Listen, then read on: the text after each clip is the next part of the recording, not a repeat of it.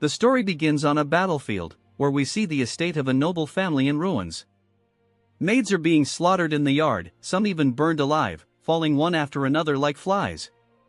Even those who don't resist are mercilessly killed. Amidst the chaos, two swords clash as two men engage in a fierce fight.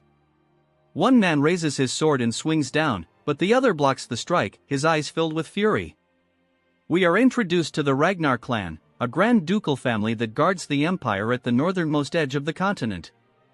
The Ragnar clan has been able to maintain their position as the Great Northern Wall for over a millennium due to a unique trait they possess. It is said that they carry the blood of dragons. Every member of the Ragnar bloodline is born with exceptional magical abilities, physical endurance, and a natural talent for swordsmanship. Everyone, except for the man currently fighting. As the man is slashed across his chest and collapses, bleeding out, the robed figure before him says that, even in the end, the man never understood that there are things he simply cannot achieve, no matter how hard he tries. The man inquires about what he means, and the robed figure starts to remove his cloak, revealing his face. We learn that the fallen man's name is Theo, and the robed figure is called Rendon. Theo asks why Rendon is here. Rendon smirks and replies that watching Theo train tirelessly every day despite his lack of talent was a pitiful sight, especially when hard work alone would never get him anywhere. He laughs, mocking Theo, saying that the nickname Imbecile of Ragnar suits him perfectly. He adds that Theo should have hidden away, calling him a talentless fool. Theo, gritting his teeth, accuses Rendon of approaching him under the guise of becoming his sword instructor and teaching him useless sword techniques, only to betray him and sell out the Rose Palace to their enemies. Theo barely gets the words out before Rendon slices off his arm, leaving him screaming in agony. Rendon sighs, asking why Theo is blaming him. He grabs Theo by the head and tells him that this all happened because of him. Rendon forces Theo to look at the carnage, the burning Rose Palace, the slaughter of his household members, even his mother being dragged lifeless before him. Rendon coldly informs him that all of this happened because he is the imbecile of the Ragnar clan. In the Ragnar clan, where strength is everything, it's only natural for the weakest to suffer such a fate. Theo, devastated, calls out to Rendon as he grabs his blade with his remaining hand, screaming in a desperate charge. But before he can land a blow, another sword pierces his chest, sending him to the ground. The man who threw the blade tells Rendon to finish it already. Rendon apologizes, saying he was just reminiscing and is almost done. As Theo lies dying, he wonders if this is truly the end. He couldn't accomplish anything in life, and now he watches everything burn. He laments that perhaps, if he had possessed talent, things could have been different. With his final breath, he is consumed by the flames, and just as he dies, a status window appears before him, informing him that his trait Ragnar's talent has activated, returning him to the regression point. Theo opens his eyes, now staring at a wooden sword. It's Rendon, once again, offering to end the lesson for the day. Theo is shocked and confused, wondering what's happening. Rendon remarks that Theo seems distracted today. Theo, bewildered, believes he must be having flashbacks of his life since he just died.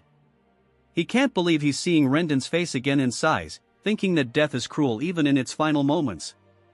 Suddenly, a status window appears before him again, with a tutorial quest instructing him to punch Rendon. Theo is confused, looking at the window and then at Rendon, wondering if he's hallucinating. He doesn't think Rendon can see the window. Rendon asks if something is wrong, and Theo, still confused, drops his sword, thinking that perhaps this is some sort of divine gift, a chance to vent his frustrations before he passes on. Deciding to go with it, he rears back and punches Rendon directly in the face. However, Rendon doesn't even flinch, and Theo is surprised at how weak his punch felt, commenting on how realistic the dream is. Frustrated, Theo swings his sword, knocking Rendon back. Rendon sighs, understanding Theo's frustration, remarking that with the awakening ceremony approaching, it must be difficult to see no progress despite all his hard work. Theo is startled to hear about the awakening ceremony but stays silent as Rendon lectures him on controlling his emotions. Rendon says that as a member of the Ragnar clan, Theo should rely on his sword, not his fists. With that, Rendon walks away, leaving Theo dumbfounded. The other trainees mock him, laughing at how the talentless Theo dared to strike his master. They question how someone so incompetent, even for an illegitimate child, could be a member of the Ragnar clan. Theo grasps a handful of sand from the ground, trying to make sense of his situation. The pain he feels is too vivid, too real. That's when it hits him, this isn't a flashback. Everything around him is real. A chill runs down his spine as he realizes that the awakening ceremony is still 10 years away, meaning he has returned to his 17-year-old self. He wonders how this could be possible. Once again, the status window appears, congratulating him for completing the tutorial quest and informing him that Ragnar's talent has activated. The window asks if he would like to receive his reward now. Hesitating for a moment, Theo raises his hand and selects yes. Immediately, he feels a strange sensation in his chest, as if he is being blessed with the talent of his ancestors. The window informs him that he has now received his reward, and all his stats will increase at an incredible rate. Theo, overwhelmed by the bright light from the activation of his reward, wonders what is happening. The window reveals that a new quest has started. The scene shifts to the Rose Palace, still standing in all its glory. A figure puts down a teacup, commenting on the situation. We see Rendon speaking to someone, mentioning that it's rare to see someone so talentless. Rendon, whose full name is Rendon Harvey, explains that this is why he is here, to be a true teacher. He vows to train Theo for the upcoming awakening ceremony, with only 5 months remaining. The woman he is speaking to is none other than Theo's mother, Cecilia, the Lady of the Rose Palace. She hands Rendon a bag of money, requesting that he give Theo more attention.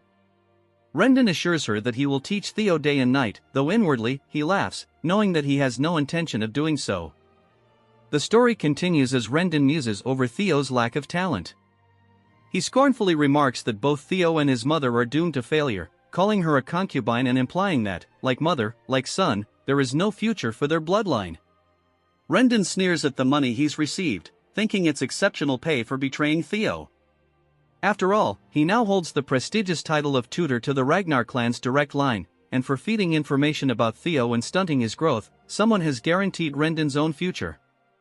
In his eyes, Theo, the imbecile of Ragnar, is nothing more than a stepping stone to his own success. As Rendon contemplates his windfall, he suddenly notices Theo sprinting down the hallway, not even sparing him a glance. Annoyed, Rendon clicks his tongue and shouts after Theo, calling him a loser. But Theo is too focused, his heart racing with excitement as he rushes toward his mother. Bursting into her room, he throws his arms around her and calls out her name. Surprised, Cecilia asks if he's tired from his training but is taken aback by the sudden embrace. Theo, overwhelmed with emotion, begins to cry, realizing that he's truly back, 10 years in the past. Memories of his mother's lifeless body flood his mind, along with the heavy realization of his failure, being talentless in his previous life. But now, he's determined to change the future. Tears of joy stream down his face as he clings to his mother, resolved to grow stronger and change his fate. He explains to himself that though he's currently weak and without status, if the mysterious status window he encountered is real, he has a chance to grow. He vows to become powerful enough to hold his ground in the looming succession war and strong enough to exact revenge on Rendon. The next quest from the status window appears: train his body to the limit. He starts at 0%. That night, Theo is seen running furiously through the training grounds, determined to get stronger. He burns with the desire to defeat Rendon, but he knows that with his current weak body, that goal is far off. He recalls his previous life and the intelligence agency he had worked with, Blackwood. Though he was part of the information team due to his lack of combat ability, now the information he gathered will serve him well. He recalls a potion from his past, the Bloody Sword Emperor's Elixir, and its secret manual, understanding its potential to greatly enhance his body. All the extreme training he had given up on before is now achievable, thanks to the activation of Ragnar's talent. As he continues to run, the other trainees notice and comment, surprised by his sudden stamina. Theo, pushing harder than ever before, is now 65% of the way to completing his goal. Days pass, and Theo shows no sign of slowing down, training tirelessly day and night. Evelyn, the manager of the training ground, watches him with curiosity. She yawns, wondering how Theo ever earned the nickname Imbecile of Ragnar when he's clearly showing immense drive and stamina. After days of ceaseless training, Theo is now at 97%, his eyes burning with determination, but his body nearing its limit. We flash back to the previous night, when Theo had rested at 90% progress, only to find that the percentage had decreased. This meant he couldn't afford to rest, he had to push himself to the absolute limit.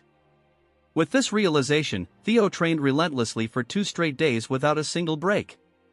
With each swing of his sword and each lap around the training ground, he gritted his teeth and pushed himself further, determined not to stop until the task was complete. At last, as he teeters on the brink of collapse, the percentage ticks from 99% to 100%. Theo feels an overwhelming sense of relief as the status window appears, congratulating him for completing the second tutorial quest. As a reward, he has been granted a dragon's heart, and for completing the quest so quickly, he receives an additional bonus 10 years worth of magical power from his past life. Completely exhausted, Theo falls to the ground, barely able to move. The status window asks if he would like to receive his rewards now. With trembling hands, Theo clicks yes. The rewards flood into him, a brilliant blue aura emanating from his body as he lies on the floor. Evelyn, who is still watching from a distance, is stunned by the sight, feeling the shockwaves of energy radiating from Theo. After some time, Theo wakes up in a bed, disoriented. He looks around, wondering where he is, when Evelyn walks in, telling him not to worry. She explains that he is in the break room of training ground number 4. Even a Ragnar, she notes, would collapse if they pushed themselves as hard as Theo had. She reintroduces herself, noting that he lost consciousness while training alone that morning, so she moved him here to rest. Theo, still tired but grateful, thanks her. However, Evelyn's curiosity hasn't faded. She offers him a drink and then drops a bombshell. She asks if he knows that within the Ragnar clan, opening one's mana hall before the awakening ceremony is strictly forbidden. Theo calmly acknowledges this and drinks, but Evelyn presses further, reminding him of the consequences for breaking this rule. She then asks him directly if he knows what happens when someone opens their mana hall prematurely. Theo is startled, unsure of where she's going with this, and asks why she's asking. Evelyn then reveals that just before he lost consciousness, a mana wave had occurred that was consistent with the opening of a mana hall. Theo's eyes widen in surprise. Her tone sharpens as she demands to know if he really opened it. Theo nervously tries to play it off, insisting that if he had opened his mana hall, he wouldn't still be alive. But he begins to sweat, recalling the dragon's heart he received as a reward. He realizes that the dragon's heart is actually where a mana hall can be placed, and having it there would make the mana flow through him far more efficiently than normal. Normally, warriors like those in the Ragnar clan long for a dragon's heart because it could bring overwhelming power. However, no human has ever been able to overcome the limitations of using one until now. Theo inwardly marvels at the incredible power he's been given by the quest rewards, but also realizes that it's placed him in an awkward situation with Evelyn. She is a high-ranking swordswoman who retired after losing her left arm. Though she now manages the training grounds, she once commanded the white-armored dragon cavalry, and was so skilled that even the demon dragon of the cavalry admired her. She was known for her fierce principles, the type of person who didn't judge based on status or strength. Dishonesty or cowardice didn't matter to her. Theo reflects on what to say to her, remembering how, when he was being rigid in the past, she had stripped him of his position as his direct superior. If she discovers his mana hall, she will execute him right here and now. He sweats nervously but asks himself if she can really go through with it, wondering what would happen if he isn't caught. Thinking about how well he knows her, he realizes he can use her strict personality against her. He tells her he is also an heir of Ragnar, and if anyone finds out she is spreading false rumors, it would be seen as defiling the family name. She acknowledges this, agreeing that's true by the rules. He then asks her if she knows what the punishment is for humiliating a Ragnar heir. She answers that it is execution, and he says it's good she understands. He tells her to go ahead and check. She's puzzled, wondering if he's always been this bold, but insists that what she sensed was definitely a mana wave. She begins to manifest mana in her hand, telling him to excuse her while she checks. Even if he is of Ragnar bloodline, she tells him, rules are rules and there are no exceptions. She analyzes his abdomen for a mana hall, but finds nothing, which leaves her baffled. She mutters in disbelief, saying there isn't a mana hall. Theo calmly asks her if she felt it or not. Immediately, Evelyn drops to her knees, begging him to execute her for her mistake, offering her life to atone for her sin. Smiling, Theo thinks to himself that, of course, there wouldn't be a mana hall because he possesses a dragon heart, something far beyond ordinary mana halls. Having a mana hall means being able to control one's mana freely, so with the dragon heart, Theo can conceal his mana at will.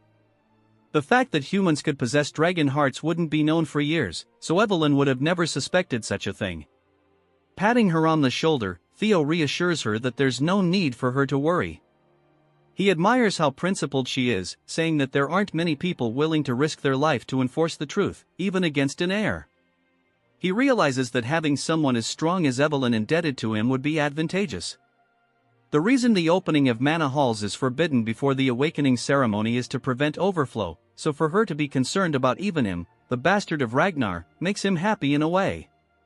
He thanks her for taking care of him after he passed out and leaves, leaving Evelyn stunned and wondering what just happened. Theo reflects that, with the dragon heart and the magic power from his past life, he'll become absurdly powerful very soon.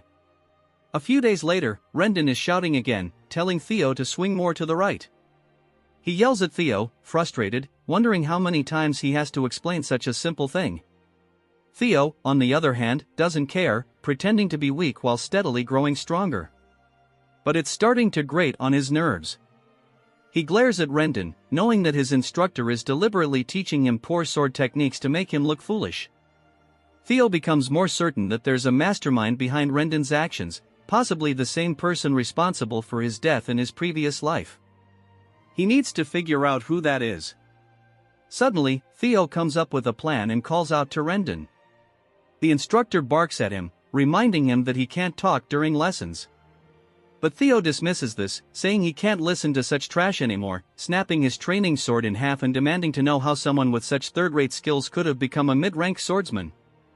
He accuses Rendon of being commissioned to monitor him, and that he would likely struggle against even low-ranked demonic beasts. Rendon, infuriated, asks Theo to repeat himself. Theo walks forward, mocking him, saying his skills are trash and that he'll force him to resign as his instructor.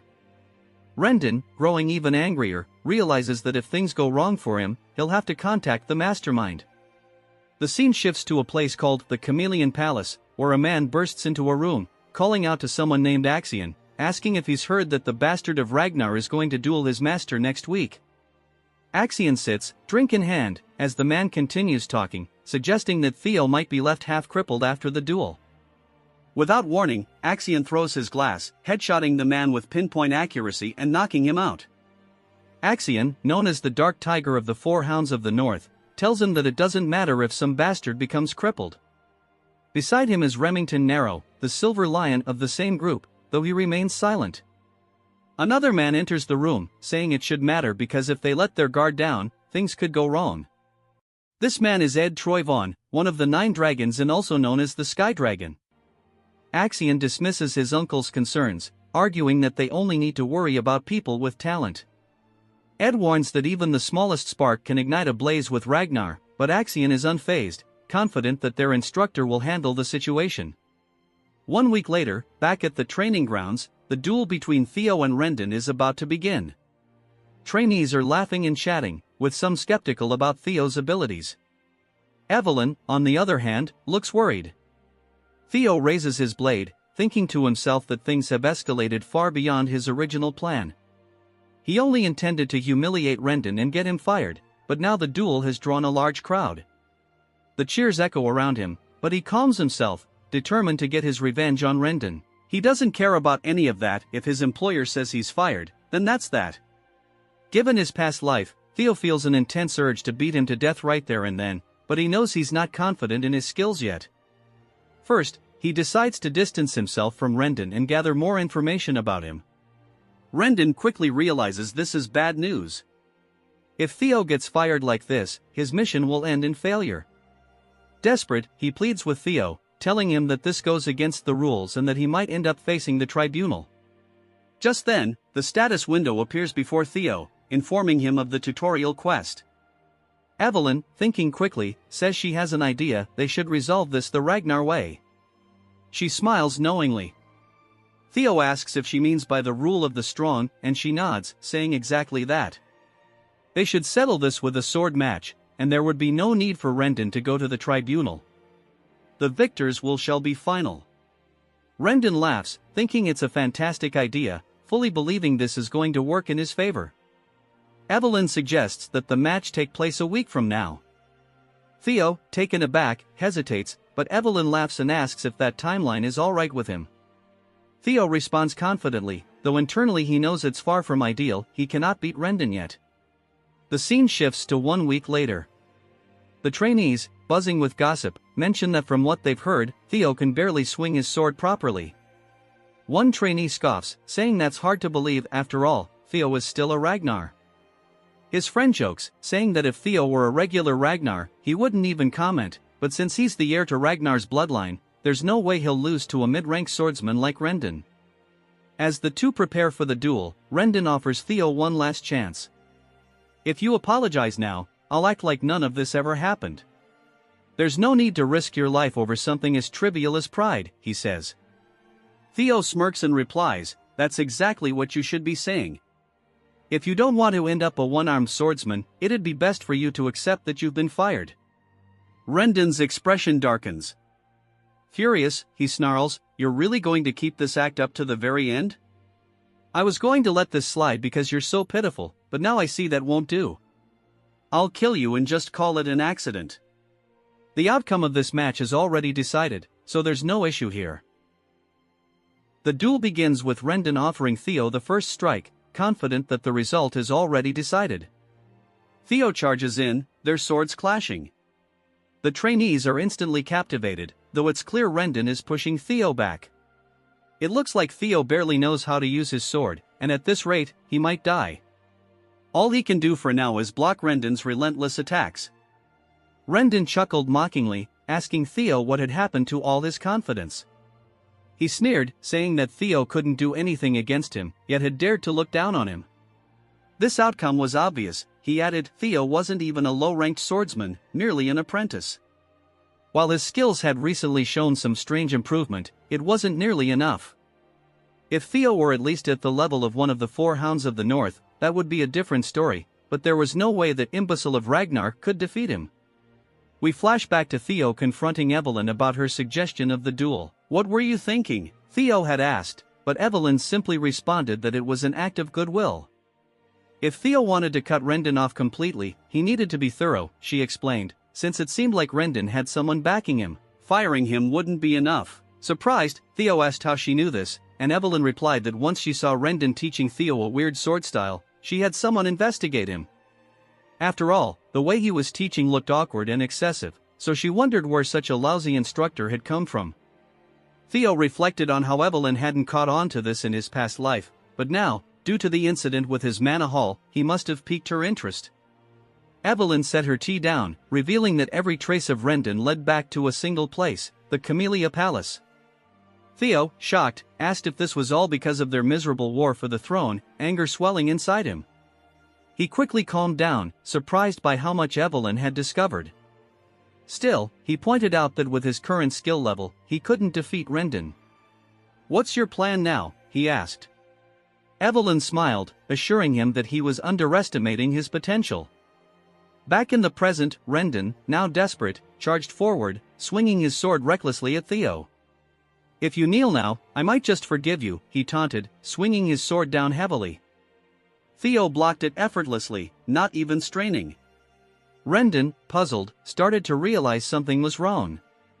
How was Theo blocking all his attacks so easily? This wasn't the Theo he knew. Growing more frantic, Rendon continued his assault, but to no avail. From the sidelines, Remington watched with the other trainees, shocked. He's not being pushed back, he's actually holding his ground, one whispered in disbelief. Evelyn, as expected, stood smiling. She had told Theo that 1 week of her personal training would be more than enough to surpass someone like Rendon. He was merely a pathetic excuse for a teacher, after all. Theo grinned, realizing how well things had turned out. Having Evelyn indebted to him had been more than worth it. However, there was one thing nagging at him, and he had asked her during their conversation why she was helping him so much. Evelyn had responded that while part of it was indeed because of what had happened before, she also knew someone who was obsessed with gathering talented individuals. Meanwhile, Rendon was panicking. Theo shouldn't have any talent. Is he acting this whole time? He wondered. His mind raced as Theo suddenly asked, "Who's backing you?" Caught off guard, Rendon stammered, "What are you talking about?" Theo, unimpressed, continued, "Did you really think I wouldn't notice?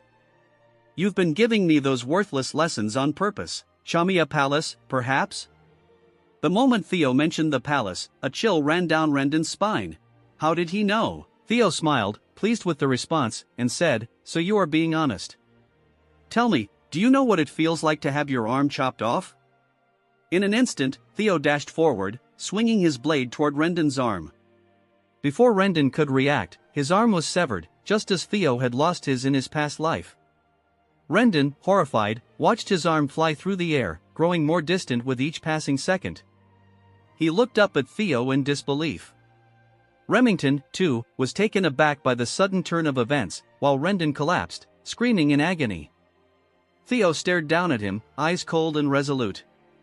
"I've definitely gotten stronger," Theo thought. "And there's still so much room to grow." He then reminded Rendon of the last words he'd heard before his death in his previous life, "It's your fault this has happened." Rendon, now in utter panic, pleaded, "What are you talking about?" But Theo simply readied his blade. "It's your fault you're dying here today," Theo declared. "Of all the Ragnars who believe in the rule of the strong, you are the weakest." These were the exact same words Rendon had spoken before killing Theo in his past life. Desperation filled Rendon's voice as he cried out, "Wait!" But it was too late. With one swift strike, Theo decapitated him.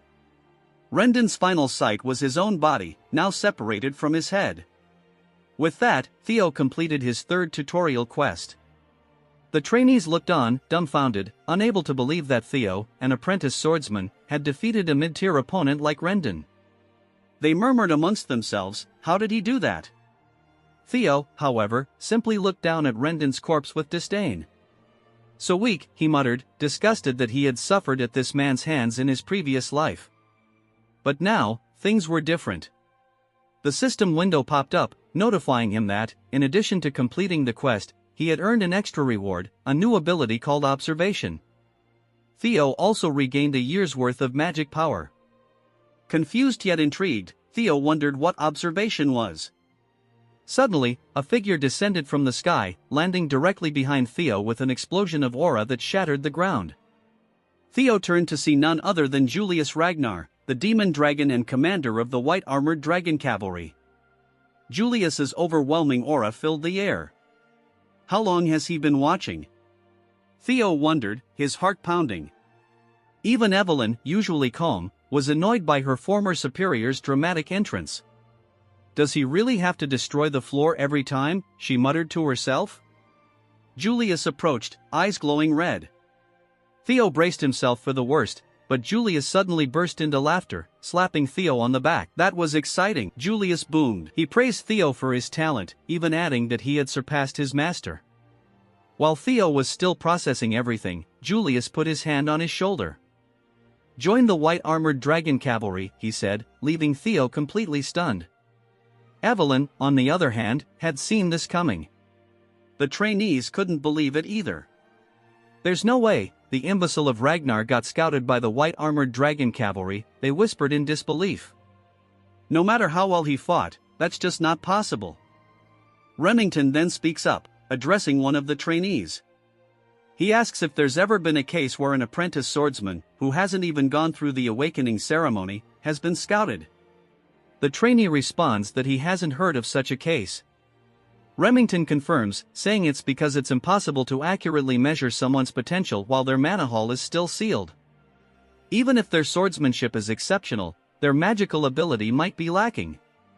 He admits that no matter how incredible Julius's intuition is, even he can't be completely certain.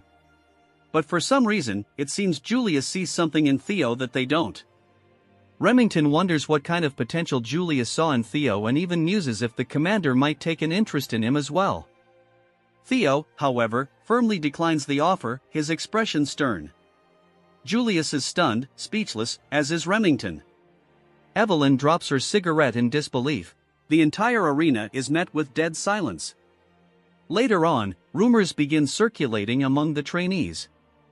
Some speculate that Theo refused Julius's offer because he thought his own skills weren't yet worthy. After all, it's not every day one sees a humble Ragnar. The gossip spreads quickly. At Chamia Palace, a woman remarks on how complicated things have gotten, expressing disbelief that Rendon was killed. This woman is revealed to be Emil Ragnar, the lady of Chamia Palace. Ed, her brother, reassures her, reminding her that they didn't assign Rendon because of his exceptional skills. Emil brushes off Rendon's death, stating it's of little concern to them. She explains that Julius, the demon dragon, personally reached out to Theo, and what's more, it seems Evelyn was behind it. This means they can't interfere by assigning Theo a new master. If Theo starts gaining too much attention, it will only become harder for them to gain control over the Rose Palace. Asks Emil why she's so concerned about Theo standing out, suggesting that the clan head won't take much interest in him anyway, so their plans should proceed as normal. Emil reminds him that their best shot at taking control of the Rose Palace without offending the clan leader is to keep Theo weak and powerless. Axion agrees, saying that Theo is still powerless. He questions how much someone like Theo could have changed. Evelyn and Julius, after all, have always had a soft spot for underdogs. Ed, however, isn't convinced, warning Axion that they should have told Rendon to be more careful. Axion dismisses his concerns, saying their mother and uncle worry too much, and confidently announces he'll pay Theo a visit himself to remind him of his place. Back at the training grounds, Evelyn compliments Theo on his performance. He thanks her, acknowledging that training under a true master has made all the difference. She teases him, saying it would have been even better if he had joined the white-armored dragon cavalry, and asks why he turned it down. Theo admits that a small part of him regrets it since joining Julius's cavalry had been a dream of his in his previous life. But he believes that joining now would be premature and that there's no need to limit himself so early. He points out that the privileges awarded to the top performer at the awakening ceremony are far greater than simply joining the cavalry. He confides that he doesn't want any special treatment and is content training under her until the ceremony. Evelyn, satisfied with his response, tells him Julius won't be disappointed either. Theo then activates his newly acquired skill, observation, to analyze Evelyn. He discovers her age, title, rank, and even her admiration for his humility and character. Theo muses that this skill will be incredibly useful, and he's confident he'll be able to leverage it to his advantage. While scanning her status, he notices something unusual. Her profile mentions that she misses the white-armored dragon cavalry. He's intrigued by this revelation. Suddenly, a man approaches and introduces himself as Sybil from the Southern Inspection Post. He informs Theo that he has something important to discuss with him. Theo, finding him a bit intimidating, uses observation on Sybil and is startled by the results. Sybil's title is revealed as the Dunce of the Southern Inspection Post, and his demeanor is described as full of enthusiasm and excitement. He longs to cross swords with Theo, though this sentiment comes across as unsettling to Theo, who starts to feel creeped out. The last tutorial quest has begun, and it's titled Discard the Imbecile of Ragnar. Sybil pleads with Theo, admitting that in the past, he ignored him, fully believing that the title of Ragnar's imbecile was appropriate. Theo debates whether to kill him on the spot, but Sybil goes on to explain that he's been observing Theo's efforts. He notes that Theo trains harder than anyone else, day in and day out. He then confesses that after seeing Theo's performance against Rendon, and the fact that Julius himself invited him, Theo has now become his idol. He shares that he was once on the verge of giving up after being labeled the idiot of the Southern Inspection Post, but Theo inspired him to keep going. He begs for the chance to spar with Theo. Theo, initially skeptical of Sybil's intentions, uses observation to verify his sincerity. He's surprised to find that Sybil's admiration is genuine. Reflecting on how people react to him, Theo realizes that after defeating Rendon and gaining Julius's attention, he expected people driven by jealousy to come and challenge him. Instead, he's finding that there are those who genuinely want to follow him. He concludes that perhaps the Ragnar family members still have some pride left after all. Realizing that he'll need loyal allies if he's to rise to the position of clan head, Theo sees this as an opportunity. This quest, which is the final part of the tutorial, gives him a chance to shed the unwanted title of Ragnar's imbecile, something he was never able to escape in his previous life.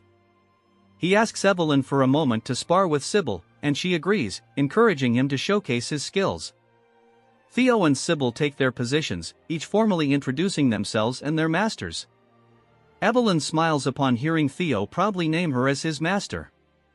Sybil, too, introduces himself, revealing that he wields the swordsmanship of the core clan and specializes in the quick sword. He expresses his excitement for the fight. Sybil charges in with a flurry of swift attacks, which Theo effortlessly blocks. Sybil, impressed, comments on how fast Theo is, despite his reputation. He adds that even though he was called the fool of the Southern Inspection Post, he takes great pride in his speed. But as expected, Theo's skills are the real deal, as he easily fends off every strike. Theo reflects that if this had been his previous life, he would have struggled against even a few of these hits. But now, things are different. With a single, decisive swing, Theo sends Sybil flying across the training grounds, crashing into the wall with such force that Sybil vomits a little. Sybil, still in awe, thanks Theo for the fight, saying he learned a lot. Theo then catches his reflection in his sword and wonders if he can use observation on himself.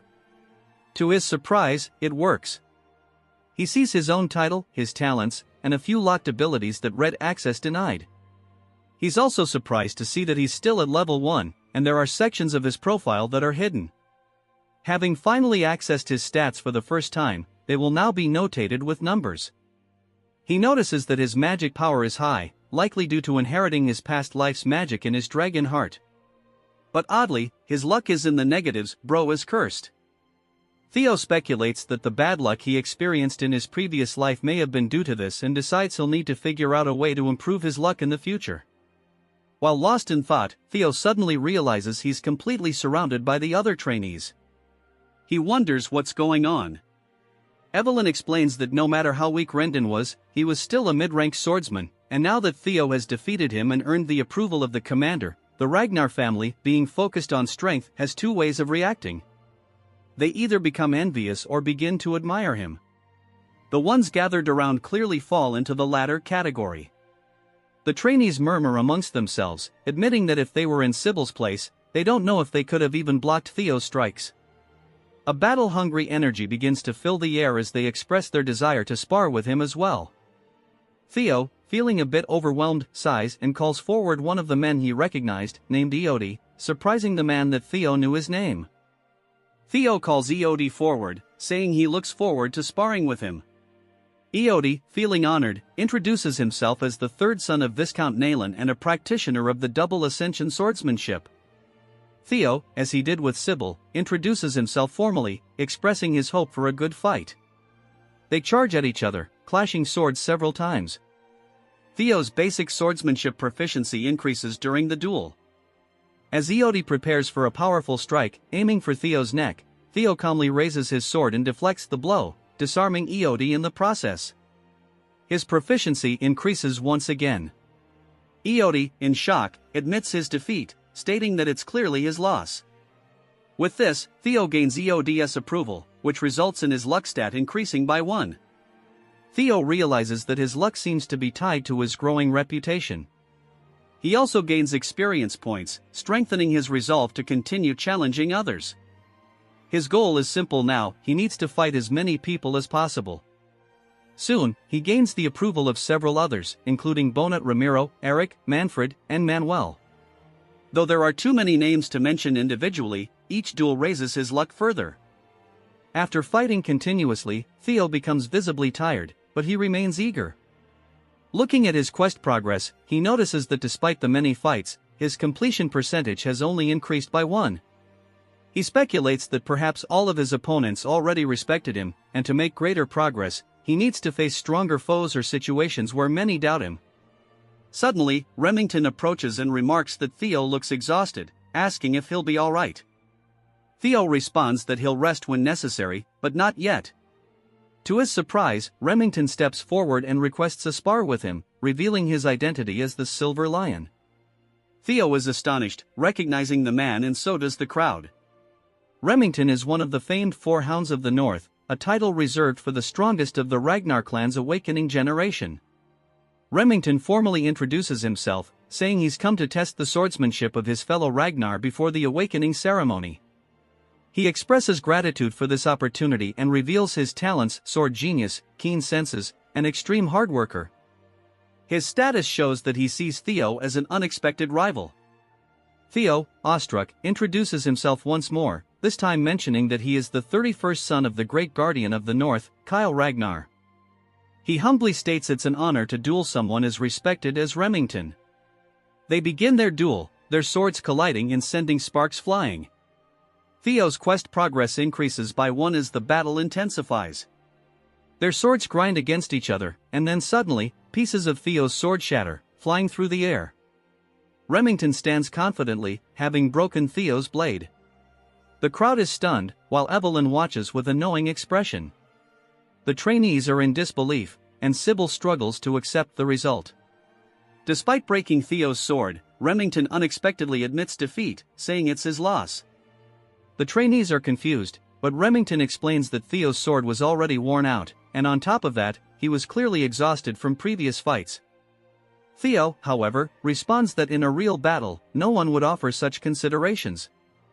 As soon as his blade broke, he had already lost. Remington smiles, and they shake hands, acknowledging each other's strength. This moment earns Theo a 5% increase in his quest completion, and even Evelyn seems pleased with the outcome. Theo reflects on the duel, realizing just how strong Remington is. While he's grown stronger through acquiring talents and secret techniques, he still has a long way to go compared to the other elites of his generation. Despite the duel being cut short, he gains a lot from it, including a significant increase in his luck and reputation. Remington then reveals that he didn't come just for a duel. He formally invites Theo to join the Scaled Dragon Society, an exclusive group that only those selected can join. Sybil, overhearing, is astonished and explains that the society is prestigious. Theo is curious about Remington's true motives but sees this as an opportunity. The society, led by Action, is filled with individuals who look down on him. It's the perfect environment for Theo to progress his quest and gather intelligence on Action. Without hesitation, Theo accepts the invitation, thinking it will also provide useful reconnaissance at the Camellia Palace. Later, at the Rose Palace, Cecilia bursts into Theo's room, overjoyed by the news of his invitation to the Scaled Dragon Society. She informs him that, since Action and other influential figures will be present, everything about him, from his attire to his behavior, will be scrutinized. She takes his measurements, preparing him for the event, reminding him that as a former actress, she can help him make a strong impression. Theo reflects on his past life, remembering how his mother had always carried guilt for him being labeled as the child of a concubine. The cold and harsh Ragnar clan had been unforgiving to them both. He realizes how difficult it must have been for her, having a son who never quite met expectations. His mother, resting her head on his chest, assures him she believes in him. She knows he can succeed, and he smiles, comforted by her unwavering faith. Hugging her tightly, Theo vows that every step he takes forward will be for both of them. He's determined now more than ever he's going to crush the Scaled Dragon Society. The scene jumps to the night of the banquet for the Scaled Dragon Society. Remington is standing outside a carriage, waiting, when he's surprised by the sight of Theo slowly approaching. Theo is decked out in sharp attire, and he gives Remington a confident smile. Remington, astonished, asks if it's really Theo, remarking that he looks like an entirely different person. They both chuckle, and Remington gestures for Theo to head inside. Theo admits that Remington has a point. Not only has he grown taller, but his body is also more developed after 2 weeks of intense training. During that time, Remington visited him daily, and they've grown close. Theo has also amassed quite a few followers, though he notes that most of them look like the same guy with slightly different haircuts. Evelyn, observing the situation, sighs and mutters that she only intended to train Theo for a short while, but it has turned into a much bigger ordeal than she expected. Theo reflects on the past 2 weeks and sighs, admitting it was exhausting. As they approach the venue, Remington comments that he heard this is Theo's first formal banquet, and Theo confirms it.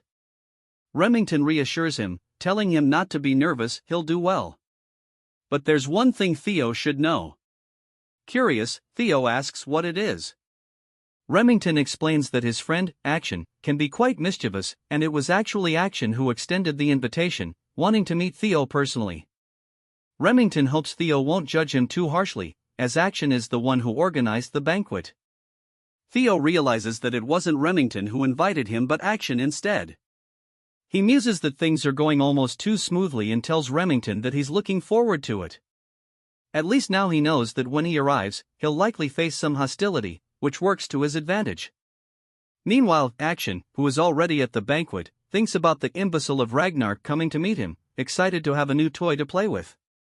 As the carriage pulls into town and comes to a stop, Remington informs Theo that they've arrived.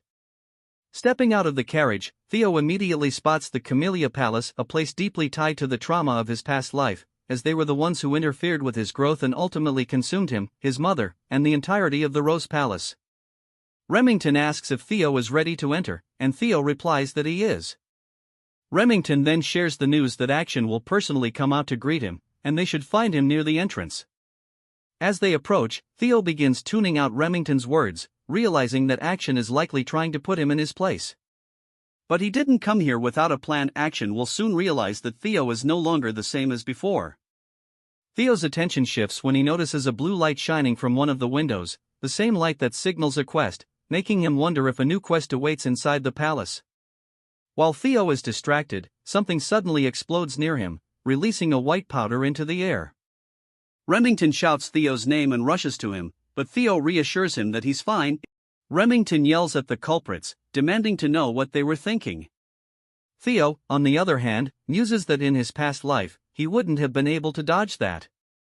He initially suspected that Remington was in on the prank, but now he realizes that Remington is genuinely confused. The ones who threw the powder laugh from a window, saying it was just a friendly greeting and a basic courtesy. Remington, furious, asks them what they mean by greeting. Action steps in, telling Remington not to be angry, it was just a greeting between brothers. Action's behavior reveals that he has a talent for manipulation, and Theo mentally prepares himself for the challenges ahead. Looking at Action, Theo pauses for a moment, then smiles, thanking him. His response catches Action off guard. Theo adds that with such a warm welcome, he can only be grateful, and he's looking forward to the party. This subtle shift annoys Action, though he quickly masks it with laughter, remarking that Theo has become quite entertaining since he last saw him. Inside the palace, people are already socializing, though most are murmuring about why Action would even invite Theo in the first place. Although Theo is from a direct line, his reputation as the imbecile of Ragnar leaves many questioning the decision. Remington apologizes to Theo, saying the group usually doesn't behave this way. Theo brushes it off, saying he's actually more than grateful. Remington, puzzled, wonders why Theo is so nonchalant about the situation. In reality, Theo is pleased. The more they underestimate him, the easier it will be to crush them later. His attention drifts back to the blue light upstairs, confirming that it must be related to his quest, but he doesn't yet have a natural way to approach it. As Theo sips his drink, deep in thought, Action begins descending the stairs, asking how Theo is enjoying the party. Theo briefly feels a surge of anxiety but quickly calms himself, smiling and thanking Action for the invitation. Action, with a sly smile, apologizes for the earlier incident, admitting it might have been too much. He steps in close, his tone turning menacing, and asks Theo if he agrees. Remington, sensing the tension, grows concerned, but Theo surprises everyone by asking why Action would apologize. He plays it off casually, saying he only remembers it as a friendly greeting that even caught him off guard. Theo then slaps Action's back playfully, laughing and complimenting his mischievous side, claiming he never knew Action was so fun. Theo continues, saying he's changed a lot and that he likes this new side of him. The others, watching from a distance, laugh quietly, assuming Theo is only playing along because he knows he's inferior to Action. They comment that as an illegitimate child, Theo has no real standing and cannot possibly challenge the noble bloodline of Thron. Even though both he and Action are Ragnar's sons, they are on entirely different levels. As the banquet continues, someone remarks that there's no way to compare Thron, the prestigious swordsmanship clan from the east, with some random woman from who knows where. Tries his best to stay calm, especially after hearing the insult aimed at his mother.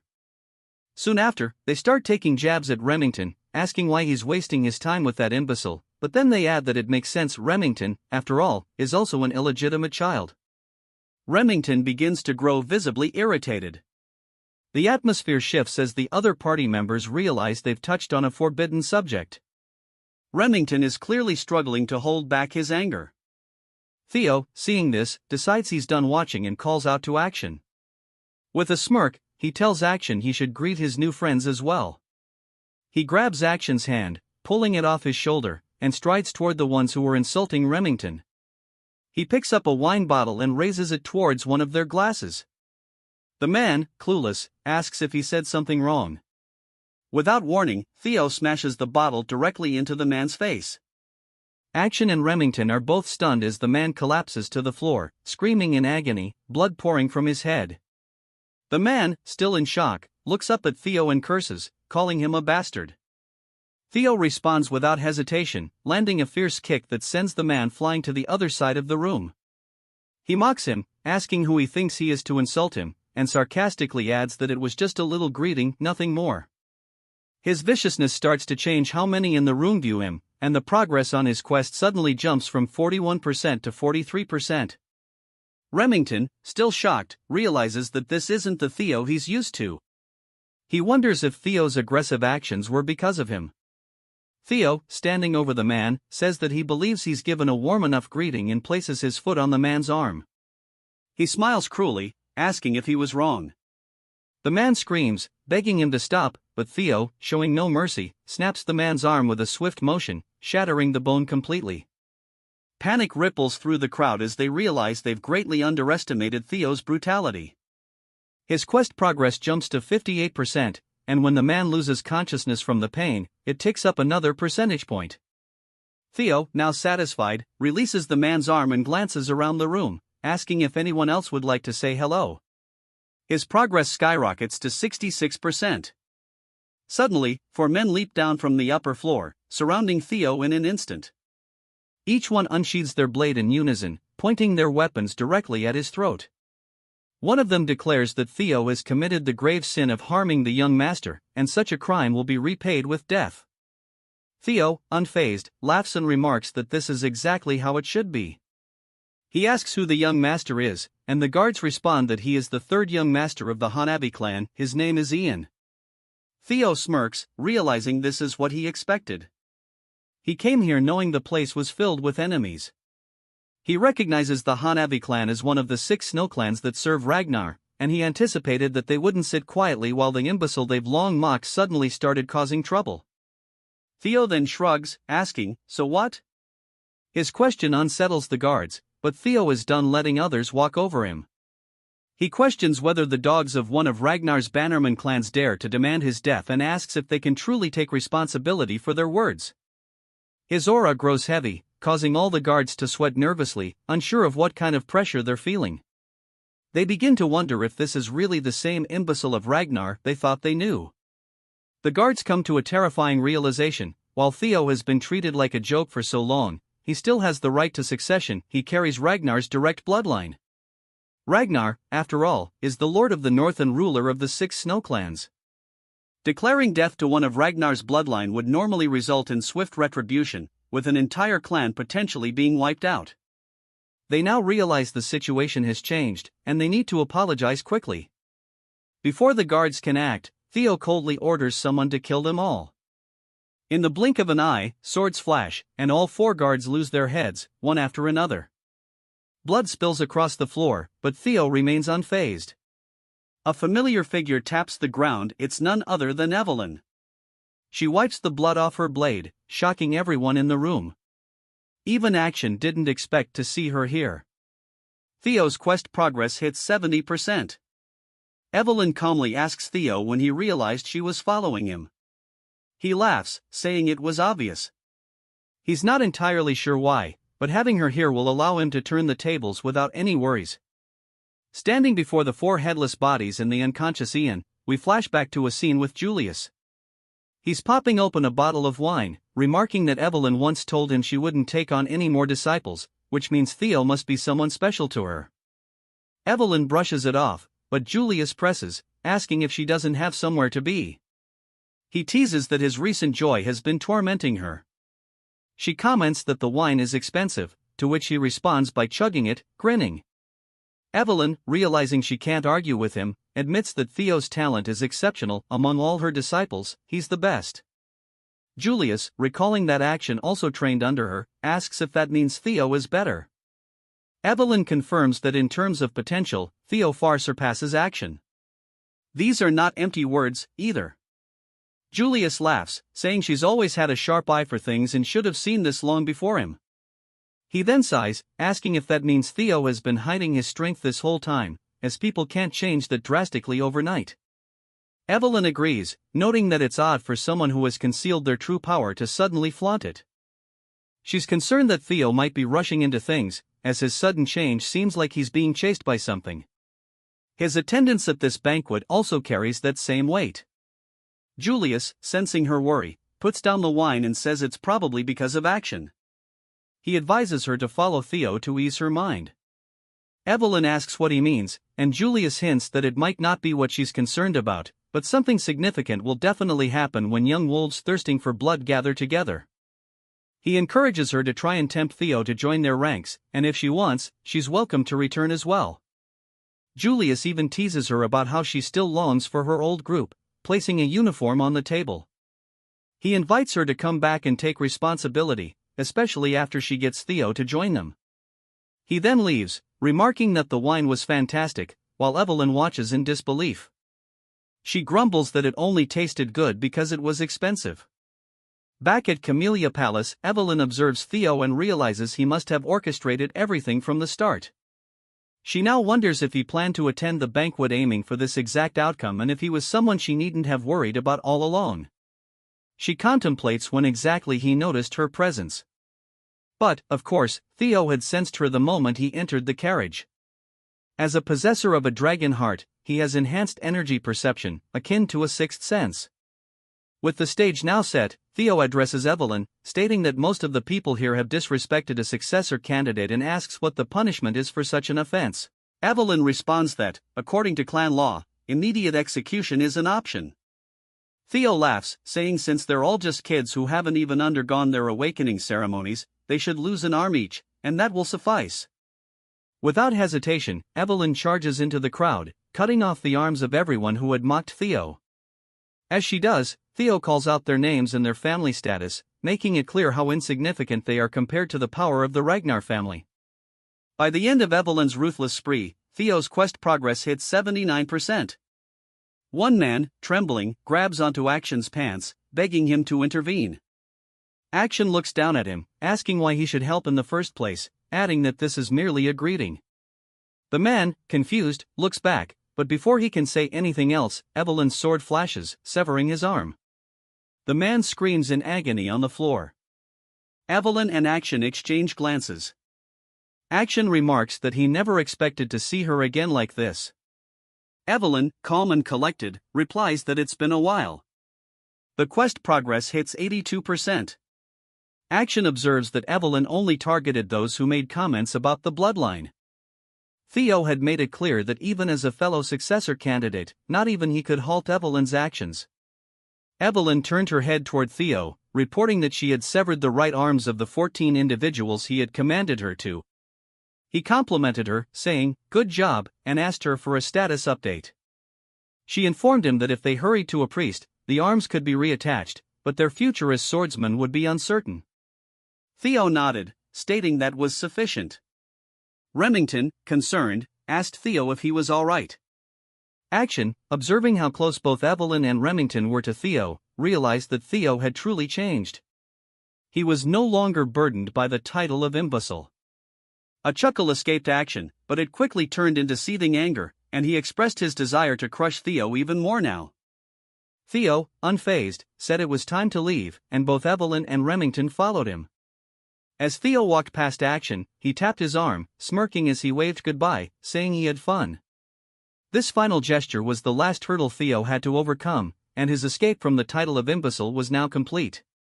He told Action he'd see him later, and a notification appeared, declaring the completion of the tutorial quest.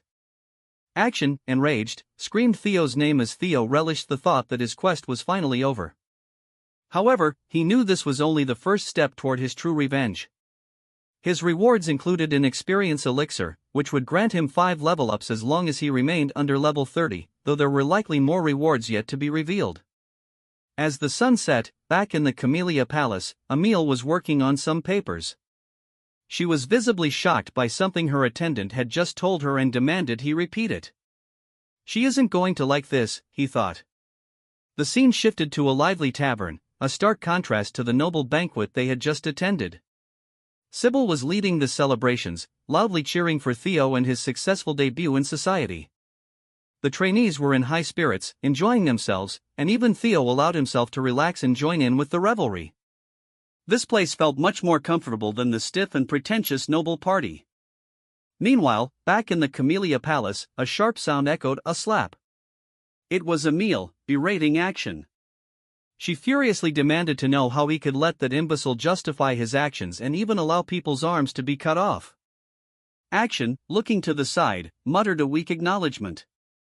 This only enraged her more as she shouted that she had warned him repeatedly not to take things lightly.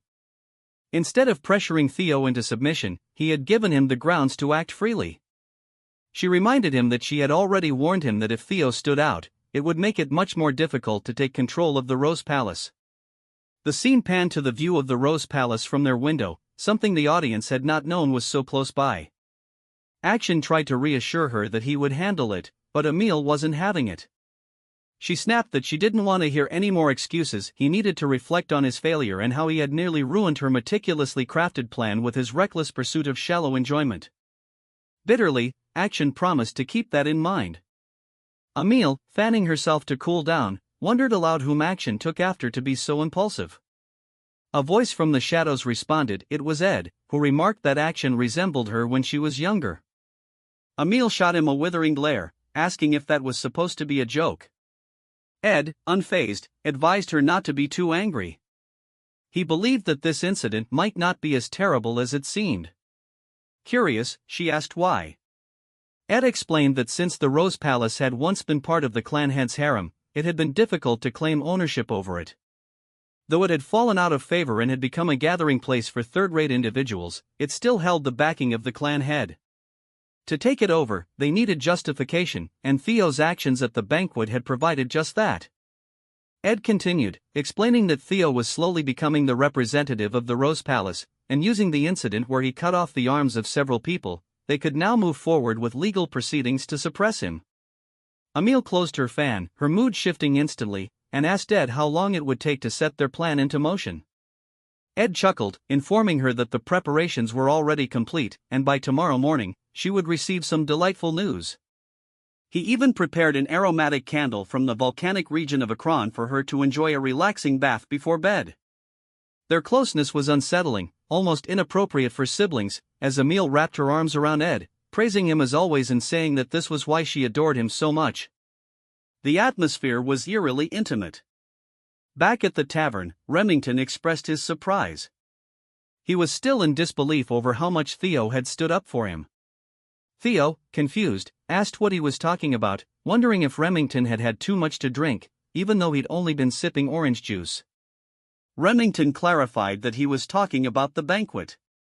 While Remington had been willing to endure the insults aimed at himself, the moment they insulted Theo's friend, Theo had immediately acted without hesitation. Remington admitted he had done nothing to defend himself and found it embarrassing. Looking at Theo, Remington realized how extraordinary he truly was. Despite all the ridicule he had faced for being an untalented, illegitimate child, Theo had grown into a formidable person. Not only that, but even when confronted by enemies he stood little chance against, he had the courage and resolve to emerge victorious. Theo had gone up against the formidable Camellia Palace, a force that no one else dared to challenge, yet he wielded his sword without hesitation, all for the sake of defending a friend. Using his observational skills, Theo notices that Remington believes Theo's actions at the banquet were driven by how much he cares for him. Theo, however, tells him that he seems to be misunderstanding something. Remington, ignoring the comment, reveals that although his clan head had instructed him to build ties with Action, he's had a change of heart. He declares that, from now on, he wishes to follow Theo instead. The other trainees, witnessing this, get excited, shouting that it's only natural for the strong to recognize strength in others. Theo, still unconvinced, insists that Remington is misunderstanding things. At that moment, he hears Evelyn's voice in his mind, using telepathy to tell him to just let Remington be. Startled, Theo glances over at her and sees her smiling. She says it's not a bad misunderstanding, after all, and perhaps everyone just wants to get along with him. Theo sighs, surprised, and says he's really not anyone special. Reflecting for a moment, he considers that everything might be because of the message window he has. Whether it's his regression to the past, acquiring Ragnar's talents, or becoming stronger, he can't quite pin down what it is. At first, he thought it might be fragments of his regret, but the window is far too detailed for that. A vague sense of déjà vu nags at him, but he concludes that since it's been helping him, it doesn't matter. As the banquet wraps up, Theo notices his level has gone up. He realizes that each level up grants him stat points that he can allocate however he wants, allowing him to enhance his abilities at will. He finds this both thrilling and frightening, and he gets excited at the thought of how powerful he could become. But first, he knows he needs to prepare for the inevitable counterattack from the Camellia Palace. Turning to Remington, he gives him the nickname Remy and says, "Since you've mentioned it, maybe you can help me with something." Remington, eager, agrees and asks what Theo needs, before noting how Theo just called him Remy. Theo pulls out a piece of paper and tells him that the battle for the throne between him and Action is about to intensify. To prepare, he really wants Remy's help. Remington is taken aback by this, but Theo explains that in the future, Remington will become the head of the Narrow Clan, and their forces will grow strong enough to rival even the Ragnars. Theo adds that Remington's strength and leadership are symbolized by the silver lion and that he hopes to have him on his side. Theo then hands Remington an envelope, saying he really hopes Remy will take it. Still surprised, Remington accepts the envelope and pledges to follow Theo, saying that if there's anything he can do to help, he will. Theo laughs, thanking him, while Remington again points out how Theo called him Remy. Just then, someone shouts Theo's name from behind the door. The door bursts open, and a group of knights enters.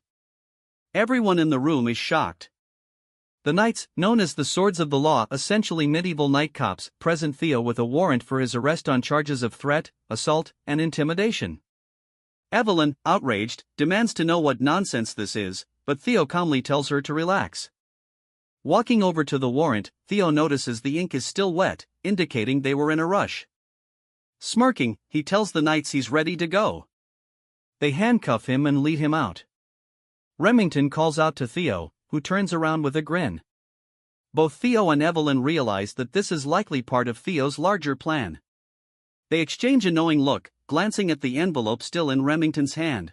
At the banquet, she sighs, murmuring to herself, who would have thought that his invitation would lead to this? Despite her worries, she holds faith that Theo will get through it because that's the kind of resilient kid he is. Gazing out the window with hope, she quietly wishes for Theo's safe return. Meanwhile, Theo, now inside a carriage, is being escorted away by the night watch. Peering out the window, he comments to himself, "It's been a while since I've been here." As the view of the tribunal comes into sight, a grand, imposing structure, he mutters that his actions at the banquet won't result in mere imprisonment. He's certain this will lead to a trial. After all, bringing Ragnar's successor to the tribunal signals that they're questioning his worthiness as the next in line. Upon arrival, the knights order him to step out, and Theo realizes they likely want to crush him completely. A grin spreads across his face though, as he thinks, "That's exactly what I'm hoping for." As they escort him in, one knight announces, "We've brought Theo," and a commanding voice from within instructs them to bring him forward. As the doors open, Theo thinks to himself, "If I'm going to reveal what I've prepared, it should be on a stage this grand." He steps into the chamber to find 4 figures seated above him in throne-like chairs, scrutinizing him from above. Theo feels a bead of sweat trickling down, noting, quite the impressive gathering. Among them, he recognizes Julius and Ed, as 4 of the 9 dragons who protect Ragnar are present. Reflecting on his past life, Theo acknowledges that he would have been so overwhelmed in this situation that he might not have been able to breathe. The scene introduces us to the Lady of the Plum Blossom Palace, Osa Ragnar, also known as the Sword Dragon. The elder dragon and head counselor, Wolfgang Ragnar, is there as well. Wolfgang calls out Theo's name, and Theo nods in response, saying it's been a while and that he didn't expect to encounter him here. Theo notes that Wolfgang highly values bloodlines and likely considers him an illegitimate half-blood, distasteful, something the man doesn't even try to conceal. Wolfgang cuts off any pleasantries, sternly stating that Theo is here to answer for his misdeeds. He recounts all the people who suffered and lost limbs, emphasizing that due to Theo's reckless actions, many now threaten to sever ties with the family. He questions if a bastard like Theo can bear the consequences of the damage he's inflicted, adding that he will hold Theo accountable for dragging Ragnar's honor through the mud. Unfazed, Theo replies exactly as Wolfgang has described, admitting he was far too reckless. Wolfgang sighs, but then Theo, with an intense gaze, adds that he should have gone further by severing heads, not merely limbs. Everyone in the chamber reacts with surprise as the atmosphere shifts, becoming sharp and tense. Theo continues, passionately asserting that the subjects of a lord are granted land and honor, and in return, they owe loyalty in their lives. That's the essence of chivalry. He bellows, "How dare they threaten their lord? Had I known they'd be this insolent, I would have beheaded them without hesitation. They must be punished if the principles of chivalry are to be restored. How could I sit by while Ragnar's 1,000-year-old honor is being trampled?" Wolfgang nearly rises from his seat in anger, but Julius chuckles, admiring Theo's boldness and muttering that a simple punishment won't suffice for this. Wolfgang, fuming, accuses Theo of mocking him with such sophistry. OSA speaks up, saying that while Theo's opinion may be controversial, he is theoretically correct. Wolfgang, startled, wonders why OSA seems to agree with Theo, but she goes on to explain that Ragnar, though strong, would never truly be great if it ignored the voices of its knights and vassals. To rule through tyranny alone is a surefire path to downfall.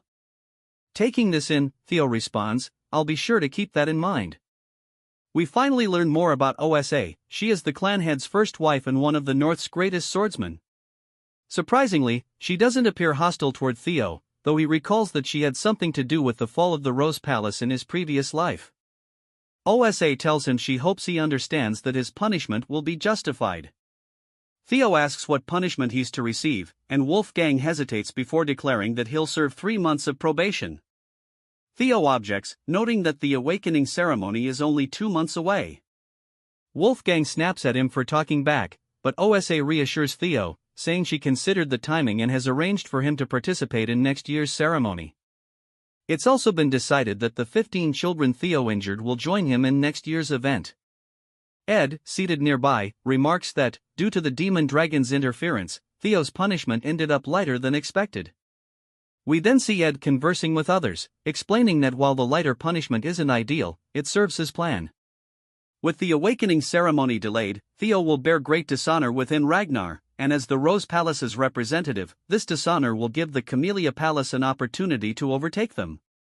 Ed contemplates that if Theo tries to fight back, they could simply kill him, though he doubts Theo would be that foolish. But his thoughts are interrupted when Theo unexpectedly announces his intention to appeal. Shock ripples through the room at Theo's brazen decision, and Ed begins to laugh, covering his face with his hand, calling Theo an idiot and saying his arrogance knows no bounds. This, he notes, will make things even easier for him. Julius turns to Theo, asking if he understands what an appeal truly entails. Theo nods, responding that he's well aware this isn't a matter that can usually be resolved with just 3 months probation, something Julius likely helped to arrange as a mere slap on the wrist. In the proud and powerful Ragnar, appealing means war, and he has no intention of accepting a simple slap on the wrist. He adds that only the victor's voice is heard, and he expects to be rewarded, not punished. At this, a blue notification in Theo's status window appears, showing he's about to enter the main scenario, and we see OSA and Julius exchange surprised looks. The status window explains that by completing the scenario, Theo can uncover many secrets hidden in this world, wishing him success as the Successor's Path quest begins. Meanwhile, we jump to the Sarah Merchant Guild's branch, now engulfed in flames. Amongst the burning chaos, mercenaries lay slain on the ground, some cut to pieces. Remington observes the destruction, muttering, "So this is where they were hiding," just as young Lord Theo said. He and Evelyn look down at a small chest, concluding that with this discovery, Camellia Palace is finished. Back at the tribunal, a heavy silence lingers before Wolfgang finally speaks, asking Theo if he truly plans to turn a matter that could be settled with 3 months of probation into a full-fledged war. He accuses Theo of being arrogant beyond belief, questioning if he really thinks he can face the might of the 15 clans alone. Theo calmly replies that he will handle it, noting that in cases like this, where there's a vast imbalance of power, appeals are usually resolved through proxy battles. Julius nods, explaining that while appeals typically mean settling matters through war, when a battle is near impossible due to power disparity, each side may send a representative for a one-on-one duel, the proxy battle Theo mentioned. In this case, Theo would represent himself as the defendant, while it's likely that Axion will represent the plaintiff, a match almost guaranteed to end in Theo's loss. Julius wonders why Theo would make such a reckless choice, suspecting he might be banking on Julius or Evelyn stepping in as his proxy. Yet, he knows they won't, meaning Theo will inevitably face Axion alone. Ed confirms this, announcing he will send Axion, who will make Theo understand his place through death. As Ed continues to outline the representatives, a cold, powerful voice suddenly cuts through, sending chills down everyone's spine. Someone remarks that he thought Theo was a quiet child, but now, seeing him involved in such clever schemes, it's clear he's changed a lot since their last encounter. Calling Theo his son, we are introduced to the Ragnar clan head, Kyle Ragnar, a towering figure who commands attention.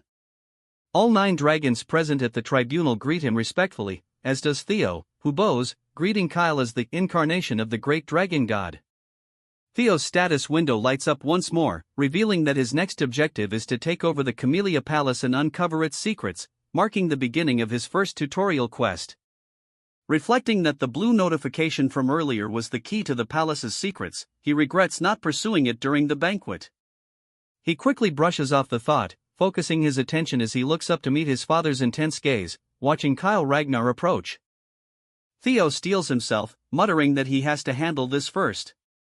An unexpected variable has just appeared, and his carefully laid plans could quickly unravel. He wonders what brings his father here. Kyle then commands him to stand, explaining that he had heard of Theo's predicament by chance on his way here and is aware that Theo's situation is rather complex. He mentions that he learned Theo wants to make an appeal through a proxy battle. Theo hesitates momentarily before confirming. Kyle considers this, saying that if Theo's plan involves a proxy, it'll be challenging, and he asks who Theo intended to choose as his representative. Realizing this is a test, Theo replies that there's no one who could represent him and that he planned to fight himself. At this, Ed senses something amiss, growing uneasy. Kyle tells Theo he'll likely lose, but Theo meets his gaze steadily, replying that he can't know that without trying, and even if forced to yield, he won't willingly bow. Kyle starts to grin, then laughs heartily, proclaiming to everyone present that these words define his son. Even if he's made to bend, he will not lower himself. He commends Theo, calling this attitude the very essence of a Ragnar. Theo thanks him, explaining that the proxy battle is just bait, he doesn't intend to actually fight, and it's refreshing to be able to admit it freely. The work he assigned to Evelyn and Remington will prove Camellia Palace's treason, securing his victory without bloodshed. But then, Kyle takes it a step further, declaring that he will personally grant Theo an opportunity. As Ragnar's leader, he wishes to test Theo with a single strike. Theo is taken aback, unsure if Kyle is serious, but Kyle calmly orders him to follow outside, declaring that if Theo can withstand this one strike, all charges will be dropped. Ed, visibly panicked, shouts in protest. He realizes that if Kyle is testing Theo, it means he's ready to approve of him as a potential leader. Even though Ed doubts Theo can survive the blow, he knows that if he somehow does, he'll gain the clan head's approval, a fact Ed can't tolerate. With a controlled tone, Ed objects, insisting that the tribunal should continue as planned. Kyle, unfazed, cuts him off coldly, telling Ed that any vassal brazen enough to speak out against the Ragnar bloodline should simply be dealt with. Ed bites his lip, grumbling that he understands. Kyle then turns his attention to Julius, who has been stifling laughter, asking if he has something to add, since he seems amused. Julius brushes it off, saying it's just been a while since Kyle has shown such keen interest. Kyle waves him off, calling it nonsense, and dismisses the small talk, turning back to Theo, asking if he intends to go through with the challenge. Theo pauses, thinking about the fact that this single strike from his father has altered everything, dismantling his original plan entirely. Yet he begins to chuckle, welcoming the unexpected change. Smiling, he tells his father that his blow seems too heavy, asking how a single strike from him could compare to a proxy battle with mere vassals. Kyle raises an eyebrow, asking if Theo intends to refuse. Theo clarifies that he merely wanted to express how unfair it is, but he has no intention of declining. Kyle, intrigued, asks what he means by unfair, and Theo boldly suggests that, since the trial has become so severe, shouldn't his reward be greater? Amused, Kyle asks what Theo has in mind. Theo scans the room, fixing his gaze on Ed, who stares back warily, and confidently states that he would like something akin to Camellia Palace. Ed clenches his fists, struggling to keep his anger in check. Wolfgang watches, thinking Theo must be mad to propose a deal with the clan head. A deal assumes both parties are equals, and he mutters that Theo's arrogance will lead to his ruin. But his shock deepens as Kyle, surprisingly, agrees, saying that if Theo truly aims to become his successor, he'll need that kind of boldness. He then turns to Ed, asking if he has any objections. Ed, seething, replies that everything within Ragnar's domain belongs to Kyle, so he couldn't possibly question his decision. Kyle smirks, declaring that everything is settled and ordering preparations to be made. He will test Theo Ragnar here and now. Theo stands in the arena, visibly anxious, while across from him, Kyle watches, preparing to unleash his strike. 4 of the 9 dragons observe closely, along with Ed, who sneers to himself that his trap to ensnare Theo has somehow transformed into a platform to elevate him. Ed reminds himself that, even if Theo has grown stronger, there's no chance he can withstand a single blow from the clan head, a feat that even high-ranked swordsmen would find daunting. Theo must fail here, he thinks, as Theo clearly occupies every inch of his thoughts. But Theo, sensing Ed's intentions, smiles subtly. Unbeknownst to Ed, Theo is fully prepared to handle this, thanks to a tutorial reward he recently received. Kyle narrows his eyes, noting something different in Theo's demeanor, and asks if Theo took an elixir in secret. He remarks that even if Theo had, such rapid improvement would be unlikely and adds that he's interested in seeing just how strong Theo has become. Theo admits Kyle is sharp, even the 9 dragons hadn't noticed, but confirms he's ready. Kyle then points out that, though he usually wields a greatsword, he'll be using a rusty steel blade this time, out of fairness, since Theo doesn't yet know how to use mana. He asks if Theo has any objections. Theo, keeping his voice steady, says he has none. Kyle releases his fiery red aura in a powerful wave, the pressure forcing Theo to stagger slightly.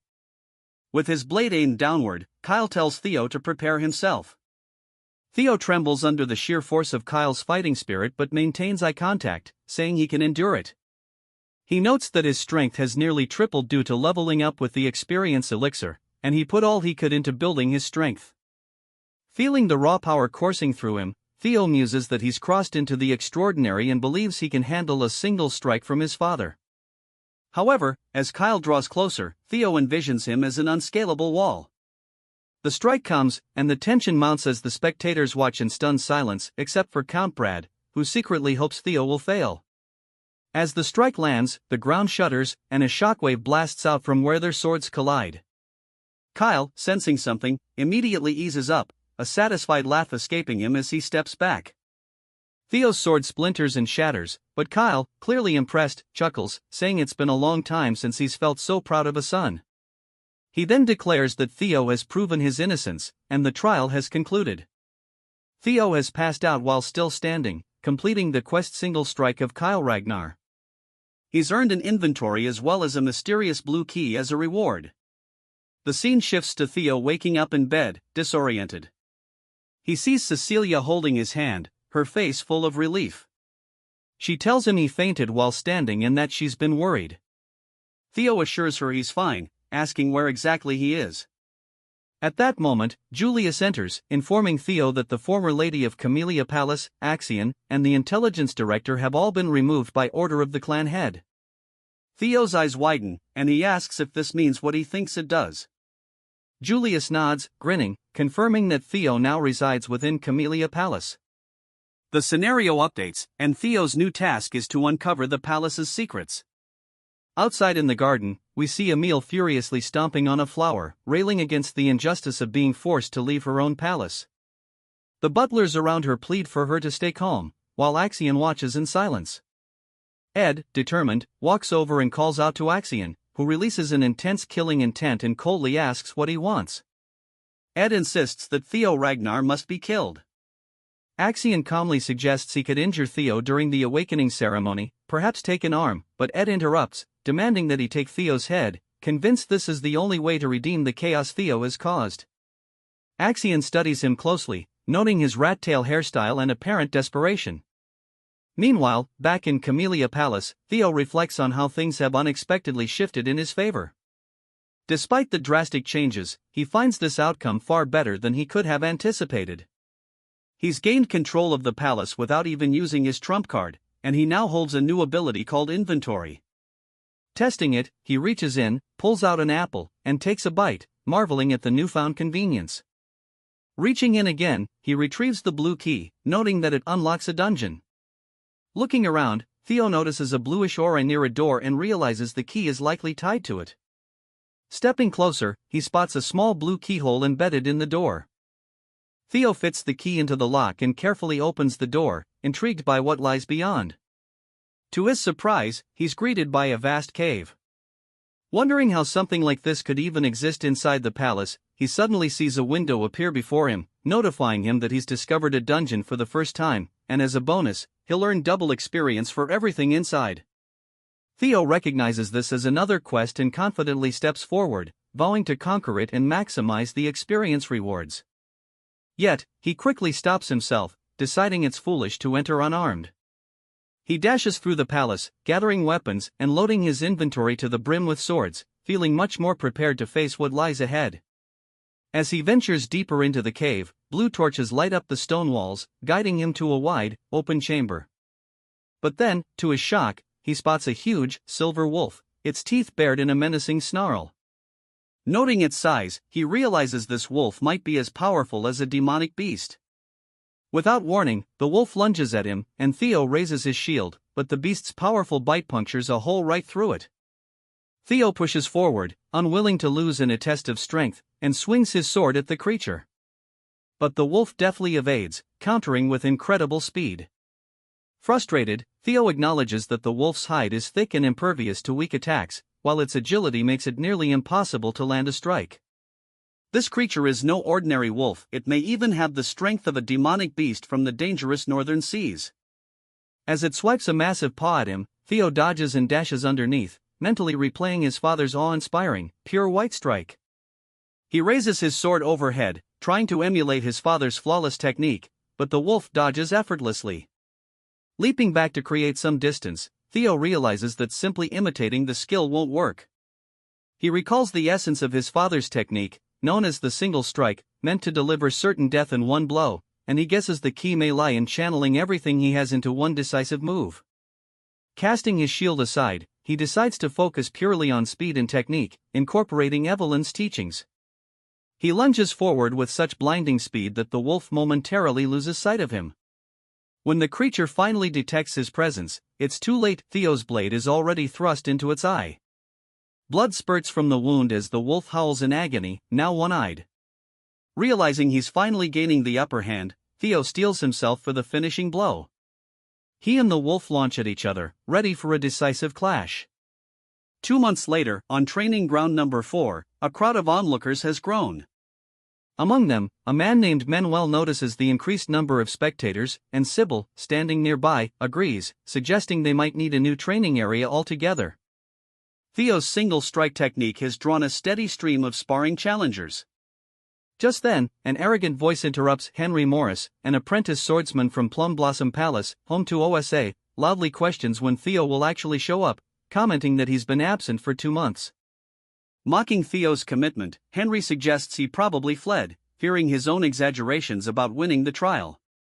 Sybil, seething, listens as Henry continues, calling Theo's triumph over the tribunal a fake story and even questioning his win over the Camellia Palace as mere rumor. Before Henry can finish, Sybil's fist slams into his face, sending him sprawling across the ground. Henry's companion rushes over, shocked, yelling his name. Furious, he points a finger at Sybil, demanding to know how a mere dropout dared to strike him. But the trainees all glare back in support of Sybil. Without hesitation, Sybil insults Henry's skill and appearance, declaring that he's nothing compared to the young master. Manhwa chides Sybil, telling him not to comment on someone else's appearance.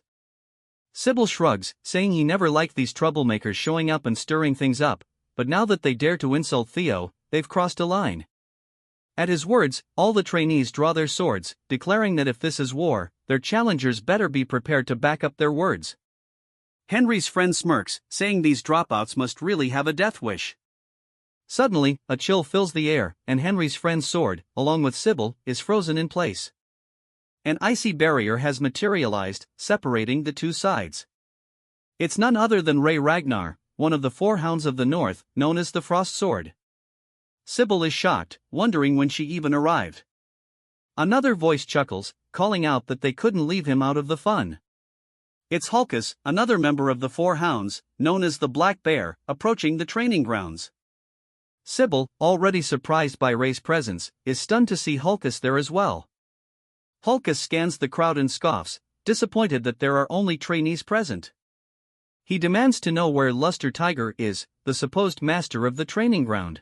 Hulkus, wielding an oversized blade reminiscent of the Dragon Slayer, shouts, asking if the guy is deaf and repeating his demand for Luster Tiger. Without a word, Ray stands by, and it's clear Hulkus is referring to Theo. It cuts back to Theo, deep in the dungeon, panting heavily, clearly exhausted, his sword shattered. A notification window pops up, telling him he's leveled up, and not just once, he's gained multiple levels. Theo, resting atop a large wolf's corpse, realizes he's taken down a total of 170 demonic beasts, leaving only one remaining.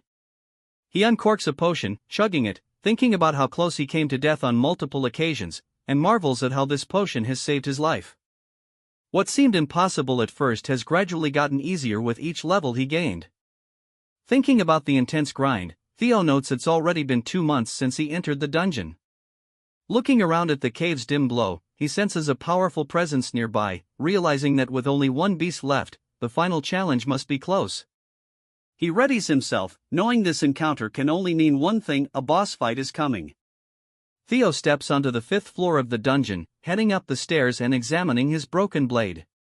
He sighs, realizing it's completely unusable now. After tossing it aside, he reaches into his inventory and pulls out the last sword he has left, a ceremonial blade his mother gave him as a birthday gift. This answers his earlier question about whether he had any swords left. In his previous life, there had been a lot of tension between him and his mother leading up to the awakening ceremony, and he'd left this blade to rust in his room. Now, as he inspects it, he realizes it's actually a quality sword, forged from rare white snow steel. Regret fills him as he recalls that he never treasured it. We get a flashback of his mother opening his door, her face lighting up with joy as she wishes him a happy birthday, eager to shower him with gifts. Instead of appreciating her gesture, he had yelled, saying he had no time for birthday presents with the awakening ceremony approaching. He told her that no equipment could change his bloodline, and demanded she leave. The look of pain on her face had been clear, and it stings him even now. Reflecting on his past, he vows not to repeat his mistakes in this life.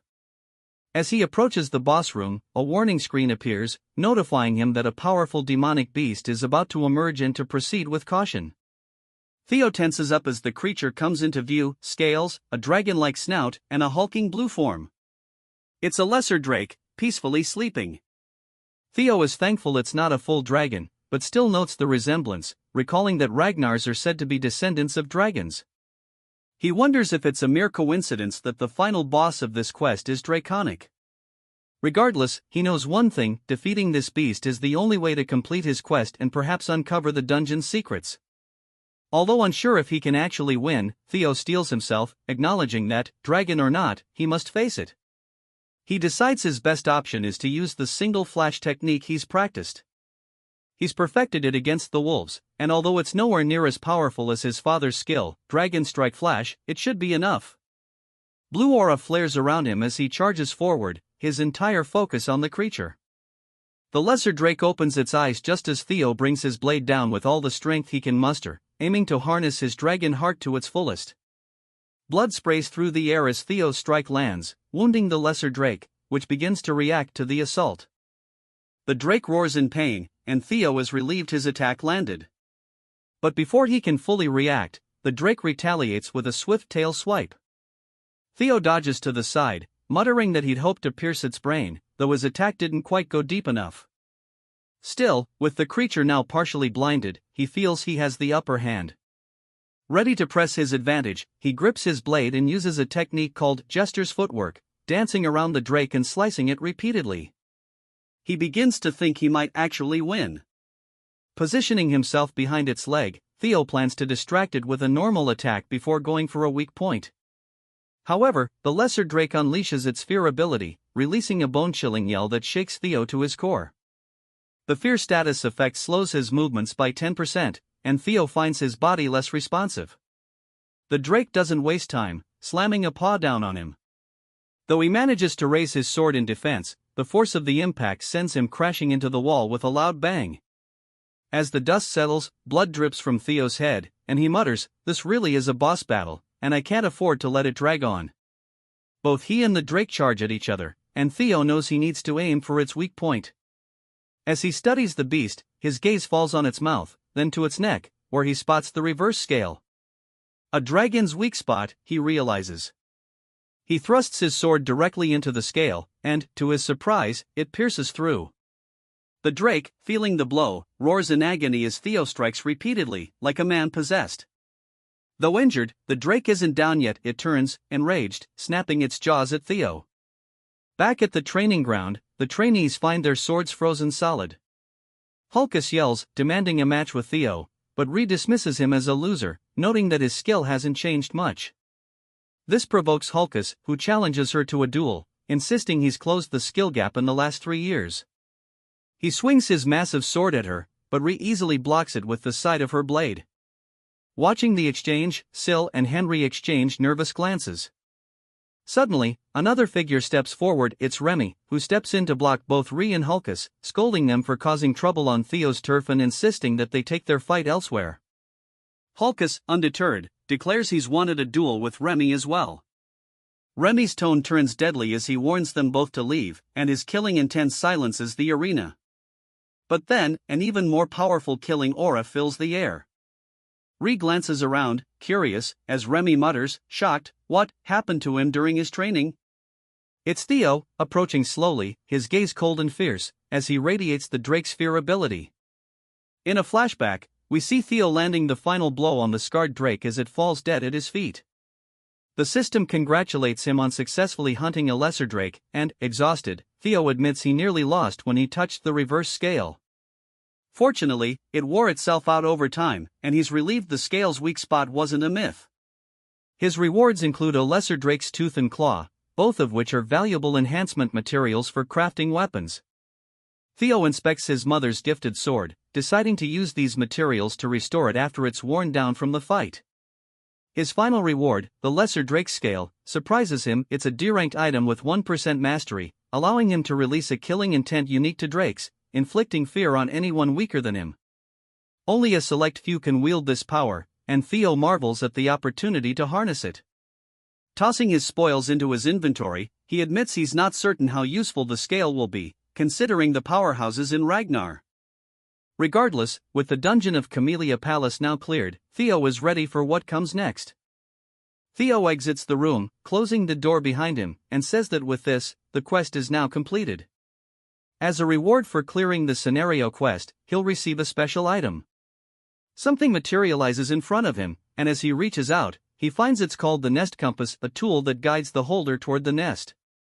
He wonders what this could be, guessing it might have something to do with his next quest. Shrugging, he stows it in his inventory, figuring he'll look into it later, and notes how exhausted he feels. He decides to return to his room to rest. Just as he's about to head off, one of the maids rushes down the hallway, visibly alarmed. She tells Theo there's an urgent matter he needs to handle and is shocked to see him out of the dungeon. When she asks where he's been, Theo simply responds with a quick, "What's going on?" She tells him there's a brawl happening at training ground number 4, and in a flash, he recalls the current situation there. Back in training ground 4, the scene resumes with Theo using the Drake's Fear ability. His intense aura overwhelms everyone, and he scowls, telling them all to leave since he needs to rest. Henry's lackeys, visibly shaken, start foaming at the mouth, while Henry, horrified, screams that the aura is practically toxic.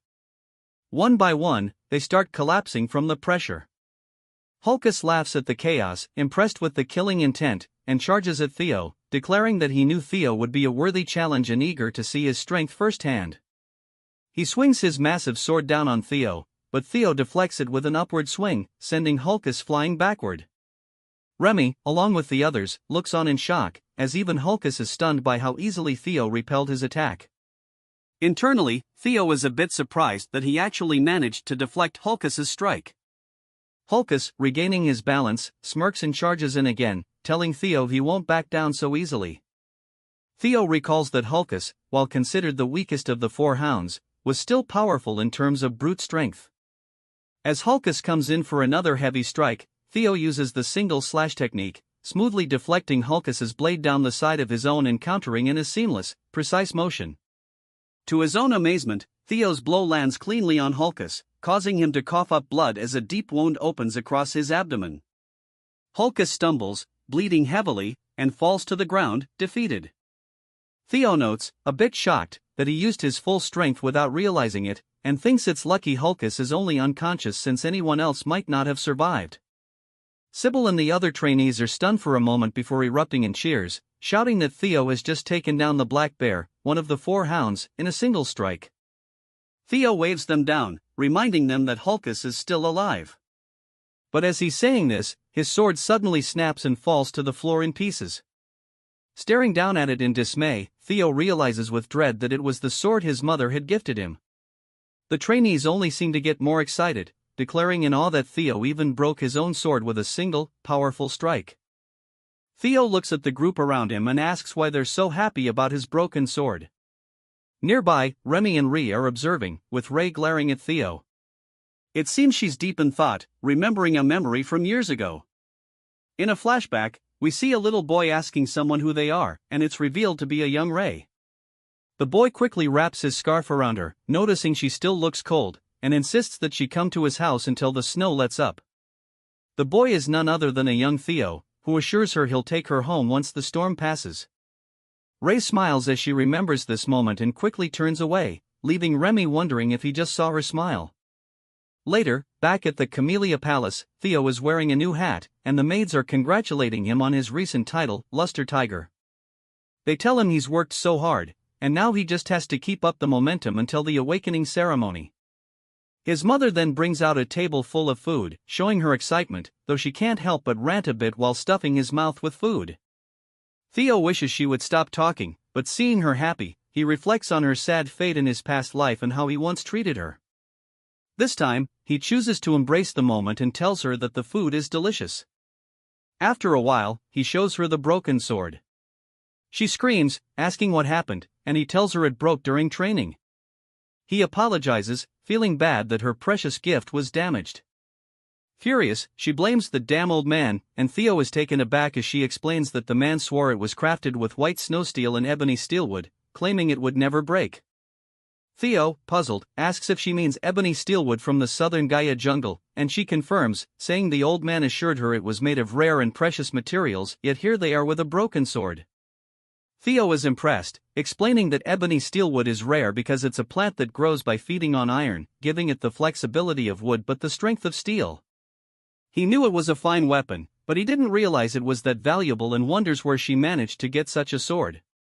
But Cecilia dismisses his apologies, saying this won't do. She decides to get a new sword from the best workshop in Winra and refuses to let him attend the awakening ceremony with its shabby old sword. Though Theo offers to use another one, she insists, stating that people are finally seeing his true worth and he needs to uphold that image. She then heads off, saying they'll go immediately, and he follows, asking where they're going. She declares it's time for a custom weapon at the Basque workshop. At the Basque workshop, one of the three great weapon manufacturers of Winra, Theo is amazed. Known for its sheer size, which rivals a factory, it's most famous for its master craftsman and elite blacksmith of special rank. Suddenly, a woman appears, and Cecilia, calling her mother, yells at her to stop smoking. Theo is shocked, he never knew his mother had family, thinking she was an orphan. The woman, Chiron, a high elf known as the Elf of Capitalism Incarnate and Demon Craftsman, responds coolly, saying their relationship as mother and daughter ended when Cecilia chose to leave home. Stunned, Theo realizes that this revelation makes him a quarter elf, musing to himself that this must be why he's so strikingly handsome. Chiron then asks why Cecilia has suddenly come to visit, and Cecilia tosses her the broken sword, saying she's here to return it defective product. Chiron catches the sword, surprised at her accusation, and when she draws the sword from its scabbard, she's visibly shocked to see it broken. Cecilia tells her that if this isn't a defective product, she doesn't know what is. Chiron, intrigued, asks who wielded it, and Cecilia says, "Who else but my son?" Chiron looks Theo over and asks if he's really the kid standing behind Cecilia. Cecilia bristles, telling Chiron to watch her mouth, saying Theo is a genius destined to rule over Ragnar. Theo then formally introduces himself, expressing how honored he is to meet the famed master of the Basque workshop. Chiron acknowledges she's heard of him, but quickly shifts back to the topic, questioning if he was truly the one who wielded the blade. Theo confirms, and Cecilia insists again that the sword was defective. Chiron, looking like she has a lot to say, tells them this conversation is going to be long and motions for them to follow her inside. As they walk, Theo asks Cecilia how she's related to the master craftsman. Cecilia replies that it's exactly as he's heard. Theo clarifies, asking if Chiron is really her mother. Cecilia, in a thoughtful tone, explains that for a short period of 6 months, Chiron acted as her foster mother. His headcanon of her as a pure elf dissipates. Cecilia goes on to say that Chiron has a deep love for anything she finds beautiful, be it jewels, music, theater, or even people. That's why she was taken in as Chiron's foster daughter. She must have liked her a great deal.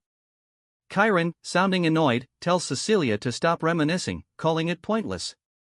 Cecilia laughs, saying that Chiron doesn't truly believe that. Theo asks how Cecilia ended up leaving the workshop. Just as Cecilia begins to answer, Chiron interrupts, saying Cecilia walked away on her own, determined to become the wife of Ragnar's clan head. She scoffs, calling it foolish to leave for such a miserable place, though she grudgingly admits it's impressive that Cecilia has survived this long.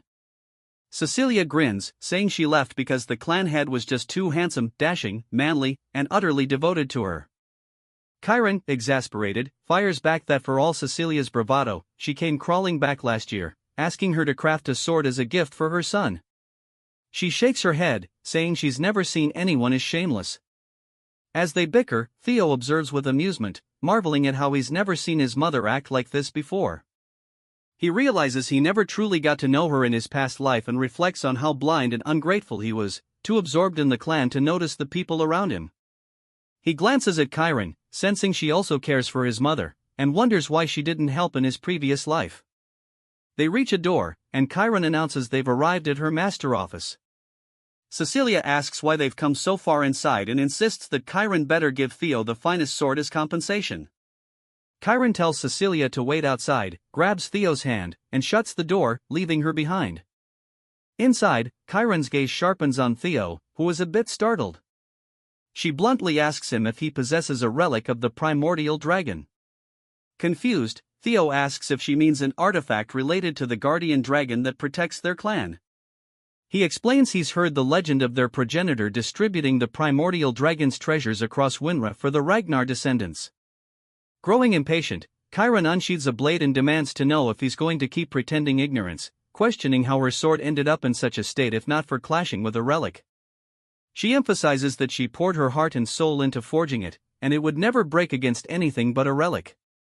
As she begins to tear up, she asks if he understands the cost and effort put into creating it.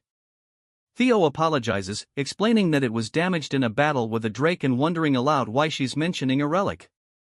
Chiron sighs, saying it's easier to just show him, and pulls on a set of chains. She asks Theo what he sees behind her. He notices a coffin glowing with a blue light, the same glow he saw from the door to the dungeon in Camellia Palace. Chiron explains that she cannot see or sense anything from it herself, but based on his reaction, he clearly does. She confides that she's tried countless times to open the coffin and obtain the item within but has always failed. Then, she places it on the floor in front of him. Chiron delves into the legend of the primordial dragon's relic. In ancient times, during the Age of Myths, the primordial dragon removed one of its fangs and forged a blade from it, the legendary Moonlight Blade. She tells him that if he can break the seal on this coffin and retrieve the sword, she'll grant him the white Moonlight Blade. Theo is taken aback, and Chiron warns him that he might lose his life if he proceeds, asking if he still wants to try. Despite the danger, Theo feels a thrill and grins, declaring the sword will be his. The next scenario quest begins, to be chosen by the sword. We learn more about the White Moonlight Blade, a weapon held by the leader of the Black Snow and one of the 9 dragons, known as the Black Dragon. However, few know what the sword looks like since nearly everyone who has seen it disappeared or died. We flash back to a moment when the Black Dragon, glancing over his shoulder, asks if someone can actually see the blade, and it's none other than Theo. By sheer chance, Theo had seen the true form of the White Moonlight Blade. He wonders why the Black Dragon allowed him to live, recalling it was troublesome and he was unsure what to do. Now, back in the present, Theo finds himself puzzled as to why the sword, a relic of the primordial dragon, is here with Chiron. He realizes he met the Black Dragon 4 years later, which means the sword was with Chiron during that time. Chiron asks again if he's willing to give it a try, and Theo observes that the place resembles the Camellia Palace, noticing a keyhole on the coffin. He wonders if the blue key might work, and Chiron is surprised when he pulls it out. As Theo inserts the key and turns it, the lock begins to glow, causing the chains around the casket to snap, releasing an intense aura that even Chiron can feel. Suddenly, the energy flows from the casket and engulfs Theo. He is overwhelmed by darkness and finds his vision blurry.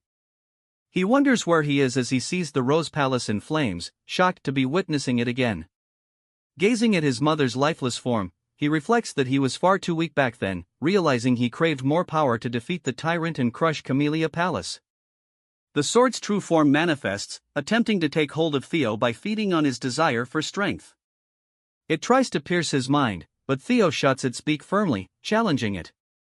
He tells the creature that trying to manipulate someone through their hunger for power is futile, especially since he already has his own quests. The creature scoffs, calling him insolent, and asks how he escaped its influence. Theo explains that he conquered that despair long ago and mocks the creature's attempts to tempt him with mere power. Surprised, the creature asks what he's talking about. Theo notes that it looks different from the griffin in his memory, as it once stood over 10 meters tall but now appears similar in size to him. He suspects that the sword's prolonged confinement has weakened it. Regardless, he sees it as an opportunity and declares he'll claim the sword by force. The griffin, taken aback, tries to reason with him, saying it's actually quite civilized. Meanwhile, Cecilia is trying to wake Theo up, tapping his face frantically and asking her mother what she did to him.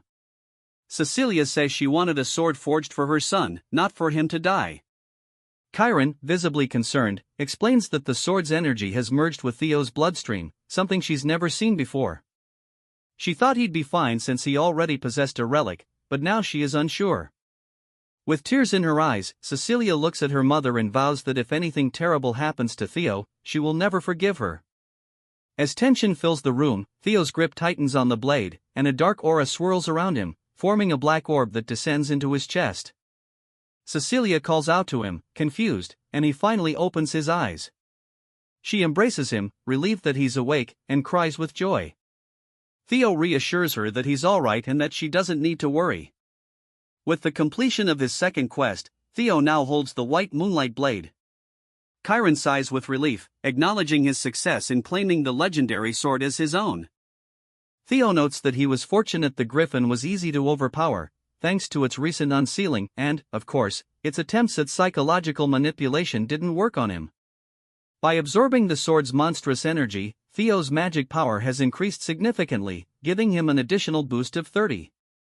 With his power now surpassing 200, a faint white aura begins to emanate from him, indicating that his magic has started to gain a hint of divinity. He realizes that his magic is now on par with that of a high-ranking swordsman, though he regrets not being able to fully wield this newfound power until after the awakening ceremony. His stats are phenomenal. Chiron, visibly impressed, congratulates him on his success. Theo asks if she'll honor her promise, and Chiron reassures him that elves don't lie. Just then, he feels the sword vibrating and is puzzled. Chiron explains that it's merely resisting not because it hasn't accepted him as its master, but rather because it feels stifled after being trapped for hundreds of years. Now, finally freed, it wants to unleash its pent-up energy.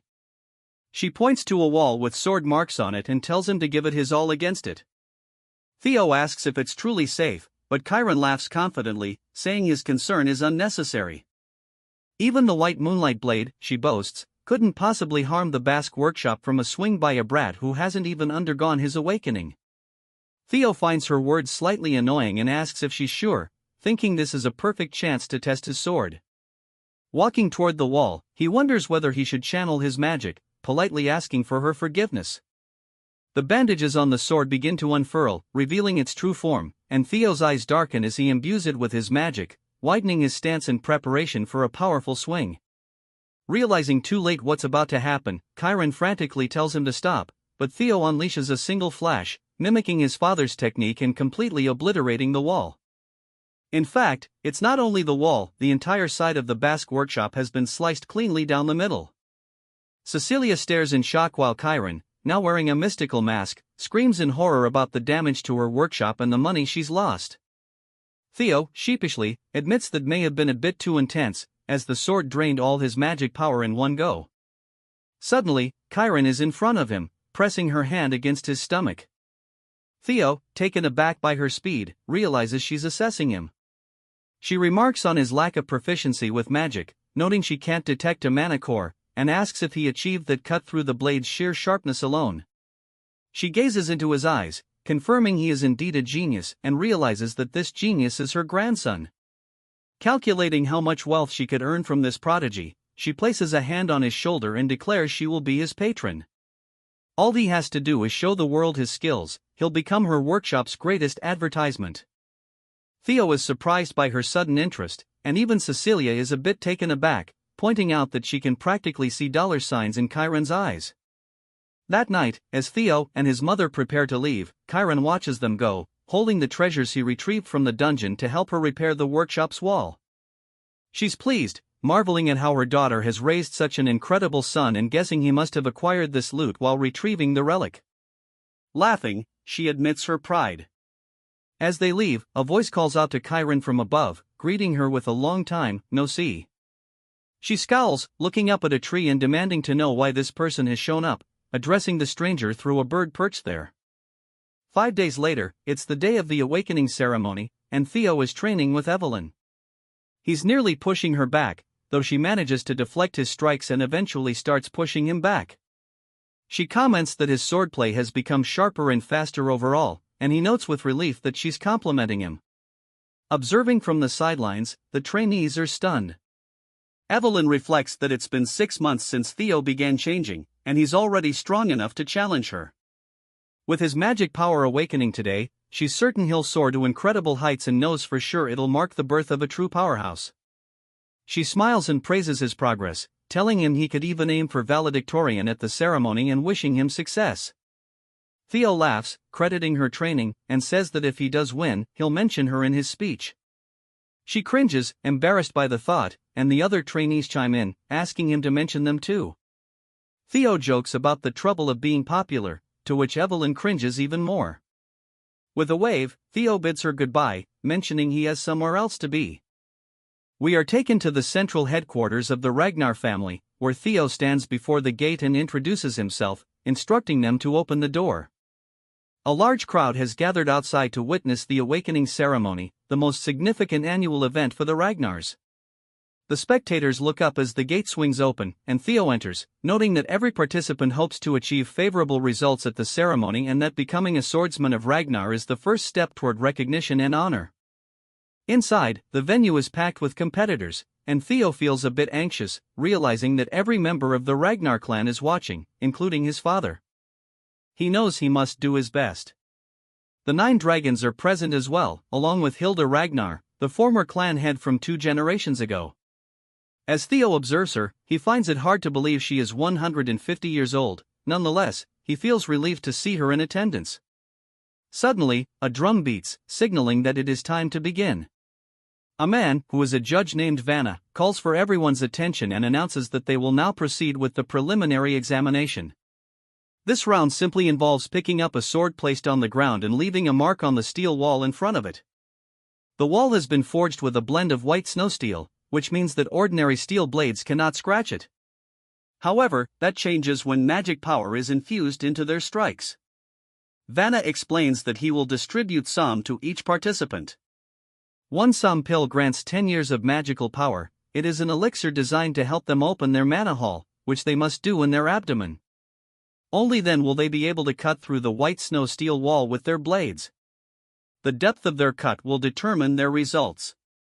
He calls out the names of participants one by one, starting with none other than Theo. As Theo steps forward, he reflects on how, in his past life, Axion had been the valedictorian. He reaches out to take his pill and grabs one of the blades, stepping forward with determination, vowing that he won't let Axion be the star this time. His quest is to become the valedictorian of the awakening ceremony. Hilda turns to Kyle and asks if Theo is the one he mentioned in their earlier conversation. Kyle nods, acknowledging that Theo must have piqued her interest. Hilda admits that she grew curious after what he said and expresses her eagerness to see how competent this descendant of hers truly is. Theo lets out a quick sigh, starting to limber up his body, admitting he feels a bit nervous since it has been a while. Vanna instructs him to swallow the pill, and Theo responds with an okay. In his past life, swallowing the psalm had led to him losing control over his mana, severely injuring his Danon. He swallows the pill, assuring himself that he won't face the same fate this time. As the magical power swells around him, he staggers slightly. Vanna calls him an idiot, explaining that causing a mana wave of this magnitude means he will struggle to control it. When one consumes the pill, they must use it cautiously to allow the mana hall to settle in the Danon. The more talented Ragnars possess vast amounts of mana, and if they aren't careful, they risk becoming disabled. Just as it appears he is about to become crippled, the mana suddenly calms down as Theo shapes it into an orb around his body. Vanna is surprised that he has managed to endure it. Clenching his fist tightly, Theo realizes that he is now both a dragon heart and possesses a mana hall. He admits it's somewhat disheartening that he succeeded so easily compared to his last life, but from this moment on, he is officially allowed to wield mana. Using his newfound power, he prepares to leave his mark. As the mana flows around his blade, he readies his stance for a powerful swing, proclaiming that he just needs to go all out from the start. A vision of a dragon appears behind him, projecting an immense presence upon the audience. The other four hounds instantly recognize that the gap between them has widened significantly. As the aura of the dragon swings its claws forward, Theo executes a technique called single flash, leaving an enormous mark on the wall. Axion looks furious as he sees the mark on the wall. It is so deep that it can be spotted from a considerable distance, nearly cutting the wall in half. Vanna is taken aback, stuttering for a moment before announcing his past. Theo walks away with confidence, while the trainees murmur in awe, stating they have never witnessed anything like this. They refer to him as young Master Theo and question whether this is truly the sword slash of someone unleashing mana for the first time. With his reputation soaring, Theo realizes that his luck has now dropped to 0. However, he is relieved to see that his status window indicates the curse of bad luck that had been affecting him is finally over, and his fame has spread across the realm. Theo feels exhilarated, declaring that he has finally reached the same starting point as everyone else. Many people have taken notice of his remarkable performance. Osa wishes to take him on as a disciple, while Julius is enraged by the amount of attention directed toward Theo. Even someone named Rubber Ragnar is shown to be cautious of him, just like the bird Chiron had mentioned. Hilda, too, shows interest, smiling as she observes the scene. Theo reflects that, although the black dragon and the sword dragon were unexpected, he is particularly thrilled to have caught Hilda's attention. After all, she possesses the heart of Garuda, and if he can gain that, he can achieve so much more. It is now Sybil's turn, and he gives it his all with a powerful swing that leaves a mark on the wall, securing his pass. Overcome with emotion, he cries manly tears, exclaiming that he has succeeded. Hulkus, and Remington also manage to leave their marks, each one befitting of their sword techniques.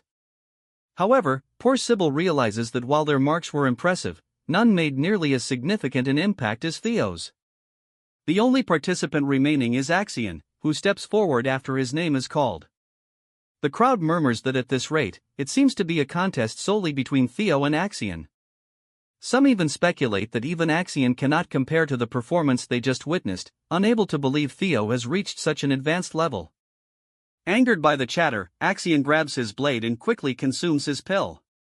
As he begins to infuse his aura into his sword, Vanna tells him to wait, but it's too late. Axion unleashes a dragon-type aura reminiscent of Theo's, but it produces a terrible sound as it scrapes against the wall. Vanna exclaims that this is outrageous, he has been surprised multiple times today. Axion's attack is just as grand as Theo's, leaving an X mark on the wall. The onlookers wonder how this is possible, noting that their marks are almost identical. In this case, precision grading will determine who emerges victorious. Axion inspects his mark, looking somewhat displeased before turning away. Once everyone has had their opportunity, Vanna declares that the first stage of the ceremony is complete. He praises the participants for their hard work and expresses his satisfaction with the number of individuals who have improved their scores. Those who have passed are instructed to prepare for the second stage in 4 days, at which time he will announce the rankings that everyone has been eagerly anticipating. The crowd beams with excitement for the results as Vanna prepares to announce the valedictorian for the first stage of the awakening ceremony. Both Theo and Axion wait in anticipation to hear the results. The scene begins with a booming announcement marking the end of the first stage of the awakening ceremony and the results about to be revealed. Among the participants, Theo Ragnar and his cousin Axion stand in tense anticipation. Suddenly, Theo's name is called, and the crowd gasps in shock as Theo is declared valedictorian. He has achieved a perfect 10 out of 10 in every category, earning the nickname Flash Tiger. Whispers spread through the crowd, marveling that Theo outperformed Axion, who was deemed unbeatable. The announcer notes that Theo's sword mark is nearly identical to the legendary Thorol Ragnar's, leaving everyone in awe. Meanwhile, in the snow-covered mountains, Thorol Ragnar, a major figure in the clan's succession, is seen walking alone, his presence hinting at his importance. Back at the ceremony, Axion is announced as second place, his perfect score edged out by Theo's slightly longer sword mark. Axion's blazing eyes reveal his fury as the crowd falls silent, tension thick in the air. The announcer concludes by congratulating the participants and announcing that the second stage will take place in 3 days in the Winter Mountains, leaving the 87 examinees preparing for what lies ahead. Later, Theo celebrates with Remington and friends in a cozy cabin, humbly thanking them and emphasizing that the journey is far from over. Reassuring Remington, who feels ashamed of his performance, Theo brushes it off and reminds him of their friendship, reigniting his determination as they toast to the next stage. Alone in the snowy mountains, Theo reflects on his victory, knowing it isn't the end and recalling his true enemies, Axion and Skydragon. Pulling out the nest compass, Theo sees it pointing toward the Winter Mountains, realizing the second stage might reveal the nest's location. Suddenly, sensing someone behind him, Theo vanishes and reappears with his sword at the intruder's throat. The man, introducing himself as Jotun from the Gil Sword Unit, explains that his captain was impressed by Theo's performance and offers him the chance to take the entrance exam for their elite squad. Theo, still wary, questions why he must take a test if the Gil Sword Unit is so eager to recruit him. Jotun explains that merely being invited to the test is a rare privilege. Before their conversation can go further, a sharp voice cuts through the tension, addressing Jotun and his group as Sword Platoon Fools.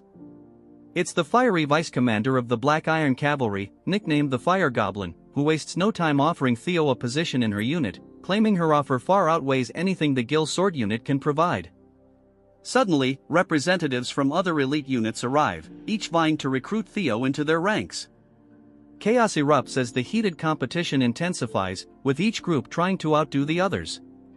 Theo, growing increasingly amused, considers quietly slipping away from the escalating madness.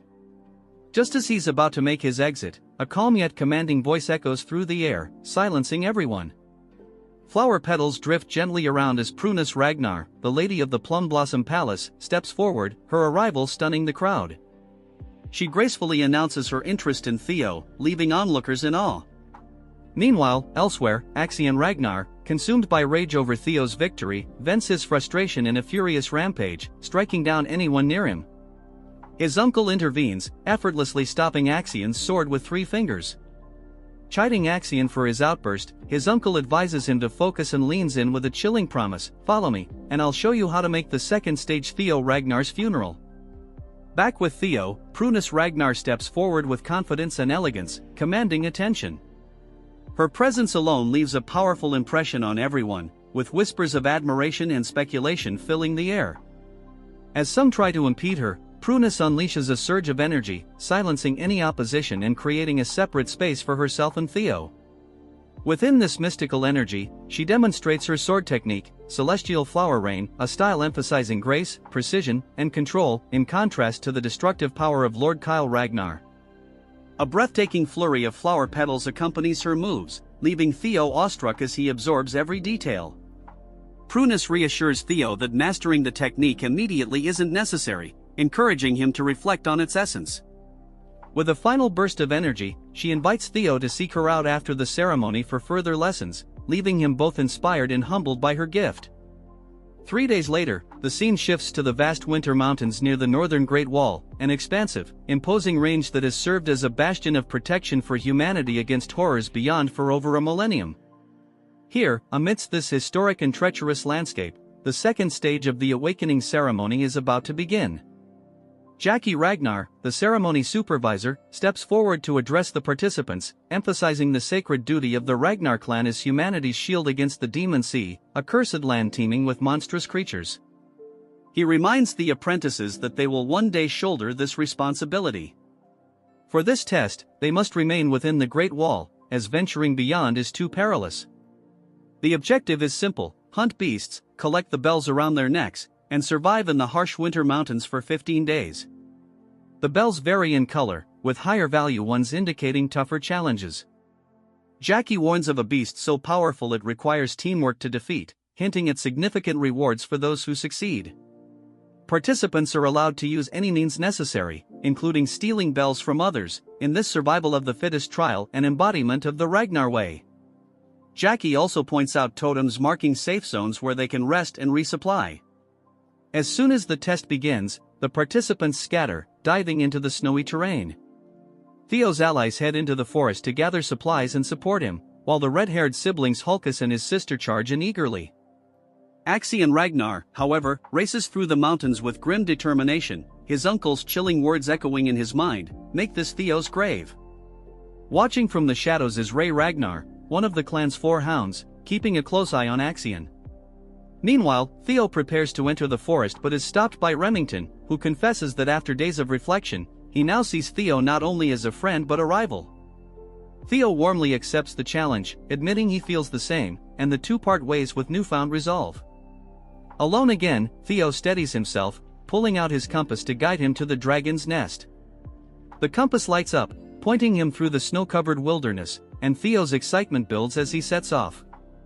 Elsewhere, deep in the mountains, a mysterious blue light glimmers on a steep, snow-covered cliff, hinting at secrets waiting to be uncovered. Trudging through the snowy outskirts, Theo mutters to himself about the difficulty of following his compass in such conditions, joking that a shovel might have been more useful than his prized moon-white sword, Griffin. Gripping the hilt, the blade trembles as if alive, and Theo swings it with all his strength, releasing a surge of blue energy that clears a path and reveals a hidden trail beneath the snow. Suddenly, he senses someone watching him and calls out, daring them to reveal themselves. From behind a tree, 3 men emerge, one of them chuckling as he asks when Theo noticed them. Theo instantly recognizes the trio, Hai, Cho, and Lon, notorious as the roughnecks of the mountain. These aren't just petty thugs. In his past life, they'd left behind a massacre of over 700 innocents during their missions, a horrifying scene that Theo had once been forced to clean up. Confronting them now, Theo suspects Axion might have sent them, but they dismiss the idea, sneering that they don't take orders from someone their age. Theo presses them, and their taunts reveal the truth: they were sent by the Senate. Realizing the stakes, Theo calmly draws his sword. The leader mocks him, but in a flash, Theo's blade erupts with a blue dragon's energy, tearing through them with 3 swift, precise strikes.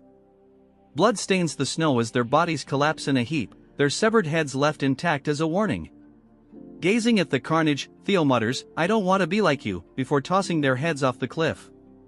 As he reflects on Lady Prunus's technique, Celestial Flower Rain, Theo acknowledges he has a long way to go before mastering it. Just then, he notices something hidden near the cliff's edge, a staircase carved into the rock, partially concealed. The system pings with a hidden quest: find the invisible staircase and explore the blue cave. Without hesitation, Theo leaps down the spiraling stairs into the mountain's depths. Meanwhile, in the monitoring room, tension rises as an announcer updates the rankings, declaring Axie and Ragnar in first place, closely followed by Ragnar, as the second stage unfolds in the unforgiving Winter Mountains. Julius, seated at a large round table, quickly inquires about Theo's progress. The announcer hesitates before revealing that Theo has yet to score any kills or ally with anyone. Julius raises an eyebrow in surprise while the announcer speculates that Theo might be hiding or preparing an ambush. Before the conversation can continue, Prunus begins to speak, but Wolfgang interrupts with a menacing laugh, dismissing Theo's chances in the current round. He sneers, claiming that just because Theo excelled in the first round doesn't mean he'll shine here. Wolfgang goes further, mocking Theo as a coward with no real-world battle experience and even ridiculing him as an illegitimate child. Grinning maliciously, Wolfgang smugly thinks about the roughnecks he sent after Theo, confident they've already eliminated him. Sitting across from Wolfgang, Ed narrows his eyes in suspicion and telepathically asks if Wolfgang had any involvement in Theo's predicament. Wolfgang chuckles, admitting he didn't bother to inform Ed of his plans. Frustrated, Ed clenches his jaw, inwardly fuming at Wolfgang's recklessness. Ever since Theo took control of the Camellia Palace, Ed and his allies were forced to relocate to the Rose Palace, which gave Ed the opportunity to search for the ancient dragon artifact. Despite his efforts, he hasn't found it and now suspects Theo holds the key. Determined, Ed gives a silent telepathic order to his subordinate to find Axion and urge him to accelerate the plan to eliminate Theo. Meanwhile, Prunus warns Julius that the Senate must be plotting something and suggests implementing a backup plan. Julius dismisses her concerns, confident in Theo's resilience. He believes Theo is likely biding his time and adds, with a smirk, that he hasn't forgotten Prunus met Theo behind his back. Prunus brushes off the remark with a laugh, stating that what truly matters is Theo's perspective. Meanwhile, Theo has entered a dark cave filled with skeletal remains, bones and skulls scattered across the ground. As he ventures deeper, the skeletons seem to come alive, letting out eerie roars meant to unsettle him, but Theo's mental fortitude renders him unfazed. Placing a hand on the cold wall, he activates his sensory perception skill, sending a surge of awareness through the cave and mapping out the paths ahead. His lips curl into a smirk as he detects a glowing path. This must be the hatchling's nest. A memory from his past life surfaces, he recalls Huel discovering a legendary item in this cave years later. Determined to claim the prize first, Theo follows the path to a massive, ancient door. Standing before it, he feels a slight pang of pity for Huel, knowing he's about to claim the treasure long before Huel ever has the chance. As he steps closer, the door seems to awaken, and Theo senses a presence behind it. Then he sees it, a massive eye, wide open, staring at him from the darkness. Dumbfounded, Theo pushes the door open, stepping into a vast, fantastical chamber. Before him lies a hoard of glittering gold, rare swords, and treasures from across the world. Yet, instead of excitement, Theo feels unease. This isn't the hatchling's nest he anticipated, it's something far greater. This is the lair of the ancient dragon. A bead of sweat rolls down his face as he grasps the magnitude of the situation. Challenging a dragon of this caliber is unthinkable. Survival alone would be a miracle. Scanning the treasure, Theo wonders if he arrived years too early or if Huel's intel had been wrong. Deciding to retreat, he turns to leave, but an intense gaze freezes him in place. Slowly, he turns back to see a massive, gleaming golden eye locked onto him. The dragon awakens, its voice resonating through the cavern with ancient authority. "You are the first selector in a very long time," it says. The dragon, lounging atop the treasure, watches Theo intently. Overwhelmed by the honor, Theo drops to his knees, bowing deeply, and greets the dragon as his ancestor. The dragon, amused, tilts its head at the term ancestor. Theo hurriedly explains, recalling his clan's history. Wasn't the guardian dragon the lifelong companion of Sigurd, the Ragnar clan's great progenitor? Wasn't it also the mother of the famed dragon that birthed their bloodline? The dragon snorts in what sounds like amusement, its voice laced with sarcasm as it clarifies the myths. That bastard Sigurd spread quite the tale, it says. While it's true Sigurd and the dragon shared a bond of mutual respect, there was no familial lineage or romantic connection. Their relationship was forged through a deep, sacred pact, not blood. After all, the dragon adds with a sly grin, a human and a dragon? Hardly a compatible mix. Theo feels his cheeks flush at the implication, but he presses forward, asking if all the Ragnar family's talk about carrying the dragon's blood is just exaggerated propaganda. Roadbroke nods, confirming that while the claim is largely mythical, it isn't entirely false. The contract with Sigurd did leave traces of the dragon's power, but only in a symbolic sense. Feeling more at ease, Theo recognizes the rare opportunity before him. This isn't about fighting, but about learning invaluable truths that could aid him in his climb to the top of the Ragnar clan. Sensing Theo's anticipation, Roadbroke sighs and explains that, as the guardian dragon, it is bound by an ancient pact. Any worthy selector who passes its test earns the right to ask 3 questions. The scene shifts to Axion Ragnar, who is busy taking down a ferocious beast with a technique known as Thousand Dragons Roar. In one devastating strike, he brings down a tiger-like creature, which collapses at his feet. He smirks as he picks up a small green bell from the beast's neck, muttering that this makes his 57th. Tossing the bell to a subordinate, he asks if there's been any news about Theo. Orion, a loyal member of Axion's group, reports that they still haven't tracked Theo's location. Orion can't help but admire Axion's incredible strength, thinking about how easily his leader dispatches creatures others would avoid. But his admiration gets the better of him as he mutters something about Theo's intelligence. Axion's expression darkens, and before Orion can react, Axion grabs him by the throat, lifting him effortlessly. With a deadly glare, Axion growls that true strength is fearless. Orion, gasping for air, stammers out an apology. Just then, another messenger arrives with news that the Central Intelligence Bureau has ordered them to hasten their mission. Axion releases Orion, still radiating menace, and brushes off the message, telling the messenger to inform the Bureau that no one is more eager for Theo's death than he is. His body seems to hum with unrestrained bloodlust, leaving his intentions unmistakable. We return to Theo, who is deep in thought, carefully considering how to frame his 3 questions for Roadbroke.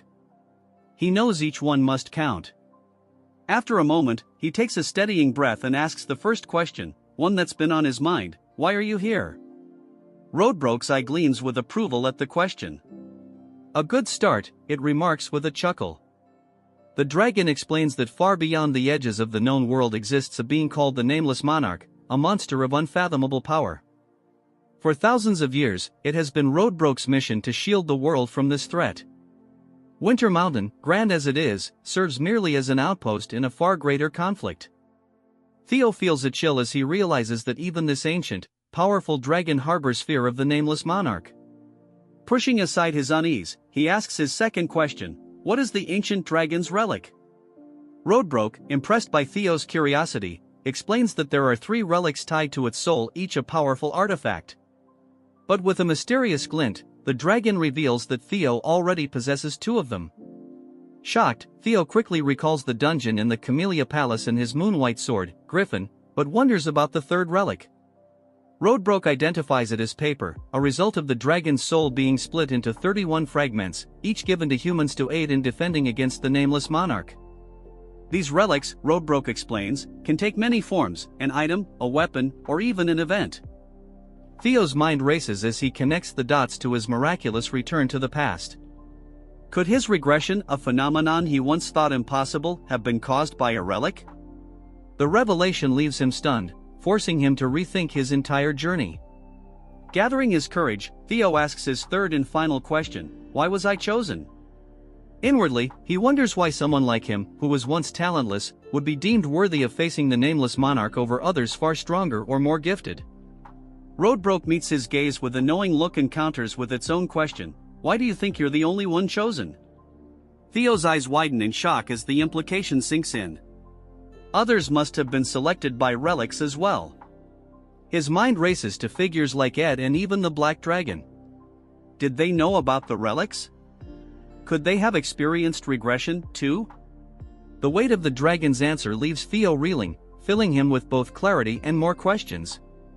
A terrifying Nameless Monarch, an ancient dragon bound by duty, and the possibility of other regressors, the enormity of it all settles on his shoulders. Breaking the silence, Roadbroke declares that Theo's 3 questions have been answered and that the hidden quest is now complete. As per their covenant, Theo is entitled to a reward. A system notification appears, congratulating him on completing the quest and offering him a treasure. Roadbroke gestures to the vast trove surrounding them, inviting Theo to choose whatever he desires: gems, relics, elixirs, skill books, or armaments, each beyond ordinary imagination. Scanning the treasures, Theo feels a spark of boldness and surprises even himself as he smiles and declares, "I want you." Roadbroke freezes, visibly stunned, utterly bewildered by Theo's unexpected request. Roadbroke lets out a booming laugh, remarking, "It seems my popularity is truly eternal," and calling Theo's claim an amusing jest. However, her tone sharpens as she asks what he genuinely desires. Theo remains silent for a moment, then cryptically hints at something about her standing atop the treasure. Confused and increasingly irritated, Roadbroke narrows her eyes and demands, "That wasn't a joke, was it?" With unshaken confidence, Theo confirms her suspicion.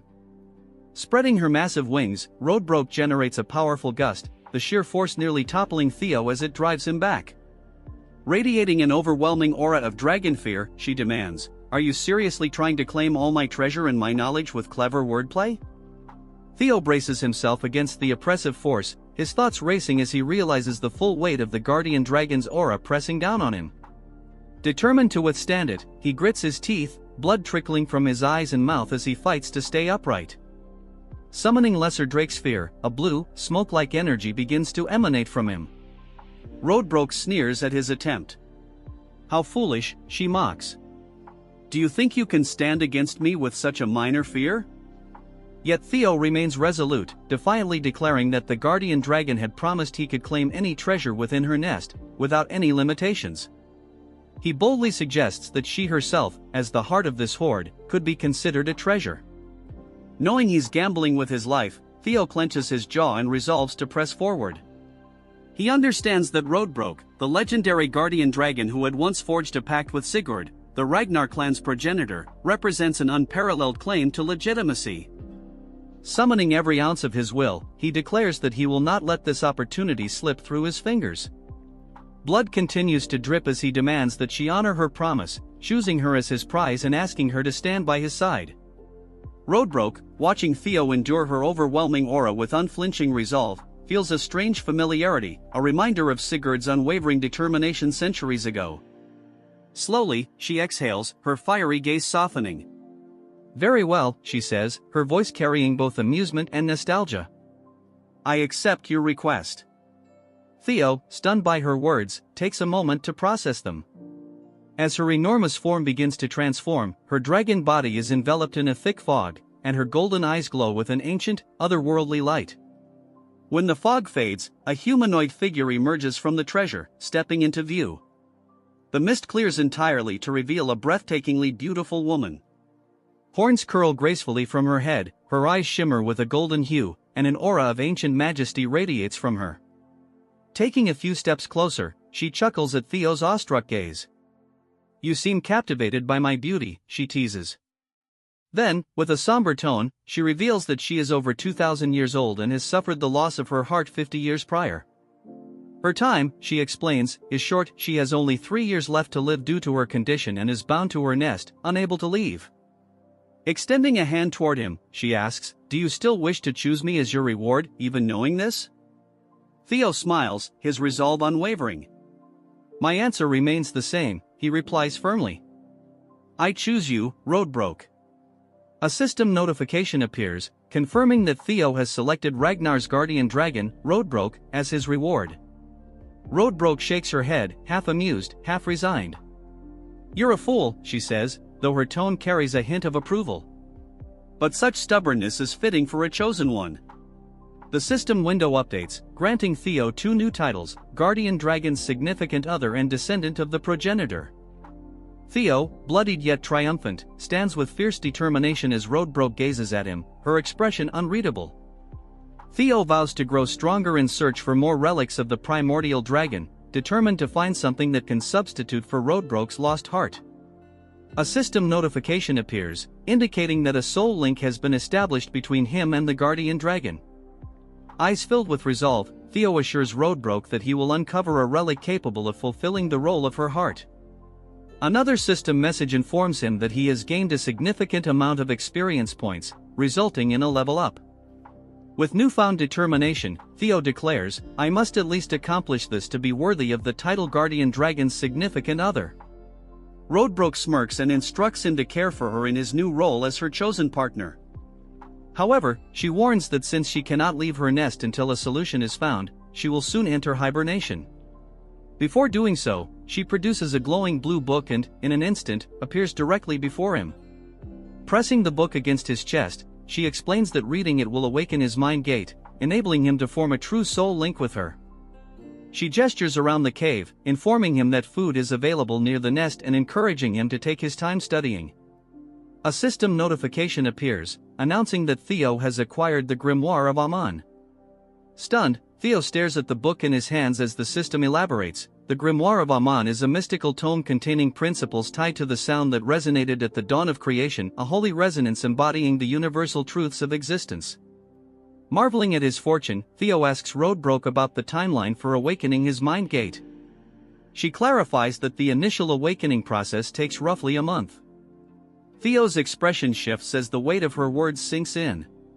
He recalls the urgency of his current situation. The second stage of the awakening ceremony is underway, and he has only 15 days left to complete the exam. Anxiously, he asks if he can return to her nest after finishing the trial.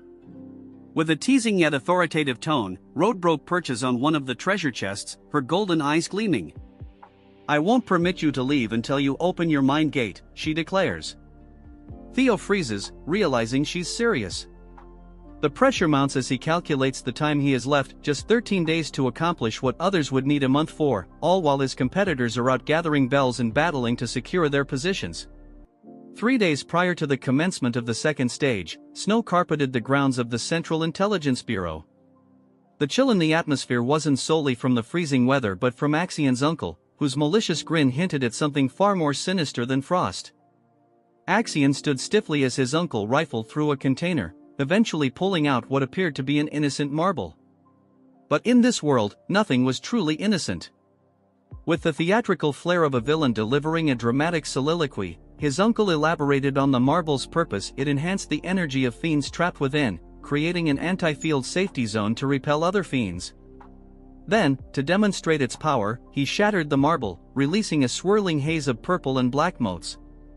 The disturbance condensed into a hideous, four-eyed creature with a maw wide enough to swallow Axion whole. Before Axion could fully process the situation, shadows surged from his uncle's feet, taking the form of a dragon that obliterated the fiend in a single devastating strike. The spectacle left Axion torn between admiration and disbelief at the monstrous legacy he seemed to have inherited.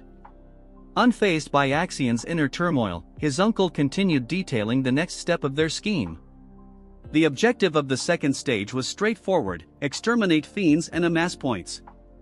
However, Axion's mission was far more specific and vindictive. His task was to lure Theo out using the marbles. Axion, never one to embrace subtlety, suggested torturing Theo first to wring out every shred of information about the Rose Palace relic. His uncle, the ever-pragmatic voice of reason, reminded him that Theo wasn't someone to be underestimated. "Restraint has never been your forte," he chided, earning a murderous glare from Axion, whose clenched fists cracked audibly. Instead, they would exploit Theo's emotional vulnerability, targeting his treasured followers from Training Ground 4. Fast forward to the present, and Axion's plan was unraveling. Theo hadn't risen to the bait. Instead of participating in fiend hunting like a conventional contender, Theo had opted for a Where's Waldo approach, remaining elusive. With only 12 hours left on the clock, Axion brooded in growing irritation, his rank of 860 points doing little to soothe his temper. Behind him, pulsating lights announced the arrival of Felix Ragnar, a swordsman from Plum Blossom Palace and currently ranked 7th with 446 points. Felix, ever the self-proclaimed investigator, suggested Theo might have been apprehended by the council scoundrels. Axion's retort was cutting, a frigid, soul-piercing glare followed by a sneering jab: "Your deductions are as pathetic as your rank." To twist the knife further, Axion ridiculed Felix's association with Lady Plum Blossom. Felix's jaw tightened, his hands quivered slightly, but he wisely restrained himself, unwilling to retaliate.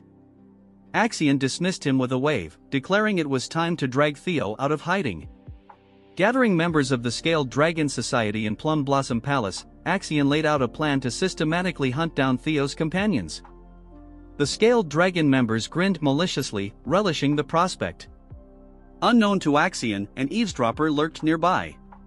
Concealed behind a tree, Ragnar, ranked third with 561 points, listened intently. In the shadowy, echoing forest, the agonized shriek of a dying forest lizard reverberated. A band of hunters stood triumphantly over its carcass, the rancid odor of blood mingling with the earthy scent of damp moss. This wasn't just any forest lizard but a mid-tier fiend. The hunters, however, basked in their own inflated sense of accomplishment. Among them was Sybil, ranked 68th with a paltry 31 points, barely managing to escape the realm of participation awards. He clutched a yellow demon bell, a keepsake from an earlier triumph over a fiend that had somehow been even less formidable than their current prey. His comrades, Gordon, ranked 53rd with 52 points, and Romero, ranked 62nd with 36 points, shared in his self-satisfaction, equally thrilled by their modest triumphs. If points were currency, Sybil and his crew would still be destitute, but at least they were breathing. Sybil held up the yellow demon bell, a lackluster emblem of mediocrity, and grumbled, 12 hours left, where's Theo? His tone carried less worry for Theo's well-being and more irritation over their meticulously saved supplies now feeling like wasted effort. The group's self-proclaimed strategist speculated with a blend of respect and cynicism, Theo's probably orchestrating something big. He's not like us, scrounging for points just to scrape by. The resident optimist added with a spark of excitement, what if he takes the top spot again? His glee earned a round of annoyed glances. Without warning, Ragnar, ranked 14th with a formidable 173 points, drove his blade through Sybil's back. The gruesome crunch of steel-piercing flesh echoed sharply, and Sybil's victorious grin contorted into a mask of shock as blood darkened his clothes. Orion yanked his sword free with a flourish. You're nothing more than fodder, he said icily, his disdain as cutting as his blade. His frosty stare locked onto the others, daring them to act. As he raised his sword again, chaos erupted. Meanwhile, as if destiny couldn't resist checking in on its chosen protagonist, the scene shifted to Theo. Deep within Lord Brock's nest, Theo stood in the ominous presence of the ancient dragon herself. The beast's glowing amber eyes studied him with an unnerving blend of curiosity and appraisal. Her voice, a resonant rumble akin to rolling thunder, filled the cavern as she scrutinized his progress with the Mind Gate, a feat he had achieved in under a month, a timeline so extraordinary it could crush the spirits of even the most gifted. A system notification flashed before Theo, proclaiming his partial mastery of the Grimoire of Amon, magical principles partially understood. Theo smirked, muttering with wry amusement, that's my life, always the overachieving B+ in a world that demands an A++. The Grimoire, a notorious relic veiled in mystery, demanded not only immense mana but also the heart of a dragon to unravel its profound secrets. Luckily, Theo had both the mana and the dragon's heart, enabling him to advance at twice the pace of the average overburdened sorcerer. Yet, as always, the system, ever ready to crush his momentary sense of accomplishment, informed him that his stats were still subpar, granting him a skill called hatching. The ability wasn't entirely worthless, it allowed him to manipulate lingering thoughts through psychokinesis. Sure, it sounded impressive on paper, but Theo had been hoping for something far more dramatic, like conjuring infernos or bending reality itself. Lord Brock, unimpressed by his grumbling, closed her enormous eyes and remarked bluntly, "You've barely qualified to call yourself my consort." Theo blinked, dumbfounded. Consort? What kind of twisted partnership terms was this dragon operating under? Before he could respond, she continued, "You'll need rigorous training to master advanced skills. And don't forget, I've only got 2 years left. Prioritize my restoration, or we're both doomed." Her matter-of-fact tone only bolstered Theo's resolve. Flashing a determined grin, he replied, "Don't worry. I'll fix this. You're stuck with me now." Satisfied with his conviction, Lord Brock began the primordial covenant. Wisps of smoke coiled around Theo as her molten gold eyes burned brighter than ever. "You're my consort, the first in a millennium," she intoned, her voice laden with ancient authority.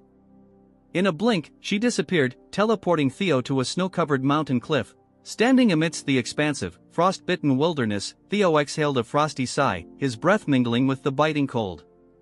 His gaze swept over the barren landscape as if willing it to offer him a lifeline.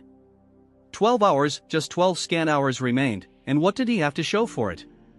A towering pile of regrets and an awakening ceremony that seemed about as useful as trying to teach a fish to climb a ladder.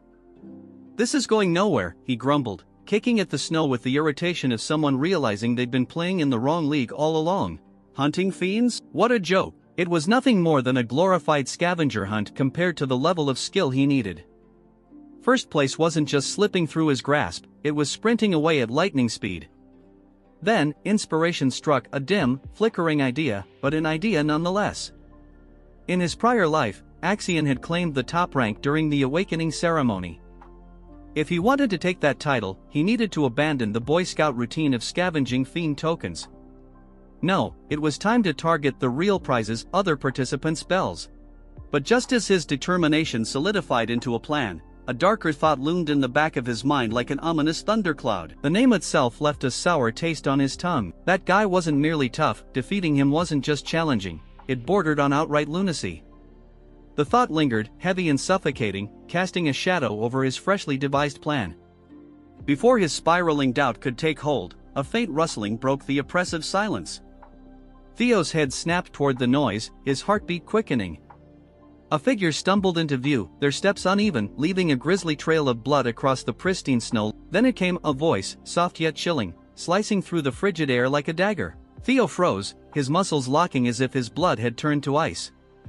His gaze darted between the stumbling figure and the dark presence that accompanied it. Yet, it wasn't the staggering person ahead that unsettled him, it was the other entity lurking just beyond sight. A thick blanket of snow muffled all sound, cloaking the forest in an uncanny silence. Theo stood amidst the towering trees, every nerve alert, his eyes scanning for any trace of movement. His vigilance was rewarded when he spotted a figure stumbling toward him. "Ray," he called, his voice tinged with both surprise and concern. Ragnar, the warrior celebrated for her indomitable strength, appeared almost unrecognizable. Her shoulders drooped under an invisible weight, and her steps faltered as though her body could barely support her. Her face, typically a portrait of determination, was ashen and lined with exhaustion. As she approached, Theo noticed a subtle quiver in her hands and a sheen of sweat glistening on her brow despite the biting chill. "Ray, what happened to you?" Theo hurried to her side, his gaze quickly scanning for injuries. "Were you attacked by beasts?" Ray didn't reply immediately, her breathing shallow and ragged, her trembling hand clutching the hilt of her sword with desperation. Theo's sharp eyes caught the dark stain spreading across her side, a fresh wound, raw and jagged. A cold knot formed in his stomach. "This wasn't the work of a monster," he muttered, his tone heavy with apprehension. "Ray, did someone ambush you?" Ray attempted to steady herself, but her knees buckled. Theo moved swiftly, his strong arms catching her before she collapsed completely. "You need to rest," he urged, his voice firm yet filled with compassion. "Tell me everything later." Ray shook her head weakly, her voice strained and barely audible. "Go west, now," she rasped, her urgency palpable, even as her body betrayed her exhaustion. As Theo eased her to the ground, her grip on her sword slackened, and the blade slipped from her grasp. Reacting instinctively, Theo caught the weapon. The instant his hand closed around the hilt, a brilliant flash of light engulfed him. System notification, hatchling synchronization initiated. Accessing memories within the sword. Reading the thoughts of its owner, Ragnar. Theo's vision blurred and twisted, pulling him into a vivid recollection. The scene around him transformed, and he found himself in a secluded part of the forest. Concealed within the shadows of towering trees, he saw Ragnar crouched behind a colossal trunk, her piercing gaze fixed on a group gathered a short distance away. In the center of the clearing stood Axion, his imposing presence dominating the space. Around him, Theo's comrades were bound and bloodied, their faces swollen and battered from relentless abuse. Axion's subordinates loomed over them like predators, their weapons gleaming menacingly in the pale light. "No trace of Theo yet," one of Axion's men reported gruffly. "But we've left enough tracks to lure him here." Another henchman snickered darkly. "We even let monsters roam the area. If Theo's alive, he'll come." Axion's icy, calculating eyes remained fixed on the hostages. His expression was unreadable, cold as stone, as though he was already several steps ahead in this cruel game. After a prolonged silence, Axion finally spoke, his voice cold and deliberate. Should I execute them? Why bring so many? 2 or 3 would have sufficed. One of his subordinates shrugged nonchalantly, raising his blade. Then why not dispose of a few? It'll make the message clear. The blade shimmered menacingly in the dim light as it descended swiftly, promising death. Just as it was about to strike, a resolute voice cut through the tension. Stop this. Rei emerged from the shadows, her sword unsheathed, her stance defiant. Axion turned toward her, his brow furrowing with a mix of irritation and surprise. Ragnar? What brings you here? This doesn't concern you. They're Theo's companions, Rei said, her tone firm as steel and her fingers tightening around the hilt of her weapon. Release them. A smirk played on Axion's lips, his tone dripping with mockery. So, you've sided with Theo too, have you? Rei offered no verbal response. Instead, she charged, her blade flashing as it carved through the air.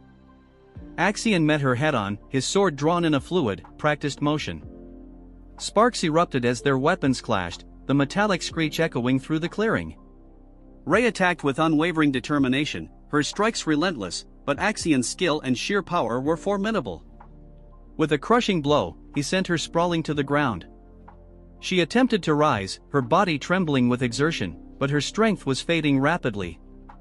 The memory dissolved like mist, and Theo found himself back in the present. Rei leaned heavily against him, her breath shallow and labored. Theo's mind reeled as he processed the vivid memory.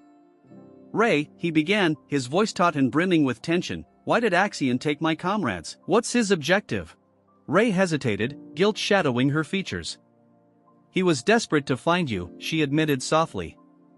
When you didn't appear, he seized your friends to force you out of hiding. Theo's fists clenched tightly, his nails biting into his palms as anger, guilt, and determination churned within him like a storm. Where are they? He demanded, his voice sharp and unyielding. Where is Axion? You can't go, Rei whispered, her voice fragile and strained. The Central Intelligence Bureau's supervisors are backing him. Not even you can handle them all. Theo's jaw tightened, his resolve like iron. I don't care. Every moment we stand here, they're in danger. This isn't just a trial anymore. Rei shouted, her voice breaking under the weight of her emotions. It's a carefully laid trap to eliminate you. We need to regroup, rally support, and strategize. There's no time, Theo barked, urgency blazing in his voice. I won't stand by and let them perish. Rei's frustration boiled over, her voice trembling as she countered, even if it means sacrifices, I can't bear to lose anyone else. Theo's voice exploded, reverberating through the hushed forest. I've already lost more than I can bear. Not again. Meanwhile, in a secluded grove, Axion stood surrounded by Theo's captured allies. The once pristine snow beneath them was tainted with streaks of crimson, evidence of a fierce and ruthless struggle. A subordinate approached cautiously, bowing slightly before speaking. Sir, Theo has been sighted. He's at the northern cliffs, currently in communication with Ragnar. A wicked smirk spread across Axion's lips. Finally, Theo Ragnar. I'll make you understand the price of defying me. A guttural, raspy voice resonated in his ear, audible only to him. Remember, young Master Axion, there's no need to confront him head-on. Extract the information about the relics, we'll handle Theo ourselves. Axion's expression grew darker, and he inclined his head slightly. Understood, but I intend to make him suffer first.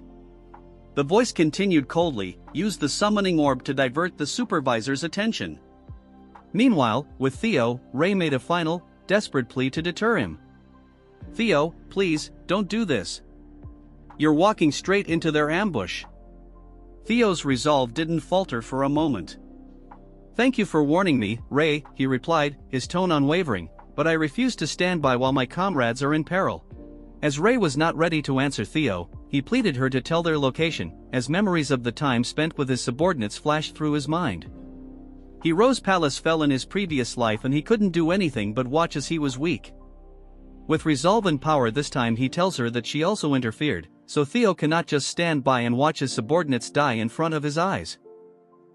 The air around Theo grew dense, charged with an unmistakable energy. A faint, dragon-like aura flickered behind him, embodying the sheer force of his determination. Rei's eyes widened, her breath catching as she felt the weight of his presence bear down on her. Where is Axion? Theo demanded, his voice steady yet authoritative, his gaze unrelenting. Elsewhere, deep within another part of the forest, three figures stumbled across a grim and disconcerting scene. Supplies lay scattered across the snow, and faint streaks of blood trailed away from the area. One of them, Remington, ranked second in the competition, knelt to inspect a blood-stained box. His expression grew somber as he spoke. "These provisions, they belong to Theo's team." Behind him loomed Hulkus, a towering figure ranked fifth, and Eric's, who held the fourth rank. Both scanned the area, their faces etched with unease. "This doesn't look promising," Remington remarked grimly. He turned to his companions, his voice resolute. "We need to find them before it's too late. I'll need both of you to back me up." Chaos erupted as Theo faced a gargantuan white creature, its absurdly massive weapon poised to pulverize him. "Perfect," Theo muttered sardonically, evading at the final instant as the ground shattered under the beast's colossal blow. Unperturbed, he tightened his hold on the blade. Just a giant, ill-mannered brute with no respect for boundaries, he quipped before lunging forward with surgical precision, targeting the creature's vulnerabilities. The beast collapsed with a guttural wail, but Theo spared it no glance, already forging ahead, his thoughts fixed on his imprisoned friends. As if fate conspired against him, 5 identical monstrosities emerged, their glowing crimson eyes radiating menace. "What is this? Axion's discount monster factory?" Theo snapped. Drawing upon the dragon's third claw, he unleashed a cataclysmic sword strike, annihilating the pack in one sweeping motion. "Efficiency," he muttered, stepping over the wreckage, though triumph was fleeting. The ultimate adversary appeared a colossal abomination dwarfing its predecessors. Its very presence seemed to mock Theo's readiness. "Massive, but I've seen worse, mostly my own poor decisions," he sneered. As the beast bellowed, Theo launched himself skyward, descending like an avenging meteor, his blade embedding deep into its skull, silencing it instantly.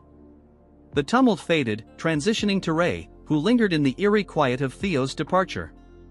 Memories flooded in young Theo, grasping her hand, courage blazing in his small frame.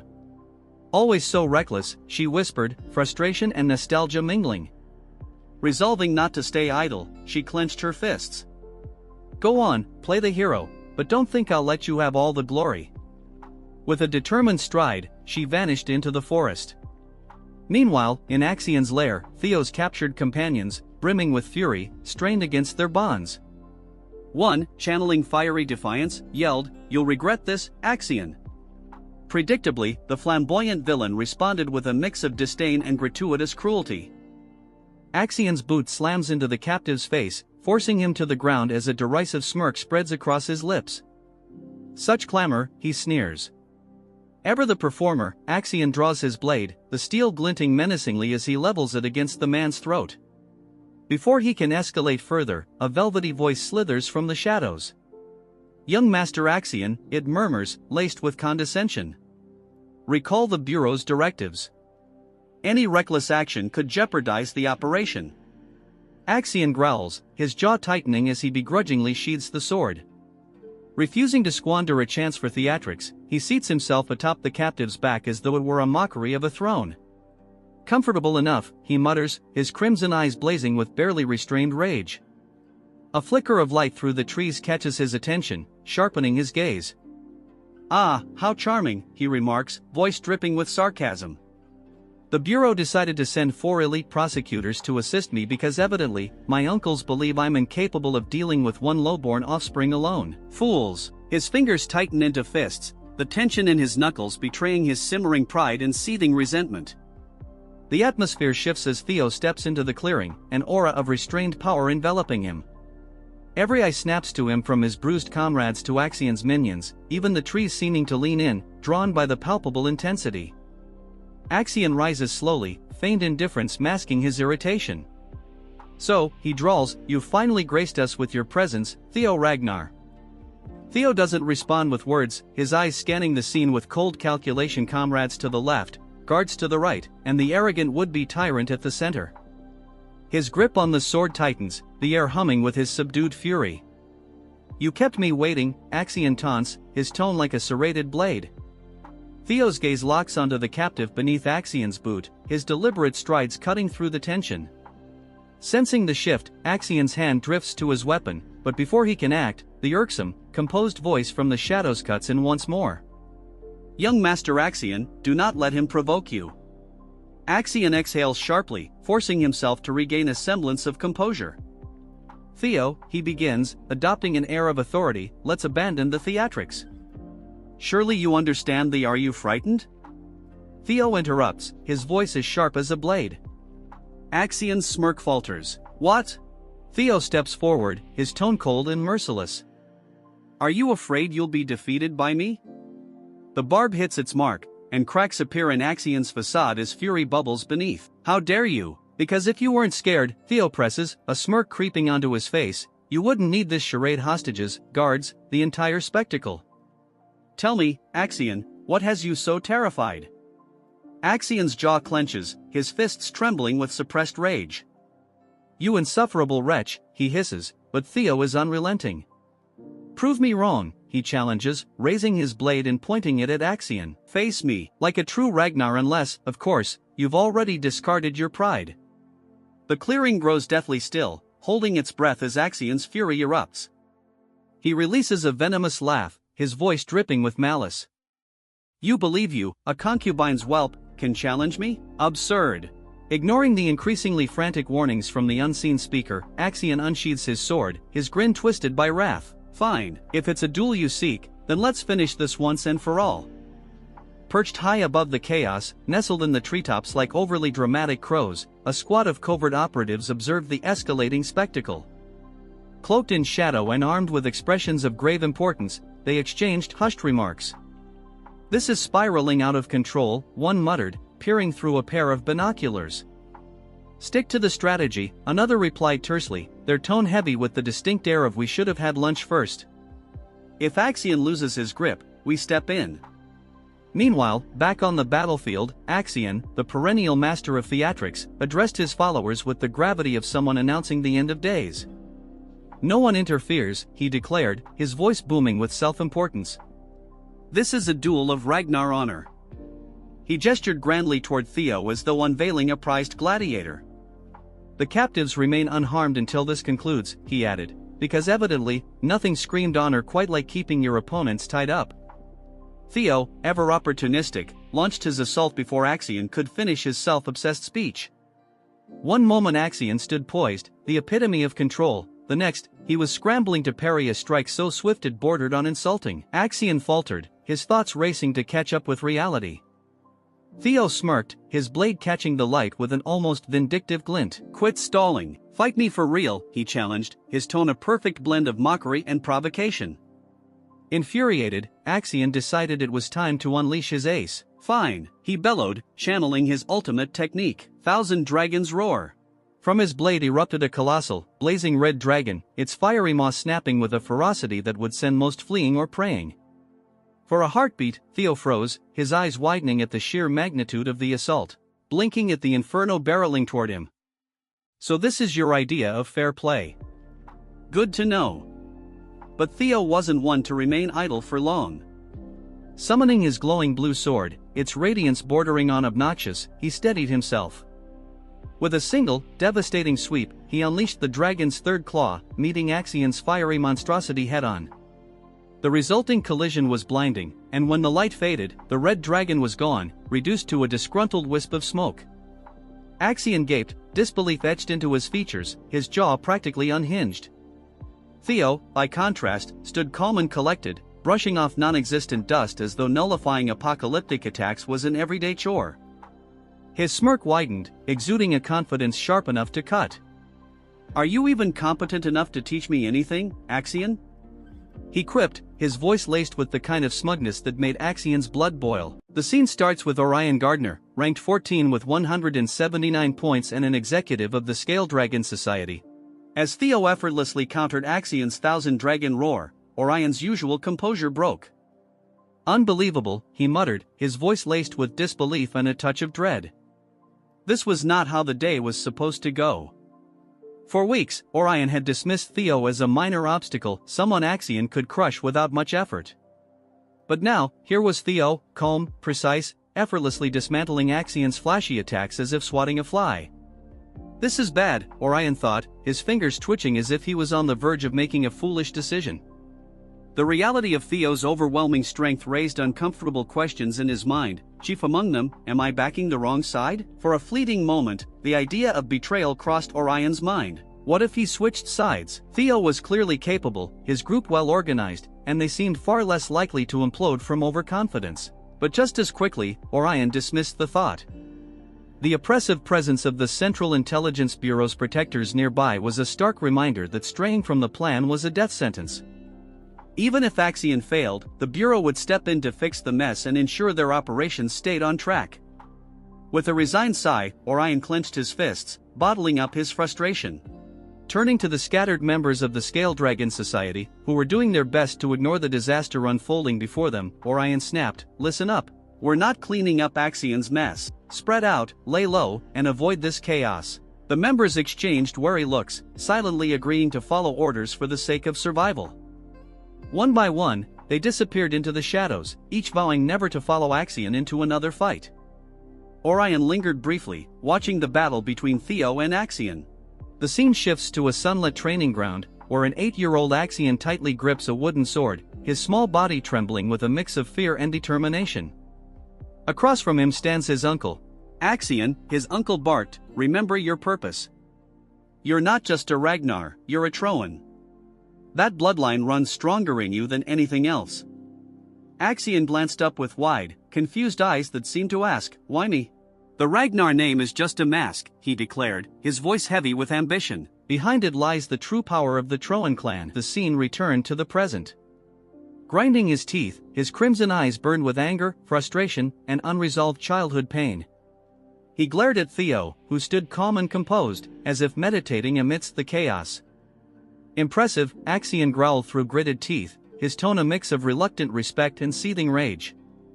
Without hesitation, Axion charged, his sword gleaming like a terrible decision in motion. His movements were quick, precise, and honed by years of grueling training. Theo, he yelled, his voice cutting through the tense air, but Theo didn't flinch. He stood his ground, his blade raised in a defensive stance that seemed to mock Axion with a silent bring it on. His eyes were steady, calm, and calculating, as if he already knew the outcome. Axion's sword came down with all the fury of a man fighting his own insecurities, but Theo met it with ease. The clash of steel rang out, sending shockwaves through the battlefield as sparks flew from their blades, momentarily lighting up their intense expressions. How could Theo, a so-called concubine's child, stand so confidently, matching him blow for blow? Meanwhile, Theo allowed a faint smile to cross his lips, not smug, but worse. The scene shifts again to the shadowy halls of the Central Intelligence Bureau, a fortress of secrets. Within its most secure chamber, Julius, the dramatic chief advisor, paced like a child who just heard juicy gossip. His ceremonial robes swished with every step as he grinned from ear to ear. Theo Ragnar lives. That boy is far more resilient than we ever gave him credit for. Across the room, Wolfgang stiffened. Sweat beaded on his weathered face as his mind struggled to process the implications. Theo survived, Ed Ragnar muttered in disbelief, his hands trembling slightly, a rare crack in his normally steely composure. I sent my 3 best scoundrels after him, how could they fail? Meanwhile, seated in a highback, Ed's expression remained eerily calm. The scheming uncle of Axion, he didn't let his emotions show until the weight of the report sank in. Slowly, with the grace of someone who'd been plotting for years, a smirk stretched across his face. So, Theo is alive, he murmured, his voice smooth and almost pleased. In his mind, the gears started turning. Axion will uncover the relic's secrets, and then my swordsman will finish Theo for good. Before he could spiral into another villainous monologue, the room's informer interrupted, their voice trembling. Sir, there's more. Ed's smirk faltered as his head snapped toward the informer. What is it? He demanded sharply. The informer hesitated, clearly aware they were about to ruin Ed's carefully constructed sense of control. Theo and Axio, they're currently dueling, they stammered. The words landed like a slap. Ed shot to his feet so quickly that his chair nearly toppled. A duel, he exclaimed, his calm demeanor shattering. The room fell silent as his mask of composure cracked. Back on the battlefield, Theo moved with a deadly grace, his precise footwork making his movements unpredictable. Axion, for all his anger, matched him move for move. He deflected Theo's first attack, parried the second, and narrowly avoided the third. He's stronger than I expected, Axion thought, his grip tightening on his sword. But then his crimson eyes gleamed with confidence. But he's not fast enough. With a sharp motion, Axion hurled his sword, the blade slicing through the air with deadly precision. Theo's eyes widened as the weapon hurtled toward him, and for a brief moment, time seemed to slow. A memory surged to the surface, vivid and burning. The sudden appearance of the thrown sword leaves both of them rattled, their confidence shaken as memories resurface. Theo recalls a haunting moment from his past, a thrown sword, his death, the pain. Axion lands lightly on the snow, the swirling flakes forming a shroud around him. His icy gaze locks onto Theo, sharp and cold like shards of frost. "There's a basic flaw in your strategy," he states, his voice dripping with contempt. He continues, his words cutting like a blade, "Relying on flashy, predictable moves only makes it easier for me to read you." A single drop of blood falls from Axion's blade onto the untouched snow, a grim reminder of the fight's deadly stakes. The pristine white around the fallen soldier quickly turns crimson, the scene stained by violence. Theo's eyes narrow as his gaze shifts to the fallen man. His mind flashes back to the cloaked figure he faced in his final moments before his regression. Axion, standing over the lifeless form, feels a twinge of unease. The man's face, frozen in a silent scream, etches itself into his memory as the puzzle pieces start falling into place.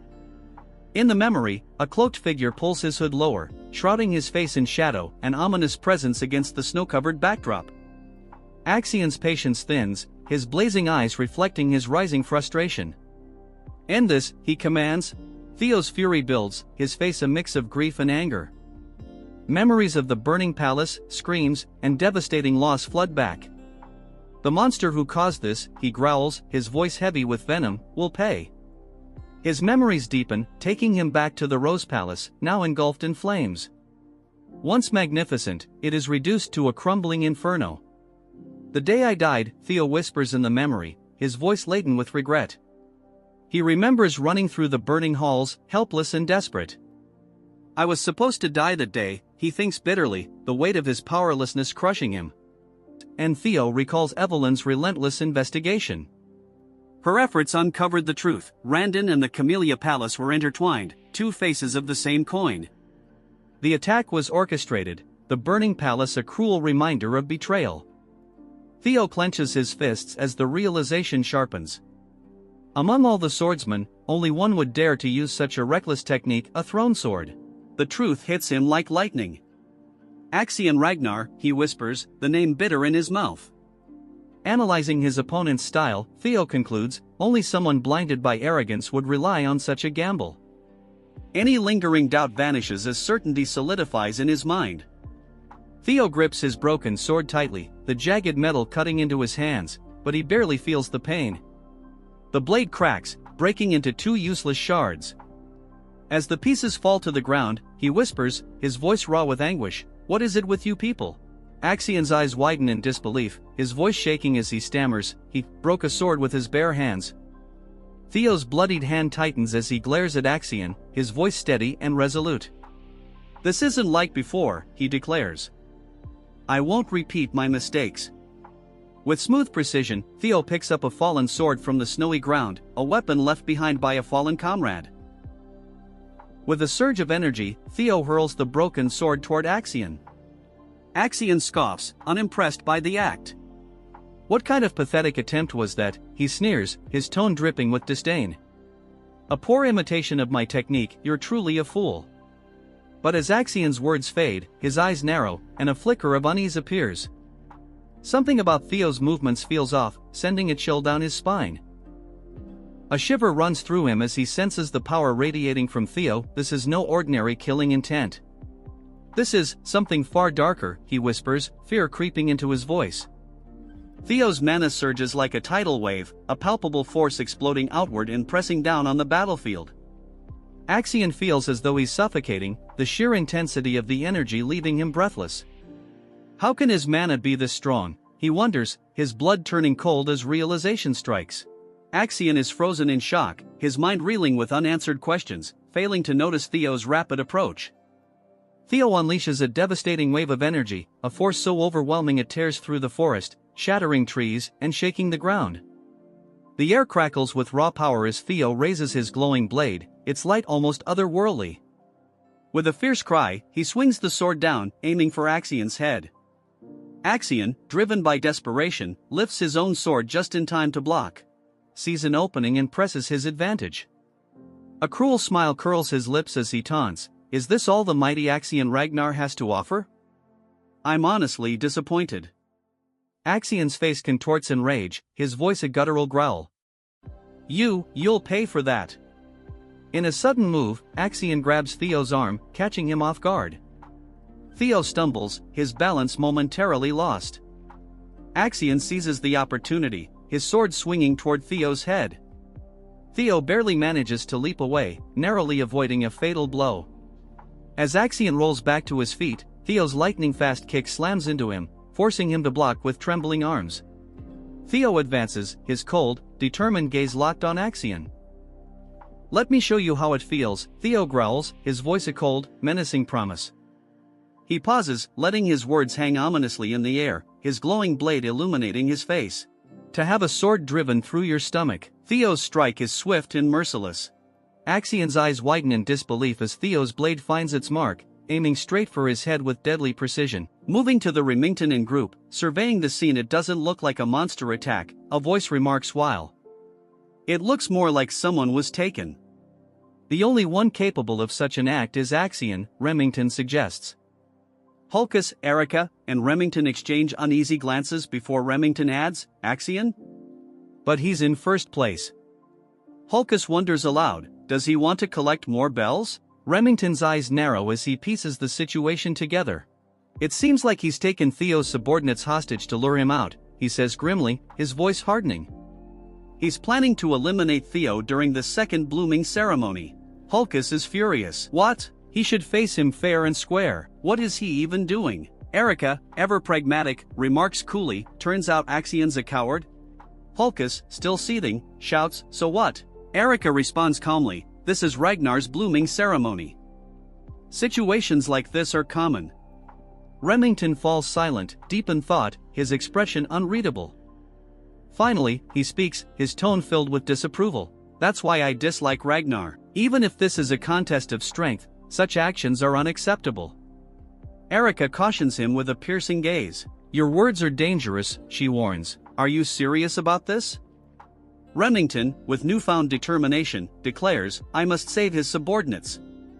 His voice is firm as he adds, "If it were Theo, he would do the same." Hulkus turns to Erica, his voice urgent. "Sister, if you come with us, you'd be a great help." Erica's reply is blunt. "No, I'm not interested." She elaborates coldly, "I followed you because I thought I'd meet Theo Ragnar, but I don't see him. And to be honest, I really hate weak men. I have no desire to save them." Hulkus stares at her, aghast. "Nuna, are you trash?" he blurts out. Erica snaps back, "What did you say, you punk?" Remington steps in to defuse the tension.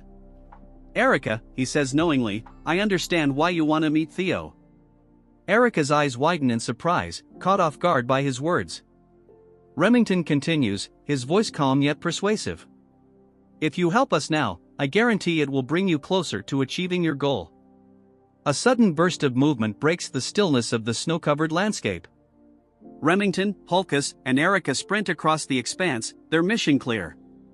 Glancing back, Remington calls out with determination, "Hold on a little longer, everyone." Suddenly, a sword materializes in their path, its wielder blocking their advance. The owner's intent is clear as they command, "Stop, you can't go any further." In the distance, a group of figures emerges, swords drawn, forming a formidable barrier. Remington's eyes widen in recognition. "Scaled Dragon Society," he mutters. One of the figures steps forward, a smirk playing on his lips. "It's been a while, Wellington," Orion says, his voice dripping with sarcasm. "I can't believe you abandoned us to hang out with some dumbass," he sneers before adding, "and now you're running with those stupid bare-brained muscleheads." Hulkus, enraged, explodes. "What did you say? That we're dumb muscle-headed bears?" Orion feigns innocence. "I didn't say all that," he replies mockingly. Remington's voice cuts through the rising tension. "Move aside, Orion. I don't want to fight an old friend." Orion, unyielding, shakes his head. "I refuse." Remington's gaze hardens, his hand tightening around his sword hilt. "If you won't move," he warns, his voice cold, "then I'll remove you." A sword swings with deadly force, and the clash is immediate. Blood splatters across the pristine snow, stark against the white expanse. Elsewhere, Sybil desperately struggles to untie himself. Nearby lies Axion's broken sword, discarded after Theo deflected it. Grasping it, Sybil thinks, "This is the chance the young master gave me. I must cut these ropes." His gaze shifts to the ongoing battle, where a hooded figure clashes with Theo. Sparks fly as swords collide, their echo breaking the snow-laden stillness. Theo, clad in his white uniform, deflects a fierce blow from a dark-haired opponent. Observing the fight, Theo whispers, a tear tracing down his cheek, he's finally stepping forward. The opponent, revealed as Liam Troyven, grimly apologizes. "I'm sorry, young Master Axion," he says, his voice heavy with resignation. "I will accept my punishment after the blooming ceremony." The duel intensifies as Theo and Liam's swords whirl in a dance of deadly precision. Liam barks an order, "Escort the young master." In the background, Axion watches the chaos, his expression unreadable. One of his men confirms the order, "Yes, sir," as the snowy battlefield descends into further chaos, each clash inching closer to an uncertain resolution. Liam dashed through the snow-covered landscape with unmatched speed, his movements a blur against the frozen backdrop. One of his men stepped forward, holding Axion's dropped sword with reverence. "We've retrieved your sword," the subordinate announced. Axion silently took the weapon, his grip tightening on the hilt as he stared ahead. His expression was unreadable, though a flicker of seriousness and resolve glinted in his eyes. Liam turned his attention to Theo, swinging his sword with immense force, the blade slicing through the air with lethal precision. Theo met the attack head-on, their swords clashing in an explosion of sparks, the sound reverberating through the quiet forest.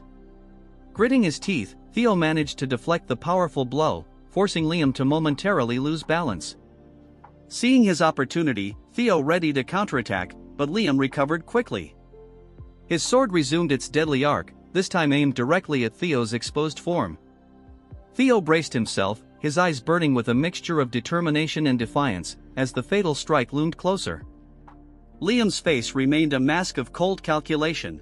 Inside, his thoughts raced. "Theo is stronger than I anticipated. He won't fall to Axion or even the senior prosecutors I brought along today. But we're not on the same level." His gaze darkened as he thought, "This is my only chance to eliminate him, now that no supervisors are here to intervene." A flicker of regret passed through Liam's mind. It's a waste to kill someone so talented, but sacrifices are necessary for the greater good. With unwavering resolve, he swung his blade with finality. "Goodbye, Theo Ragnar," he muttered, his voice cold and absolute just as Liam's sword was about to strike. Theo's eyes flared with a sudden, ominous red glow. The air grew heavy, and an unsettling aura spread throughout the battlefield. The fiery light in Theo's gaze was intense, radiating an overwhelming power. Blood splattered across the pristine snow as Liam staggered backward, clutching his chest in sheer agony. His eyes widened in disbelief as he looked down at the sword that had pierced him. Pain and horror twisted his expression as he gasped. His expression turned from shock to a mixture of anger and dread. Axion, visibly struggling to contain his emotions, stood frozen. Axion's sword pierces through Liam's back, a crimson bloom spilling across the snow. Liam's body stiffens in disbelief, his own blade slipping from his grasp and clattering to the ground. Theo is frozen in shock as Liam's face twists with pain and betrayal. Blood trickles from his mouth, and his wide, disbelieving eyes lock onto Axion. He cannot comprehend this treachery. With a sickening sound, Axion yanks his sword free, spraying blood across the pristine snow, a brutal testament to his cruelty. Liam collapses to his knees, clutching at the wound. Axion's subordinates remain paralyzed, their faces etched with a mix of horror and confusion. One stands speechless, while another cries out in anguish at the sight of their fallen leader. "Axion, what on earth are you doing?" one of them shouts, voice trembling. Axion's eyes blaze with an intense, almost demonic red glow, his jaw tight as he spits out his justification. "You joined the fight because you thought I'd lose. That's an insult to me, an insult to the air." Theo's expression shifts between disbelief and dawning understanding. "Axion, you insane bastard. That's your own family." Axion turns to Theo, a cruel smirk curling his lips. "Yes, I must admit, Theo Ragnar, you are indeed strong. His words drip with condescension, a mockery of respect. In a flashback, Ed stands before a younger Axion, his face hidden in shadows. His words linger in the air, filled with malice. The weak are worthless. But you, Axion, you were born with talent. A sinister smile curling on his lips. You should crush others beneath you and rise above them. Only then can you claim the throne of Ragnar. Young Axion's eyes shine with an unsettling intensity, his gaze filled with determination. Back in the present, Axion's face is set with pride and arrogance. You must be weaker than me. That's the only logical conclusion, he says, looking down at Theo with disdain. Axion raises his sword, his stance exuding power and ambition. I will be the strongest. I will claim the throne. There's no way I can lose to someone like you, not here. Axion's hand grips the hilt of his sword tightly, his knuckles white with strain. A silent promise of violence fills the air. His voice trails off as he launches a furious attack, his blade a crimson blur against the snowy landscape. Theo, however, stands firm, his determination clear in his narrowed eyes, fully focused on his opponent. As Axion's sword comes down with explosive force, Theo meets it head-on, their blades clashing with a deafening crash. Axion's eyes widen in shock. Where is he? In the chaos, Theo dodges the strike and positions himself to counterattack. With lightning speed, Theo's sword connects, slicing through Axion. Blood sprays into the cold air as Axion staggers, his face a mixture of pain and disbelief. Nearby, Liam's men rush to his side, supporting his weakened form. Senior Liam, are you all right? One of them asks, his voice heavy with concern. Liam coughs, clutching his wound. His face is pale, but his resolve is unshaken. One of the men glares at Axion. Damn it, I know you're reckless, but this is too much. He hesitates, torn between loyalty to Axion and disbelief at his actions. Despite the agony, Liam grits his teeth and gives a desperate command. Don't worry about me, go help Master Axion, kill Theo Ragnar. His eyes burn with a fanatical intensity. Axion spits out a mouthful of blood, his face twisted in pain and fury. Theo doesn't let up, his sword glowing with blue energy as it cuts through the snowy air. Axion's eyes widen in disbelief as he watches Theo's overwhelming power. This is impossible, he mutters, his voice filled with shock. A flashback interrupts the moment. Ed, with a sly smirk, looks directly at Axion and speaks with chilling certainty. When it comes to Ragnar, you should always expect the unexpected. The scene shifts to a close-up of a flickering lantern in a dark room. The flame dances unsteadily, almost going out, only to suddenly flare brighter. Back in the present, his expression hardens with determination. A single bead of sweat slides down his cheek as he stays focused. No, it can't be, Axion growls. Another flashback plays, showing Ed's dismissive expression. Why are you so concerned about that fool? He's worthless and untalented, Ed sneers. In the memory, Axion holds a card in his hand, a smug grin spreading across his face.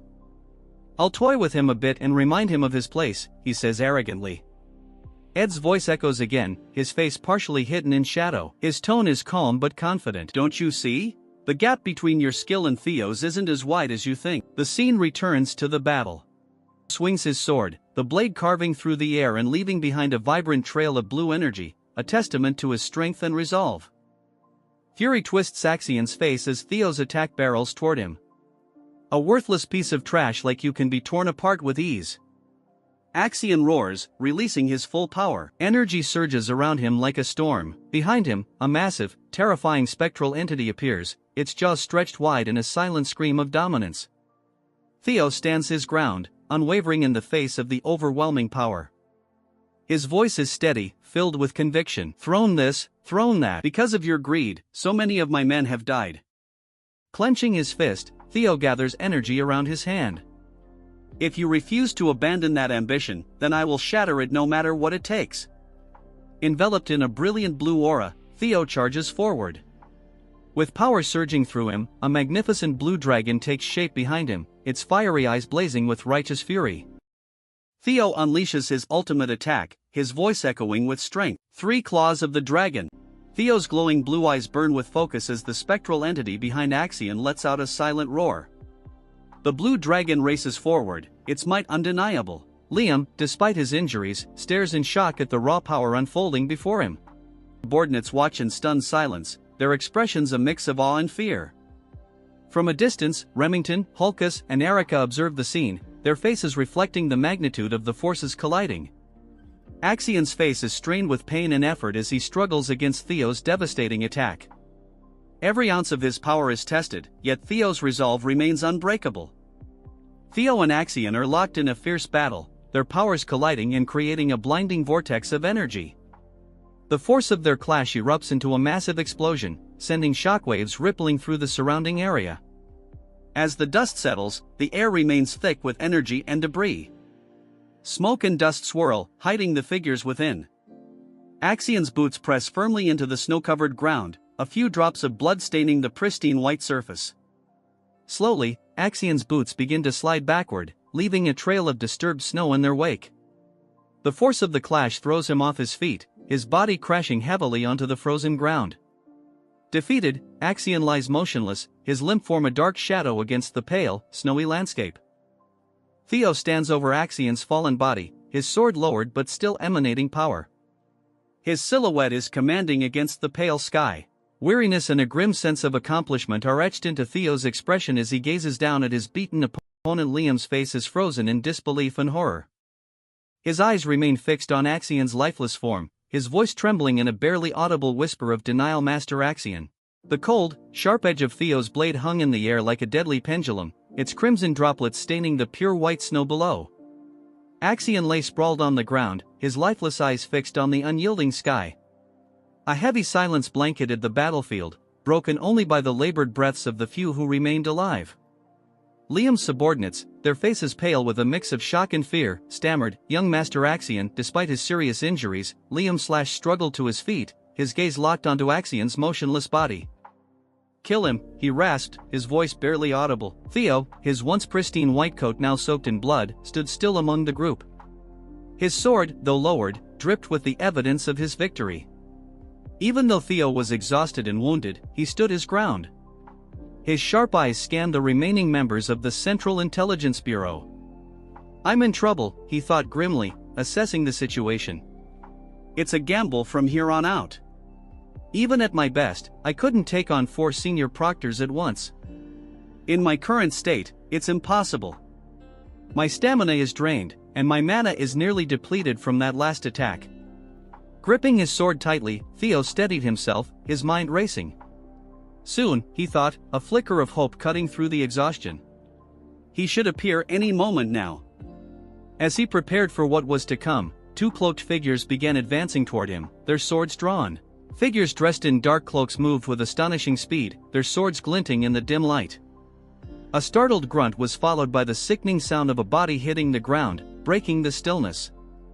Before anyone could react, more figures joined the fight, their movements fast and precise.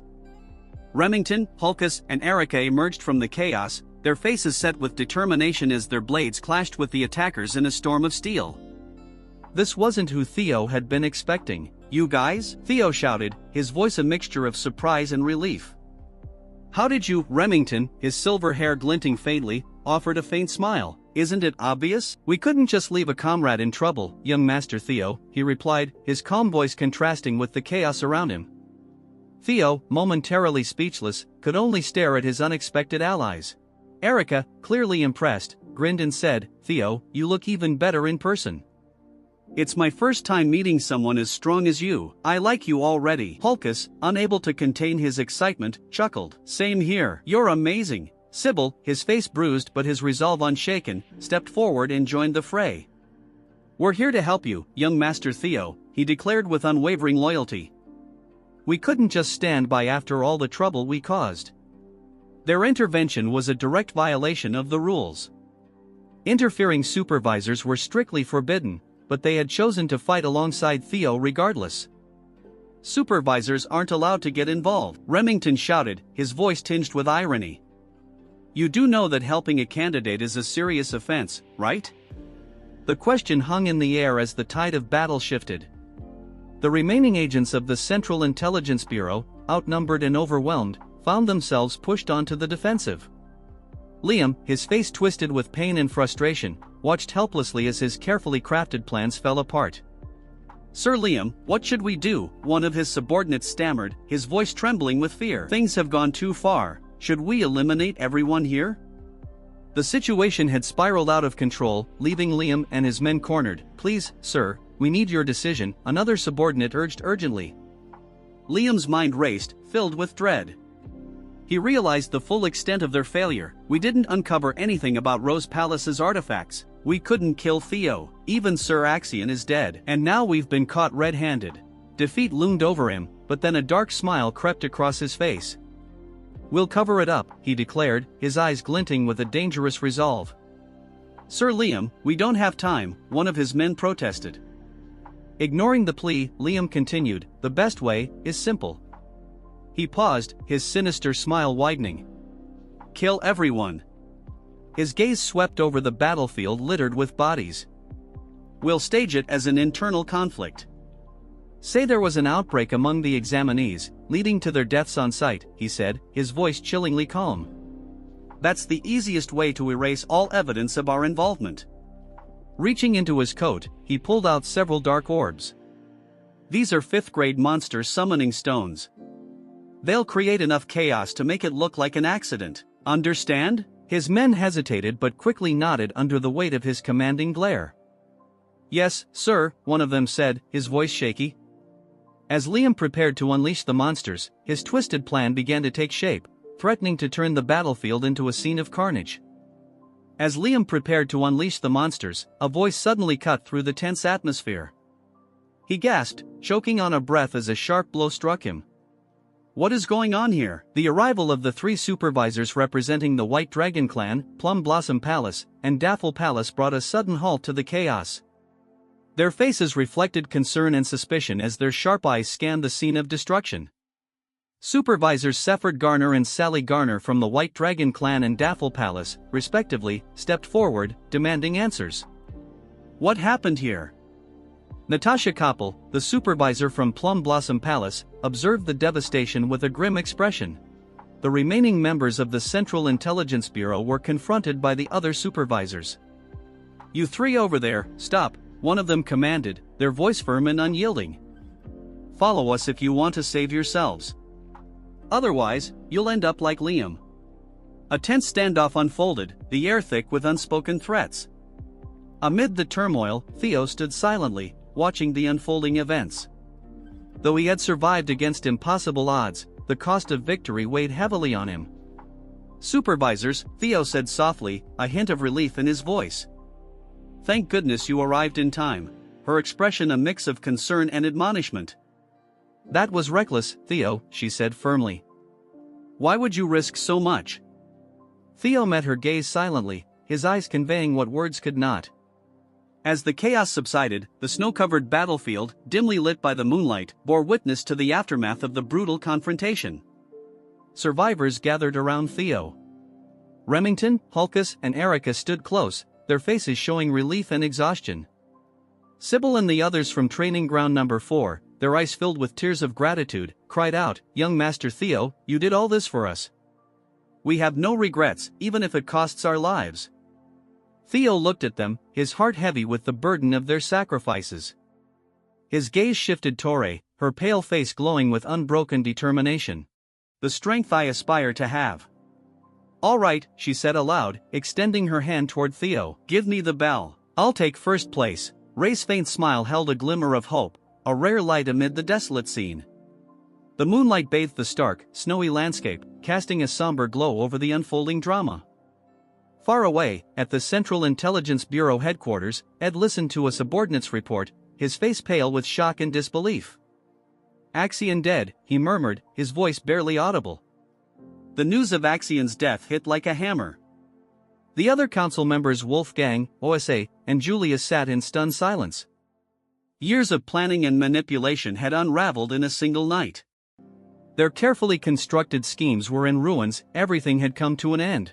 The announcement reverberated through the air, a formal proclamation marking a pivotal moment, the conclusion of the second round of the blooming ceremony.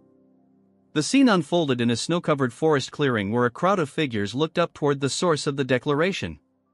A wave of murmurs swept through the gathering, confusion and curiosity evident on their faces. Among them, 2 individuals exchanged stunned glances, their expressions bearing the weariness of their trials. The focus shifted to the deliberate steps of an examiner, their boots crunching against the snow with a soft but resolute thud. A voice rang out, cutting through the stillness. Everyone has worked hard. The speaker, Pharaoh Ragnar the Ascendant Dragon, stood with an imposing presence. His long, white beard framed a face etched with wisdom, and his tone carried the weight of authority. The second round of the blooming ceremony has officially ended. Gasps and whispers rippled through the crowd. The Ascendant Dragon himself? Why is he here? He rarely makes an appearance, someone murmured, disbelief evident in their voice. Unperturbed by the speculation, Pharaoh continued, 45 out of 87 candidates have passed. The survival rate isn't bad. This year's talents may be the best yet. A subtle energy crackled in the air as he added, even the highest score is astonishing. His eyes glowed faintly, a reflection of the power he commanded. He moved on to the formalities. As you know, those who pass the second round will be promoted from apprentices to entry-level inspectors of Ragnar. Be proud, you've earned it. Among the crowd, Remington and Sybil stood side by side. Everyone here qualifies? Remington muttered, his tone steady. Pharaoh's voice cut through once again, I will now announce the scores. The atmosphere grew tense, anticipation thick in the air. First place, Theo Ragnar, 1,121 points, Pharaoh declared. The reaction was immediate. Gasps, murmurs, and disbelief rippled through the group. Theo Ragnar again, someone whispered. Over 1,000 points? But he had none until the last moment. Another exclaimed. Didn't you hear? It was because of Axion, someone trailed off, their voice lost in the noise. Pharaoh continued, second place, Remington Narcio, 926 points. Third place, Erica, 843 points. Fourth place, Ray Ragnar, 789 points. Fifth place, Hulkus. 45th and final place, Isla Lehman, 28 points. Pharaoh paused, allowing his words to settle. That's all. You've all worked hard. However, his gaze sharpened, the blooming ceremony isn't over. The third round awaits. A ripple of confusion spread through the candidates. Did you make it? One asked. No, I didn't collect enough bells, another responded bitterly. Pharaoh raised his hand and announced, those qualified for the third round, please raise your hands. Remington's hand lifted first, followed by Erica, then Hulkus and Ray. In the crowd, Theo's gloved hand rose high, a stark contrast against the light. Pharaoh continued, explaining the hidden piece of the second round, a quality breathing method revealed through collecting bells and deciphering ancient words. Only those who mastered it during the exam can channel its essence into their magic and earn the right to proceed. Theo's mind drifted to his past life. Back then, I couldn't understand the words, he recalled, an image of a bell etched with mysterious symbols flashing in his memory. His bright blue eyes glowed as the system notification appeared, hatchling synchronization activated. You can read the thoughts of objects. The scene shifted to a vivid battle, brilliant lights, and fierce energy filling his mind. The essence of the words came to me as images, Theo explained. This time, I understood everything. His determination blazed as he prepared for the challenges ahead. Theo chuckled, marveling at the rarity of seeing 4 individuals qualified for the third round. In my past life, Ray and Remington couldn't grasp the quality breathing method, he thought. Is this the butterfly effect of my actions? Pharaoh, his expression stern, addressed the candidates. Each of you, step forward and display what you've achieved, he commanded. With a steady voice, he called, first, Theo Ragnar. Theo's resolve was unshaken. With Axion gone, the future will be better, he thought as he stepped forward. A faint blue aura enveloped his foot as he declared, what I've gained. The air crackled with latent power, and Theo's blue eyes narrowed. A glowing system notification appeared, its words etched in bold, grant, express, control, expand, solidify. Theo's voice resonated as he muttered, first, grant the mana a thunder attribute. His face was calm, yet determination glimmered in his gaze. Then, express it, he thought. The ground trembled violently as brilliant lightning exploded around him, illuminating the area in flashes of raw energy. No way, Theo has reached the level of expression, someone shouted. As expected of young Master Theo, Sybil cried with excitement. Lightning coiled around Theo like a living entity, his power drawing awe and disbelief.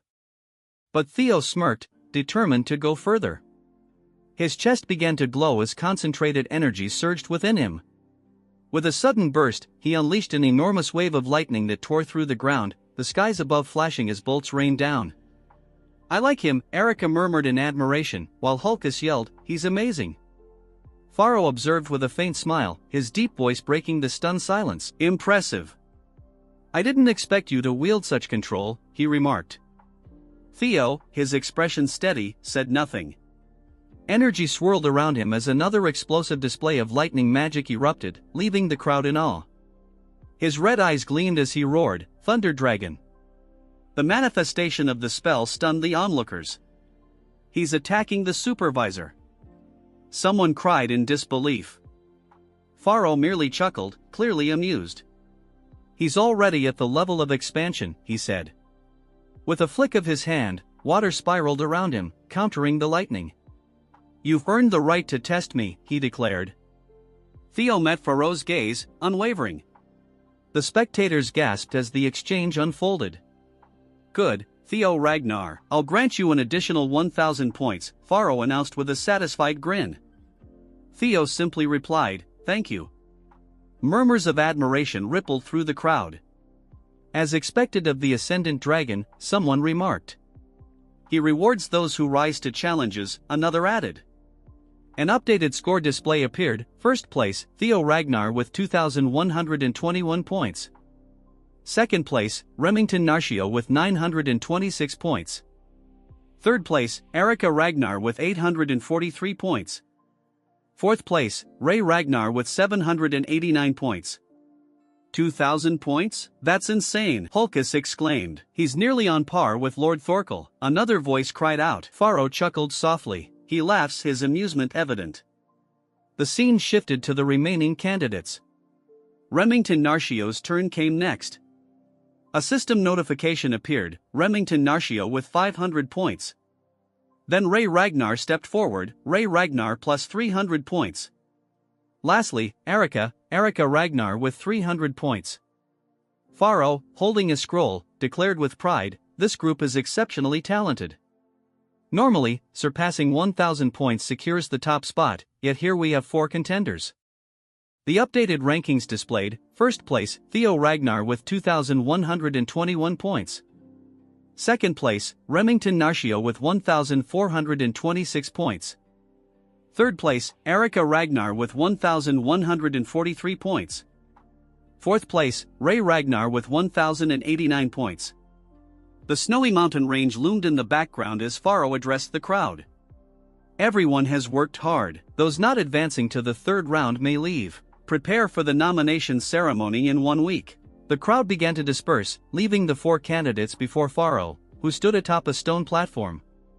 Suddenly, a malevolent energy surged from the mountain's peak. A crimson aura radiated outward, the ground shaking beneath its force. The 4 candidates stumbled as a burst of energy caught them off guard.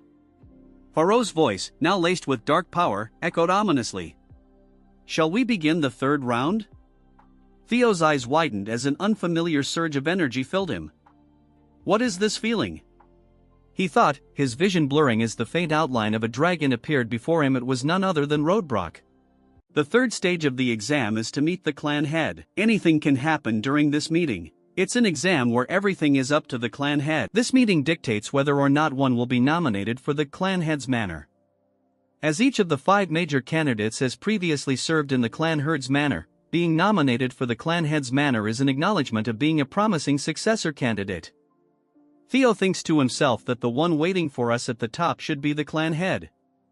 But Theo cannot understand because he is sensing Lodbrok's energy. That's when he realizes that the one who might have taken Lodbrok's heart is no one other than his father. Moving on, the old man orders them to break through the dragon fear and greet the clan head. The pressure intensifies so much that they fall to their knees, barely holding themselves together. Under the pressure, Erica asks the instructor how they can make it to the top in this state. Theo tells her that he would give up on overcoming it with brute force. He explains that the only way they can advance is by matching the mana's wavelength. Erica is confused since she is a pea-brain. Remington intervenes, explaining to Theo that what he meant is creating an antiphase wave to interfere with and neutralize the pressure. Theo compliments Remington for understanding it so quickly, while Erica remains dumbfounded, unable to grasp what they are saying. Theo elaborates that it's their way of culling people. Someone who can't properly control their magic power has no right to meet the clan head. Remington understood it right away. Erica, however, still doesn't understand and asks if they're both speaking a foreign language. Remington sighs and begins to explain it to her. He says that magic power is a type of wave with vibrational properties. Naturally, the clan head's aura is also composed of waves. To get through it, they need to create an opposing magic power wave to cancel it out. Hearing all this, Erica remains in shock because she didn't understand a single word. She simplifies it, saying it just means they have to make magic power that's the opposite of this pressure. They agree it's something like that. She calls Theo a goody two-shoes and asks why he didn't explain it that easily from the beginning. While they bicker, Ray focuses on their words, trying to make sense of them. Calling him a goody two-shoes and asking if he's really 17 because he talks like a boomer. Theo, on the other hand, concentrates, releasing a blue aura so powerful that everyone present is stunned. Theo balances his mana, and the massive amount of energy cancels out the pressure. With a cold and sharp tone, he tells everyone that it's only natural since he is the next clan head. Hearing this, Remington is shocked, the old man stands stiff, and Erica grows serious. Theo spun on his heel and marched forward, his steps echoing purposefully. "I'll go ahead," he declared with confidence, as if the outcome was already set. Behind him, the remaining participants shouted after him, their voices filled with frustration and desperation. The Zenith Dragon observed the three remaining participants with an amused glint in its eyes. Its deep, booming voice carried an unusually cheerful tone as it spoke. "Don't dawdle, little ones. The points depend on the order you arrive." The revelation struck like a thunderclap. The three remaining participants exchanged startled looks, the stakes climbing higher yet again. Erica exclaimed, her irritation transforming into determination. Without wasting another moment, all three pushed themselves to the limit, breaking through the heavy aura and sprinting toward the next stage. As their hurried footsteps faded, the Zenith Dragon stood alone, laughing softly. "To think I'd start wanting a disciple in my old age. What a time to be alive," it mused. The scene shifted to Camellia Palace, its grand halls bustling with activity. A voice rang out, calling, "My precious daughter, where are you hiding?" The palace staff exchanged knowing looks as they followed the source of the voice. One maid whispered, "Oh no, the demon craftsman is at it again." The other maid chuckled. "Ever since young Master Theo became famous, she's been unstoppable." Inside one of the palace rooms, Cecilia sat talking with a guest. The atmosphere was calm until the door burst open with a loud bang. Grinning widely, Curson strode in. "So, here you are, my dear Cecilia." Cecilia turned to her mother, her voice sharp but composed. "Mother, please act with decorum inside the palace." But Curson, too excited to care, pulled Cecilia into an enthusiastic hug. "Cecilia, who cares? I'm about to become ridiculously rich." Cecilia raised an eyebrow. "Weren't you already rich?" Curson leaned back, her eyes gleaming. "Yes, but not this rich. Ever since Theo became a star, my workshop has been buried in orders. Weapons, armor, everything's in demand." A soft smile crossed Cecilia's face as she watched her mother's excitement. She thought to herself, "I always believed Theo would succeed. But now that I see him in action, I can't help but worry." Her smile faded, replaced by a worried frown as she clenched her fists. What if he gets hurt? What if the pressure is too much for him, and all I can do is sit here, helpless? While Cecilia wrestled with her thoughts, Curson continued rambling, her energy nearly boundless. "The days of just making weapons are over. I'm branching out bracelets, necklaces, maybe even an entire jewelry line. Can you imagine?" Curson's declaration suddenly sparked an idea in Cecilia. Her expression sharpened as inspiration struck. "Mother, listen," she said. "Have you ever made a prosthetic arm?" The scene shifted again, this time to a quiet, windswept field. Kyle Ragnar, the head of the clan, sat amidst the graveyard of swords, his deep laughter resonating through the tranquil space. The next clan head, perched on his shoulder, was a crow, its sharp eyes gleaming with intelligence. The bird cawed softly, delivering updates on Theo's progress. Kyle's grin widened as he listened to the report. "I know what you're worried about," he said, his tone calm yet firm. "But even a parent has no right to stand in the way of their child's dreams." He reached for the hilt of his sword, its blade old but still sturdy. Around him, the swords seemed to whisper of battles fought and aspirations pursued. "It's impossible to extinguish the fire of youth," he reflected. "Even we were like that in our prime, weren't we?" He gestured to the countless swords surrounding him. "This place is proof of it, the graveyard of swords. Each one stands for a dream, a challenge, a legacy." The crow let out a sharp, disapproving squawk, as though questioning Kyle's confidence. He chuckled but remained steadfast. "I told you, don't worry. All I want is the prosperity of the Ragnar clan. Anything that threatens that, I'll handle it." The crow tilted its head, still unconvinced. Kyle's grin faded, replaced by a steely, unyielding expression. "Even if my damn son is a regressor." The words hung heavy in the air. They missed a few things from the novel. There are 6 primary elemental attributes in the world: Therma, the thunder attribute; Vatten, the water attribute; Fror, the frost attribute, and last but not least Elder, the fire attribute. The world was a blur of red dot. "You're finally here, my son," the clan head rasped, his voice a deep growl. The words felt heavy, more like a declaration than a greeting. He stood there, an imposing figure, with a massive sword at his side. This was the beginning of it all. The air seemed to challenge Theo, thick and suffocating. He struggled for breath, each inhale ragged. The climb had drained him, and every gasp reminded him of his exhaustion. A dizzying storm of red energy swirled around him, a chaotic tempest that pressed down on his trembling body. "It should have taken me just an hour," Theo thought, "but it took 4. His legs shook under the oppressive weight. "What a suffocating pressure," he murmured. The world pulsed with a sinister energy. The ground was scattered with swords, grim reminders of those who had come before. Blades jutted out like fallen tombstones, surrounded by a crimson haze. "Do you know what this place is?" Kyle's voice broke the silence, echoing through the empty space. Theo had heard stories, but seeing it was entirely different. "This is the graveyard of broken swords," he said, his voice heavy with realization. "I've been told these are the swords of those you've defeated, my lord."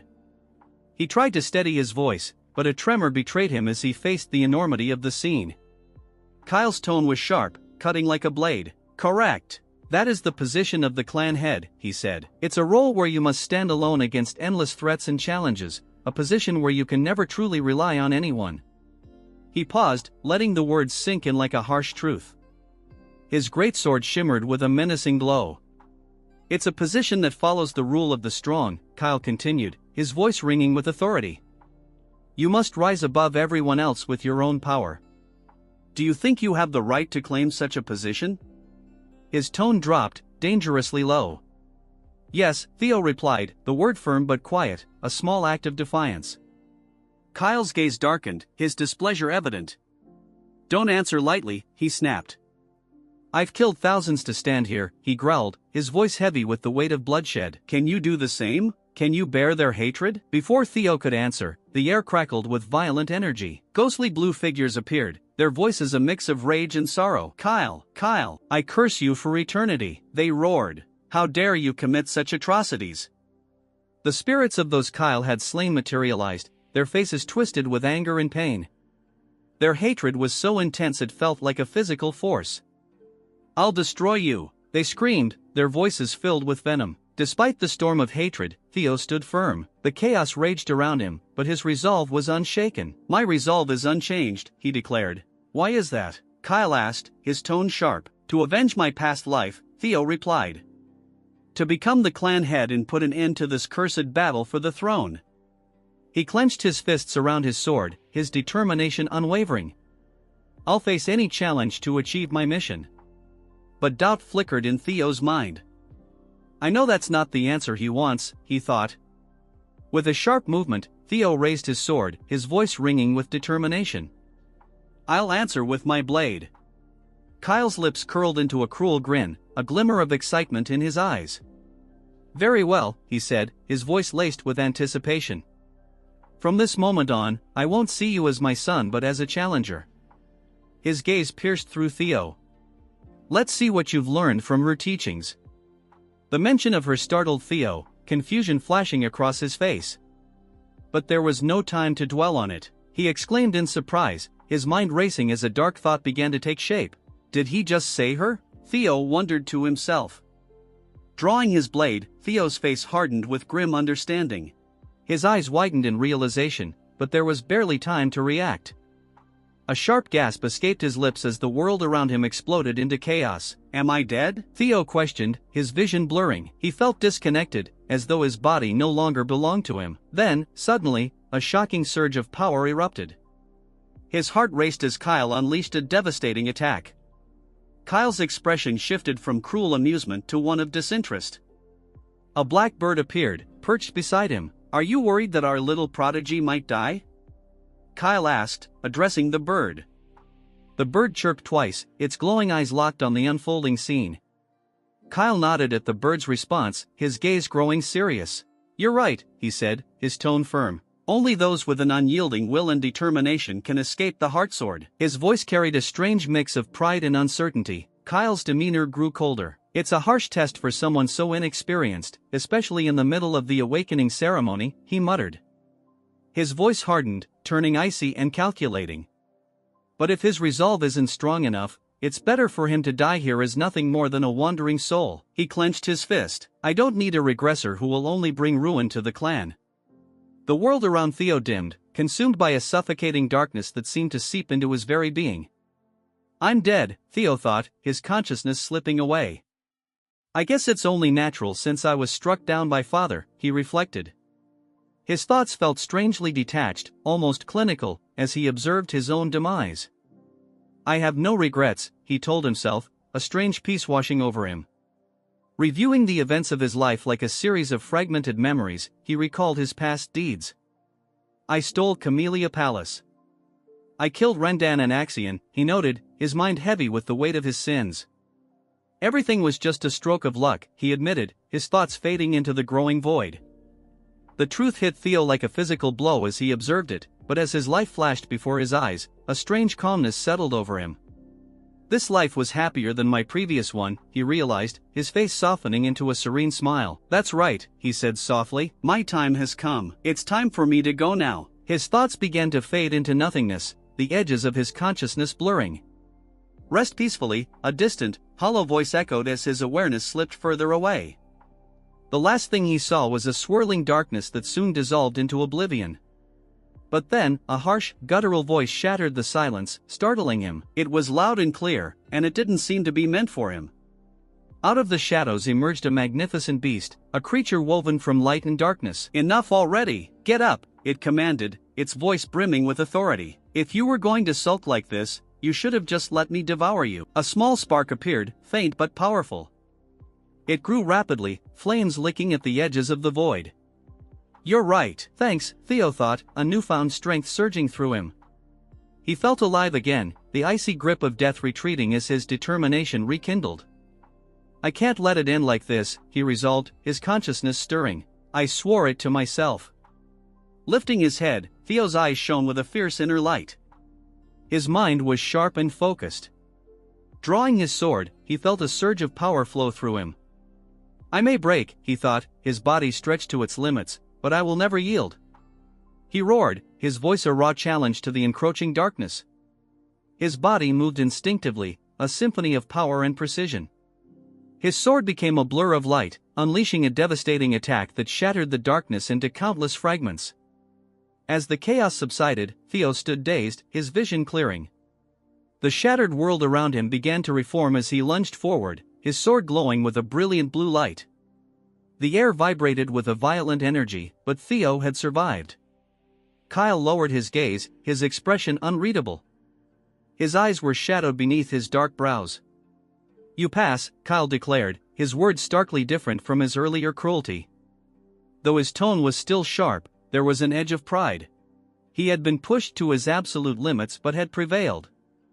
1 week later, the clan headquarters buzzed with activity. The day of the nomination ceremony had arrived, and the air was thick with anticipation. The grand hall was alive with murmurs, the tension almost tangible. Hulkus stood beside Erica, visibly uneasy. "There are way too many people here," he muttered, his voice tight with nervousness. "It's making me anxious." Erica rolled her eyes, a teasing smirk playing on her lips. "How can someone so big be so timid?" she asked, her tone mocking yet playful. Hulkus bristled, his voice defensive. "I'm not timid. You're just too bold," he shot back. Erica shrugged, her smirk widening. "Look around, Hulkus. Commanders of every unit, the 9 dragons, the former clan head, and the current one, so many heroes are here," she said, her voice deliberately exaggerated. Hulkus glanced nervously around the room, his voice rising with each name Erica mentioned. "That's exactly the problem. All these important people are here," he exclaimed in a rush. "You're such a baby," Erica muttered. "No one's going to care about someone who couldn't even master elemental breathing," she said, her voice dripping with mockery. "What was that?" Hulkus sputtered, his eyes wide in disbelief. His face twisted in frustration and embarrassment, his lips pulled into a deep frown. A sudden jolt ran through Hulkus as he began to shake. "Can you just tell me already?" he demanded, his voice growing louder. "What did you get from the clan head during the 3rd stage?" "It's a secret," Erica replied coolly. Hulkus's face twisted into a mask of outrage. "You're so stingy, sis," he yelled. "My Theo would have been cool about it and shared it already." Erica raised an eyebrow, her expression a mix of skepticism and amusement. "My Theo?" she repeated, her tone questioning. "What are you talking about?" Hulkus turned away, his expression hardening. "You know the life of a Lank is to serve as the sword of Ragnar," he declared. "We have to stake our lives for a Ragnar." He thought back to the power of a dragon, a majestic creature of bone and fire, surrounded by a horde of bears. "In that case, I want someone cool and strong. Someone who has it all, power, character, and ambition," he decided. "And that's Theo. I want to dedicate myself to him."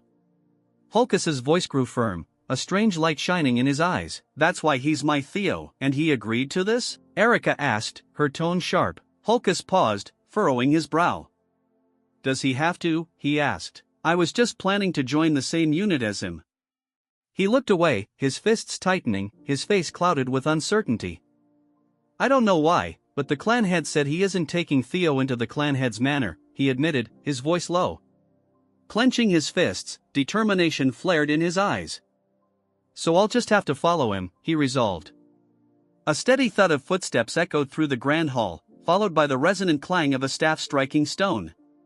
The sound carried across the courtyard, silencing the crowd. "Attention!" Ragnar announced, his voice booming.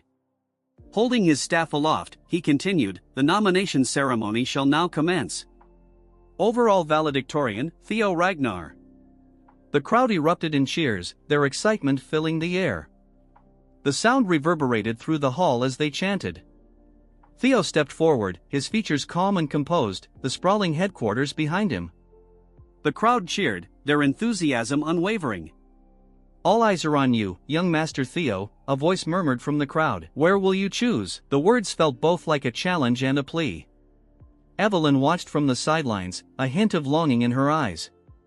"I'd love it if he joined the white-armored dragon cavalry," she thought wistfully, "but that's just wishful thinking." Theo stood alone in the courtyard's center. "Congratulations on being the overall valedictorian, Theo Ragnar," Vanna declared. "Your excellence in every category was truly inspiring." A sharp sound interrupted him, drawing everyone's attention. Vanna's face shifted to shock, his eyes wide. Ed, the director of the Central Intelligence Bureau, stepped into view, his expression unreadable and his eyes obscured by shadows. "Sky Dragon," someone whispered, the murmurs quickly spreading through the crowd. "Is he here to avenge Axion?" one man speculated nervously. "No way," another responded, eyes darting to the 9 dragons and the clan head, who were observing silently. Vanna's voice was strained as he addressed Ed, director. "I don't know what your intentions are, but please sit back down," he commanded. Ignoring him, Ed spoke with calm authority. "Theo Ragnar," he began, his voice cutting through the tense atmosphere. The Central Intelligence Bureau, Theo thought, narrowing his eyes. He recognized Ed as the Sky Dragon. He must still be angry about Axion's death, Theo reasoned. But even he wouldn't dare disrupt a nomination ceremony. Ed extended a hand, a charming smile on his lips. "I'd like to offer you the position of deputy director," he announced. Theo's eyes narrowed further, his face a mask of suspicion. He didn't trust Ed, not even a little. Theo's valedictorian status carried profound significance, symbolizing his remarkable journey as a Ragnar who had begun at the very bottom. A cracked dark egg nestled among twigs represented his humble origins, while a silhouette of a majestic dragon soaring across a radiant sky embodied his triumphant rise. Whispers rippled through the crowd. "I knew he became strong, but to think he'd defeat Axion?" One voice murmured. Another added, "I heard he nearly killed a proctor before being stopped." Theo's tale of ascending from ridicule to greatness resonated deeply with aspiring swordsmen, shifting perceptions from scorn to admiration. The once dismissed imbecile of Ragnar had transformed into a figure of awe. A notification flashed before Theo: "You have become the overall valedictorian of the awakening ceremony." Another alert followed: "Congratulations! You have completed scenario quest number 3, Victor of the Awakening Ceremony. You have obtained an ether core as a reward." The item had been stored in his inventory. Theo blinked at the message. Ether core? He wondered. Considering how long this quest took, it must be something valuable. His gaze shifted to Ed Trovan, who stood among the crowd. The Central Intelligence Bureau? Theo's eyes narrowed in suspicion. Ed smiled warmly, extending a hand. "I'd like to offer you the position of deputy director," he proposed. Theo remained silent, his sharp eyes fixed on the man. Activating his skill, he assessed Ed, age 46, title, Skydrag, talent, wolf in sheep's clothing, status, aims to recruit Theo Ragnar as a pawn to uncover the secrets of the primordial dragon's relics. Theo's lips curled slightly. So that's his aim. He probably knows I already have one, he mused grimly. But nothing will ever go your way again, Trovans. I'll crush you myself, he vowed, his hand tightening into a fist. What is the meaning of this? Demanded Julius Ragnar, the central director, his face tense. Ed responded smoothly, I'm simply following procedure by offering a role to a promising individual. Is there a problem? Don't insult our intelligence, Julius retorted fiercely. This is clearly a poorly concealed attempt at revenge for your nephew. Ed chuckled softly. I can see why you'd think that, but you're mistaken, he claimed with a sly smile. While I may harbor personal anger, as central director, my only objective is to recruit top talent. A snake, he thought bitterly. He cares about nothing but his mission, even after his nephew's death. Vanna Ragnar intervened, stepping forward. I understand the desire for skilled individuals, but we've yet to officially begin the proceedings. Hold your horses. Turning to Theo, he asked, Theo Ragnar, have you made up your mind? Not entirely, Theo admitted. That's why I'd like to hear what offers there are. His gaze swept across the grand hall until OSA Ragnar stepped forward. I offer not only to take Theo Ragnar as my disciple, she declared, her voice clear and bold, but to appoint him as junior lord of the Plum Blossom Palace. The crowd erupted in whispers. Did she say junior lord? Someone exclaimed in shock. Lady Plum Blossom doesn't have any children of her own, another murmured in disbelief. This is like promising to accept him as an adopted son, a third voice added, filled with astonishment. Theo observed OSA Ragnar calmly, aware of the weight of her offer. He'll become the successor of the Sword Dragon, someone noted, casting an impressed glance at Theo. 2 of the 9 dragons have already made their offers, Remington remarked with enthusiasm. You truly are remarkable, young Master Theo. Hulkus exclaimed. Most commanders and directors won't be able to rival these offers, Erica pointed out. Suddenly, a lone figure stood amidst the swirling clouds, a bird flying nearby. I'd like to throw my hat in the ring as well, a powerful voice announced. A tremendous force crashed down, shaking the very foundations of the hall. With a thunderous impact, a figure descended, his form cloaked in dark energy. As the figure landed, he revealed himself as a man with long white hair and a face partially hidden by a dark mask. Gasps echoed throughout the hall. The Black Dragon, Robert Ragnar, someone exclaimed in shock. Even he's getting involved? Robert's piercing gaze settled on Theo. Theo Ragnar, I've been watching you throughout the awakening ceremony, he declared. Theo returned his gaze with unwavering focus. He's been observing me, Theo realized. Come to Black Snow, Robert invited. I'll offer you the rank of Null Snow. Null Snow, the highest rank in the Black Snow Intelligence Agency, allowed agents to maintain public personas and gain both fame and honor. Theo recalled his previous life, where attaining that rank had always been beyond his reach.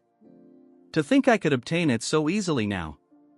Pharaoh Ragnar cleared his throat, drawing attention.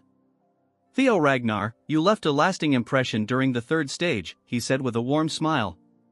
I hope you won't forget about Zenith Academy. The Zenith Dragon? Aaron, the supervisor who had once saved Theo, exclaimed in disbelief. That's 4 out of the 9 dragons, Evelyn chimed in. Let's not forget there's still one more. Our commander, Aaron whispered. The demon dragon, Evelyn added with admiration. Julius Ragnar, commander of the White Armored Dragon Cavalry, stepped forward. The White Armored Dragon Cavalry will not offer any special treatment to Theo Ragnar, Julius announced firmly. He's sticking to his principles now? Aaron exclaimed in surprise. As expected of our commander, Evelyn said proudly. Julius's expression remained resolute. Honor is earned through one's own merit. Although I wish to recruit Theo greatly, I cannot show favoritism. It wouldn't be fair to other recruits. The only promise I can make is my full support for his growth and the pride of being a dragon. His unwavering gaze settled on Theo. Standing in the center of the hall, Theo took a deep breath, his eyes briefly closing. When he opened them, a determined gleam burned within. With a confident smirk, he declared, I will choose. Suddenly, a sharp voice laced with an enigmatic power sliced through the air. You're a regressor, aren't you? Theo's eyes widened in shock as he whipped around, searching for the source. His gaze locked on a woman seated regally on a throne, Hilda, the former clan head. His throat went dry, and he swallowed hard. I have no idea what you mean, he replied, keeping his tone carefully neutral. Hilda's lips curled into a knowing smile. I don't know what kind of life you lived in your previous cycle, but your acting is impeccable, she said with amusement. Truly impressive. Cycle? What is she talking about? Is there a fixed number to regression? Theo's mind raced, trying to grasp the situation. Is something the matter? You don't look well, Vanna Ragnar asked, concern evident in his voice. Could I please have a moment to gather my thoughts? Theo requested, his voice strained. As you wish, Vanna replied with a nod. This is indeed an important decision, but don't take too long. Hilda leaned back, a smirk playing on her lips. There's no need to hide it. After all, I'm also a regressor, she revealed. Though the cycles permitted to me have now ended. Theo's mind reeled. She said it again. Her words imply she's regressed multiple times. His eyes narrowed as questions flooded his thoughts. Could there be more regressors? How many? Realizing the quickest way was to ask directly, he said, by cycles, do you mean one can regress multiple times? Hilda's expression turned amused. Wait, you don't know? Kay must not have told you anything. I shouldn't be surprised Kyle hates regressors, she explained. I found it strange that he let you live. Theo's voice trembled with confusion. Is that why he gave me such a brutal challenge? Hilda chuckled softly, a glint of understanding in her eyes. You have many questions, but sadly, we don't have time. If you wish to learn the secrets of this world and our clan, come find me. Let's finish this conversation later. Theo stared at her, his thoughts in turmoil. During the third stage of the awakening ceremony, Father gave me no answers, only the heartsword. His gaze lowered as he recalled the ceremony. So Father hates regressors.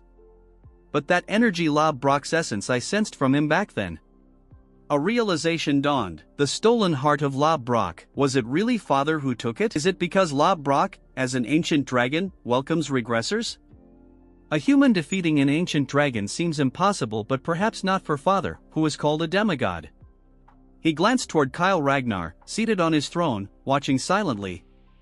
To uncover the clan's secrets about regression, I have no choice. Vanna Ragnar's voice shattered his thoughts. Now then, Theo Ragnar, has your heart decided where you will go? Theo took a deep breath, his resolve firming. Yes, I have decided, he declared confidently, raising his voice. This part starts with Theo declaring which side he will choose, but it ends keeping the suspense. Remington chooses the Zenith Academy and directly becomes the Zenith Dragon's disciple. Theo thinks that he likely made this decision because they both used the water current breathing. Past life, Remington returned to his Narshio clan to grow stronger. And he eventually started a rebellion against the Ragnar clan. But this time he did not leave the Ragnar clan. Theo is certain that this is another chance brought on by him. The buddies shake hands with each other, as Theo tells Remington to do their best and meet again once they are stronger. Remington tells him that he is looking forward to their reunion as they face each other with respect. As Theo had expected, Rey returned to the Daffodil Palace, where her mother the Ice Dragon is at, and it is the most suited place for her. Theo's minions also wanted to join him, but their grades were insufficient. He thinks that it is a shame that he had to part with his friends. As such, the ceremony ends and Theo looks up to the sky hoping that everyone will do their best. That's when a voice grabs his attention. It's Hulkus, as he didn't expect that they would choose the same unit. He is accompanied by our muscle waifu as they come towards him. Theo is glad that he has made new friends, telling them that it's nice to see them here, thanking them for helping him back at the second stage. Erika Shai tells him that he owes her one, thinking to herself that strong guys are the best.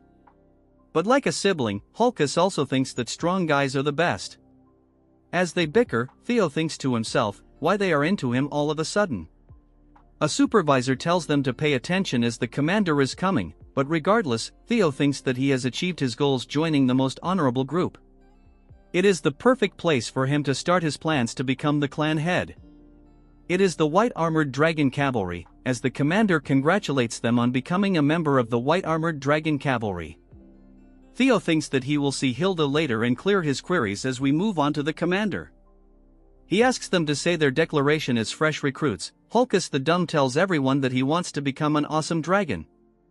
A turd shouts, telling everyone that he wants his name to be known far and wide. Erika tells everyone that she wants to become the strongest of her generation. As more people speak, every single person present looks towards our Chad, waiting for his speech. Our Chad, before saying anything, thinks about how he has to prepare for the great war that comes 5 years from now. With resolve, he tells them that he will become the commander of the White Armored Dragon Cavalry within 5 years. The supervisor thinks that he has guts to say this on the commander's face. The muscle turd laughs like crazy, telling Theo that dreams should be grand and he has come to the right place. He tells everyone that whatever reason they may have for choosing this cavalry, there is only one thing they need to remember. Every drop of blood and sweat they spill will be immortalized in legend within the history of Ragnar. He says that today's hardship will become tomorrow's pride. Their shield does not break and sword does not yield. Their comrades will always have their back, and in return, they will always have their backs. He finishes with a smirk that waiting at the end of the road forged in blood and sweat is glory. He congratulates them on becoming part of the White Armored Dragon family. As his speech ends, a huge dragon lands behind him, destroying the field in an instant. This is a flying dragon and the commander's partner. Muscle Turd tells them that this is his partner, Gullah. And he is a flying dragon, the symbol of us dragoons. From the sky, multiple dragons fall from the sky, as an old man tells them to get on their senior dragons. He gets on his dragon, telling them that he will start the admittance test. And it's time for them to obtain their own partner, but Theo already has Ladbrok. Looking at the flying dragons, he thinks that it is amazing and wonders if he will have one of his own. Then a voice grabs his attention and he gets surprised. It's Evelyn, as she is glad that he has joined the White Armored Dragon Cavalry. Theo, surprised, asks her if she is on active duty again. Hearing this, she smiles, telling him that it sort of happened. But the surprise on his face is clear as Evelyn smiles towards him with admiration and a new arm. Guess now he can wife her up, which is a must as she continues to smile towards him. This part starts with a flashback. Mommy, accompanied by her mother, visits Evelyn, thanking her. Seeing her, she gets shocked and greets her. She elaborates that if it is about Theo, even if he didn't take help from her, he would have blossomed because of his immense talent. Mommy tells her that it might be the case, but she is someone who trusts her Chad and cares for him, and one who will want to help him without any return, clearly stating that she is one of the most important people to our Chad. Hearing this, she gets stunned, telling her that she is only an one-armed trainer. Mommy elaborates, telling her that the light illuminates the way in the darkness. There are many times when they don't even know how bright they will shine. She says that Evelyn is that kind of light and she will guide it. Hearing all this, she gets shocked. The scene beautifully shifts to the present where she is seen riding the dragon. She thanks Theo's mom and him because he wrote all this to her, and thanks to that, he was able to take reins again and return to her squad.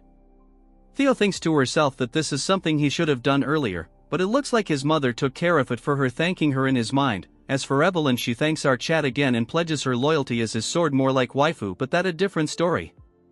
As they fly through the vast area, Theo laughs, enjoying the beautiful scenery. They stop at a certain place and tells him that this is the White Dragon's nest, where the flying dragon wyverns live. She explains that the White Dragon unit carries out operation using wyverns. The introduction ceremony is being held here.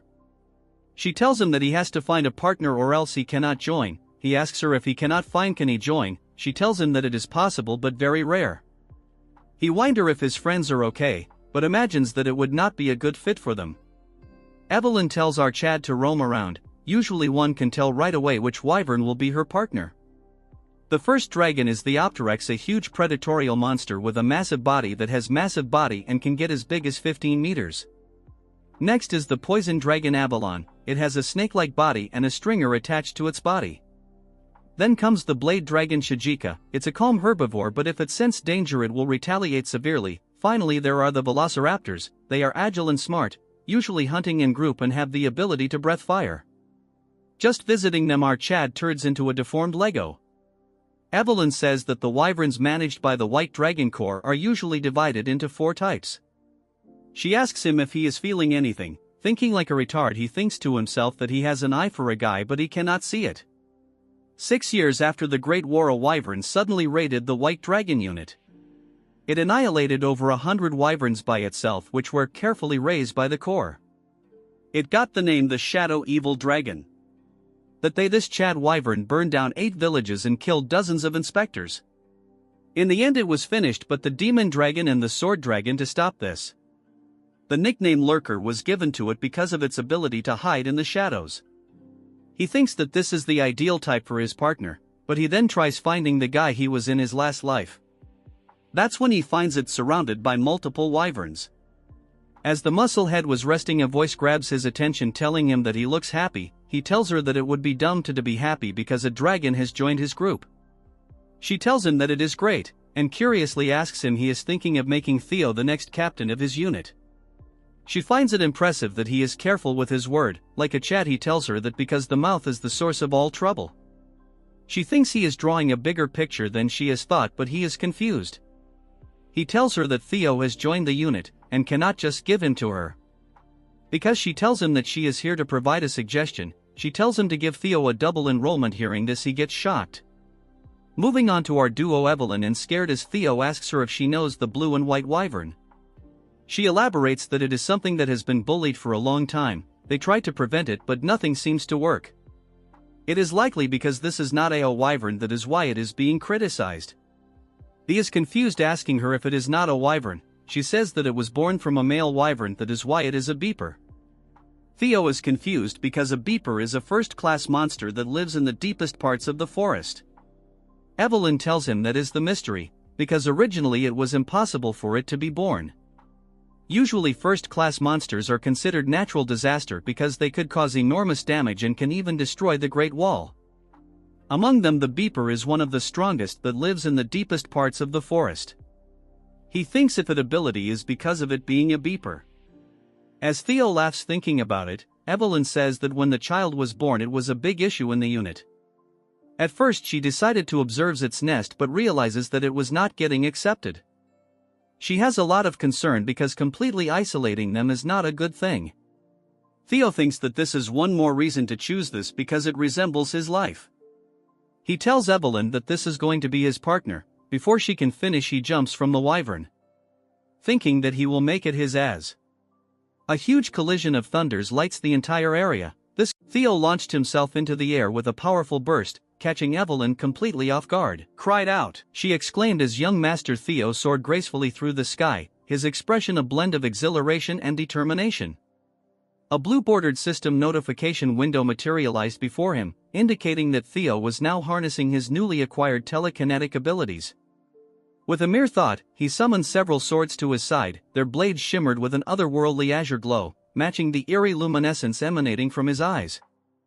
Hatchlings could also employ telekinesis to manipulate specific targets. He landed softly, the conjured swords circling him protectively. Using controlled bursts of energy, Theo propelled himself upward, his motions rapid and exact. Goodness gracious! When did he learn telekinesis, let alone how to wield it so skillfully? Evelyn murmured, her voice tinged with both astonishment and admiration. Wow, his progress is simply astounding. The wyverns in the nest reacted to Theo's display of might. Their cries were a blend of dread and unease. One particular wyvern, Umbra, bellowed, its eyes blazing with a fierce white light. Undaunted, Theo continued his climb, his focus unwavering on Umbra, recalling the similar treatment he had endured in the past. Imbecile, others had once jeered, questioning Theo's heritage. Is he truly a Ragnar? He's far too inept, even for a bastard child, another sneered. Theo's eyes narrowed, a flicker of ire crossing his features, causing sparks of blue energy to sizzle around him. He unleashed a surge of power, activating his Thunder Dragon breathing technique. The atmosphere crackled with energy, and a visible emblem, the dragon mark, ignited to life upon his skin, enveloped by a cobalt-electric aura. The wyverns, sensing Theo's formidable strength, shrank back in terror, their shrieks growing louder. A few tried to escape, their actions frantic and disjointed. Fleeing at the first sign of intimidation, Theo commented, his tone dripping with disapproval. Bullies are nothing more than cowards hiding behind masks, he added, his gaze locked onto the retreating wyvern. Theo, noticing Umbra's distress, called out, "Are you all right?" Umbra responded with a low growl, its voice laced with a mix of fear and defiance. "Key," Umbra cried out as it began to take flight. Sensing the wyvern's apprehension, Theo shouted after him, "I'll wait." Evelyn, observing the scene, cautioned Theo. "He's on edge, so approaching him won't be easy. You should give it time and try again later." However, Theo remained steadfast. "No, that's precisely why it's more crucial for me to be by his side right now," he countered. Turning his attention back to Umbra, his tone softened. "Why do you think he stays near the nest despite being shunned?" Theo mused aloud. "An emotional scar is far harder to endure than a physical one." Theo glanced at Evelyn with concern. "He's injured, he couldn't have gone far. Please help me find him." In a mountainous area, Umbra was spotted exhausted and startled. Theo approached a glowing rock, which illuminated brightly. Many had attempted to tame Umbra, but none succeeded. The commander, his gaze sharp and voice firm, remarked, "He's extremely wary of people. In his current state, it will be even more challenging." He then asked Evelyn if she could fetch something to feed him. "In the meantime," Theo said, "I'll try to understand him. After all, this is my admittance test." Theo unleashed his ability, Wyvern Fear, while Umbra countered with Drake Fear. Umbra let out a thunderous roar. Theo took a step forward, Umbra mirrored him. Theo advanced again, and so did Umbra. Using his abilities, Theo began to heal Umbra. Holding a vial of healing potion, he splashed it onto the wyvern. "How's that? The pain has lessened, hasn't it?" Theo asked gently. Umbra appeared bewildered. Theo pondered silently, "Perhaps it's because of the dragon heart, but I can sense Umbra's emotions, his fury toward the herd that cast him out, the conflicting sorrow and attachment, the longing to still belong, the prolonged and agonizing loneliness. His feelings for me are contradictory too. He's suspicious of me, someone who appeared out of nowhere offering kindness, yet at the same time, he hopes I won't abandon him." Theo reached out and touched Umbra's face. "Don't worry. I won't turn my back on you," he reassured him warmly. With that, Theo reached into his inventory. He knows how much he adores things like this. A gem materialized, catching Umbra's attention. The wyvern stared at the gem with a gleaming expression. Theo asked, "You want it?" Umbra, clearly captivated, reached out for the gem with an eager look. Theo handed it over, saying, "Here, it's a gift. If you follow me, there's plenty more where that came from." His eyes sparkling, Theo inquired, "What do you say?" Umbra was speechless. Theo extended his hand to Umbra. "I'll have to go raid some from Grandma Curson," he muttered, shivering at the thought. He couldn't shake the feeling that he was about to lose a fortune. Back with Theo and Umbra, Umbra responded with a thunderous roar and a firm nod. A blue system notification window appeared before Theo. New skill acquired: Wyvern Taming, rank C. Dash Mastery, 1% higher. Mastery increases a tamed dragon's trust when mounted and grants a 10% power boost to both rider and mount. With that, Theo soared into the sky on Umbra's back. Evelyn, who had been watching, stood bewildered, dragging a couple of bulls behind her. Confused, she questioned, "Huh? How did you do that? It's never opened up to anyone before." A smirking Theo and a content Umbra returned. Evelyn remarked, "It's nice seeing him eat so well," as Umbra devoured the food she had brought. Theo thanked her, saying, "Thanks for the meal, Evelyn." Flustered, Evelyn pressed further, "Seriously, how did you manage it?" Theo replied casually, "He simply tended to the wound in his heart." Once his emotions were wavering, the gift sealed the deal. Evelyn was left speechless. Jokingly, Theo teased, "Haha, you want him to eat that?" Evelyn, still puzzled by the unfamiliar food served to her, thought to herself, "That's so like young Master Theo. Not only is he skilled at charming people, but he can even win over a wyvern." Evelyn, now astonished, exclaimed, "Congratulations, young master. He's acknowledged you as his partner." She explained further, "A wyvern offering its neck and back is a sign of trust." Suddenly, panic struck her. "Wait, no, what are you doing all of a sudden?" she cried as Theo prepared to mount Umbra. Theo calmly reassured her, "It's fine, I've got this." Evelyn interjected, "Even if he's accepted you as his partner, you haven't received any flight training yet. Riding a dragon without reins and a saddle is extremely dangerous." Her expression turned frantic as she shouted, "Taking off like that is a one-way ticket to disaster." Theo, with a confident grin, assured her, "Relax, I've got plenty of tricks up my sleeve." A system window popped up, activating skill, Wyvern Taming to compensate for insufficient riding skills. With that, Theo and Umbra took to the skies. Evelyn watched in shock and concern as they flew gracefully. Theo, smiling, mused aloud, "I get it, he wants to show me something, right? Let's go together." As Umbra continued to glide through the air, Theo's thoughts drifted. Something's not right. How did a pure-hearted dragon like him turn into such a fearsome demon, earning the title Evil Shadow Dragon? The scene shifted to a waterfall, where black liquid seeped into the water below. A surge of pure energy radiated outward, a visible sign of the ancient ritual underway: purification and rebirth. The process removes impurities from the body and enhances one's ability to gather mana more efficiently. It is an ancient secret technique requiring multiple strong mana users and days of intense suffering to complete. The scene shifted to Theo, his body glowing with power, though it was noted that this method had only been effective on children under 5 years old. A sense of impossibility lingered in the air as a close-up revealed Theo's face, now marked by the swirling dark energy of the phantom dragon. This purification happening to Theo was the result of countless perfect coincidences. First, the deadly core poison that invaded his body, a skeletal figure with burning red eyes lunged at him, its chain form representing the poison. Second, the concentrated mana gathered from decades of consuming ghost shade, symbolized by ominous purplish-black flowers. Umbra, who had mastered neutralizing the poison, was shown alongside images of crystals, flowers, and leaves. Everything balanced precariously, depicted by a spectral image of Theo's body where light and dark energies intertwined. Instead of rejecting or being destroyed by the demonic poison, Theo absorbed its essence, transforming him completely. As the swirling vortex of dark energy faded, Theo gasped in shock and pain, feeling overwhelming power surge through him. Evelyn, her voice laced with worry and relief, asked, "Are you all right, young master?" Kneeling beside him, her hand hovered over his, concern etched on her face. "Theo," he whispered weakly, with a faint smile, he reassured her, "Sorry for making you worry."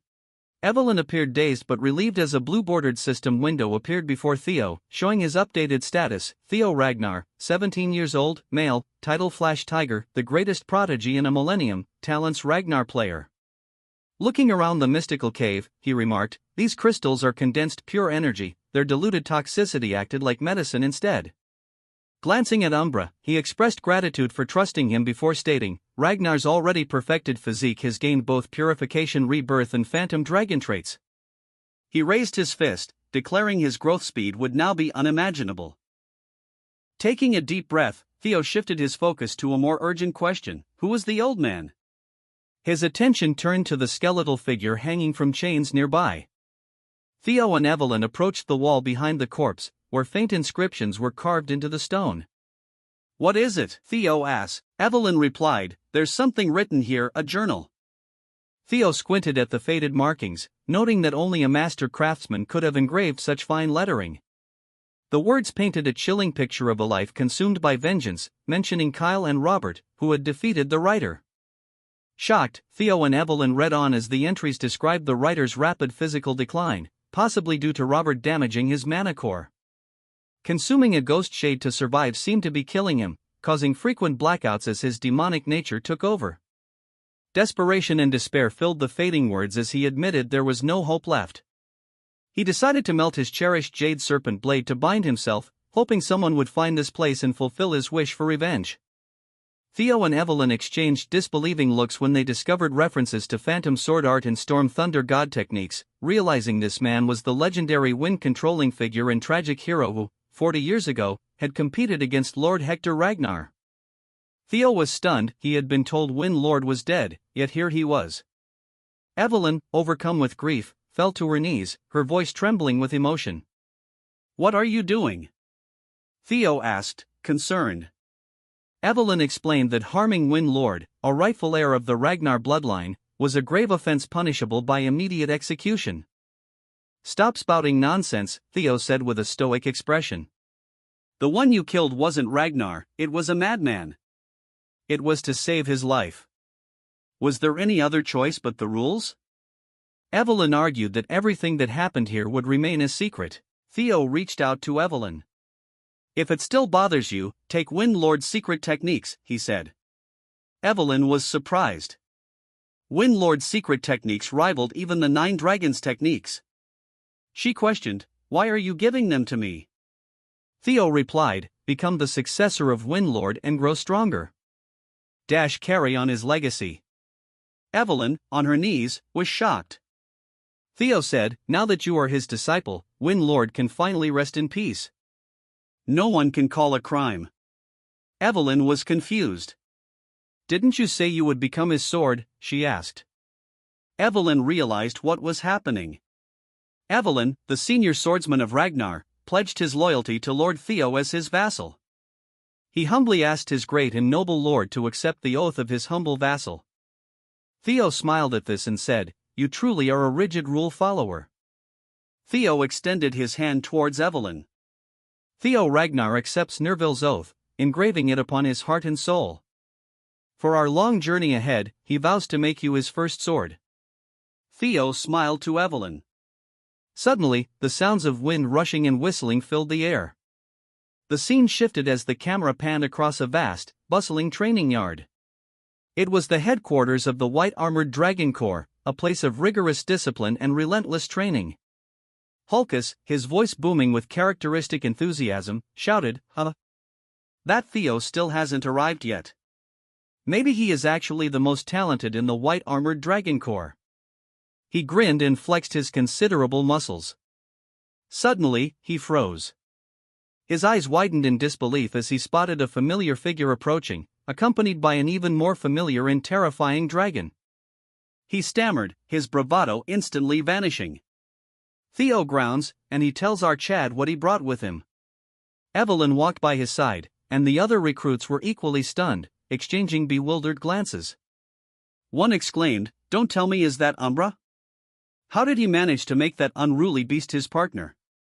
So, this is what makes him the greatest prodigy in 1,000 years. Wow, even this is talent. What the hell, senior swordsman, Evelyn, and junior swordsman, Theo Ragnar? We have completed the aptitude test and returned. But where's the captain, Theo? I noticed the absence of our commanding officer." I received an urgent message just now and returned to my office. A young recruit replied, his voice laced with a hint of nervousness. Evelyn's expression darkened, and a sense of foreboding washed over her. An urgent message, she muttered. Her eyes narrowed, and a sound of something moving echoed through the room. A rush of wind and sparks of energy crackled as if something was moving at incredible speeds. Julia stated, he knows you just completed the initiation, but he's sorry, everyone here. You will all be deployed to 2 Blanky Fortress. Theo, Evelyn, and others reacted with shock to this announcement. Actual combat deployment. So, it does finally come, he said. The series Merchant Guild hostage crisis at Blanky Fortress. An image appeared on the screen. It showed the dragon-slaying sword Galon, its blade embedded in the jaws of a monstrous, fiery dragon. The incident involved an attempt to steal the dragon-slaying sword Galon for rebellion. A scheme orchestrated by a wave of murmurs spread as the recruits exchanged uneasy glances. One of them, his voice filled with disbelief, asked, Commander, what's happening? What mission is so urgent that we're being deployed without proper training? Julius clenched his fist, his voice tight with restrained emotion. Platoon 5, led by Captain Trainer Istvan and his 14 subordinates, has disappeared. Theo's eyes widened in shock, a cold dread settling in his chest. Trainer Istvan, the oldest knight in the white-armored dragon cavalry, was highly respected. Even Julius sought his advice. He was not someone to fall easily. A chilling thought crossed Theo's mind. Could this be the result of the butterfly effect I caused? A bead of sweat rolled down his temple. Julius continued, his voice heavy with determination. According to a report from the Black Snow, there is an 89% chance they are dead. Even if they survived, they would be in no condition to continue their mission. The available troops will form a new temporary Platoon 5 and take over their task. He scanned the recruits before delivering the final order. Evelyn will be the captain of the temporary Platoon 5. Deployment is in 3 days. Complete all basic training by then. Julius tightened his fists. I refuse to believe they are gone. The next day, gazing at the distant horizon, he declared, but we must still avenge them, before leaving the arena with practiced confidence. The narrator then revealed the hidden truth. The Black Skull Bandits' attack on the Sirius Merchant Guild had seemed like a tragic but straightforward incident. Thanks to the white-armored dragon cavalry's efforts, there had been no casualties, or so people believed. But beneath the surface, a darker scheme had been at play. The true goal was not the attack itself but the theft and transportation of the legendary Dragon Slayer sword, Bamung. A mysterious, masked figure had orchestrated the chaos, while Ed Troan had used a smuggled bomb to stage his coup. Theo, his expression troubled, reflected on the unfolding events. Things are happening differently from my previous life. A chilling thought gripped him as a single drop of sweat ran down his face. If this is my fault, I need to witness it myself. Suddenly, a blue, translucent system window appeared before him, displaying an ominous message, hidden quest obtained, the Dragon Slayer sword, Bamung. 3 days later, the recruits, wrapped in thick furs against the biting cold, stood before the towering walls of Fort Blanky. It's freezing. I can't get used to this weather, one of them complained, their breath misting in the frigid air. Why does the moon look so strange? Another muttered, staring at the oddly distorted celestial body. Suddenly, a chorus of shouts rang out. It's the white-armored dragon cavalry. A sentry perched high atop the fortress walls shouted a warning, sound the alarms. It's the white, but before he could finish, a barrage of dark, magic-infused projectiles struck the tower, silencing him in a violent explosion. Evelyn, her voice sharp with command, cried out, "Bombs away!" The recruits, their expressions set with determination, unleashed a relentless volley of explosive attacks as the air roared with the cries of their dragons and the deafening blasts of impact. The ground trembled under the onslaught, a chaotic symphony of destruction. Take cover inside the castle.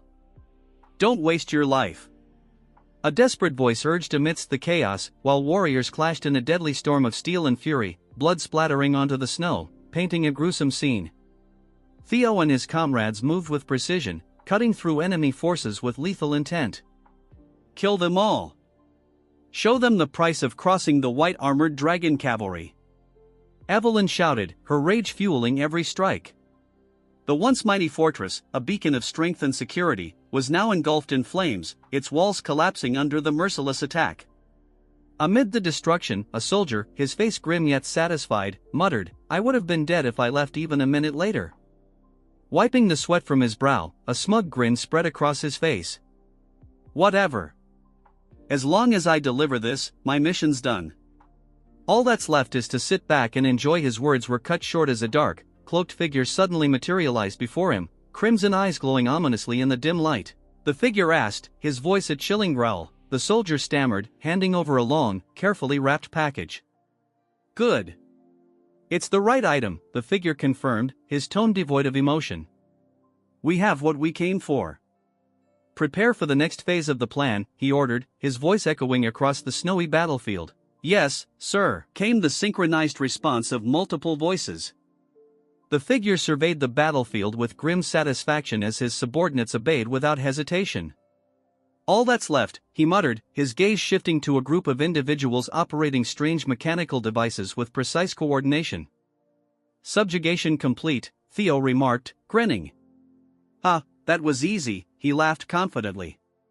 Evelyn, however, responded with a hint of doubt. "You're right, it was too easy." Theo frowned, deep in thought. How could the original Platoon 5 be wiped out so easily? Activating Hatchling Synchro, he accessed the memories of fallen enemies. "This guy knows they stole Bomon, but he hasn't actually seen it," he muttered, brows furrowed. "That's expected from low-rank soldiers, but even their top officers don't know its location." "Am I missing something, Theo? Is something wrong?" she asked. "No, just lost in thought," he replied, shaking his head. Nearby, Sword smirked. "You may be the Flash Tiger, but a newbie is still a newbie." "Just admit you were nervous for your first mission," Aaron teased. "We've rescued the hostages, so let's regroup with the platoon," Theo sighed. "Yeah, as you wish, I just want to go home." As Sword walked past, Theo suddenly wrinkled his nose. "Gunpowder," he muttered, eyes darkening. Without hesitation, he leaped into action, his movements fluid and precise, his sword flashing in the dim light. "What's up with him?" amused. "Maybe he just hates how you smell," Aaron joked. Theo sprang forward again, throwing projectiles that struck with deadly accuracy. "I knew it," he muttered, unease creeping into his voice. "What's wrong, Theo?" Aaron demanded, her eyes widening in horror as she spotted barrels filled with volatile explosives. "Those turds were planning to take us down with them," she gasped. "We need to get out now," Theo ordered, his tone sharp with urgency. "Understood," his allies responded. Suddenly, a swirling vortex of darkness appeared. Theo's eyes widened in alarm. He shouted, frustration and despair surging through him as the fortress exploded, the shockwaves tearing through the air. "Reload," a cold, emotionless voice commanded. The figure, unfazed by the destruction, extended his hand into the dark void. Another wave of explosions rocked the fortress, its foundations shaking under the relentless assault. "Exterminate them all. Leave no survivors," the figure ordered, his tone merciless. The scene shifted to a grand, lavishly decorated chamber where Amelia, her face pale and drawn, cradled a swaddled infant in her arms. There, Axion, my baby," she whispered soothingly against the backdrop of chaos. Her eyes, once filled with sorrow, gleamed with a terrifying, unholy light. "Did it hurt a lot?" she murmured, grief twisting into fury. "Mom will bring you the head of that filthy vermin," she vowed, her voice venomous with hatred. A swarm of shadowy figures descended upon the fortress. Their movements were swift and silent, like wraiths in the night. Evelyn, her sword drawn and her stance firm, prepared to meet the attackers head-on. "Don't let anyone escape," she commanded, her voice echoing through the chaos. Yes, a chorus of voices responded as they launched themselves into the fray. Evelyn, her face set in determination, faced her foe head-on. So a mask of disbelief stared at the attackers as the entire 5th team, led by the trainer, was wiped out by these people. She muttered, her voice, barely a whisper, "No, there's no way." Her eyes narrowed, and a flicker of suspicion crossed her features. A chilling premonition washed over her, and her gaze filled with dread. Suddenly, a devastating barrage of fiery projectiles rained down upon them. The force of the explosion sent shock waves through the air. Team leader, a voice cried out, desperate and filled with panic. Evelyn's movements were swift and precise as she deflected the incoming attacks. She cursed under her breath and scanned the battlefield for the source of the assault. It was an ambush. She shouted, her voice ringing with urgency. Everyone, take cover. A soldier caught in the blast screamed in agony as he was thrown through the air, his body engulfed in flames, her face contorted with pain and desperation. She reached out towards the falling soldier, her hand outstretched as if to grasp him from the jaws of death. The soldier's screams were cut short as he crashed to the ground, his body broken and lifeless. Theo and the others dashed to get cover. Team leader shouted, everyone's here. It's an ambush. We must leave this place quickly. Theo looked at the situation. All right, let's head to the opposite direction of the ambush. A blue system window popped out. Mind gate opened, and the cognitive limits had been lifted. Theo's eyes glowed. His thinking speed and sensory abilities were enhanced. Theo proceeded to calculate and find the best route. He returned to normal. Evelyn shouted, why are you just standing there? You must leave here right now. So, get a hold of yourself. Theo grabbed Evelyn's hand. Evelyn panicked. What are you doing there? There's no time. We must get inside the fortress. Evelyn stared at Theo. Theo continued to pull Evelyn as the castle began to crumble. I can't believe we have to go back to that place that was almost fried. The lives of 21 people depend on you. Theo continued, if we run outside, we'll only be attacked with bombs or ambushed. It's a trap. He explained that they must think we won't survive inside the castle. With shining eyes, he used his hatchling synchronization ability to read the layout. He continued, they must believe we won't be able to survive here. Using his abilities, he noticed that there was gunpowder buried on the left and cannonballs on the right. They must head to the stairs ahead. The group ran through the stairs, but Evelyn noticed something was wrong.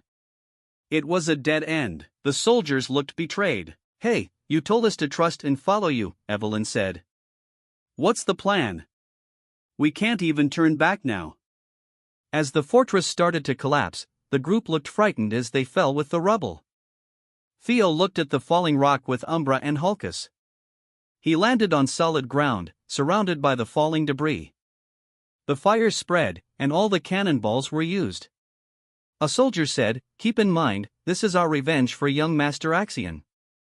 I don't care if he's all crushed, just bring back his head. After the explosion, Theo thought they were going to die. The group was tired as expected. Theo had his plans, and he managed to think of breaking the floor in a split second. As the group spoke, the enemy appeared behind them. What's this? Why are you guys here? Black Skull? Why are they here? Theo questioned. I only came here because the ground layer is particularly hard, Theo said. Theo was shocked. He looked through the holes in the walls and saw soldiers. He looked down and saw a chained-up man. It was the 5th team leader, Trainer Ison. He continued to look at him. Evelyn was relieved. Thank goodness, you're alive, Trainer, Evelyn said. Evelyn looked at Trainer, but this was shocking. I can't believe the one who this was. Ragnar's Intelligence Bureau trainer's chains fell to the ground. The trainer fell to the ground and asked, I guessed it wouldn't be possible to do an ambush like this without an insider, but how can one point a sword at a family member? The other replied, this is clearly treason. That's right, we must pay back the trainer. He stopped the other donkey. Don't even think about it. It's better to not rush about it. They planned all this to catch us from the start. It will be hard for us to face them with our current numbers. We should go outside and inform the Black Pillar. Theo looked down. That's not possible. Seeing that there's no backup from the Black Pillar right now means that the Black Pillar members who were ambushing them were also trapped. That's why I brought us inside the castle.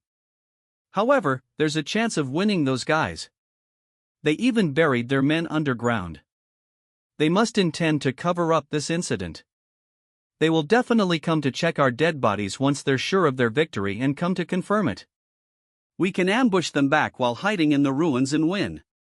Isvan looked at Theo. He's opened the mind gate at that age. I even gave up in such a situation.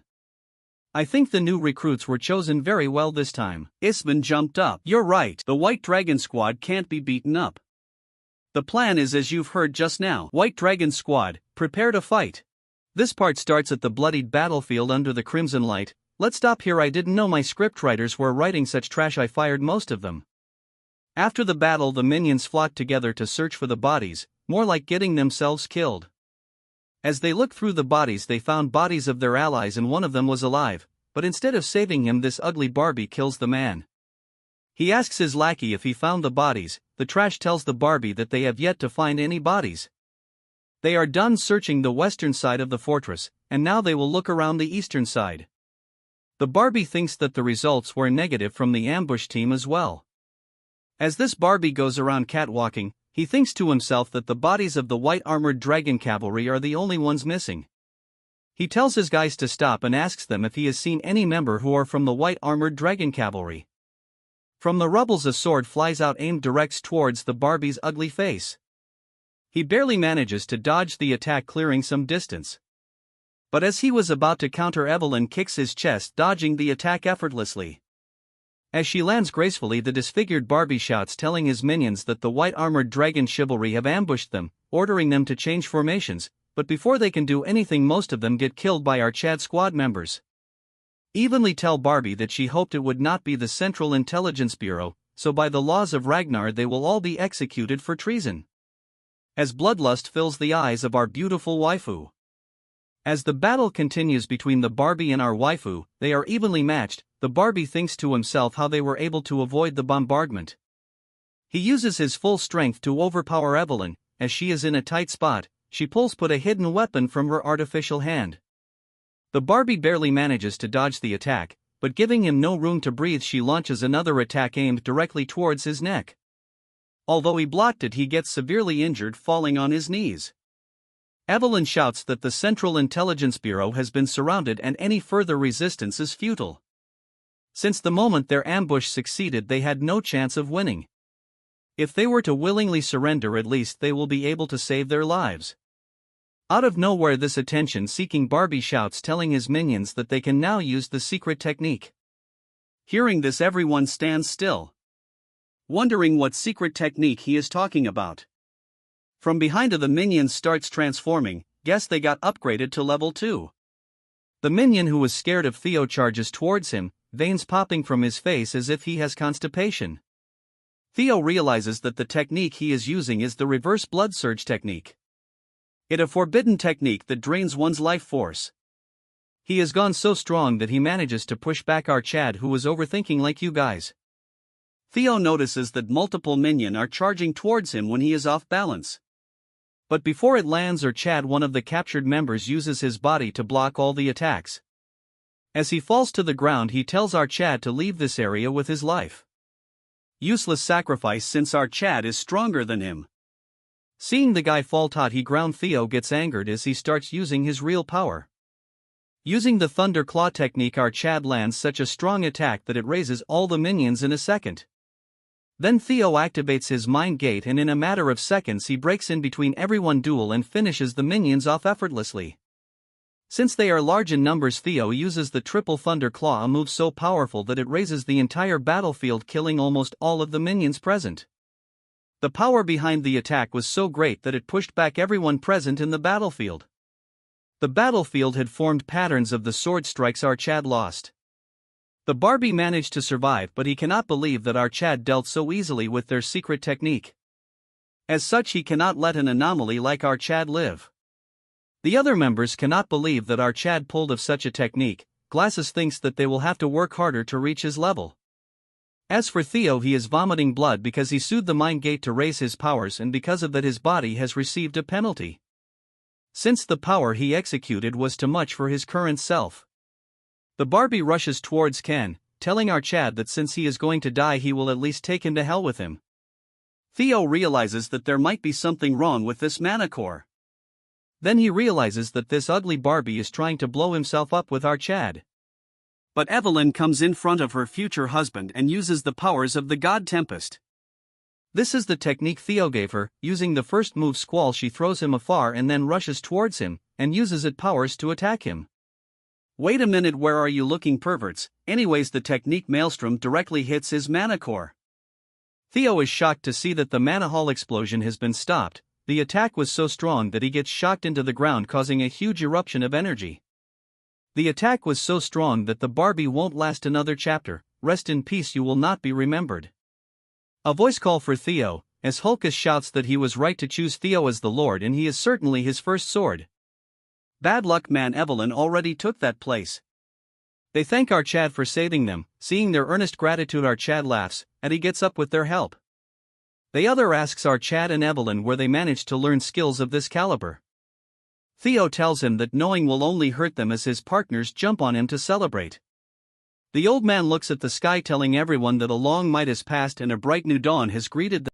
The new part starts at the Rose Palace, where the ugly turd is on the ground foaming. Look at her, she looks like she has consumed some kind of poison. If you know, you know. In reality, is Ed choking her using his strength. Then he throws this turd on the ground, barking at her like a dog, telling her that where she got the guts to pull something like this without knowing her place. The stewards tell him to calm down, while he cannot understand that she used his seal, and ordered his private army to go kill Theo, Ragnar and the White Dragon Armor Unit. As he throws the paper on the ground, he says that she has meddled into the grand plan of the Troibans. Since this chick has gone crazy, she acts weirdly, then starts sobbing, telling her brother that she just wanted the head of Theo who killed her son. Then says that everyone who was affiliated with as well. She wants to tear them apart and burn them to satisfy her rage, to soothe her son's soul. Hearing all this rubbish, he clenches his fists, telling her that she forgot her role just because a trash like him died. All while punching the dead body of Axion. As blood splatters on her face, he tells her that she has lost the Dragon Slayer sword, the key to their entire plan. From this moment onwards, she is expelled from the family. She gets all scared because the look in his eyes right now is the one that his father has. As he tells his men to lock her away where no one can see her, to get rid of any worms connected to her so information leaks out. Realizing that she has messed up, she tells him to reconsider at once and spare her. He leaves the room unable to hold back his anger, thinking to himself that the rebellion plan he has worked so hard has gone up in smokes. All of this because of one person, that is Theo Ragnar. He swears to himself that he will kill our Chad by himself. Next we move on to our Chad as he pulls out the great sword. A status window pops up showing that this sword is sealed, and will only unlock under certain conditions. Theo inspects the sword and infuses his aura, only to see the sword react vigorously as it flies out of his hand. Theo realizes that it reacts vigorously with his hands, as it even caused minor wounds. He had suspected earlier that he cannot use the sword without unlocking the mystery. A legacy from the ancient mythic age, like a phantom, it's not easily grasped by human hands, but if one uncovers its secrets, it grants my mystical powers like those of mythic heroes. A legendary item. In his past life, Ed managed to unlock the mystery, so he recalls his movements from back then.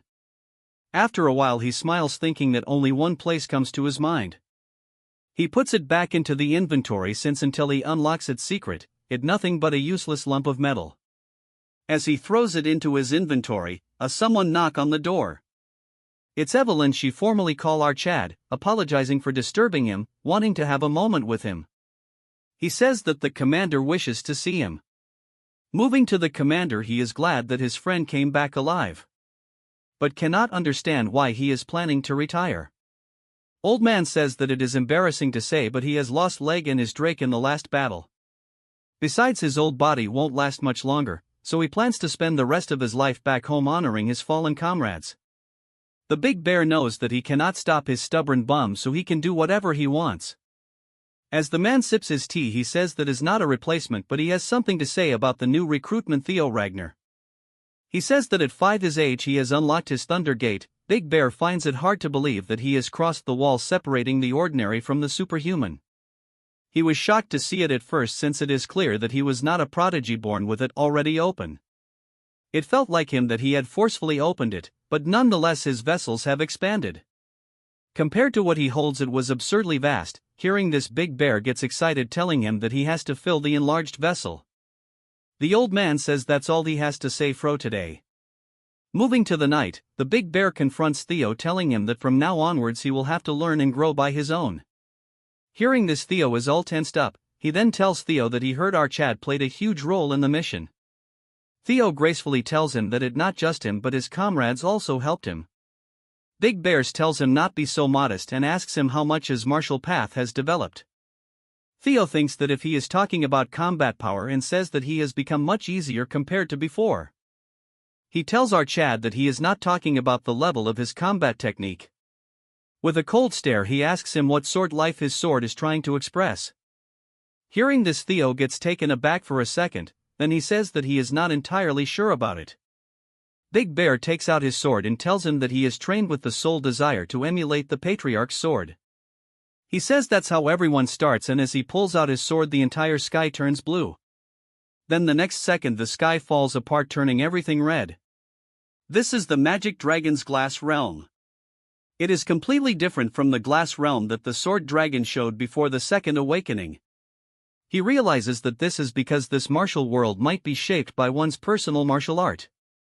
As the pressure intensifies, the big bear says that his sword represents demon, forming a huge sword. Theo is overwhelmed by what he is seeing. As the big bear performs his martial moves, it creates a huge rift, forming a huge waves large enough to crush thousands. Waving his sword down, the waves become stagnant. He asks Theo if he saw the magic dragon's martial path. With a nervous look, he says that he saw power and destruction, but why does he look like a girl? Big Bear says that Theo is on point, and it is the very essence of demon, intuitive and direct. Even if it eventually breaks, it's a straight line that pierces and destroys everything it touches. Violence, destruction and strength, that is the very foundation of swordsmanship itself, or more like death itself. He asks Theo what he thinks about the Plum Blossom Palace Lord's sword. Theo says that it was beautiful and elegant. The big bears think about it being beautiful and says that the Plum Blossom Palace Lord's sword contains the essence of life, so it makes sense. It's like a seed sprouting, growing and blooming into a flower that represents life itself. It's slow yet gentle and ever-changing, yet it never stops growing outwards. Theo thinks that this is the martial path, and wonders that even among the 9 dragons, the interpretations of the sword differs greatly. Big Bears laughs and asks Theo if he thinks that life and death are completely opposite. Theo asks him if that's not the case, but Big Man won't answer, as he stops his martial realm. Then hands Theo a book. He asks what this is, and it shocks him. It's a dialogue between him and the Plum Lord about the truth of the sword. Hearing this, Theo gets shocked, and Big Man says that it's extremely rare, but Theo got it, since he is a joint member of both the Magic Dragon and Sword Dragon. Hearing this, he is finding it hard to comprehend, as the 2 instructors sit together in a secluded place. This scene has happened when they were completing the book. He thinks that she is very cruel since Theo belongs to him, yet she wants to share him as a joint disciple. She tells him to be not jealous, because at the end of the day, this is all for Theo's, and he cannot deny that. Since he should be aware that Theo has garnered expectations that rival the other successor candidates. His talents means that he is growing rapidly, so he will hit a wall much harder. When he does face that wall, this will help him a lot. Old Man says that it's all fine, but what if a time comes when our Chad becomes an enemy of Ragnar? Hearing this, she gets shocked, because she is also aware that those who grew rapidly like this meet an unfortunate end. He says that if history repeats itself, the teaching will return to them as blood spilled for Ragnar's. She finds it unexpected, because she thought that his head was full of love for him. But after hearing his concerns, she is now certain that he is the right person to hold on to this. She hands him the manuals and tells him that when he is worthy of being a Ragnar and can value every moment, he should pass it on to him only. Moving on to the present, he has handed Theo the manual. To Theo, he thinks that the 2 dragon number 1 and 2 swords of the clan. To become a joint disciple of both the Sword Dragon and the Sword Dragon and the Demon Dragon. Theo asks him if he is really worthy of all this. Hearing this, Old Man says there is no need to be this humble, since he thinks he is worthy of this. Theo remains quiet, thinking to himself that he was able to grow this much all because of them. Even though he has not done anything from them, they continue to help them. Theo says that from the first day he has helped him a lot, and he promises to repay him one day. Hearing this, he gets excited, telling him that he can repay it right now. Taking out his sword, he says that it's been a while since he had a new disciple. Since he cannot stand by, the real lesson will start right now. Hearing this, Theo thinks that the real lessons will start now. Evelyn takes this opportunity to run outside and lock the door. As Theo asks for her, she apologizes, holding the door. At night, with a satisfying look, she opened the door, only to get shocked seeing Theo sitting like a meme character. She asks him if he is okay, consoling him that the commander went a little overboard. He says that he not only went overboard, she tells him to leave this aside, telling him as per his orders, she has confined someone in the underground detention hall. She asks him if it is alright to leave him be, since he is not the type to spill any beans no matter what they do. Theo tells her that it's all part of his plan, telling her to get close, and he whispers something in her ear. Hearing this, she gets shocked. The scene shifts to the Plum Blossom Palace, precisely the palace training ground. Theo greets her and she tells him that she has been waiting for him, asking him if he got the present that the demon dragon and she prepared for him. Theo says that her present has been great help to him. She summons her sword gracefully, flying in the air as plum blossoms surround the entire ground, and she gracefully land to the ground. What a way of flexing. She plans to continue to teach our chat about the building blocks of the technique that one might easily overcome, which is the root of swordsmanship. She again flexes, telling him that she would love to discuss how to blossom life with the sword. So she asks our chat again if Theo would like to become her disciple. Theo says that before he answers this question, he has something to ask her, telling her as she is asking this question as the Heaven Dragon Sword Master. Hearing this, she is surprised that he is aware of something that most people of the clan aren't aware of. She won't deny it, telling him that the Heaven Dragon School is a secret school that passes its teaching down through only one disciple, and she is its sole inheritor, asking if he wants to know her true intentions. Theo apologizes, telling him that she won't scold him, elaborating that she has no ulterior motives. From the Plum Blossom Sword technique to the Heaven Dragon Sword, she was going to pass all of it to him. Hearing this, Theo gets shocked, unable to speak a word. After some time, Theo exits the hall, when a nobody call for him, asking him if he is Theo, the new recruit of the White Dragon Cavalry. Hearing this, he asks him what if he is, and it's none of his business. This guy gets offended, calling Theo a curt for not even exchanging proper greetings. This busybody says that, since he has now become a member of the Plum Blossom Palace as a disciple of Lady Plum Blossom, he should be showing the bare minimum of respect towards his seniors. Since Theo is a type to get bullied, he says that he was wondering what this was about, but it was just an immature attempt at protecting his fragile egos. He asks him to bust his ass since he is not even his direct senior, so their ranks don't matter. Hearing this, their fragile egos get hurt. This turd shouts, telling him that what is he then, since he is not a disciple of the Plum Blossom Palace. Before Theo leaves, he says that they are gravely mistaken. The lady offered him to become her disciple. Turning around with overflowing aura, he says that he rejected her. Hearing this, they get shocked. We move on to what happened before. Theo asked if she is serious about passing both techniques to her. She asks him if it's enticing, which obviously is. Theo cannot understand why she cherishes him so much since he hasn't done anything for her yet. Hearing this, she tells him to stand up and tells him there is no big reason, but it's because it's just him. Telling him that he reminds him of the clan head, her husband Kyle. She says that he is exactly like him in his youth. Now that she thinks about this, it's not just the appearance, but even he used to chase after dreams and ideals when he was young, or maybe he is still thinking of it. This is why he could not despair and worked hard to break through any trials and challenges.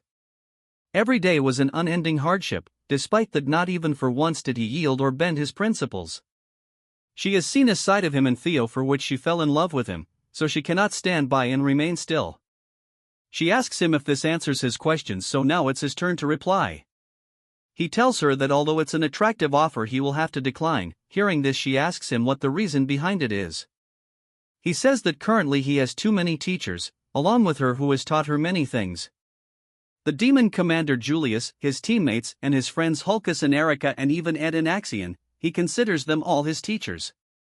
She gets shocked that he even considers Axion and the Sky Dragon teachers, since she heard they are on bad terms. Theo, in a nervous tone, says that because of the hardship they created is what built the current him.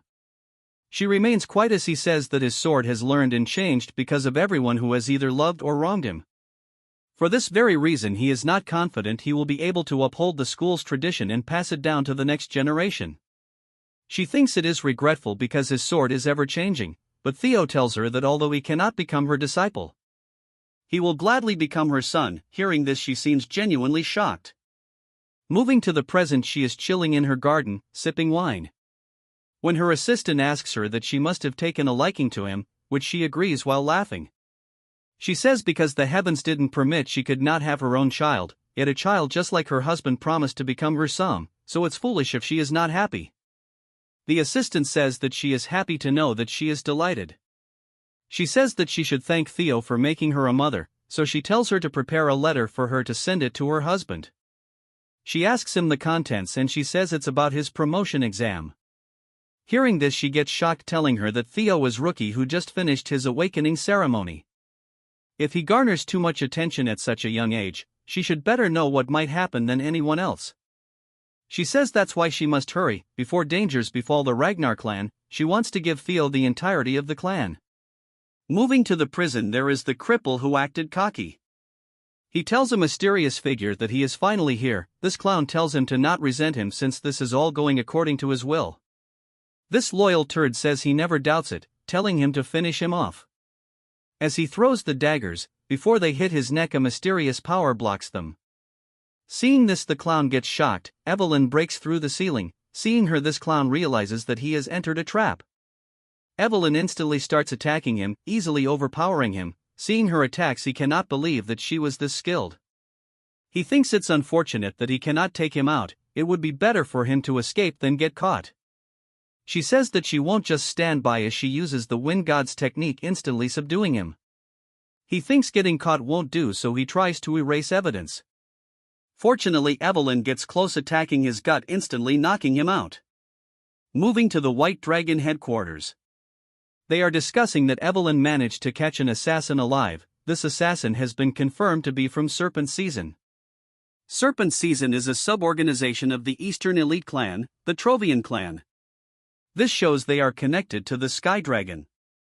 Julius says that this pretty much confirms their suspicion of having a mole in their midst. They are holding this meeting in this remote place to avoid information getting leaked. According to their information, the Serpent Season is currently based out of an ancient castle in the Calhelm region.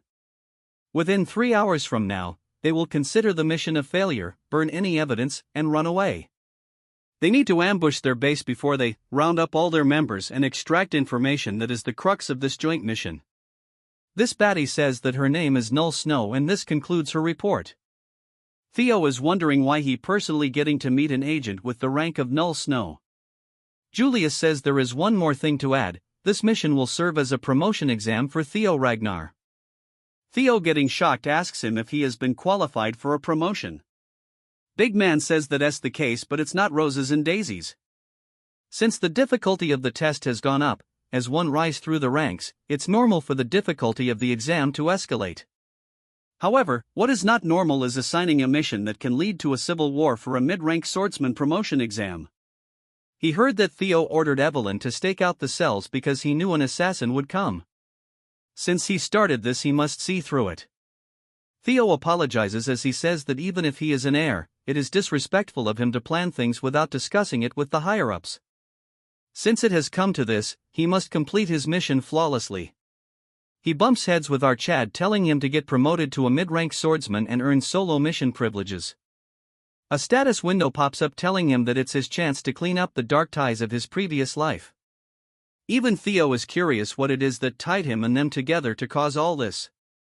This baddie asks Theo if he has any problem. Theo says that no matter what he will complete it no matter what.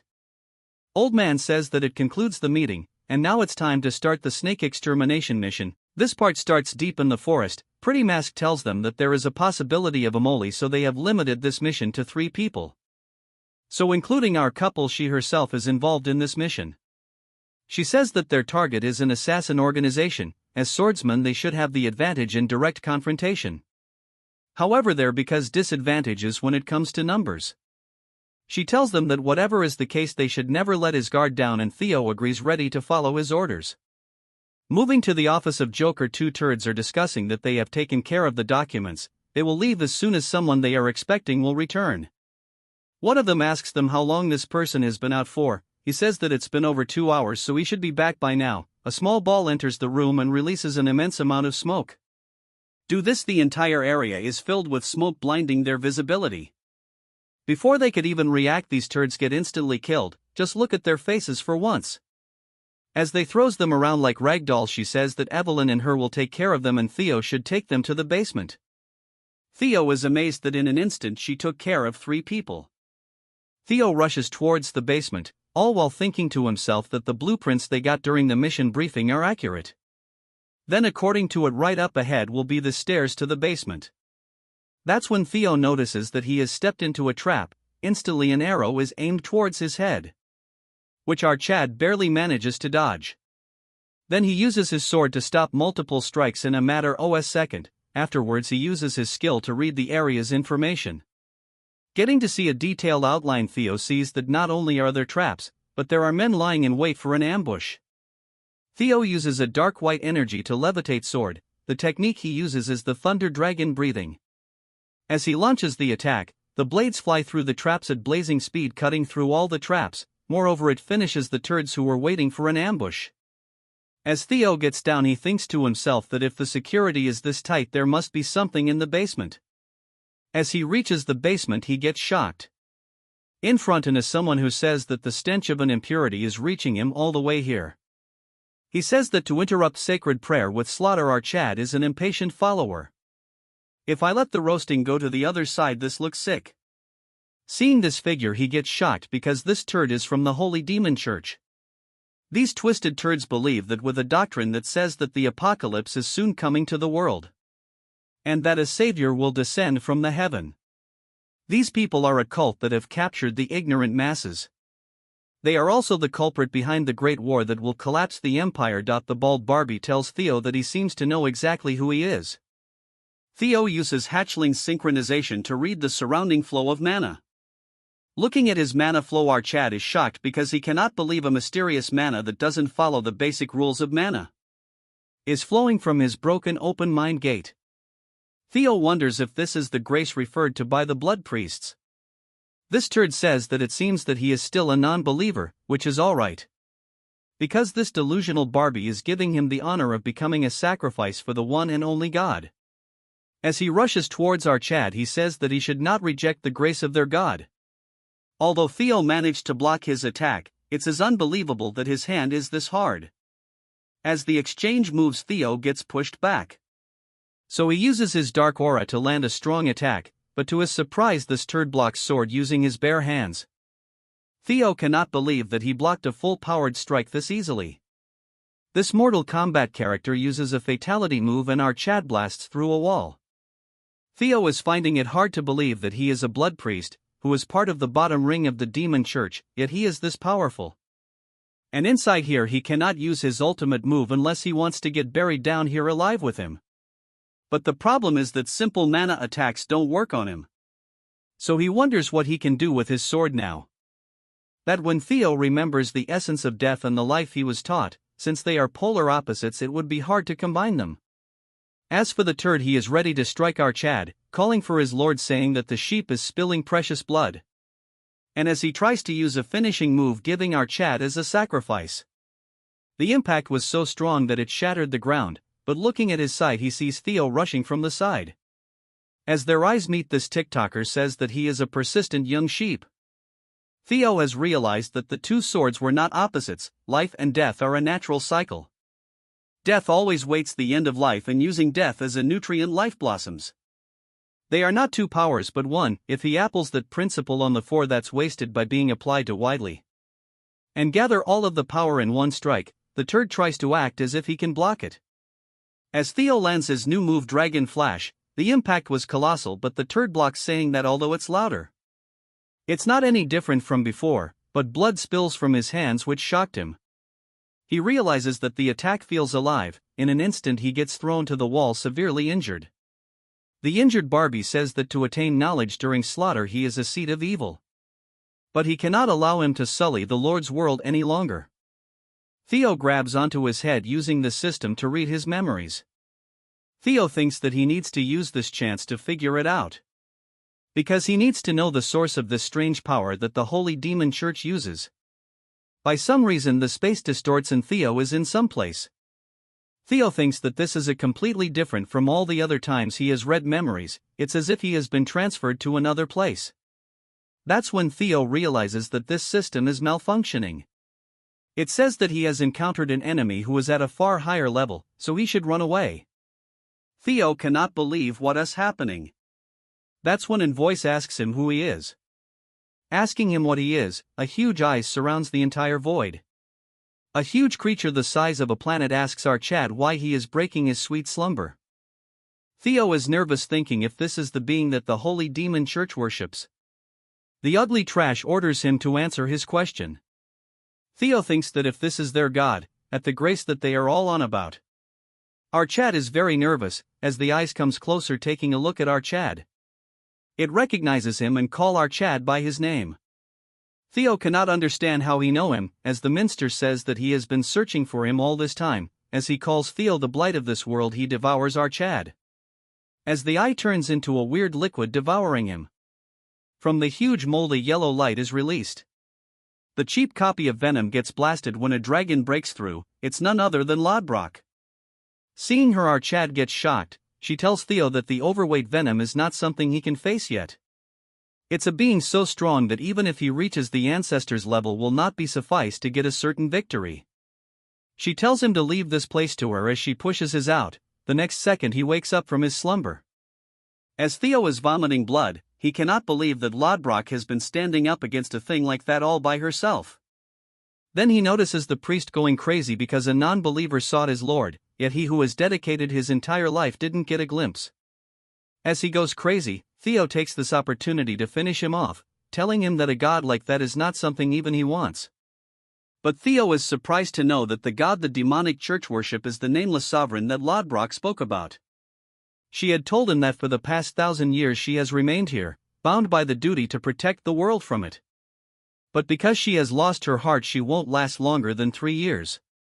In 5 years, during the Great War breakout, which is centered around the Demon Church, the death of the Guardian Dragon and the rise of the Holy Demon Church, the rebellion started by Ed Trovan. There is no way all this happened at the same time, so they all must be connected.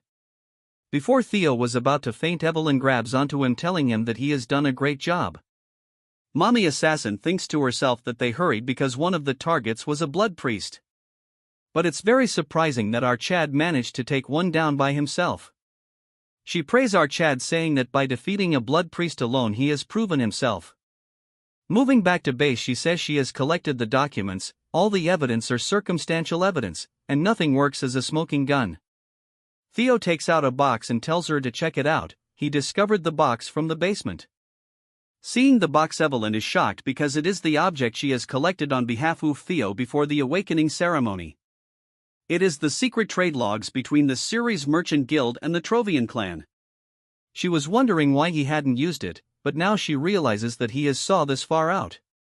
As she reads through the logs, it belongs to the Ceres Merchant Guild. There is even a trade logo with the Trovians' official seal. She is impressed, saying that he has done great work. With this they can prove that it was Ed Trovan planning the treason. And also the involvement of the Holy Demon Church. They now have sufficient information, and after submitting a quick report they will immediately strike the Ceres Guild. Theo thinks to himself the time for Ed to pay is knocking on the door. The scene moves to Big Man all angry on Ed, cursing him by saying that he knew he would betray one day. The masked man says that they cannot say for certain, though there are circumstantial evidence, so he is still a suspect. Julius says that he is not a fool. The fact that the mighty Black Dragon is sharing this information means that this has gone beyond suspicion. In response, he says him to not make any unnecessary assumptions. Julius says that judging by his response, it sounds like he was aware of it, yet he let it happen. He says Theo named shocking our big man. He elaborates that according to Cleve's report, he defeated a blood priest by himself. Julius tells him to not go there, as he tells him to hand Theo over since he is a very talented individual. He explains that Theo has excellent perception and deduction. The ability to see the bigger picture from the tiniest clues. These methods greatly resembles those of the Black Snow. It is as if he has personal experience.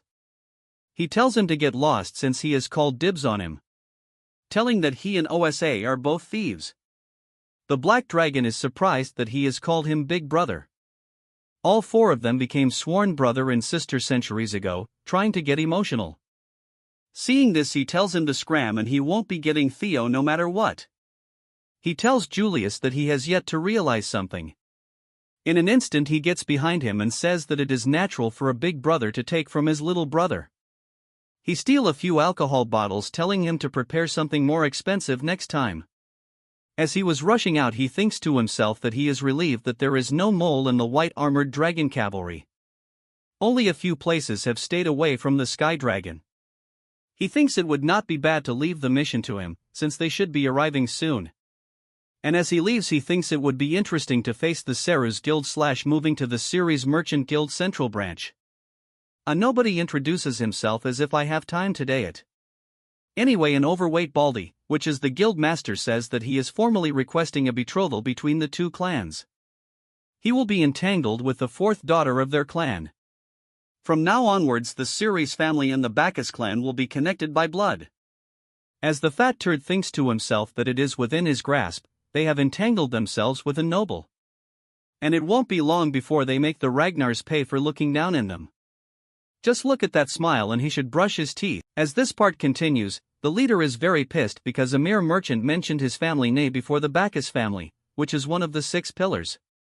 But he is holding himself because he can save his family with the dowry from this marriage. Since it doesn't matter what's going to happen to an illegitimate child. Moving to this Naven dude, he says that he can easily tell his thoughts. As he looks at the fat turd, he wonders if this merchants have any intention of truly helping them. But they are not aware that their store is used as collateral, so they won't live for long anyway. Because he must see his cursed family go down as he kneels greeting his bride. He promises to treat her well as their son-in-law and her husband. Hearing this, she shocks him, saying he can prove it. He tells her that it looked to him that she wants something, but his family is bankrupt right now. So much so that even he is being sold right now. The old man gets shocked when he says that as his bride wants something, he can give her his family seal. As for the old man, he continues to curse him. As she starts taking her overcoat off, she goes crazy, telling him to bring the head of Theo Ragnar, since he is the one who cut off one of her arms. Naven thinks that since she is openly telling him to assassinate a family heir, she is not a normal woman. Hearing this, everyone is talking among themselves. Fatso calms her down, telling her not to say such things in public. That's when his voice gains their attention, as this turd says that since his bride wants it, he will bring his head over. Outside, the public are seeing wyverns flying in the sky, as 3 figures jump from the sky. They get shocked when they see the Ragnar insignia. Assassin waifu tells them that from now on, with Ragnar's name, they will enforce justice. They have discovered that the one who attacked Ragnar has close ties to the Ceres Merchant Group. She elaborates that they have discovered that the one who attacked Ragnar has close ties to the Ceres Merchant Group. With that, they will search to analyze the traces of treason. If anyone dares to interfere or stops them, they will be judged to be taking part in treason, thus killed on spot. She shouts, saying that if they are innocent, they should allow the investigation by the Ragnars. The Fatso is stuck because they have been caught. He tells himself that he must remain strong right now. The old man asks him just what is he saying. Pretty Mask asks him to come out right now, as the Fatso is burning fat, as his subordinate asks him not to mess around. He barks, telling her not to mess around since a small piece of paper can be fabricated easily. And it's very clear that someone is trying to frame them, so no matter what, they are playing dirty. This turd says that the Ceres family will prove their loyalty to Ragnar. So he orders his soldier to exterminate the ones that are looking down on Ragnar. The old man says that what he is saying is that he won't cooperate with their investigation. So this marriage won't be happening. The Fatso says that he is not going down alone and he is going to go down with them, since the crime is treason. As a member of the 6 pillars, he should be aware what treason means. If they really had concrete evidence, not just them but an entire army would cover the sky. This concludes that they are not sure about the evidence, so if they stop them this once, they can pass through this. Naven interrupts him, saying that it's useless telling it to a man who struggles to go to the washroom alone. He mocks the old man, then proceeds to say that this is a better way since he got a chance to bring a wedding present to his bride. The old man gets shocked when he realizes that he stole his sword without him noticing. As this turd jumps around towards our Chad, the old man curses his since the moment they picked up the sword they have become accomplices. Since they are stuck, he orders his people to help the series family. As they point their blades towards our Chad, she tells them that this is their last warning. If they don't move, they will kill him on spot for treason. As the soldier are in a tough situation, a mysterious figure gets in between them. It's that Naven dude, as he tells them that people from the Ragnar people really like executing people. Theo and Evelyn couldn't detect him, but I am pretty sure assassin waifu detected him. A single attack from him pushes them away. He greets them saying, especially Theo, since he never thought he would be saying this on their first meeting. As for Theo, he cannot believe that he is meeting this dude here. During the Great War, this guy along with the series merchant and Trovian caused great damages. The ghost sword Naven, as he points his sword, he launches multiple attacks pushing our Chad. If he were to use the information from the past, this can become a chance for him to get tremendous power. Theo tells them that he will handle him alone. Hearing this, Evelyn says that he is way too strong. Masked waifu tells her to have trust on him, since the others are destroying evidence, so they cannot wait for him to finish. As they continue to battle, he says that it's good for him if they don't interfere. Asking Theo if he will be alright, elaborating that although he looks like this, he is pretty strong. Theo says he feels similar, saying if he can ask him something.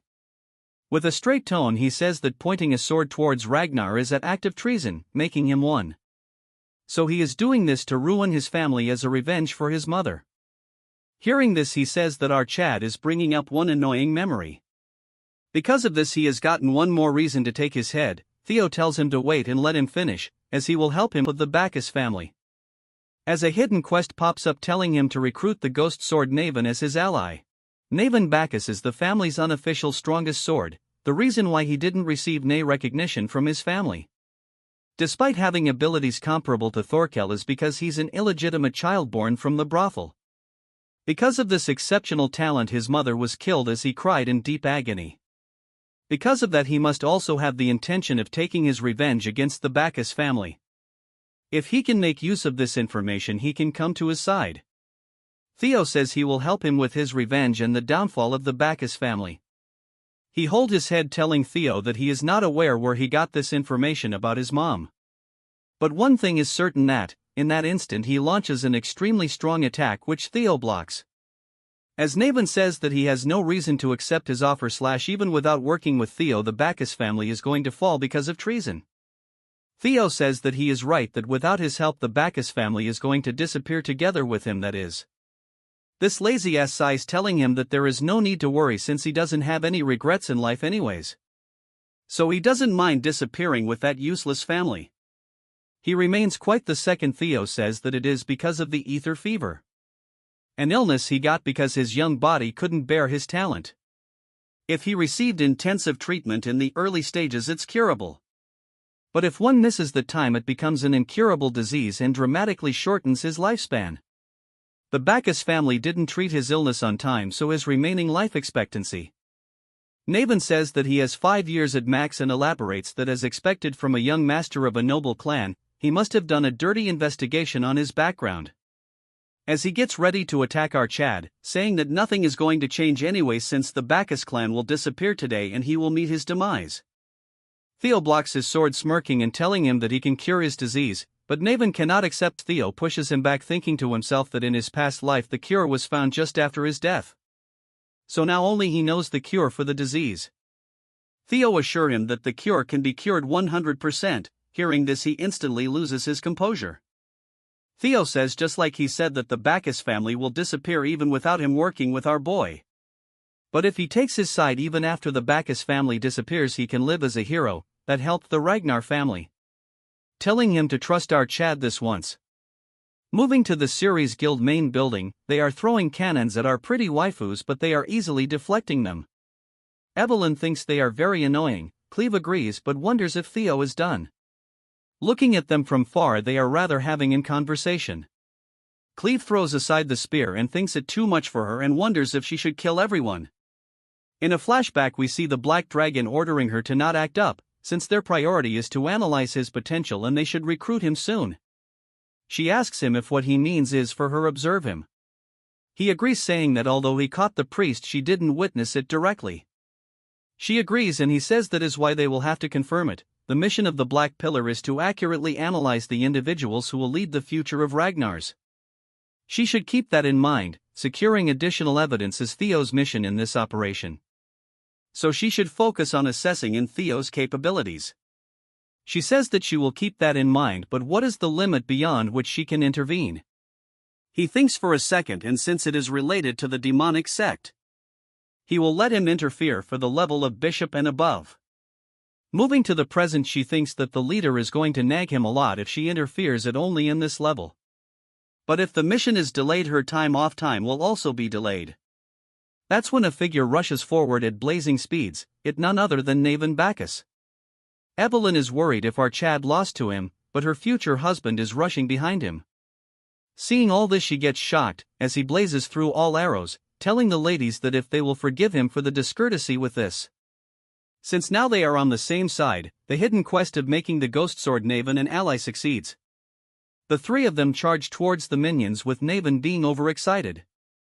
As he leaps in the air, one of the turds say that they can shoot him down, since he won't be able to avoid the arrows mid-air. But he is no ordinary fighter, as he jumps over them and lands on top of one of the weapons. Then he proceeds to destroy the weapons along with the people operating them. The clan leader curses him, saying that he dares to betray the family that raised him, telling him how he could point his sword towards his family. Hearing the word family, Naven charges towards him. With cold-blooded eyes, he says that for an illegitimate child there is no family. Then in an heartbeat he splits him in half. In a matter of seconds he finishes them off. Seeing the display of power, she is surprised that he lives up to his reputation of being able to fight equally with young Lord Thorkel. She wonders how he managed to convince him. Hearing this, our Chad says that he just promised him what he wanted, telling them to not stay still and follow him. As Theo leads the group, he tells them to capture Quadrax Ceres. Moving to the Fatso, one of his minions informs him that they are getting pushed back. The Fatso is aware of all this, so he tells them that they must destroy all documents. At first they must burn documents related to the Trovian clan. He tells the minions that they cannot burn those documents. He tells Fatso to think rationally, or else there will be unnecessary casualties. This side-eyed pig says that if they burn those, how will they get back their investment? Asking him if he is going to give up on that money just because of these turds. A figure enters the scene, telling the pig that he cannot think far because he is drunk on his greed. With a frightened look, he says that he is here and require his help. There are two shadowy figures. As for Theo, he is charging straight towards the castle. In an instant he neutralizes the minions guarding the door. But the door opened by itself, and a huge figure followed by his minions say that it is time for his believers to rejoice. This part starts with a turd chanting religious terms, saying that the sentient beings have been blinded by greed and failed to see the bigger picture. The Fatso says that currently he requires his help right now. As the two cosplaying TikToker walks towards him, he says that they came 80 the perfect time. As fat rapidly burns from his body, he says that the universe wouldn't let him die in vain, telling them to think the Holy Demon Church sent their bishop, since they came a bit of help would suffice. This blabbering dog says that since they are in the same bed with the Trovian clan, since they are all in the same boat, he is sincerely asking for Theo's help. One of the cosplaying turds says that they will be needing him on the day of the judgment, so they will lend a hand. But before all that, they want all the documents related to Trovian. He asks them why they are looking for it. He has hidden them since they are his cash cow. He blabbers about money, but before he could finish, this cosplaying turd grabs the Fatso by his mouth, calling him another fool. He called this Fatso worthless non-believer, asking him if he is trying to defile the Great Lord's grand plan. The bishop tells his minion to just kill him, since they have people standing in queues to fund them anyways. As Fatty was getting crushed, he apologizes, telling him that he has committed a great sin by showing discourtesy. He says that if he dies now, Trovian will continue to be under suspicion. He tells him to stop, so the mini cosplayer throws him to the side. He tells Fatso to burn all documents related to Trovian right away. This turd then warns him, telling him to not even think about running away, which will be the best for him, because their lord is watching everything. Moving back to Theo, he breaks through the armed forces. As the door opens, the bishop is leading his huge force. Seeing Theo as red as if he was waiting for this moment, the bishop of the demon church. He tells his followers that with their blood the shall descend. With their blood the god shall descend, and worship their lord. As these crazy lunatics charge towards him, as they come face to face with each other, Theo slashes through them, as he says to himself that he had suspected that the holy demon church would be hiding here. But he never expected them to send someone as high-ranking as a bishop. As Theo continues to charges through the pile of turds, everyone from their side is getting overwhelmed because of their sheer number. Cleve stands still as she thinks to herself that the bishop really came. So this is gonna be way more of a hassle than she had thought.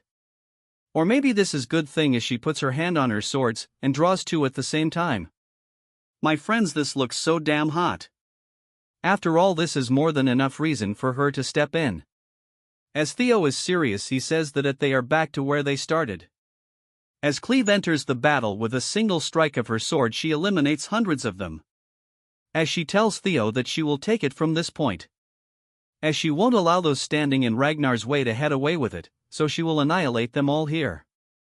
Theo tells her to stop, stating that they must not forget why they are here, since they have to secure the documents before they destroy them. She sighs, telling Theo that she seems to have overestimated him.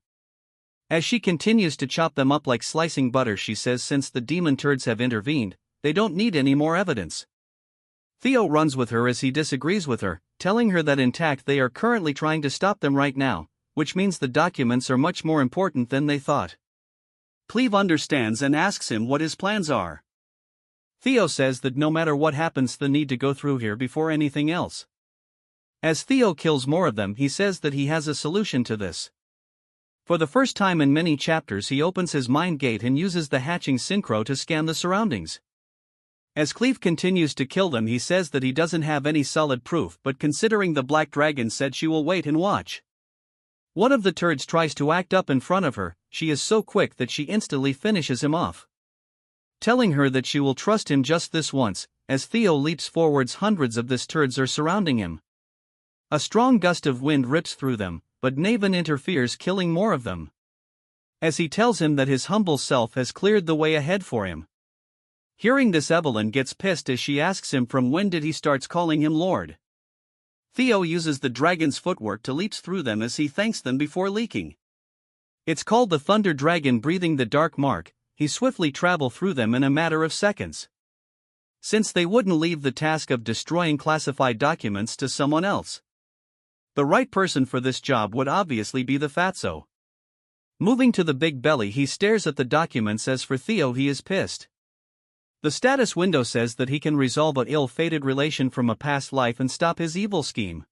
As they both land on the ground, blood draping from the sky like rainfall. Then, like a savage, he says that he is the Lord's first sword, Naven Bacchus. Hearing this, Evelyn says that the joke is too much for him. Hearing this, Naven says that judging by her reaction, she is the first sword, so he doesn't have to worry too much. But if it was Cleve, he would gladly be the second sword, as our goddess continues to chop them up like cutting vegetables. Evelyn asks him if he thinks he is better than Herm. Hearing this, he charges towards her and using his sword. But instead of attacking her, he chops multiple of them who try to attack her.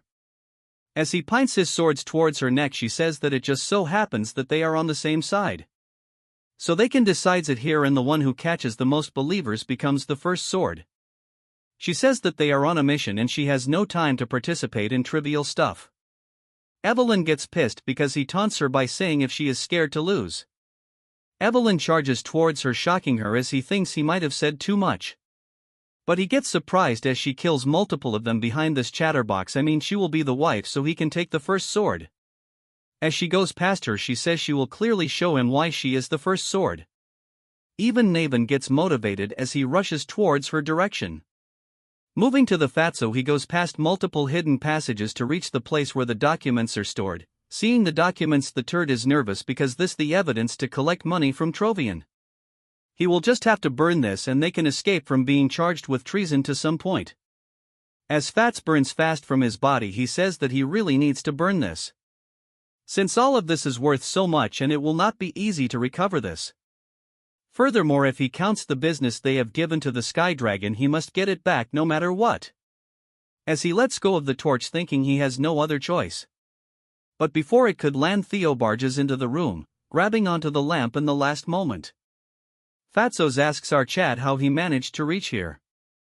Theo tells him that it seems his fourth daughters were not enough, as the fatty leaks blood. He apologizes, telling him that he will do anything to if he spares him. Without any hesitation, Theo uses a simple strike, finishing him off instantly, saying that a traitor of Ragnar must be executed. As Theo is done with the task, the control panel says that the fourth quest has been completed. Theo wonders if this is really worth mobilizing the demon forces. The secret ledger given to Cleve itself is more than enough to take down him, but with this they can take down the Trovian clan. Since the Sky Dragon is just a tale, but he must go for the Trovian itself. With the documents presented, all ties to them.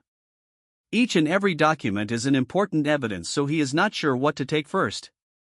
As he looks around, he finds the Rose Palace investigation report.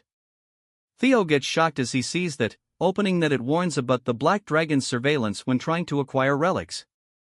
It is Ed Trovian's handwritten document, and they have acquired 2 relics so far. It says he has found 2 relics and the rest are in the Rose Palace.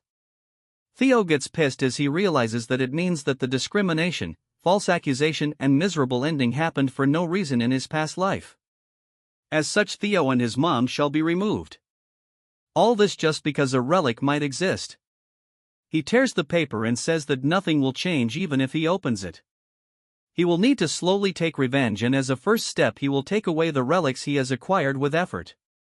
A system information pops up saying that he has discovered 2 relics of the ancient. It's already night and the duo is fighting non-stop. Evelyn says that he remembers him now. As they continue to charge towards him, they continue their attacks.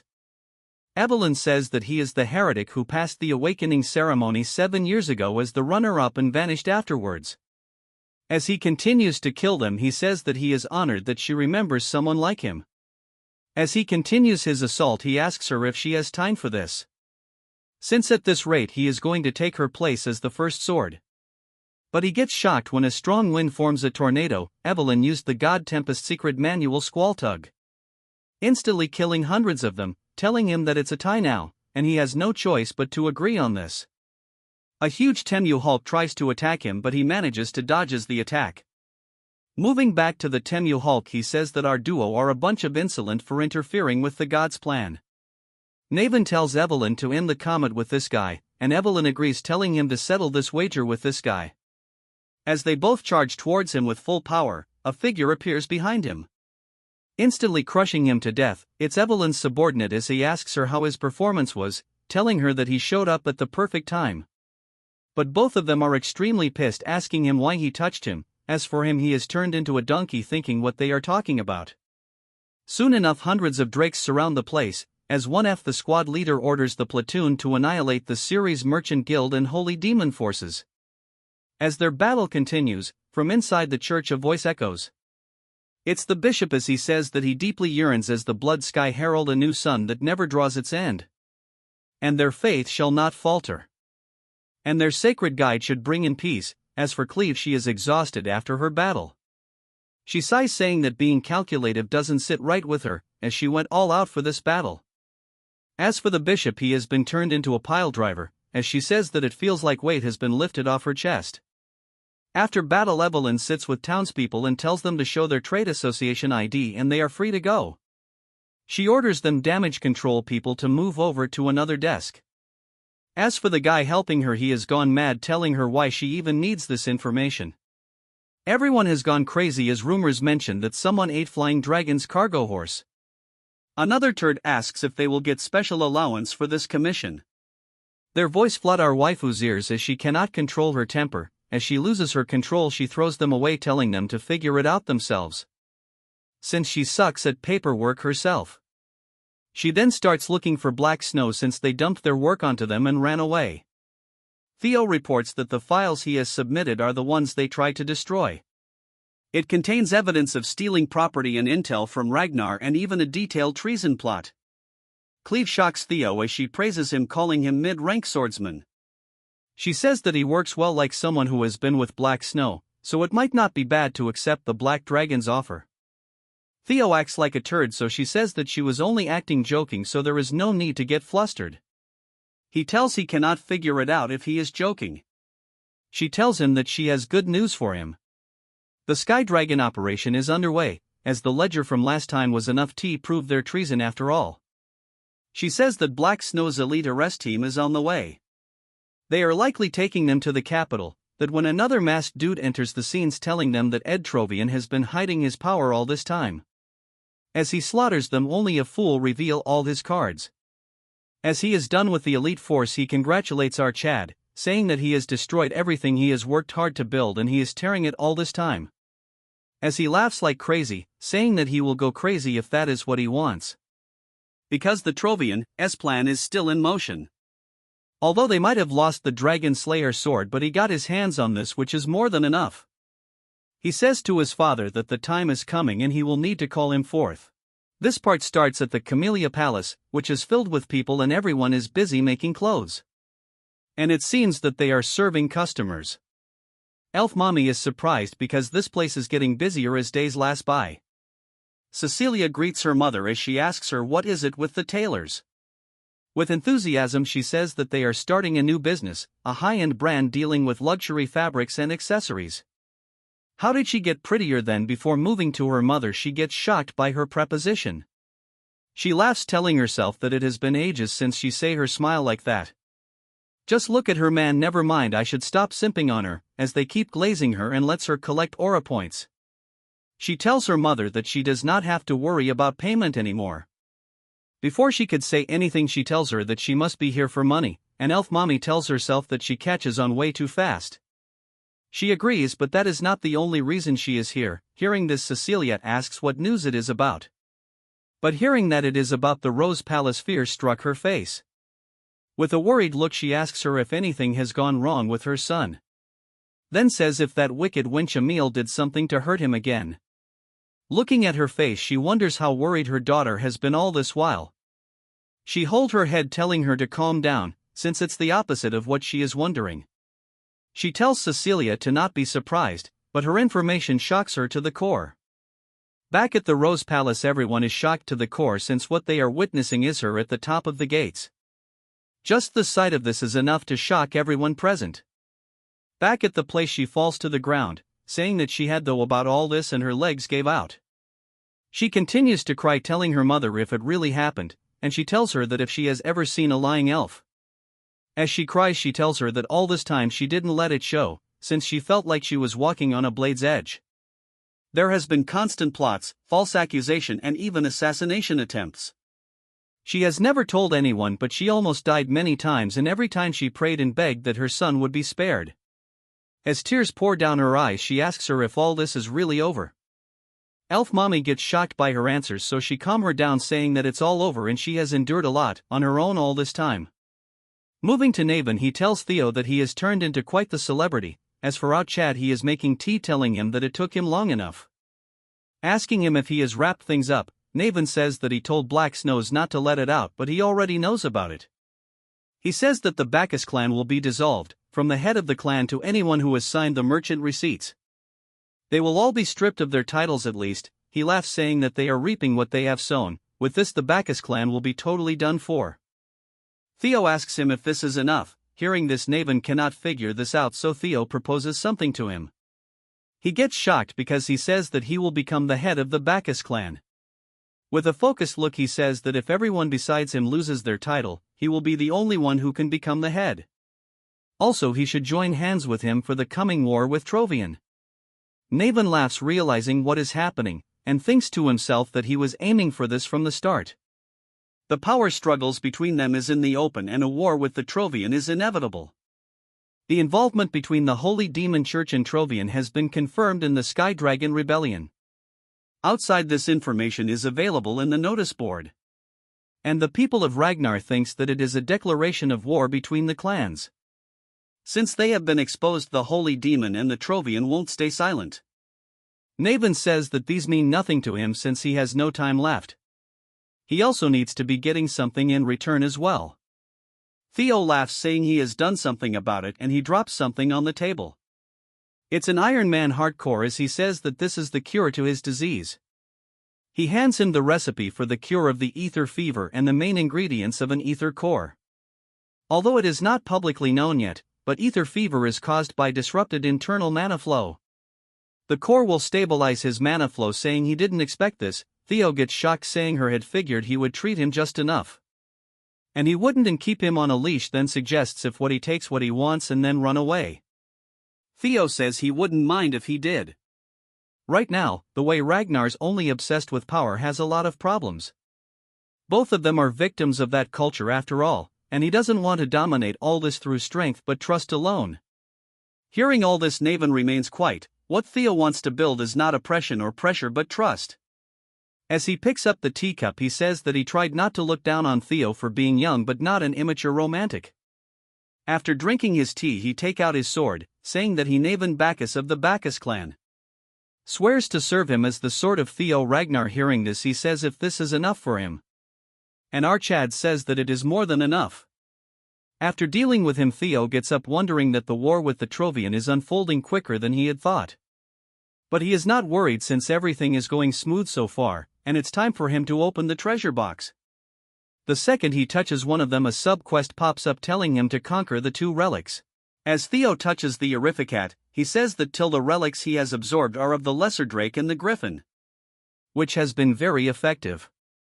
As he opens the box, he comes across a ring which, according to Theo, is the relic. As he wears the ring, a system panel pops up. It says that the primordial dragon relic, the Thirsted Ring, has been equipped.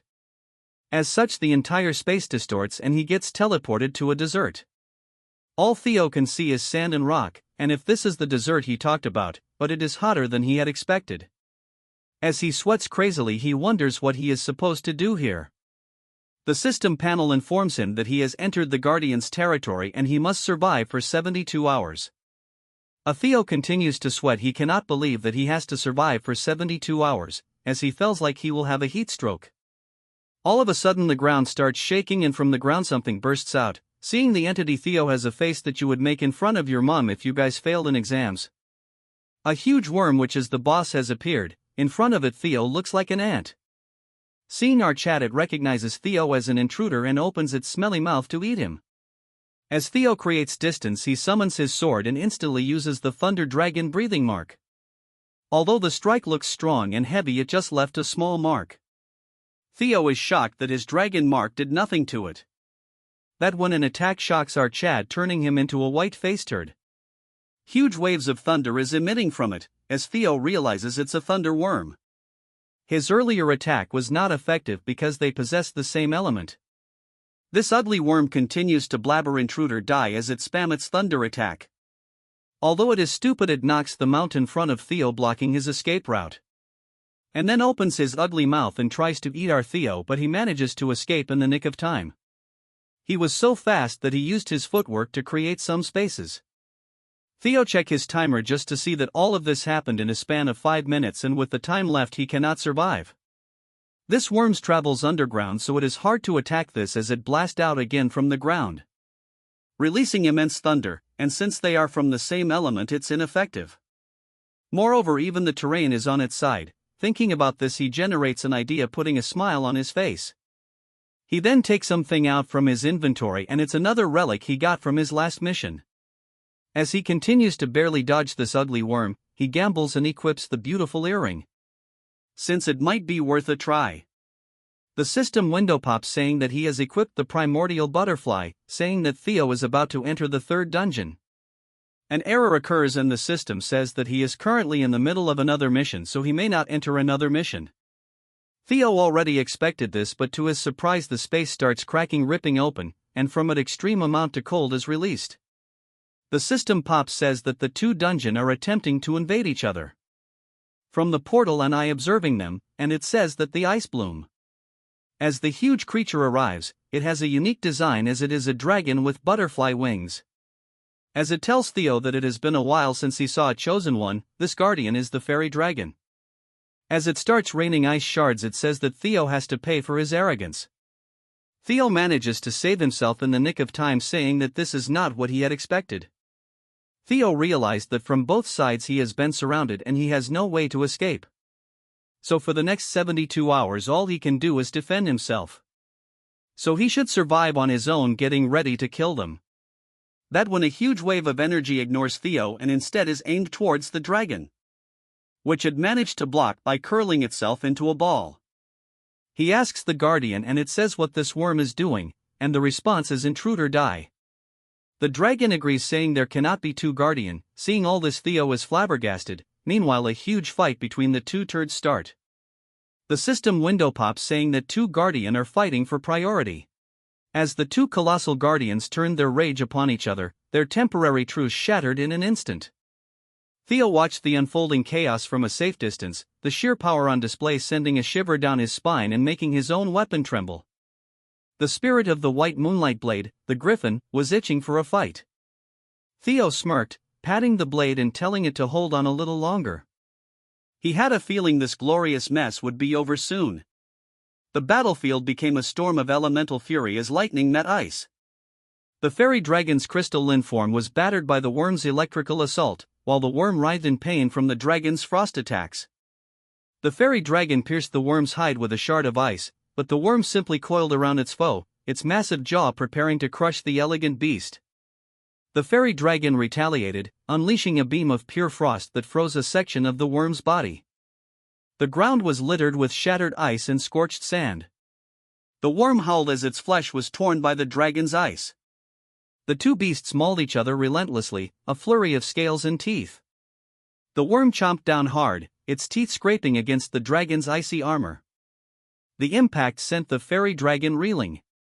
Though both were bloodied and bruised, the fairy dragon found an opening, tearing at the worm's side with a furious counterattack.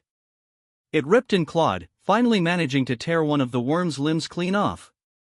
Seeing his opportunity, Theo decided it was time to crash the party. This was much better than paying for a ringside seat. He shot forward like a dark arrow, spinning his blade as it glowed with power. He declared that the worm was first on his list. His attack, amplified by the chaotic energy, struck the wounded dragon. The beast shrieked in pain. Theo then gave his blade permission to run wild. With a surge of power, he unleashed the spectral form of the griffin. The ethereal beast dove towards the shocked desert worm, its talons outstretched. Phantom claws tore through the monster's spiritual essence, leaving the fairy dragon stunned and horrified. The battlefield fell silent as Theo landed softly on the now frozen ground. A pair of system notifications confirmed his success, congratulating him on hunting the desert worm and updating his subquest progress to 1 of 2. As he suspected, hunting the boss was the same as conquering the relic.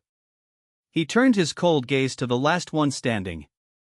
Panicked, the fairy dragon pleaded for him to wait, asking for a chance to escape.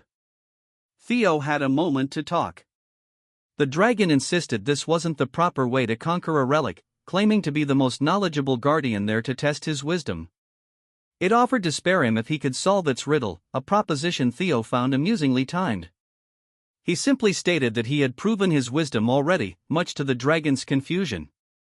Theo explained that his wisdom was making them fight each other, a revelation that made the dragon tremble in terror.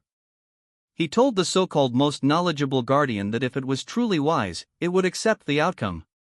Defeated, the dragon stammered that they could have the riddle anyway. A final flash of light consumed the creature, and another system message congratulated him on hunting the fairy dragon. He was back in his room, the 2 relic boxes now sitting open before him. He focused on the ring in his finger. Letting out a long, shaky breath, a triumphant, exhausted grin spread across his face. He had cleared them both. The system confirmed the completion of his subquest. Now, a malevolent energy pulsed from the white moonlight blade. He felt a presence stir, calling out to the griffin. A dark spectral eye formed from shadows, its voice echoing in his mind. It addressed him by name, Theo Ragnar. The entity declared its desire to eat his heart, lunging at him with shadowy claws.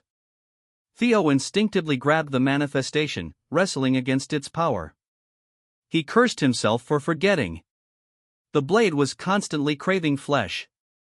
He realized with dawning horror that before returning, the blade must have consumed the guardian's powers. The dark energy grew exponentially, erupting from his arm. It had eaten both souls, and now it was far stronger than before. If this continued, he was going to be consumed. The griffin's voice boomed in his head, promising to swallow him whole and chase the moonlight once more.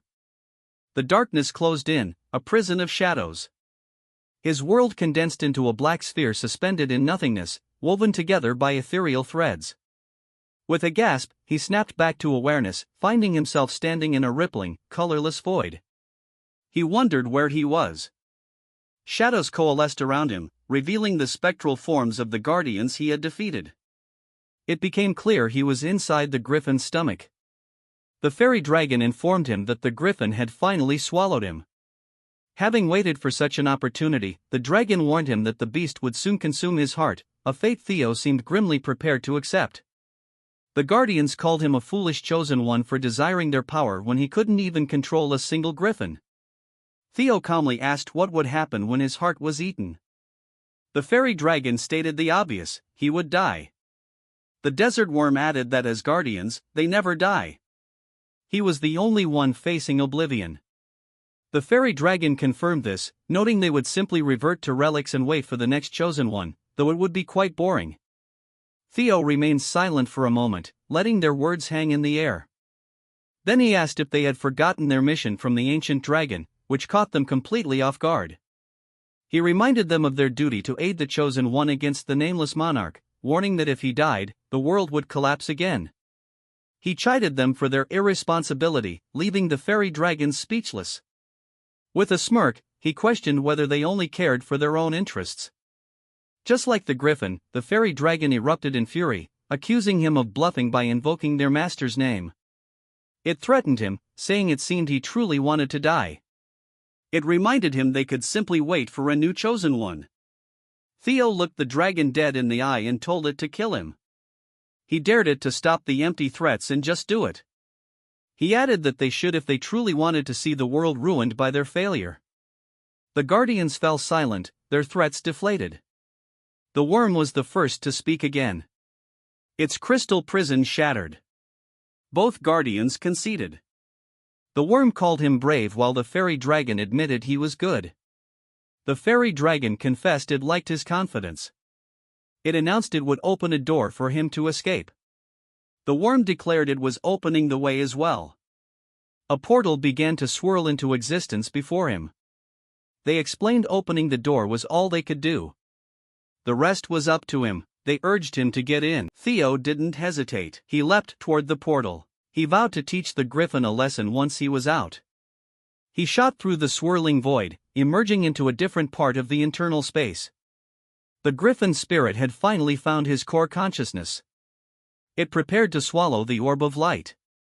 Certain that Theo's body would soon be its, the griffin suddenly let out a choked cry. Theo burst out from within, impaling the spirit with his own essence. The griffin writhed in agony as Theo stood over it victorious, having escaped. The griffin's physical form collapsed, stunned at how he had gotten out of its stomach. It looked around wildly, accusing the other guardians of helping him and having no pride. Theo promptly grabbed its beak, shutting it up. He reminded the talkative creature that they had first met through subjugation, not discussion. The griffin stammered, asking to be let go so they could talk. Theo stated he wasn't expecting cooperation, pointing out that if they all kept fighting for dominance, they would just exhaust each other. The guardians considered this. The griffin's glowing eyes dimmed slightly. Theo simply told them to be sensible. As the griffin relented, Theo noted it was a wise choice, but he was interrupted by another presence. The lesser drake, his first relic, materialized, greeting the chosen one and asking if the others had forgotten it. The drake explained that pitting the spirits against each other to control their power was a method used by past chosen ones. When Theo asked about these others, the drake dismissed the question as something he didn't need to know yet. It simply promised that they would all help him grow. Now they would be looking forward to what he did from now on. Back in his room, system notifications confirmed new buffs. The fairy buff granted enhanced immunity, while Worm Eater provided resistance and increased attack power. The dark corrupting energy receded from view, causing Theo to stagger slightly. The ordeal was finally over. He was surprised to find that the guardians were not dead, but living inside of him. His eyes narrowed. The white moonlight blade lay still on his desk, its malevolent aura gone. It was finally calm. He walked over and asked if it had finally settled down. He mused that things had actually turned out for the better, as he now had a deeper understanding of the ancient dragon's power. He picked up his relic boxes, knowing that whether they liked it or not, he would be in their hands. Meanwhile, in a desolate snow-covered graveyard of swords, two powerful figures stood. Robert Ragnar, the Black Dragon, asked Julius if he was truly going to recognize Theo as a successor candidate. Julius confirmed it, but asked if Robert was worried because Theo was a regressor. Robert admitted he was, and Julius noted his well-known loathing for them. He recalled that Robert had killed every last Ragnar regressor with his own hands, a fact Robert confirmed without emotion. This was precisely why he would take this chance to test Theo himself. Julius was taken aback. Robert explained that to be an official candidate, Theo must pass the proper procedure. Julius's eyes fell to the sword in Robert's grasp, noting its dangerous aura. Robert agreed, but said there was no sword more suitable for the task. He revealed it was the sword of the previous family head, the crazy dragon whom he had also killed himself. At that moment, Julius entered Theo's room, announcing that the family head had summoned him. He was to go to the sword grave immediately, a command that left him utterly shocked. The air in the sword grave was thin and cold, each snowflake a frozen whisper. Theo's boots crunched on the icy ground, the only sound in the desolate field of blades.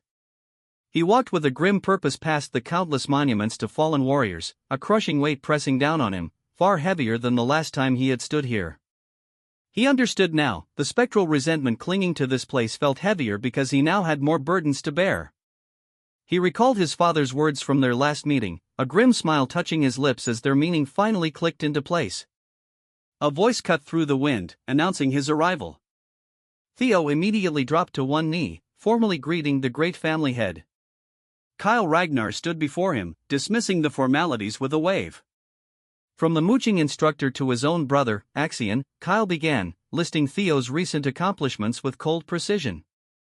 Then came the master of the Rose Palace, whose execution was a direct result of your actions. Julius continued, stating that wasn't all. The Ceres merchant group was exterminated, and the Central Intelligence Bureau was mostly executed.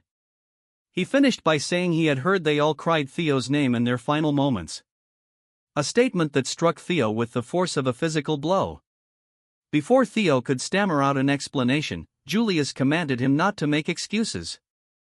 A family head, he explained, must carry such weight silently. With that lesson delivered, he presented Theo with a massive, wicked-looking greatsword, the Crazy Dragon Sword. Theo stared in shock, recognizing the name of a tyrannical former family head who had massacred thousands, an enemy the current head himself had killed. Kyle noted his reaction, seeing that he knew something. Theo chose his words carefully, stating he was only aware of the name, knowing all information on the man was confidential. Kay was silent for a moment. Then, Julius asked if Theo's past life lacked information about the crazy dragon, a question that shattered his composure. He had been found out. Julius's eyes glowed with an intensity that promised death, and an immense pressure washed over Theo. The family had admitted he loathed regressors, greedy and foolish individuals who could change the world at will, treating it like a chessboard they could flip over at any time. That's why he had resolved to kill any he discovered personally. Theo felt the pure, undiluted killing intent. This wasn't a test, it was an execution. He was stunned by the sheer power emanating from his father, who wasn't even a regressor. Kyle ordered him to wield the sword, telling him if he could stand against its resentment, he would be acknowledged. However, Julius would only admit the human Theo Ragnar and completely erase the regressor from existence. Theo asked what that meant, his voice tight. Kyle explained that everyone he met, saved, or earned through his regression would cease to exist. Theo clenched his fist, the shadow of his past life's failure looming over him. He would refuse such conditions, but he informed him he couldn't.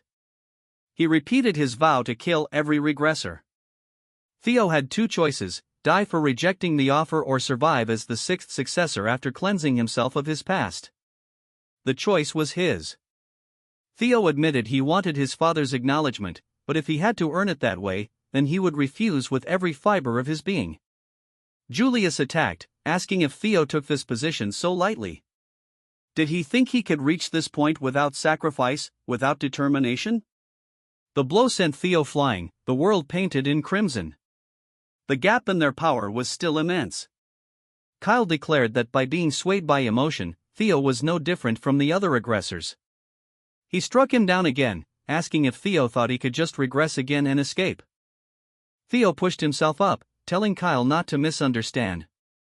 The reason he had come this far was to take responsibility and protect everything that was ruined because of him. If he had to throw everything away to be acknowledged, he would do it right now.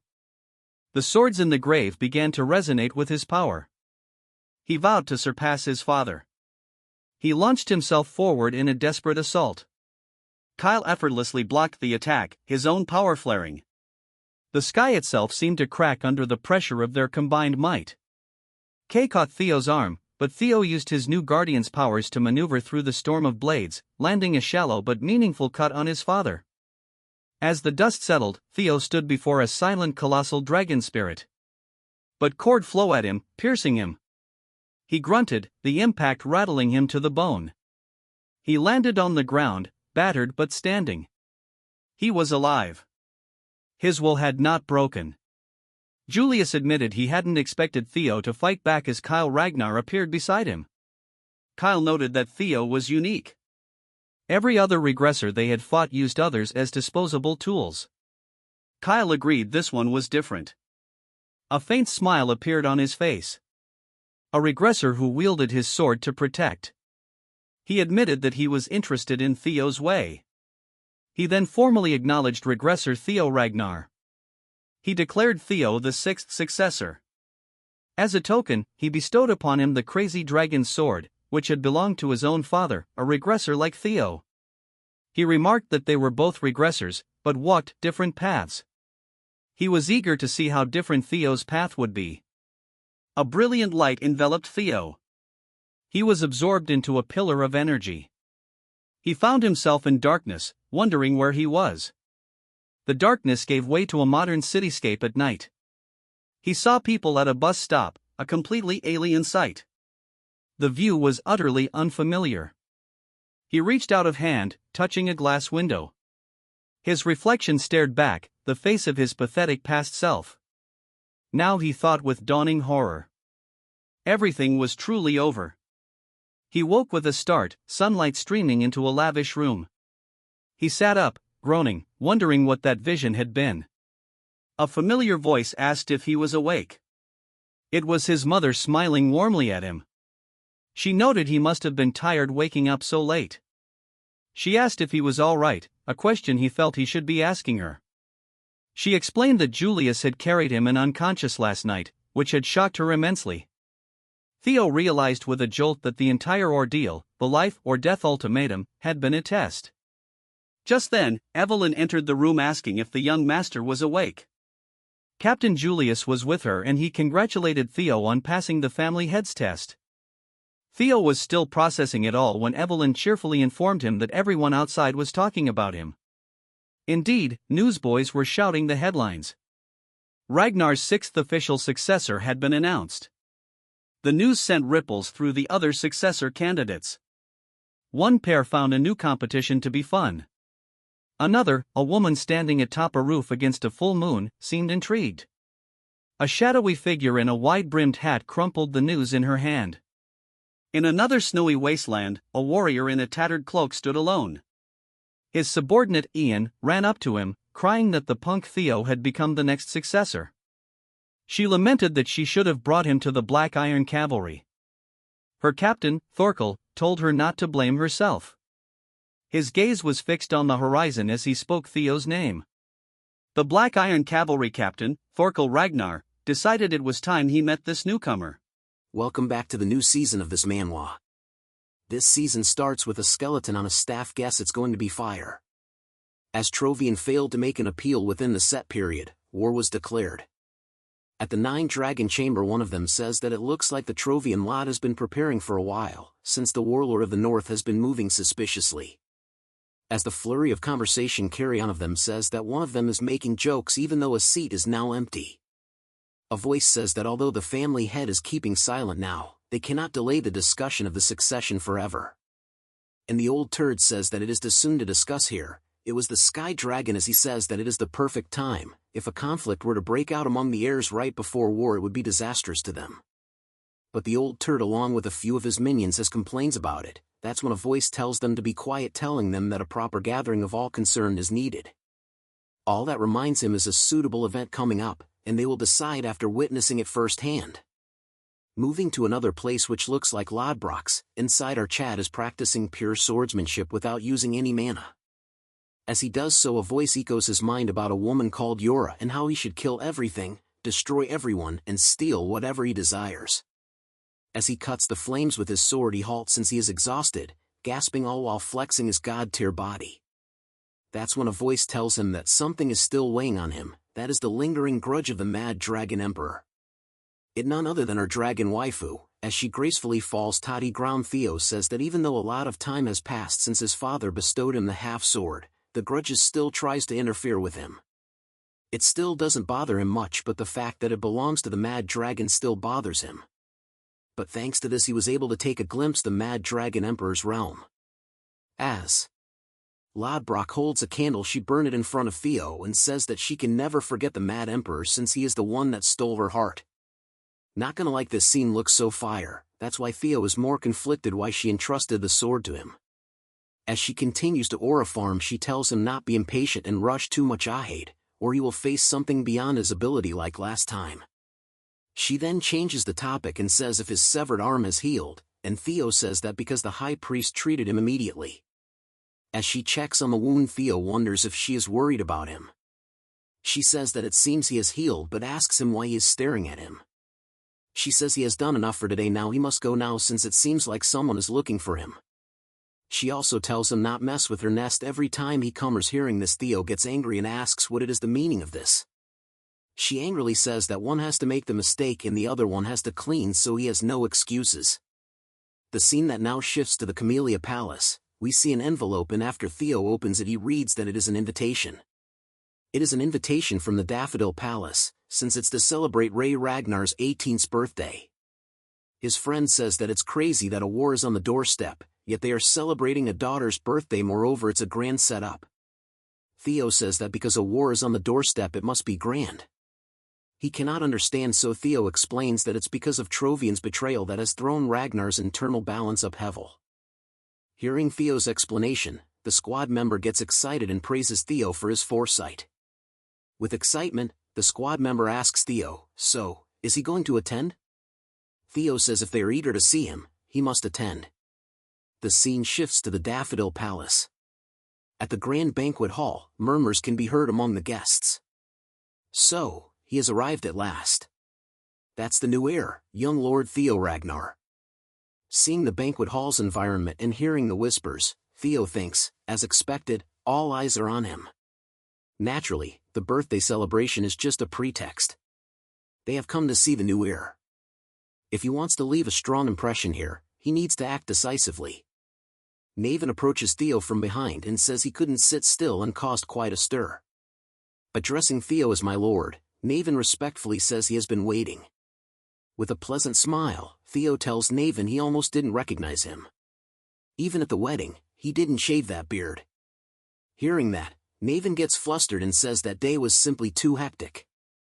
Seeing Naven and Theo conversing, the banquet guests start murmuring.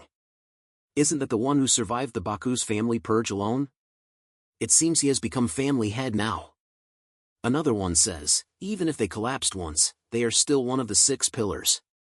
And now the head of the Baki's family calls the 6th successor lord. Hearing the murmurs, Naven says all the talk is about them thanks to Theo's timely appearance. Theo says it seems like they have set the mood. Theo tells Naven. Now comes the important part. At that moment someone approaches them saying so he is Theo Ragnar. Hearing that, Theo and Naven both get very surprised. The man says he believes this is their first meeting. He then says he is the 5th successor. Hearing that, Theo thinks as expected he approached sooner than Theo thought. The 5th successor introduces himself as Thorkel Ragnar, commander of the Black Iron Cavalry. Thorkel then extends his hand to Theo. The people at the banquet say at last they meet the former leading heir and the newly risen successor. Thorkel tells Theo no need to be so guarded. He only came to see with his own eyes the one chosen as the sixth heir, and he is glad it's not that childish Axion. Hearing that, Theo thinks, as they say, Thorkel's impression is good, exemplary.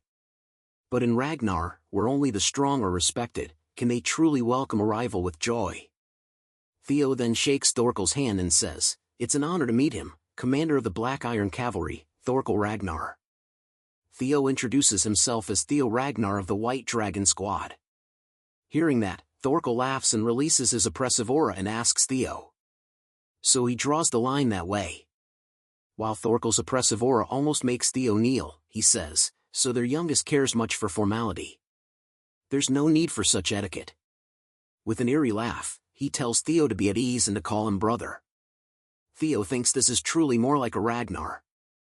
Then Theo also releases his aura, which surprises Thorkel. Theo then regains his footing and gets up, and with a devilish smile Theo tells Thorkel since he says to call him comfortably then Theo shall call him brother. Thus begins the power play between the two brothers and the two successors. The Lank siblings come to the banquet. Touching his collar, the brother says it's so uncomfortable he wants to take it off. The sister tells him to just bear with it. He is the reason people keep saying their Lank clan is full of savages. From behind them, someone says, "Looks like everyone's here already." Seeing Reincarnator, the siblings get very happy. Remy asks them, "How have they all been?" One of the Lank siblings calls Remy the famous nerd from the West. He heard Reincarnator is as good as the Zenith Dragon. Remy laughs and says, "Rumors tend to be exaggerated." Looking around, he asks, "By the way, did they see Theo?" He wanted to ask him about the white armored dragon cavalry. Ragnar appears behind Remy and asks, "Is he asking about Theo?" Hearing her, Remy gets flustered and shocked. He apologizes to Ray, saying, "How could he look for someone else in front of the star of the banquet?" Ray says, "It's fine." She knows what kind of event this is. Ree first notices her wine glass is shaking. Then they notice the confrontation between the two brothers. One of the Len siblings asks, "Is that Theo?" Remy says, "To pull something like that in a place like this, who else could it be?" The power play continues between the two heirs for some time. Then Thorkel gives up, saying he can't keep up, and he surrenders. While laughing, Theo asks Thorkel, "What is he saying?" Addressing Thor's brother, Theo tells him he let Theo win. Thorkel says he won't deny it. Too much humility can come off as mockery, but he meant what he said. If he were to go back in time when he was Theo's age, he would have lost to the present Theo. No questions. Theo tells Thorkel he flatters him. Thorkel says to the crowd, seeing his impressive younger brother fills him with joy, which surprises Theo. Thorkel continues, "Now let's raise our glasses to the new era of Ragnar." He then raises his glasses, saying to Ragnar. All the other guests also toast, raising their glasses and saying to Ragnar. Thorkel tells Theo, quite the success as a debut stage for the new heir candidate. Theo thanks his brother. Theo thinks he was wondering why Thor was praising him. So this is what he was after. Thorkel showed off his strength to solidify his position while publicly acknowledging his rival to win over the crowd. Because of that, the mood Naven helped Theo set has now shifted in Thorkel's favor.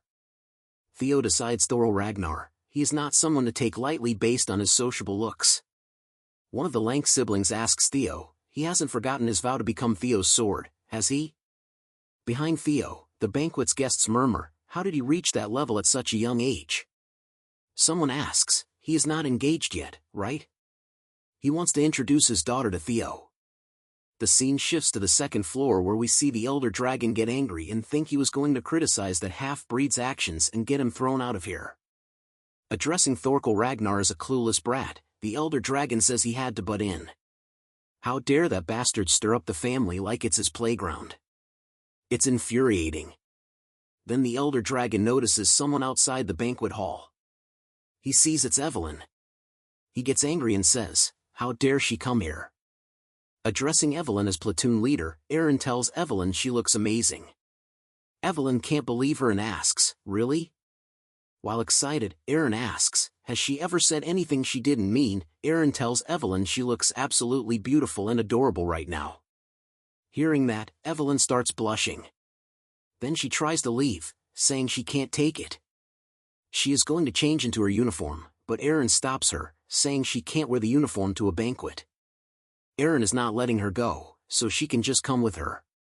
At that moment, someone throws a wine glass in Evelyn's face. He says, "Just dealing with that one bastard is already making his blood boil." Evelyn gets terrified hearing the voice. Evelyn starts shaking. The elder dragon asks Evelyn, "So, why the hell did she come crawling out here?" Aaron gets angry hearing that and lashes out, saying, even as one of the 9 dragons, he can't treat Evelyn like this.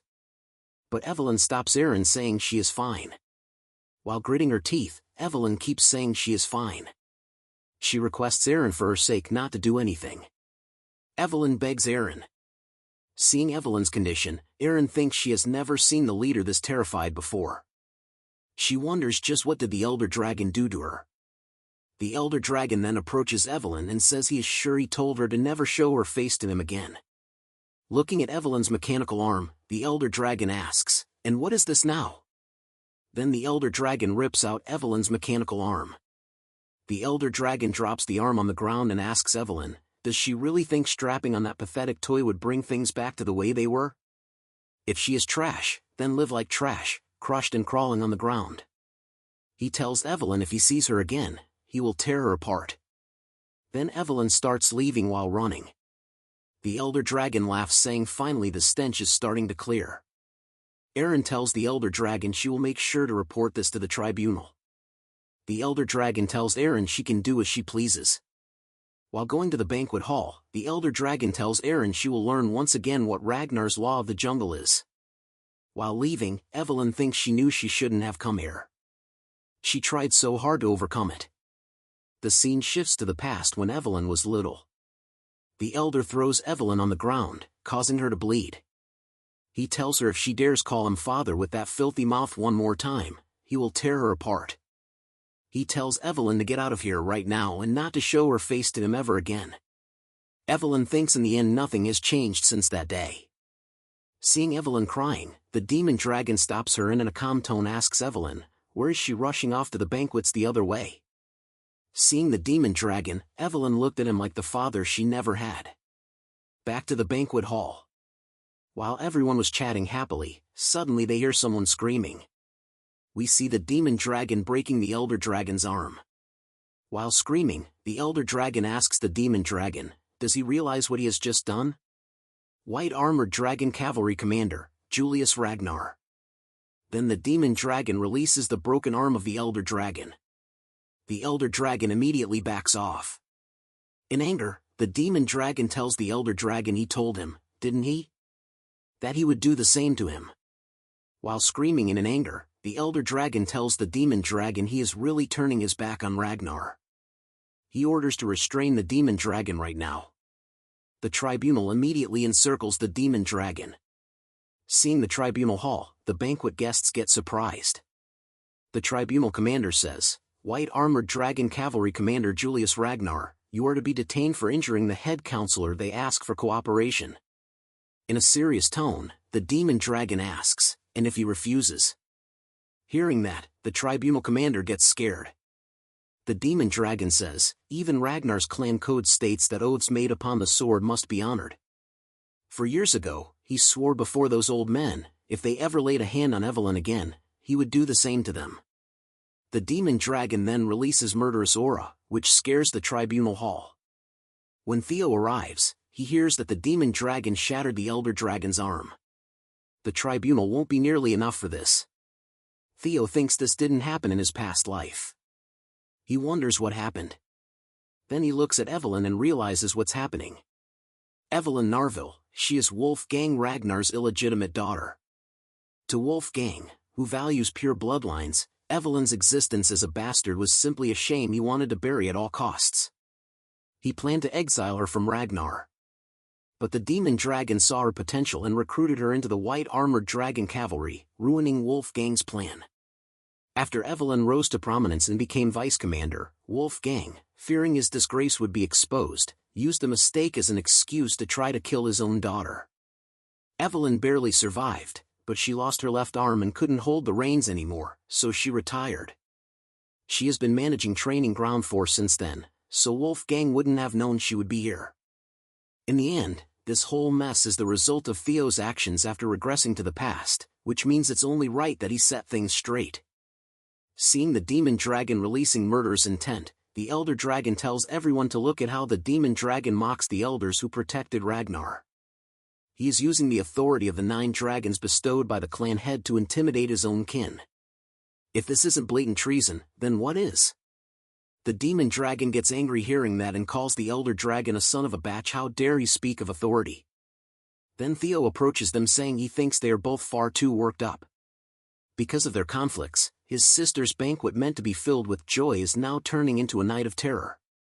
Hearing Theo, the demon dragon calms down, but the elder dragon gets surprised. Theo continues asking how about they settle it this way. The traditional Ragnar way, a dual trial. The elder dragon gets scared after hearing Theo and says, "This is all nonsense. The demon dragon clearly assaulted him. There's no need for a trial. The demon dragon is obviously at fault." Theo tells the elder dragon he is absolutely right, but they mustn't let this chaos escalate further. Respectfully addressing Lady Daffodil, Theo asks her, wouldn't she agree? Then the master of the Daffodil Palace appears in the banquet hall, releasing her icy aura, which clearly scares the elder dragon. Lady Daffodil says this is her daughter's birthday celebration and asks what the hell do they think they are doing. We are introduced to the ice dragon, Lady of the Daffodil Palace, Nelia Ragnar. Addressing the ice dragon as Lady Daffodil, the elder dragon asks can't she see his arm. But the ice dragon stops the elder dragon and says she doesn't want to hear it. She has no interest in petty squabbles, she says, as Theo said, let's reach a quick conclusion. With an angry tone, she says that is the final courtesy her patience can allow right now. Murmurs can be heard about the dual trial. One asks the other, wouldn't the counselors have an unfair advantage? Even if they are retired, they are all above the level of a Dragon Gate swordsman. The other one says, exactly. Only the demon dragon stands a chance. Hearing the murmurs, the elder dragon thinks they have the advantage here. The dual trial rules are simple. 3 versus 3, best of 2 wins. The final duel is fought between the defendant and the plaintiff. But the first 2 battles must be carried out by their chosen representatives who are related. As for the demon dragon's representatives, he has got nothing but a one-armed wretch and that annoying bastard. The elder dragon gets happy, thinking there's no need for it to even reach his turn. He will end this in the first 2 rounds. Then the elder dragon tells the demon dragon if that's his stance. Then the elder dragon accepts. Let the purity of the sword decide what's right and wrong. Thorkel thinks Theo has exceeded his expectations. Knowing the demon dragon's temperament, this situation would have surely spiraled out of control. Had Theo not stepped in, the elder dragon could have used this to politically topple the demon dragon. In such a short time, Theo found a solution that satisfies everyone.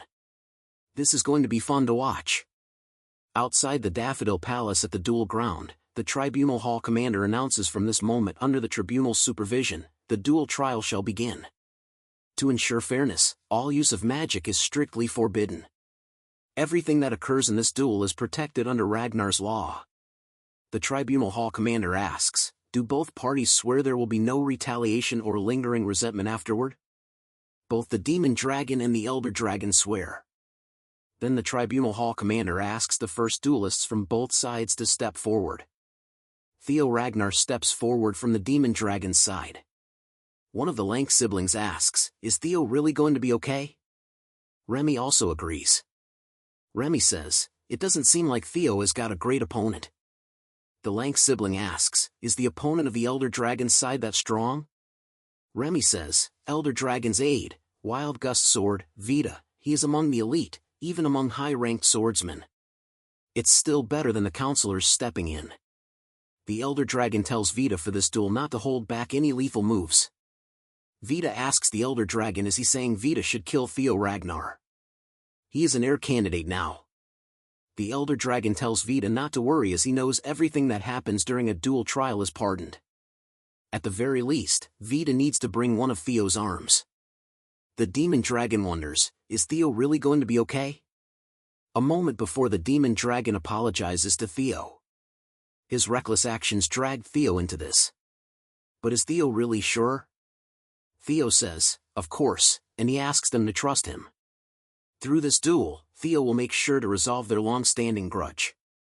Theo then gets ready in his fighting stance for the duel.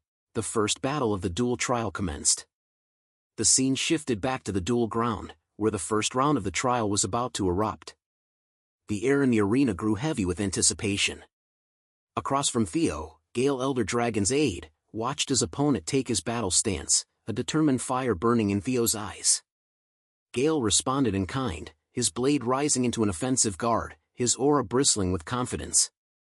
The tribunal commander's whistle split the silence like a gunshot. At that instant, Theo exploded forward, feet digging into the dirt as he charged headlong with frightening speed. Gale did not retreat, gripping his sword tightly with both hands and surging toward Theo. Steel screamed as their swords collided, sending a shock wave across the arena. The sheer force of their clash set both men staggering back, boots carving trenches into the ground. But Gale was no ordinary opponent. His form blurred, one moment he was in front of Theo, the next he was gone. With terrifying speed, he reappeared at Theo's flank, blade arcing downward in a massive swing designed to split him apart. Theo barely managed to raise his sword, parrying the strike with his reflexes.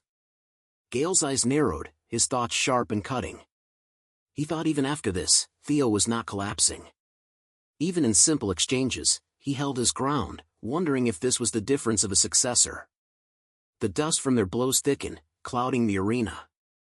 In that instant, Gale subtly kicked a small stone across the ground, sending it flicking upward toward Theo's eye. Instinctively, Theo raised his arm to shield his face. The tiniest lapse in his guard exposed.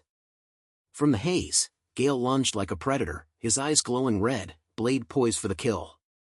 His thoughts dripped with contempt. The successor still lacked real combat experience. This ends now. His sword sliced through Theo's coat, skimming close to his neck.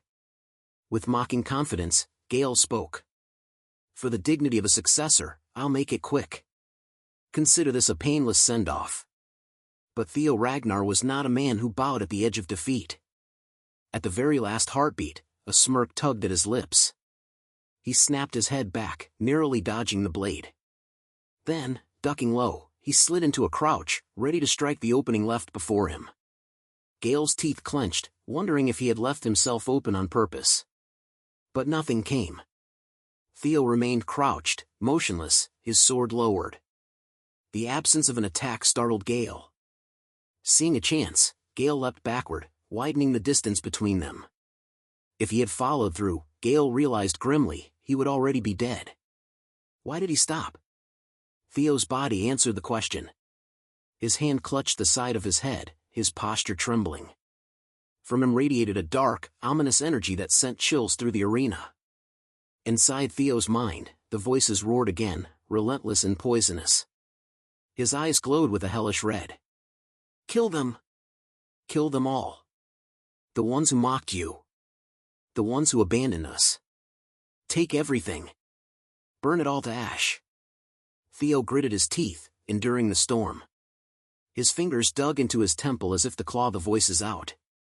The presence of the mad dragon emperor pressed against his soul. From the distance, Gale observed with narrowed eyes. He was wide open again. Was he trying that same trick twice? There was a limit to how much you could underestimate me, successor. With a roar, Gale charged, his blade raised high. You think I'll fall for that again? I'll cut through you and turn your counter against you. His sword descended, a brutal arc aimed for Theo's neck. But this time, the steel did not find flesh. With a sudden surge, Theo's blade rose and caught Gale's strike. The clang rang like a war bell. Gale's eyes widened as he halted at him. Theo's demeanor had shifted entirely. His expression had darkened. His aura drenched in bloodlust. His red gleaming eyes glared not at Gale, but inward at the voices that sought to consume him. And in a tone colder than the steel in his grip, he spat at the phantom whisper. That endless chant kill kill kill enough. He will handle this fight myself, so he should keep quiet. His words cracked through the arena, more terrifying than any roar. Gale's face twisted in confusion.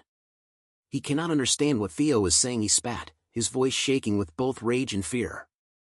But before another word could leave his mouth, Theo's sword blurred into motion. The swing was so fast it looked like a glitch in reality. In the blink of an eye, Gale's arm and leg were severed clean. Blood sprang across the stone floor. The sheer force detonated in the heart of the arena, triggering a massive explosion. The ground split, shock waves tore outward, and the blast hurled dust, stone, and debris in every direction. Guests shielded their faces. Nobles ducked behind chairs. Robes whipping in the gale force winds unleashed by the clash. Even the ice dragon herself, Nellie Ragnar, had to intervene. She raised her pale hand, aura flaring like a frozen wall as the attack came rushing toward her seat near the front. A stern, unreadable look crossed her face. So this is Theo Ragnar. Truly remarkable. The ground beneath her froze over, the destructive waves splintering against her effortless barrier. Around her, the floor was split clean into two jagged halves. Yet where she stood, untouched ice remained, pristine and unharmed. Her eyes glimmered with something rare. Respect. To release this level of force without even imbuing mana. At his age, this is unheard of. He's already eclipsing standards most heirs never reach. As the dust finally settled, the destruction revealed its price. Gale's broken body lay sprawled on the ground, battered beyond recognition, limbs mangled, his consciousness slipping away. The tribunal commander raised his hand, his voice booming across the silent arena. Dual trial, first round victor, Theo Ragnar. The hall erupted with gasps, shock, and hurried whispers, but Theo wasn't basking in their awe. His eyes still glowed faintly, laced with a sinister aura. And in his mind, he turned over the moment again and again. What was that sensation just now? That didn't feel like the grudges that usually claw at me. This was different.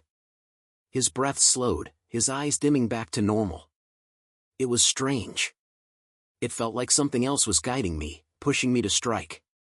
He thought back to the moment, recalling the attack that split the arena in two. When I let go and entrusted myself to that sensation, I unleashed power on a completely different level. A quiet chuckle escaped him, bitter and curious at once, entrusting myself to grudges. Dangerous. Very dangerous. But if I could control it, his fist clenched, excitement flashing across his expression. If I could master it, I could become twice as strong as I am now. The silence shattered as the commander's voice rose again. Prepare for the second round. Both fighters, step forward. Theo did not hesitate, his boots rang across the stone as he stepped forward once more, his voice cutting through the air like a declaration of war. The defense declares consecutive battle. The crowd erupted in noise at his boldness. On the other side, the elder dragon ground his teeth so hard the sound could be heard. Theo Ragnar staying in for the second round as well. Arrogant bastard. Fine. If he wants to play reckless, I'll kill him here myself. A new fighter emerged from the elder dragon's side. His presence radiating with an authority born from decades of battle. His voice carried like an oath. I'll be counting on you, young blood of Ragnar. The announcement sent ripples across the crowd. This was no ordinary aid.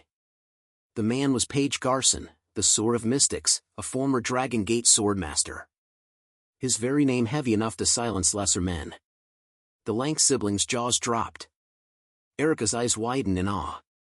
That sword. He can wield something like that without even channeling mana. Hulkus grinned, eyes lighting up. That blade's a beast. I like it. But Ray's face was grim, his tone tight. This isn't a joke. Page Garson isn't like the first opponent. Unlike Gale, Garson himself is stepping into the ring. This duel, they don't intend for Theo to just lose. They mean to kill him. Erica waved her hand dismissively, trying to laugh it off. Remy, you worry too much. Sure, Theo might not win this one, but he won't die either. Remy's jaw clenched as his eyes stayed locked on the arena. No, that might not is going to become reality. This isn't just about testing him anymore. This is an execution dressed as a trial. And in the arena, Theo tightened his grip on his blade, staring down his next opponent as the second round loomed. Theo Ragnar and Paige Garson faced one another in the center of the arena like two headlines about to collide. The tribunal commander whistle sliced through the air, marking the official start of the second round. But before the crowd could lean in, Theo lifted a hand as if signaling a pause. With a casual tilt and a look that could have been a meme caption, he said, "I yield." Shock ricocheted across the sand. Paige Garson's composure cracked in an instant. Fury erupted from him like a ruptured dam. "What the hell?" he barked, disbelief raw in his voice. Theo only smiled, the kind of smile that rewrites expectations.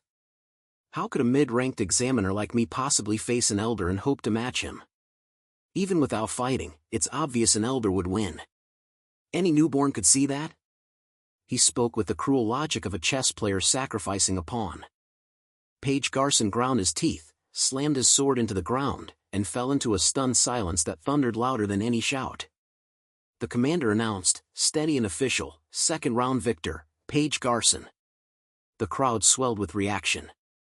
Some applause, some whispers like notifications popping up across a feed. A hit to the council's face this time, one voice murmured.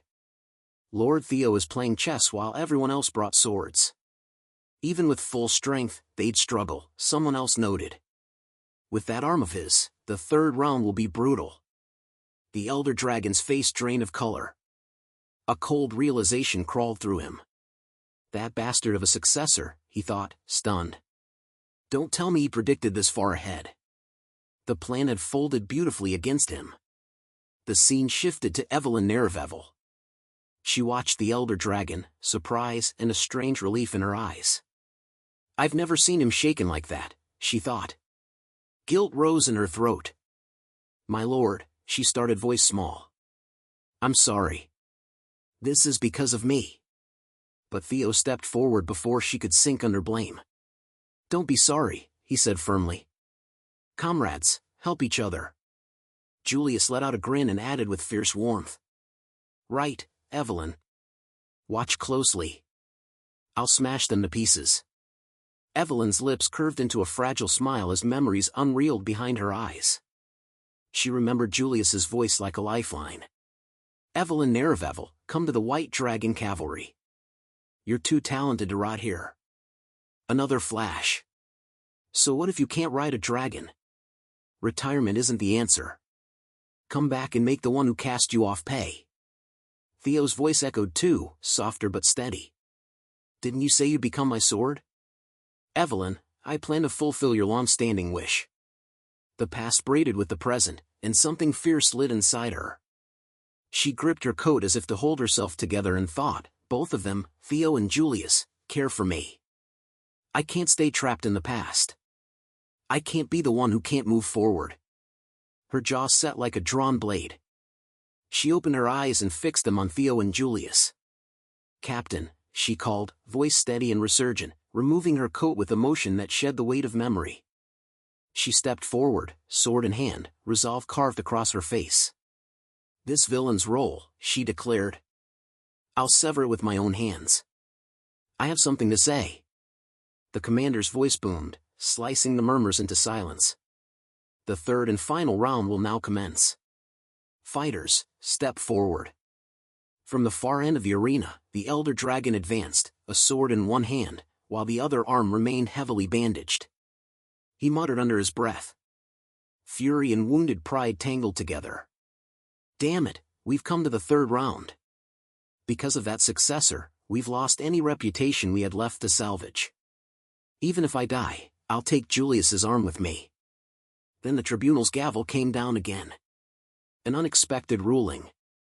The court accepts the defense's request. The defense will change their third-round fighter. A hush fell. Eyes tracked as Evelyn moved forward into the ring with a quiet storm in her chest. Sword clasped like a promise. The elder dragon barked a harsh laugh that cracked the air. This is absurd. There are limits to reckless bravado. What next?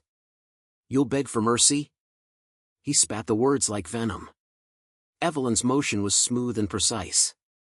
She raised her blade and slipped into her battle stance as if she'd been waiting for the moment all her life. She met the elder dragon's gaze without flinching. Steel steady in her hands. Don't be a fool, old man, she said, voice cold with the years she'd shed. The one who should be begging is her father. The elder dragon's face contorted into a richness of rage, teeth clenched, veins shutting at his throat. The elder dragon barked a harsh laugh that cracked the air. This is absurd. There are limits to reckless bravado. What next? You'll beg for mercy? He spat the words like venom. Evelyn's motion was smooth and precise. She raised her blade and slipped into her battle stance as if she'd been waiting for the moment all her life. She met the elder dragon's gaze without flinching, steel steady in her hands. Don't be a fool, old man, she said, voice cold with the years she'd shed. The one who should be begging is you, father. The elder dragon's face contorted into a richness of rage, teeth clenched, veins thudding at his throat. He watched the woman he'd scorned become the force that would undo his cruelty. The crowd erupted in gasps as Evelyn's defiant word echoed across the arena. Father! The revelation spread like fire through dry grass. Wait, did she just say father? One man whispered. Evelyn from the White Dragon Squad, her father's wolf gang. Another voice broke in, disbelief thick in the tone. That can't be. They don't look alike at all. Someone else hissed. Could she be an illegitimate child? I once met Wolfgang's lawful wife, so everything she said was true. Each murmur cut deeper, every whisper a dagger aimed at the elder dragon's pride. His face burned crimson as he glared at Evelyn. You wretch, father, you say. What nonsense. Evelyn's eyes gleamed. Calm, but razor sharp. If I'd known it would please you, I should have called you sooner, she said coldly. Then, stepping forward, her voice rose above the hum of the arena. Since you love old stories, why don't I tell one? You elder dragon beat me half to death when I was just a child, simply because I dared call you father. All because I was born a bastard. Her tone cracked like a whip. Rage and grief fused into every word. You didn't stop there either. You tried to kill me at the White Dragon Squad to bury the shame of having an illegitimate daughter. Silence. Wolfgang roared, fury twisting his features as a member of House Ragnar. What's wrong with that? But before he could continue, the whispers of the crowd drowned him out. She's the real deal, isn't? Someone said. A bastard at that age, and he's the one preaching about pure bloodlines. What a joke! Even among the elder dragon's own followers. Eyes narrowed and jaws tightened. One of them muttered under his breath. You kept firing without restraint, and now look what's happened. Another glared at Wolfgang with silent reproach. I warned you, didn't I? Be careful or this day would come. Why didn't you end it when you had the chance? Wolfgang's rage trembled into desperation. Damn it, he growled through clenched teeth as Evelyn's confession hung heavy in the air. Julius and Theo stood at the edge of the field, watching every heartbeat of the unfolding chaos. You don't have to push yourself, Evelyn, Julius called out, worry coloring his voice. If you just let me, Theo cut in before he could finish, his tone sharp but steady. Instead of worrying, trust her, Captain. Watch Evelyn's resolve. And then the ground thundered. Both Evelyn and the elder dragon moved at once, blurring into motion. Their swords clashed with deafening speed. Every strike louder than the last, sparks flying like a storm of lightning. Wolfgang fought with the fury of a wounded beast, rage feeding his power. Evelyn fought with something deeper, resolve sharpened by years of pain. The fight escalated until Evelyn shifted her stance, and suddenly a faint, swirling energy began to rise from her body. The air itself trembled. Julius's eyes widened as he recognized the pattern of her movements. His voice dropped to a stunned whisper. No way, that's the wind god technique, Dockhart. A gale burst across the arena. The wind howled like a summoned beast, spiraling around Evelyn in a torrent of pressure. The gusts grew stronger with each heartbeat, whipping through the stadium. Wolfgang staggered, his footing slipping under the weight of her unleashed force. High above, the senior members of the Elder Dragon's faction exchanged shocked glances. Wind, that's the sword of Windstorm, one muttered, barely audible over the wind. Another frowned, disbelief etched on his face. How can she possibly wield a lost technique of Windstorm? That skill was erased from Ragnar's archives generations ago. But Evelyn stood unshaken at the center of the tempest, her expression fierce and unrelenting. Her sword gleamed in the flickering light, every motion precise, her ul burning brighter than the wind surrounding her. Down among the spectators, the astonishment only grew. She's not just blocking Wolfgang's sword. She's pressing him back, one said, almost laughing in disbelief. Unbelievable, another added.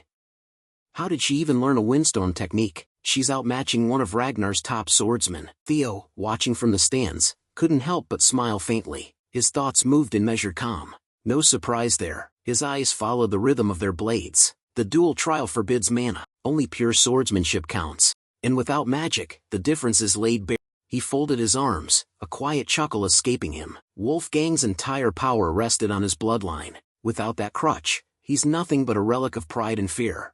He never built the foundation of a true swordsman. In the arena, Evelyn's storm surged once more. The wind howling like a god's breath as father and daughter stood locked in a battle that would decide not just victory, but legacy itself. The arena trembled as the elder dragon's disbelief curdled into fury, his face a mask of humiliation as his own daughter forced him backward with each strike. He could not fathom how she was pushing him, how her blade met his with equal ferocity. Snapped from him like live wire. "I'll kill you," he roared, voice raw. "How dare you, you little bastard." Evelyn's jaw tightened, her eyes narrowed into slits of ice and fire. She tracked every twitch, every winded breath. As Wolfgang launched himself into the air above her, sword poised to crush her, he drove his blade downward in a brutal arc meant to finish the duel in a single decisive stroke. Evelyn met it head-on, her steel clanged, sparks blooming like shattered stars. Wolfgang's grin twisted into something cruel and sinister. "You wretch," he hissed. "Think carefully. Do you really believe you can slip from my grasp? I will beat you until you beg for mercy, until your mind snaps and you come to your senses." Enough had been enough. Evelyn's teeth ground together. She answered the elder dragon's swagger, not with pleading, but with defiance.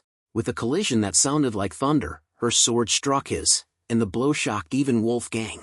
She stared into his face, voice steady and sharpened by years of hurt and resolve. "Go on, try me, father." For a heartbeat, Wolfgang's arrogance faltered. How is this even possible, he thought, shock cracking through his pride. Evelyn's eyes burned with a fierce hunger, and her words tumbled out hot and raw. "When I was small, you were my whole world. I feared you for that reason, but I'm done being afraid. Things have changed. I have people who believe in me, people who care and won't abandon me. I am no longer your weak child." Wolfgang staggered under the weight of her proclamation. He was unprepared for the woman born of his cruelty and forged by survival. In that split second of hesitation, Evelyn lunged, her movement pure resolve, full force driving steel through momentum and purpose. Her blade found its mark. The elder dragon was hurled backward as if struck by a battering ram. Blood sprayed and his body crashed onto the ground with a sickening thud. He howled in pain, the sound ripping through the stunned silence of the crowd. And Evelyn, eyes narrowed like a blad's edge, shouted back, "I am no longer your weak child." Wolfgang's sword flew from his hand and skittered across the arena floor, embedding in stone. The crowd inhaled as one, shock and disbelief suspended in the air. Julius and Theo could not hide their grins, pride and vindication flaring across their faces. The elder dragon lay sprawled across the shattered arena floor, clutching the stump of his severed hand as blood pooled beneath him. His breathing came in ragged growls, and his teeth ground together until they threatened to crack. Fury burned in his eyes. Humiliation twisted deeper than the wound itself. With a roar of pure rage, he slammed his remaining hand into the ground, forcing his body upright. "Don't make me laugh," he bellowed, voice shaking the air. "This duel isn't over yet." In an instant, frost spread outward, encasing the arena tiles in glittering white. His hand froze mid-motion, locked in a sheath of translucent ice. Wolfgang's eyes darted downward, and the realization struck before the chill reached his bones. It was her. From the far end of the platform, the ice dragon stepped forward, her presence turning the air brittle and thin. "Truly one of the 9 dragons," she said, her words cutting like shards of frozen glass. "Then stop disgracing yourself and accept the result." The elder dragon's defiance faltered. The commander's voice hammered down like a verdict. "Third dual trial victor, Evelyn Narville." The roar of approval crashed through the stands. The tribunal's judgment followed. The duel's verdict. Evelyn turned on quick, sure feet and walked straight to Julius. Her smile when it came was unguarded and warm. Evelyn Narville reporting back. Julius's chest swelled, his voice proud and full. "You did well, Evelyn." She closed her eyes for a heartbeat, cheeks tinged pink, and offered the most innocent smile she had left. "I am not alone," she thought. "It's because of them." Quiet gratitude lifted her words. "It's all thanks to you." Around the ring, members of the Elder Dragon's faction scrambled to salvage dignity. One helper urged the fallen leader, "Are you all right, Elder Council Head?" Another handed him his sword. "I've recovered your blade, Elder." A third urged practical care. "You're badly injured. Let us get you medical aid first." But fury, deep and rolling, would not be calmed. Wolfgang shoved away those who reached for him, rising with a murderous aura coating his skin. He advanced, eyes blazing, voice with wrath as he called out, every syllable a venomous challenge. Evelyn, Theo, and Julius turned, expecting perhaps a hissing retreat. Instead, the elder dragon charged, single-minded and feral, bloodlust carved into his face. He swung his sword in a broad arc, fury erupting from him. Evelyn Nerevevel, you wretched girl. I'll kill you myself right now. Before the elder dragon's blade could complete its arc, a massive hand clamped down on his wrist and stopped the strike dead in mid-swing. The hand belonged to Julius himself, commander of the white-armored dragon cavalry, who stood between father and daughter like a living barrier. Julius's eyes burned a furious red, and his aura rolled outward like a storm front. He met Wolfgang's glare without flinching, and voice low and loaded with menace, asked, "Do you want me to tear off your remaining arm, too?" Wolfgang's jaw tightened. He knew with the battered limb and the wound open earlier, he was no match for Julius now. With a rasp of resentment, he slacked his grip on the sword. "Why is it always you getting in the way?" he spat before the confrontation could escalate further. A messenger dashed into the arena, chest heaving, voice raw with alarm. "Invasion! The Trovan family, Trovan, has launched their attack. Everyone, return to your posts at once." The name hit like ice. Julius made a frustrated sound and pivoted, leaving the elder dragon grasping at air. In a voice that broke no argument, he barked, "Theo, Evelyn, this is wartime. Return to the White Dragon squad immediately." Both of them answered in unison, crisp and unwavering. "Yes, sir." Wolfgang's face contorted into a snarl. "Those bastards, how dare they look down on me?" he roared as he lunged back into fury. "Stop, I said. Stop this instant. The duel isn't over. Stand where you are." But before he could summon another command, the ice dragon moved. Nellie Ragnar Tun stepped forward from the shadows, her presence chilling the air. Her eyes flashed like fractured glaciers as she addressed Wolfgang with a cold, cutting tone. "Lord Wolfgang." At her word, hundreds of slender blades of ice materialized in the air around the elder dragon. Her voice was flat and unforgiving. "I'll say this just once. Do not bring shame upon the 9 dragons again." Wolfgang's hesitation was thin and brittle. "Lady Ice Dragon, are you ignoring me?" "Ignoring the entire Elder Council," he demanded, disbelief thick in his words. Her answer came clipped and cool. "Who can say? I doubt his view differs much from mine." To his shock, the members of the Elder Council turned and walked away. One elder's tone sliced the air as he passed. "Even if the Elder Council's honor has fallen, we cannot be represented by one who defies defeat and brandishes his sword after losing." The words shattered Wolfgang's swagger, pride crumpling. He dropped to one knee and admitted defeat. Publicly humiliated beneath the very banner he once commanded, Julius watched the old man's collapse with a small, grim satisfaction. As he and the others mounted their wyverns and took to the sky toward the White Dragon squad, his voice carried back across the arena. "It's finally over. A pitiful spectacle. A greedy old man reduced to a farce." The scene snapped away to the Trovan headquarters where Ed Trovan sat on a warlike throne, his face carved into a mask of cold intent.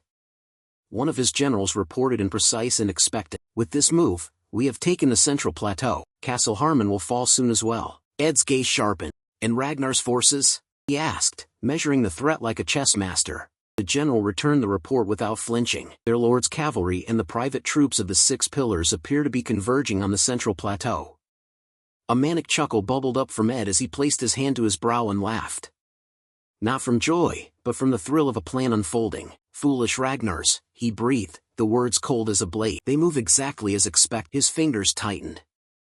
"I'll make them realize this war is only one piece of a much larger design. While they focus everything on the central plateau, our feast will be served right here." The scene shifted to one of the castles belonging to the 6 noble houses deep within Baku's family territory.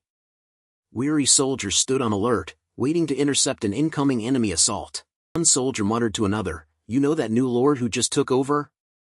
Ever since he arrived, all he's done is lock himself in and drink himself stupid. In times like these, does he even remember he's supposed to be the head of this house?"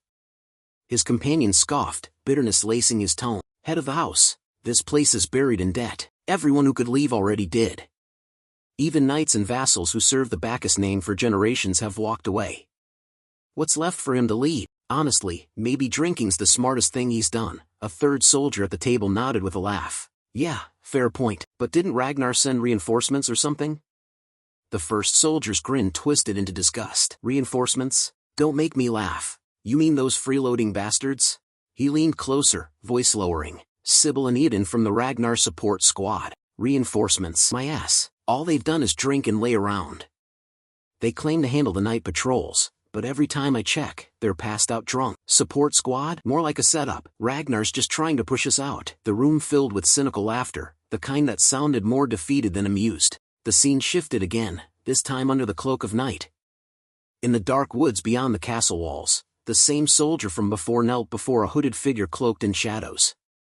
The man bowed his head deeply and reported, "My lord, morale inside is already rock bottom. The garrison's barely functioning. This operation is as good as complete." The hooded man's lips curled into a cold smirk. He crossed his arms and turned towards his gathered men, his voice smooth and mocking. "Is that so?" he said. Then louder, he addressed the soldiers behind him, his grin turning feral. "You heard him. The place is finished. Let's end this quickly and head home before sunrise." The scene cut sharply back to the back castle. Inside, Sybil Dre was sprawled across a table, fast asleep, a half-empty bottle dangling from his hand and his mouth open mid-snore. Out of the shadows, an assassin cloaked in black emerged. His dagger gleamed in the candlelight as he approached the sleeping man, a wicked smile curling across his face. "Must be nice," he whispered. "The guards passed out drunk on duty. Makes my job easy," he said, raising his blade high, eyes glinting. "As for the rest of the booze, finish it in the afterlife," he said, swinging down. The scene snapped away, cutting to the white-armored dragon headquarters, where Theo and Julius stood over a strategy table littered with maps and markers. Julius slammed his hand down hard enough to shake the pieces. "You want to invoke independent operation rights as a mid-tier swordsman?" His face darkened, every word radiating authority. "No, during wartime, combat operations take precedence. You're not getting special treatment." Theo didn't back down. He reached into his coat, pulled out a sealed document, and slid it across the table. "This is directly related to the war, Captain." "Please read it first," he said. Julius unfolded the paper and scanned the writing. The color drained from his face. "Is this true?" he asked, his voice dropping. Theo moved to the map, picking up several carved battle pieces and rearranging them swiftly across the board. "Yes, Trovin's main assault points, Harmon Castle and the Central Plateau, are only diversions," he said. "Their real targets are the floating archipelago and the Bacchus territory." Julius's eyes narrowed, thoughts racing. Could be true, he realized it fits too well. Theo continued, voice steady and analytical. "Back during the Ceres Guild hostage incident, the Black Skull Group's movements lined up perfectly with Trovin's. It's obvious now they were working together." His eyes sharpened, and the Black Skull's predecessor was the Archipelago Shipping Federation, the same organization through which all Imperial funds flowed. Julius's teeth clenched as he pieced it together. That would explain how Trovin's funding grew so quickly. Theo nodded firmly. With the Archipelago's trade routes under their control, they've secured enough capital to fuel a prolonged war. And if they gain full control of the island's position, they'll have a permanent strategic edge. His voice grew colder, which is why our top priority must be reinforcing Bacchus territory before it collapses. But Trovin's built a massive front at Harmon Castle and the Central Plateau. It's an all-out offensive designed to keep us blind. The table went silent. Theo stood before the large table where the map of the continent stretched wide. Red and blue markers scattered across it like the scars of an unending conflict. His expression was firm as he leaned forward, his eyes scanning the front lines. With a steady voice, he spoke. "Ragnar has already deployed its main forces to the Central Plateau and Harmon Castle to counter the Trovin advance. We have no troops left to spare. I understand the necessity of holding those strategic points, but that's exactly why I've requested independent operational command so I can reinforce the Bacchus territory myself and investigate the archipelago that's been funding Trovin's movements." He raised his head then, confidence radiating from his sharp gaze as he continued. "All of this is so that I can bring this entire operation to an end once and for all." Julius leaned back, crossing his arms as realization dawned upon him. For a brief moment, his stern demeanor faded, replaced by a faint grin of pride. "So that's what you've been planning from the start," he thought to himself. He let out a quiet chuckle and said, "You foresaw all this from the very beginning, didn't you?" His voice carried the weight of both respect and approval as he added, "Fine, then I permit it. It's a war-related move, so no one can object. But remember one thing, Theo, do not overextend no matter what happens." Theo straightened his posture and gave a sharp nod. "Yes, Captain, I'll remember." As Theo turned to leave, Julius's gaze lingered on the document lying on the table. The intelligence Theo had provided was of exceptional quality, far beyond what most officers could obtain. He quietly thought to himself, these aren't just reports, they're top-graded intelligence, movement logs, encrypted messages, even maritime funding trails. The fact that he came to me instead of the Black Dragon who oversees intelligence means he's planning to take direct action. In that case, my permission is just a formality. Julius stroked his beard and let out a small amused laugh. His expression softened with pride as he muttered, I'm certain that boy has already made every preparation, far from the command room, deep within Baka's family territory.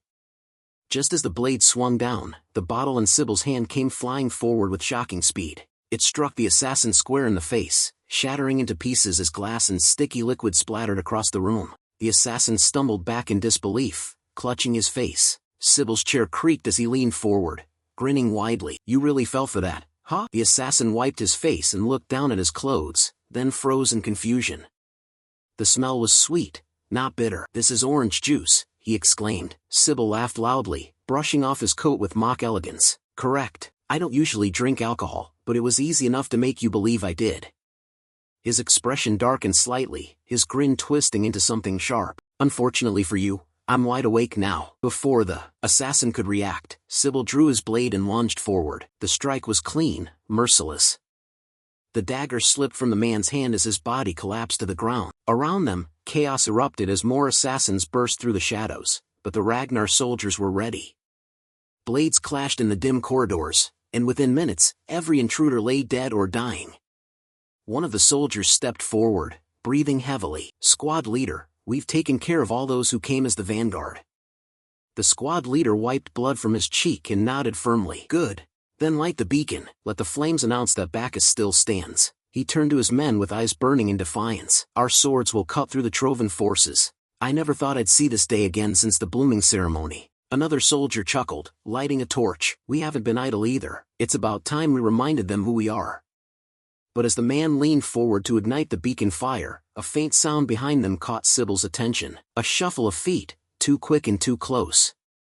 Before he could turn, a wounded assassin, face bloodied but eyes blazing, rose from the ground with a knife clutched tightly in his hand. He lunged forward, blade aimed straight for Sybil's back.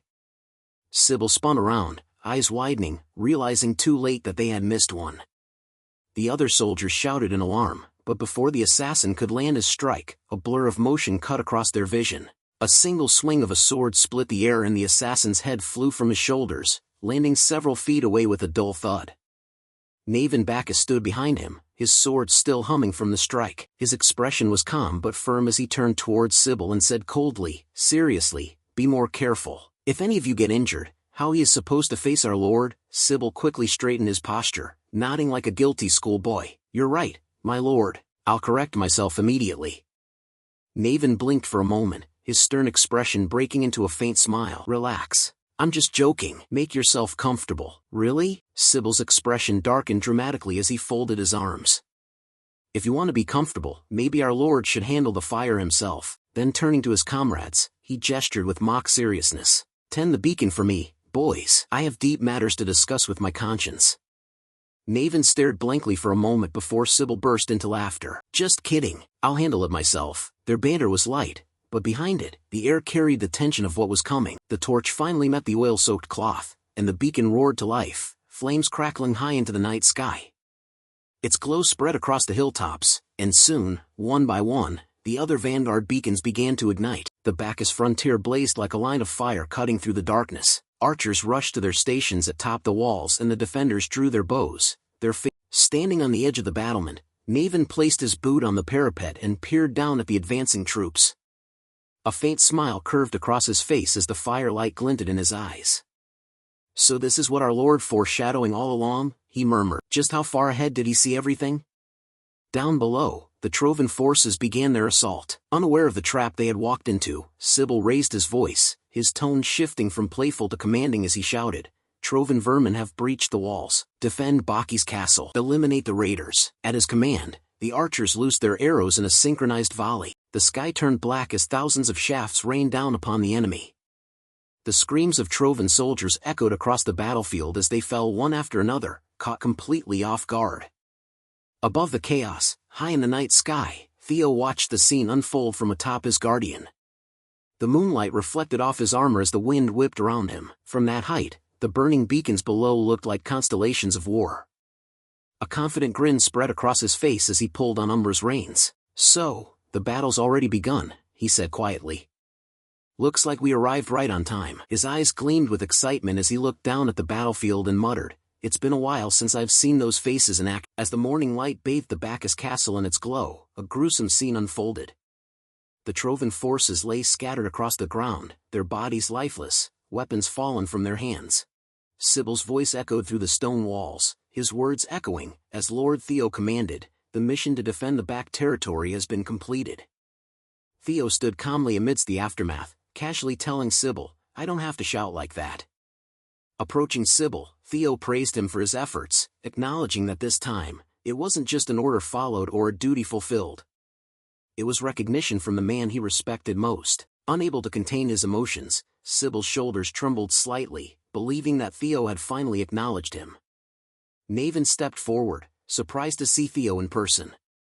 Theo, with his usual composed tone, explained that he had come by just in case. However, seeing it for himself, Navin realized that he didn't need Theo's help after all. Navin smiled faintly, acknowledging the contributions of the group of men who stood proudly, their armor still dusted with battle dirt. He asked Theo where he had found such remarkable individuals. Theo simply replied that they were the ones he had trained with as an apprentice inspector. They had always wanted to serve him and had joined the Camellia Palace Guard. Theo expressed his approval, stating that it seemed they had earned his respect. Navin nodded slowly, admitting that he had initially expected little from them. They were only intermediate inspectors with limited experience. However, after a few days of working together, despite their still rough skills, Navin had come to trust them. With a satisfying smile, Theo felt a sense of pride, his eyes softening as the tension of command began to fade into something warmer. Theo reveals that Navin has a request for him. Now that the vassals and knights have left, the position for the Bacchus family's knight order remains vacant. Theo suggests that Navin train his friends to become the Bacchus Knight Order. Hearing the name, Navin pauses, looking distant and almost nostalgic. It's been a long time since he's felt this kind of anticipation. Memories of his youth, the days of glory and discipline, briefly returned to his mind. Seeing Navin's expression, Theo remains silent, understanding that some memories are better left unspoken. He tells Navin he'll count on him and turns to leave. Seeing Theo leave so early, Navin asks why. Theo simply replies that he's seen what he came to see and that this was just a stop on the way. He has another purpose. Navin tilts his head and asks what that purpose is. With a scheming smile, Theo says it's an investigation of the floating archipelago. Navin gets flustered hearing Theo say that. Addressing him as my lord, Navin says one would think he'd be used to it by now, but Theo's boldness still catches him off guard. Navin asks Theo if that isn't the place where they are notoriously hostile to outsiders, where it's hard to even get in. With a small knowing smile, Theo says he's got his ways. The scene shifts to the port city of Dion. The sound of seagulls echoes across the harbor, mixed with the creaking of ships and the chatter of sailors. In a certain bar filled with smoke and noise, Theo enters quietly, blending in with the crowd. While entering, Theo accidentally bumps into someone.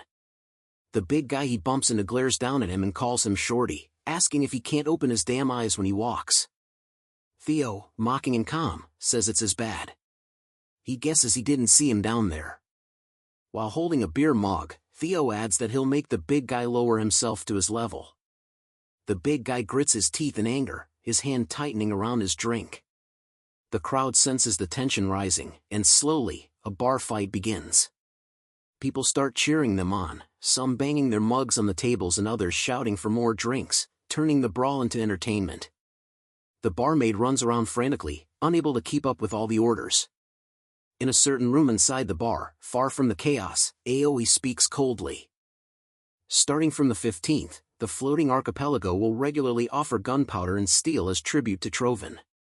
The costs will be considered the rental fee for the dragon sword. After hearing the report, someone slams their fist on the desk in anger. We are introduced to the Spinola family's next head, Antonio Spinola, whose face twists in rage. A request, my ass, he growls. That's a bloody threat. Antonia turns to the girl standing beside him and says, and what? A rental fee? The Trovans steal it and then say they'll lend it back for money. What a load of rubbish, the girl replies softly. Still, they've got no choice, do they? Antonio clenches his jaw. Without the dragon sword, the floating archipelago will sink. He frowns deeply. Damn it, if we hadn't lost the dragon sword, we wouldn't be at Trovan's mercy. His voice lowers, almost breaking. Is there truly no hope left for our archipelago? At that moment, Antonia hears fighting sounds coming from outside. He grits his teeth again, frustration rising. Kicking the door open, he shouts, bastards. My head's already about to explode, and now this? Why the hell are you kicking off again? Everyone in the bar freezes when they hear Antonio's voice. The room goes silent. He points around, furious. When did I say you couldn't drink? Just drink quietly for God's sake. Theo standing nearby smiles faintly. So, he finally decided to show himself. Antonio Spinola, next head of the Spinola family. Theo enters the room with Antonio while two guards stand at attention outside the door. Antonio looks at him suspiciously and says, so, what you're saying is you want to go to the floating archipelago, and you want me to take you aboard my ship as a combatant? Theo nods. That's right. I heard sea monsters have been appearing more often on that route lately. And as for my skill, Theo smirked slightly. That little scene back there proved it well enough, didn't it? You're short on manpower anyway. It's a win-win, isn't it? Antonio scratches his chin thoughtfully and tells Theo, well, you're not wrong. We were looking for crew, but you're not getting on my ship. He narrows his eyes for a mercenary looking for work. Your gear's too clean. No signs of wear at all. That scuffle you caused, it just happened to be right where I was. And you just conveniently know I've got a ship bound for the archipelago. If you were me, would you let you aboard? After hearing Antonio, Theo chuckles lightly. I'd have been disappointed if you hadn't seen through it, he admits. Good. Let's get straight into it, then. Placing a badge on the desk, Theo says, the armed resistance fighting for the liberation of the floating archipelago, the Black Skull's leader, Antonius Spinola. How about we make a deal? Hearing Theo's words, Antonio's eyes widen. He goes stiff, nervous, and shocked. How do you know that I'm the Black Skull? Theo smiles faintly. Come now, that's not the important part, is it? It's not about how I know, it's about what I know. For instance, that dragon sword you're so desperate for. After Theo says those words, Antonio's eyes widen even more. In anger, he kicks his chair back and yells, bastard. So, you're a dog of Trovan after all. Theo remains calm. Calm down. The basis of any deal is composure, isn't it? Hearing the noise, one of the guards peeks in and asks, Sir Antonio, is everything all right? Antonio gestures for the guard to go back. He faces Theo again, even thinking calmly, it's nonsense. If you're not with Trovan, there's no reason you'd mention the dragon sword. Theo leans forward slightly. What if I told you I have the dragon sword? Antonio picks up his chair, slowly, scoffing. That's ridiculous. It's a fact that Trovan stole it, and now you're claiming you have it. Absurd. Theo tilts his head. Why is that absurd? Like you, the Trovans probably only said they had it, too. Hearing that, Antonio freezes. His mind races. Come to think of it, the Trovans have never shown the real thing. Could it be possible that their judgment has grown so clouded even with the archipelago's fate at stake? Theo says, you've got nothing to lose, right? Why not just hear me out? Antonio exhales slowly. Fine, I'll hear you out. Theo begins, his tone calm but serious. The legend and mystery of the floating archipelago. It all begins with the tale of the hero Kriemhild. Antonio frowns slightly, flustered. Looks like you already know the story. Theo nods. Kriemhild drove his sword into the head of the sea dragon that once ravaged the ocean, sealing it beneath the waves. The hero of legend, Kriemhild. That fairy tale, Theo continues, is real. The floating archipelago is said to float above the sea thanks to mysterious currents. But that's not true. The dragon Kriemhild sealed lies deep under the sea, and the immense mana it releases creates an updraft that holds the islands aloft. The dragon sword is the device that maintains that seal, a medium that keeps the mana flow stable. He pauses briefly before continuing. Ever since Trovan stole the dragon sword, the mana currents have grown unstable. If it isn't returned soon, the archipelago will sink back into the sea. Antonio leans forward, his voice filled with urgency. You're not joking. The lives of our people are at stake. Theo thinks for a moment, his expression thoughtful. Returning the sword isn't a real solution. Trovan could steal it again at any time, and more importantly, it would mean giving it up forever, the very thing he's fought for. Antonio looks at him seriously, his eyes filled with determination. Let's continue with the deal. Then what do you want? Theo shakes his head, his voice calm but resolute. I don't need money. I've already prepared for this, a way to keep the sword and save the archipelago. With a faint scheming smile, he continues, all you have to do is take me to the floating archipelago. Hearing that, Antonio grits his teeth in frustration. But deep down, he knows he doesn't have much choice. The scene shifted to the sea, stretched out like a living map. A wind-hipped sailing ship cleaved through the waves, its bow rising and falling as it bore Antonio and Theo towards a horizon crowded with islands. Theo stood at the rail, the wind tangling his hair. When he spotted the sight ahead, his grin widened until it was almost a laugh. The floating archipelago hung over the ocean like a stitched cluster of towns and docks. Big ships and small coasting cutters traded in and around its harbor, a hive of sails and smoke. From this distance, it looked alive with barter and bustle, flags snapping as ships jockeyed for space. Once a storied trade alliance with customs so distinct that the emperor himself had recognized its autonomy, the archipelago now showed the scars of occupation. Under Trovan control since the Great War, it had been stripped and repurposed into a manufacturing center for military supplies. Around the end of the Great War, many of the satellite isles had already slipped beneath the waves, wiped off the maps forever. He kept his eyes on the islands, letting a thought settle like a blade in his mind.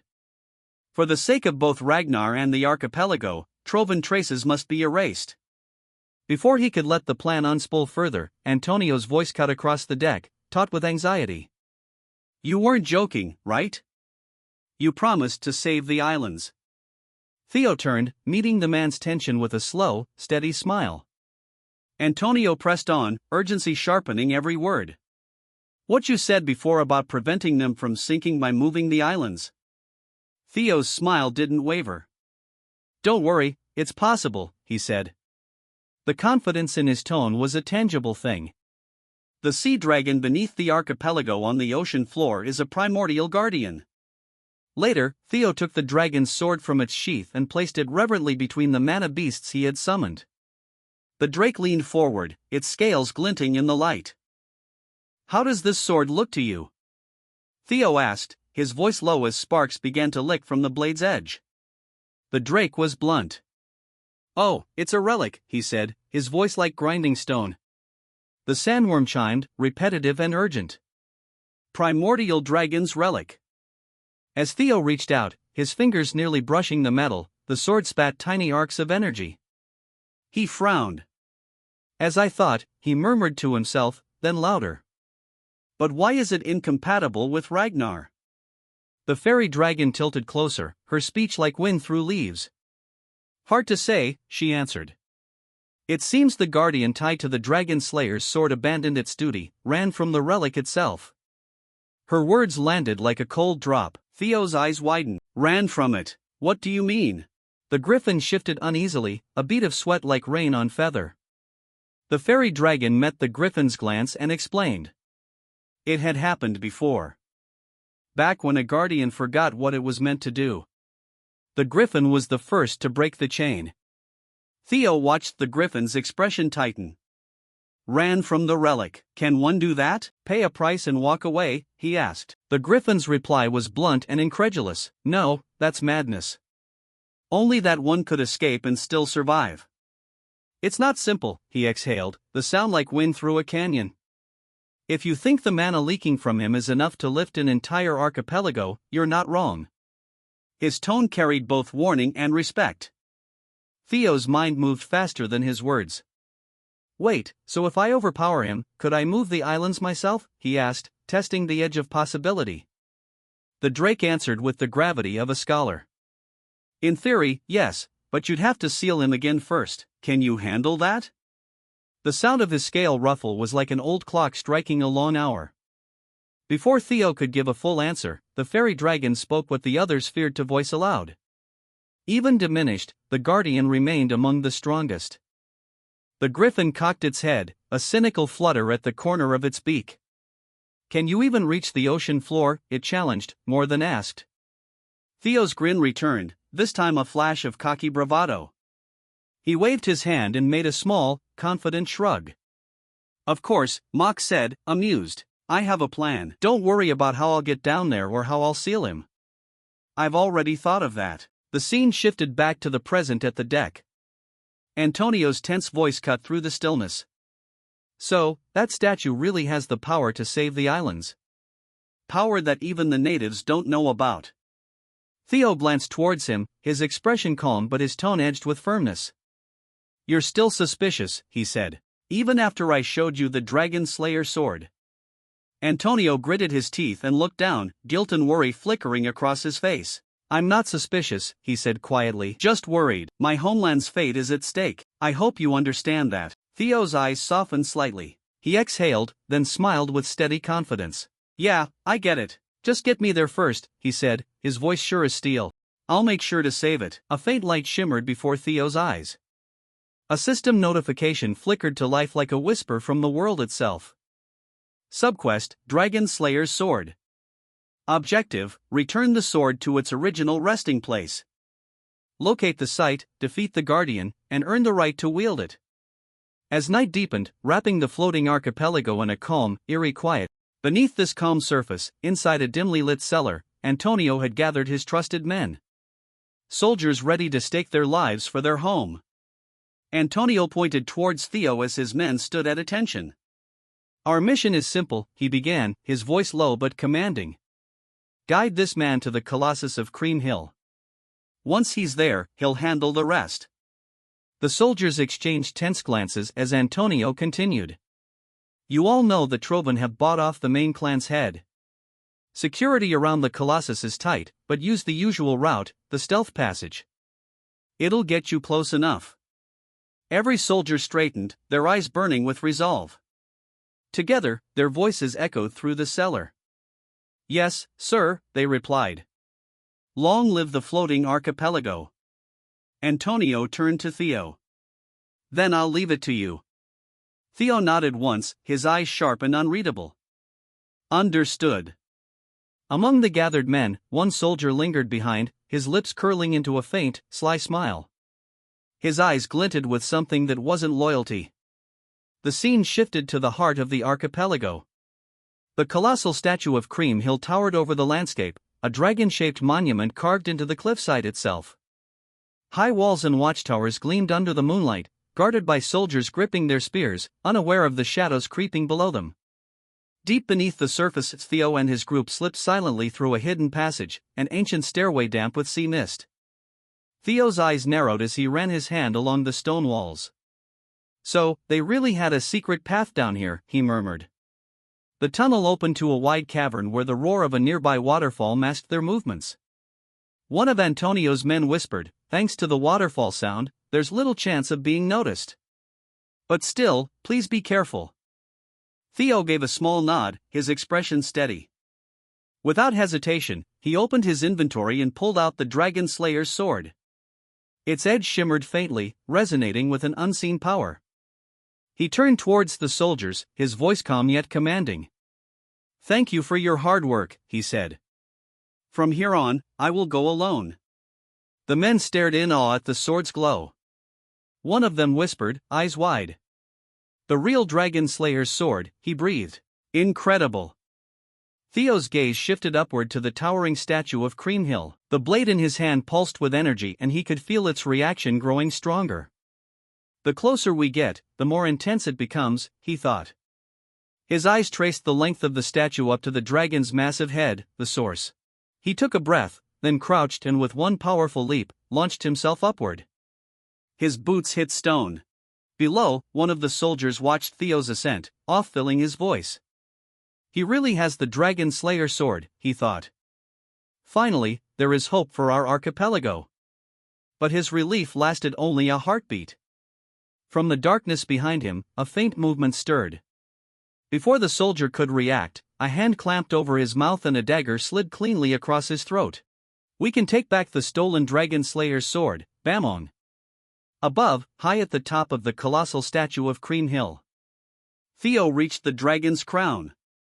The night wind howled around him, carrying the salty scent of the sea and the tension of what was to come.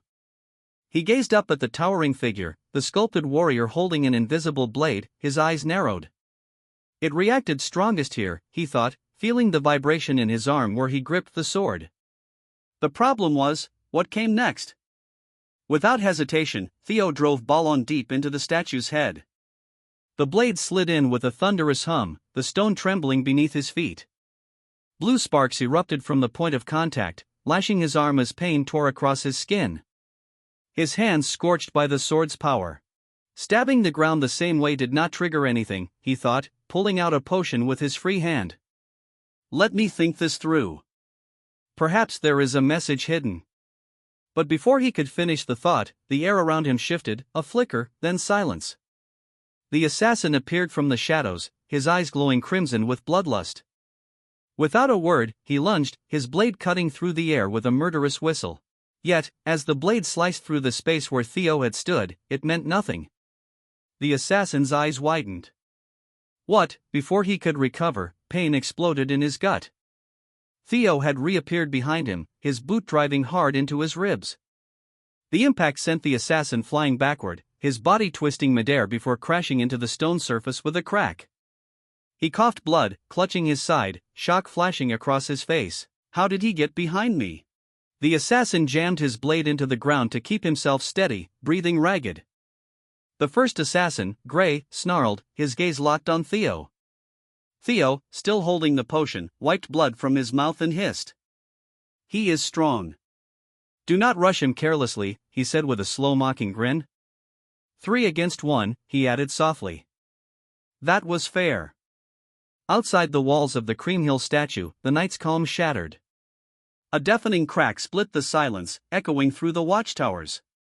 The guards flinched, weapons drawn. Did you hear that? One shouted. It sounded like something had broken. Another soldier pointed upward, voice trembling. Look, the Colossus of Cream Hill. All eyes turned towards the mountain-sized monument and what they saw froze them in disbelief. Massive chunks of stone peeled away from its body, cascading downward like meteors. Outside the castle the allies were waiting when the old man wondered what on earth is taking their people this long. That's when a hot woman comes out telling Antonio that something big has happened. The Grey brother that entered with them has started attacking their ghost. He thinks to himself that the servant of Trovians have infiltrated very deep inside. Inside Theo is easily handling them, as he gets pushed back by the sheer number. Looking at their battle style, Theo realizes that these rats stalling, because even when given an opening they are stalling for time. They've taken control of Haywan District 3, planning to quietly wait for reinforcements. But Theo, unlike them, is not stupid. He throws a strike on the ground, and a box comes out of the rubble. Seeing it, the rats understand what he is trying to do and stop him. But Theo, without any worries, rushed towards it, thinking that he was overcomplicating things for no reason. Another system notification flickered before his eyes. Subquest: Dragon Slayer's Sword. Bamong wishes to return to its original resting place. Objective: find its location, defeat the Guardian, and obtain the right of ownership. Theo's thoughts snapped together. It wants to return. The sword's reacting strongest here. That means this is the original place. And with a single decisive motion, he drove it straight into the heart of the relic. The resting place, Theo shouted, his voice echoing across the broken chamber. It can only be here. The moment the blade struck, the ground convulsed. Like a tidal wave of light, shaking the colossal statue to its core. Outside, the guards along the walls of Cream Hill turned sharply as a deafening crack tore through the night. One shouted, something just broke. Then came the cry that froze every man in place. Look, the Colossus. Look at the Colossus of Cream Hill. All eyes turned upward, and horror washed over the fortress. The enormous statue, once the pride of the archipelago, began to crumble. Theo's body twitched as he slowly regained consciousness. His vision blurry and his head pounding like waves crashing against stone. the battlefield was gone. No relic, no statue, no ruins. Around him stretched a dense forest, mist crawling between the trees and ancient roots twisting through the earth. This must be inside the relic dungeon. A familiar voice echoed beside him, light and teasing. So, this is the creature's lair. Theo turned his head and found his mana beast standing before him, miniature versions of their true forms. Theo raised an eyebrow. You lot, what's with those grotesque forms? The fairy dragon sighed, crossing its tiny arms. We manifested directly using your mana as the medium. Your lack of magical power makes us look ridiculous. It said with dry disdain, but it cannot be helped for a relic guardian to harbor such deep longing and pity for a human. It's no small thing. Theo's eyes widened. A human? Wait, could that human be Kriemhild? The griffin shook its head. We don't know for certain, it said gravely. We merely read the remnants of its thoughts. Theo paused, thinking, judging by the context, that's probably right, he said quietly.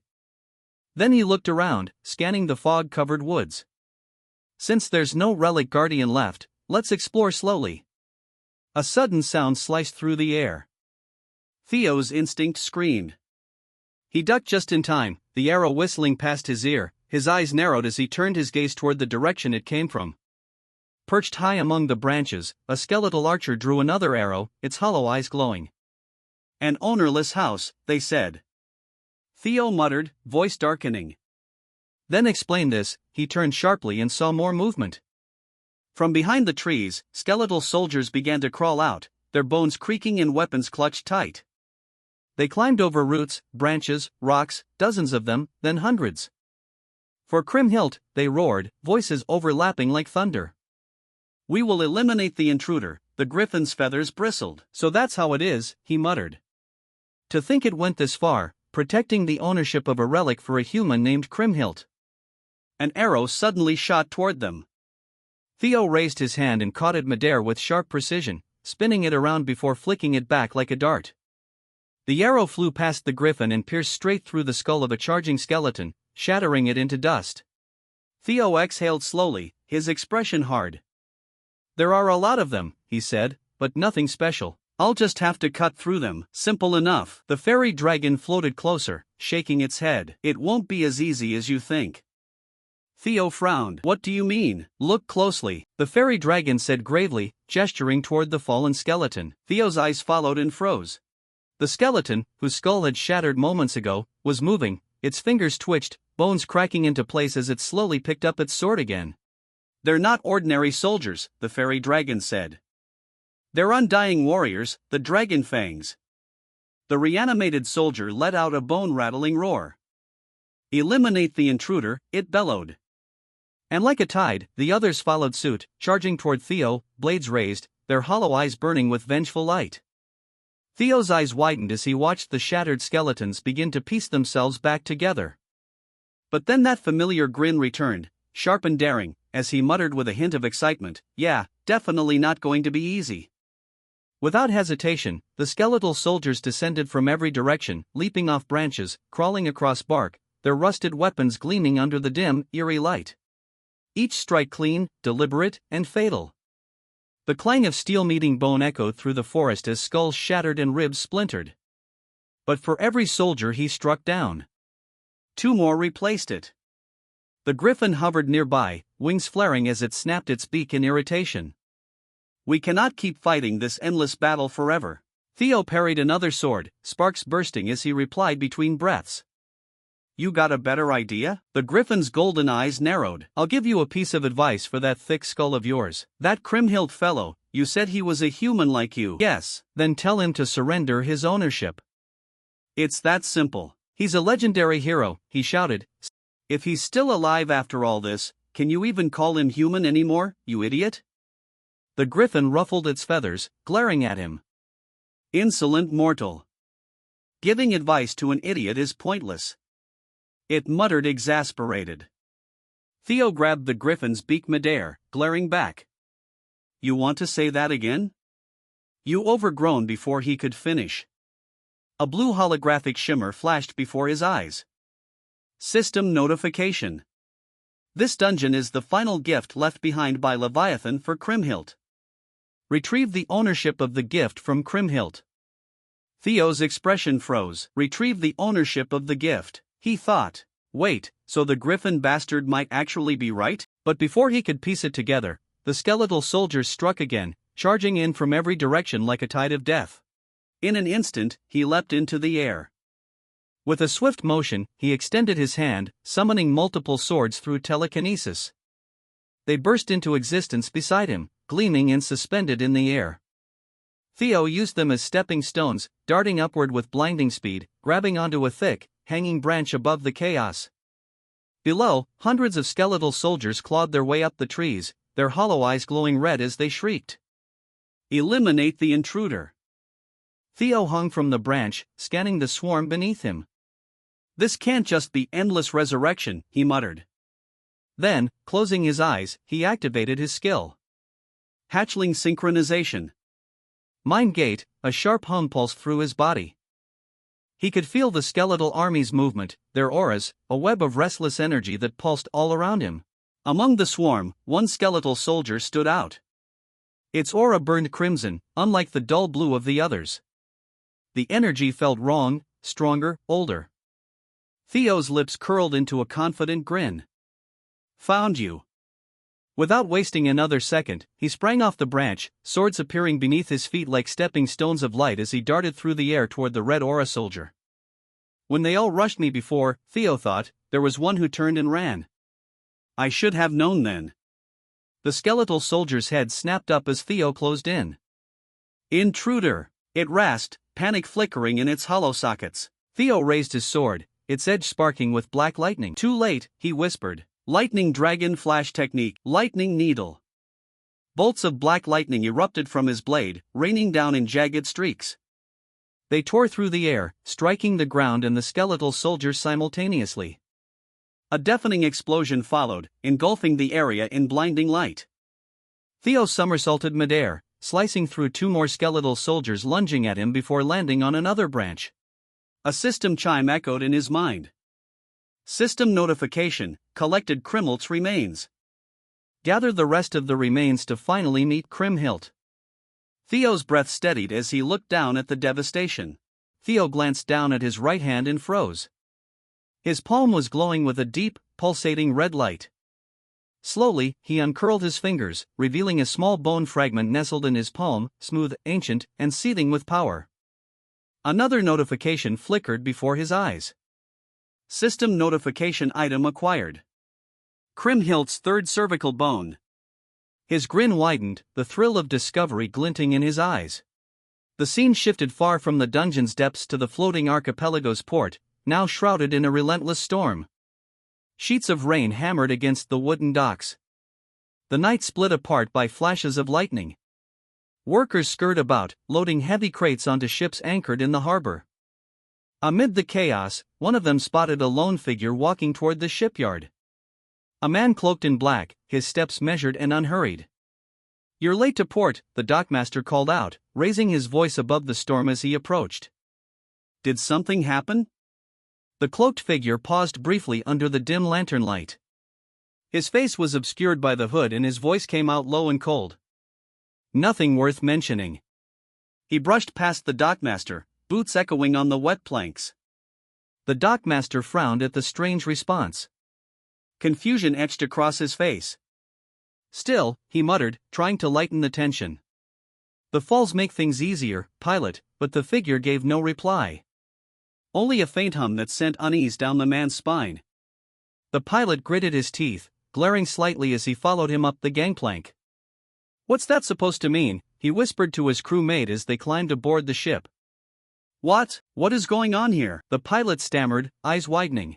Bodies everywhere, the passengers, sailors, guards, even the merchants, all lay motionless, their eyes blank and faces pale. One of the younger crewmen dropped to his knees, trembling.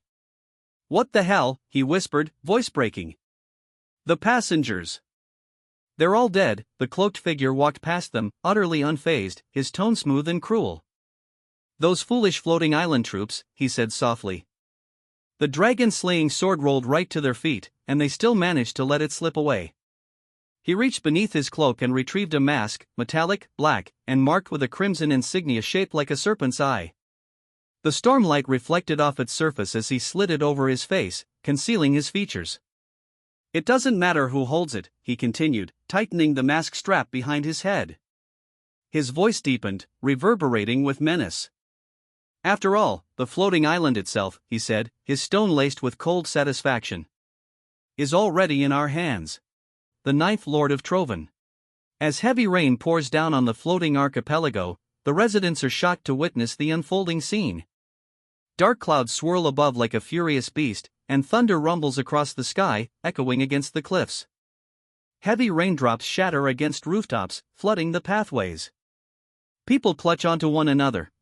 Before their eyes, the 100-year-old guardian colossus of the archipelago, the ancient protector that stood for generations like a silent deity carved from stone, is collapsing. Meanwhile, the scene shifts to the relic's trial.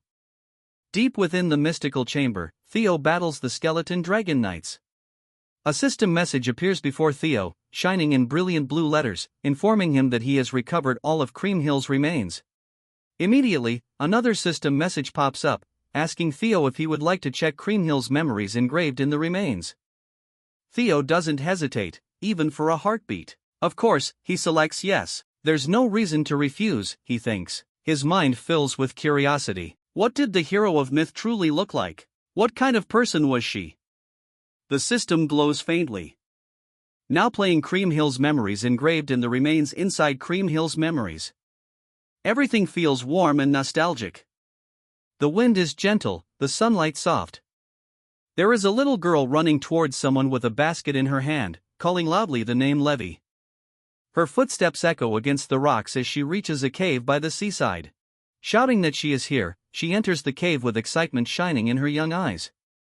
Inside the cave lies a magnificent dragon slayer sword embedded in stone, glowing faintly.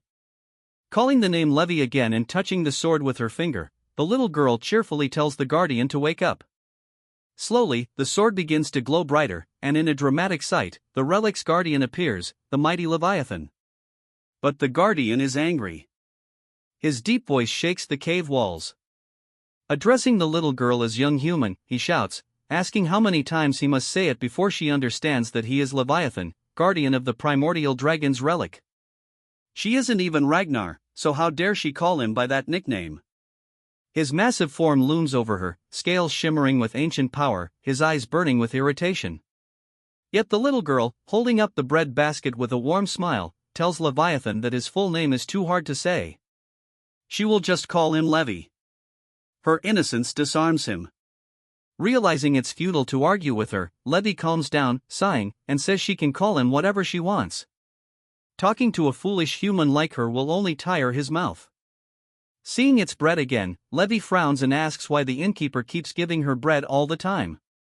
The little girl giggles and tells Levi that something really fun happened today. While chewing the bread, Levi frowns again, mumbling that there she goes again. And then the little girl continues her rambling happily, talking and talking, sharing her daily stories, her little joys and frustrations. Time passes like that. Days blend into years. She grows from a little girl into a young woman, still coming to Levi with a basket of bread, still rambling endlessly about her life. And Levi, although he complains, silently listens every time. On a moonlight night inside the same cave, Levi waits for the girl to show up. The waves outside glow silver under the moonlight, and the wind hums a quiet tune. Leviathan's massive form rests against the stone wall, pretending to be uninterested. But in truth, he is waiting, expecting her footsteps, her stories, her bright presence. Suddenly, he hears sounds outside the cave. Footsteps, rough, unfamiliar. He appears quickly, acting arrogant like always, and saying that he told her not to come again and again, but she just doesn't listen. Levi asks what happened today, but then he notices blood drops on the ground. His eyes widen. The girl, injured and bleeding, comes running toward Leviathan, asking for his help. She cries that strange men suddenly barged into the town and started hurting people. Her voice shakes. Before she can finish, someone grabs her hair from behind. An imperial soldier yanks her back, calling her a foolish wench. He mocks her and tells her the mighty emperor is extending his care to these rural waters and she should be grateful.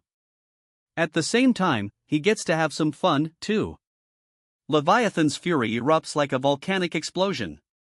In anger, Levi calls out for Kriemhild. His roar shakes the cave. As his rage boils, he destroys the entire cave. Rocks shatter, waves rise violently, and fire burns everything across the floating archipelago. The Imperial soldiers continue burning the natives, killing, pillaging, destroying everything in their path. Suddenly, the soldiers hear a terrifying commotion. Bones crack, stone breaks, wind screams, they turn and freeze. All the Imperial soldiers get cut down like tofu.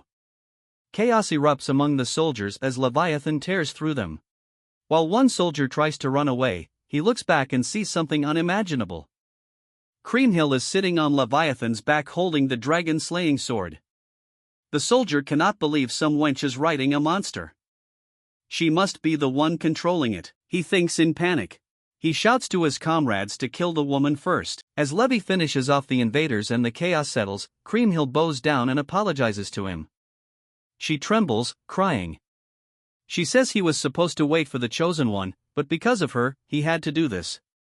She shakes in guilt, gripping the sword tightly. Levi tells her not to weep so sorrowfully. He asks if everything turned out well in the end, didn't it? Kriemhild tries to argue, but Levi encloses her within a protective bubble of magic, telling her she doesn't have to be sorry. The natives, seeing their savior, begin cheering her. They shout her name with joy. As Levi sets Kriemhild down, the people recognize her. It really was her who brought the sea dragon. Their joy spreads like wildfire. Their cheers echo into the sky. Levi then tells Kriemhild that she was right. He may have abandoned his duty, but somehow he feels at peace. By his will, not the primordial dragon's. By doing it, he could protect her smile. When the news reaches the emperor, he is furious. The great imperial army defeated by a barbarian girl who controls a sea dragon. Unacceptable. He realizes he was complacent about the remote area. He orders his royal guard to reclaim his land swiftly. The royal guards arrive, brutal and merciless. They take the natives hostage and corner Leviathan. The commander of the royal guards, intrigued, observes Leviathan, a creature that just won't die. He asks Kriemhild mockingly, if she is his master, she must know how to kill him, right? Levi tells Kriemhild that it is all right. He is a guardian, he won't die, he will go into a deep slumber. With the magic left inside the relic, when he comes out, she will surely be able to put him to sleep. But as the commander orders the natives to be executed, Levi realizes the situation is hopeless. He whispers to Kriemhild that they weren't granted much time together. Kriemhild is devastated. She cannot do it. Levi forces her. She begs him not to make her seal him. With a heavy heart, Levi tells her that perhaps their fate was destined the moment he broke the rules. She should not feel guilty for protecting her people. He will help her one last time. He smiles and says in a soft tone that he had fun. Those words break her completely. In a final act of sorrow and courage, Kriemhild seals Leviathan. The commander laughs loudly, but his laughter turns to horror as a massive tsunami rises. The wave engulfs only the Imperial soldiers, sparing the natives completely. With this, Leviathan fulfills his final promise to Kriemhild. Theo watches the memories with trembling hands. His chest tightens. He realizes Kriemhild was never the fairy tale hero people described. She was simply an unfortunate girl who wanted to be friends with a guardian. As the memories end, Kriemhild appears before him holding the Dragon Slayer sword. She tells Theo that he is the chosen one Levi waited for. She becomes emotional, saying that because of her, Levi couldn't fulfill his duty. That must have pained him deeply. Presenting the sword to Theo, she asks him to make Levi happy. Theo holds the sword gently and says he doesn't think he needs to do that. Kriemhild looks confused. In a warm voice, Theo says, this guy Levi already looked happy enough to him. Kriemhild pauses, surprised, and then understanding washes over her. Tears of happiness appear in her eyes. Back in the real world, the natives of the floating archipelago arrive at the collapsed colossus. Soldiers try to stop them, warning of further collapse risk. But people notice someone in the ruins. All gasp in shock when they see Theo holding the dragon-slaying sword, and they all begin to cheer. Creamhill has appeared and their hope reignites, and this part ends here. Make sure to like and subscribe.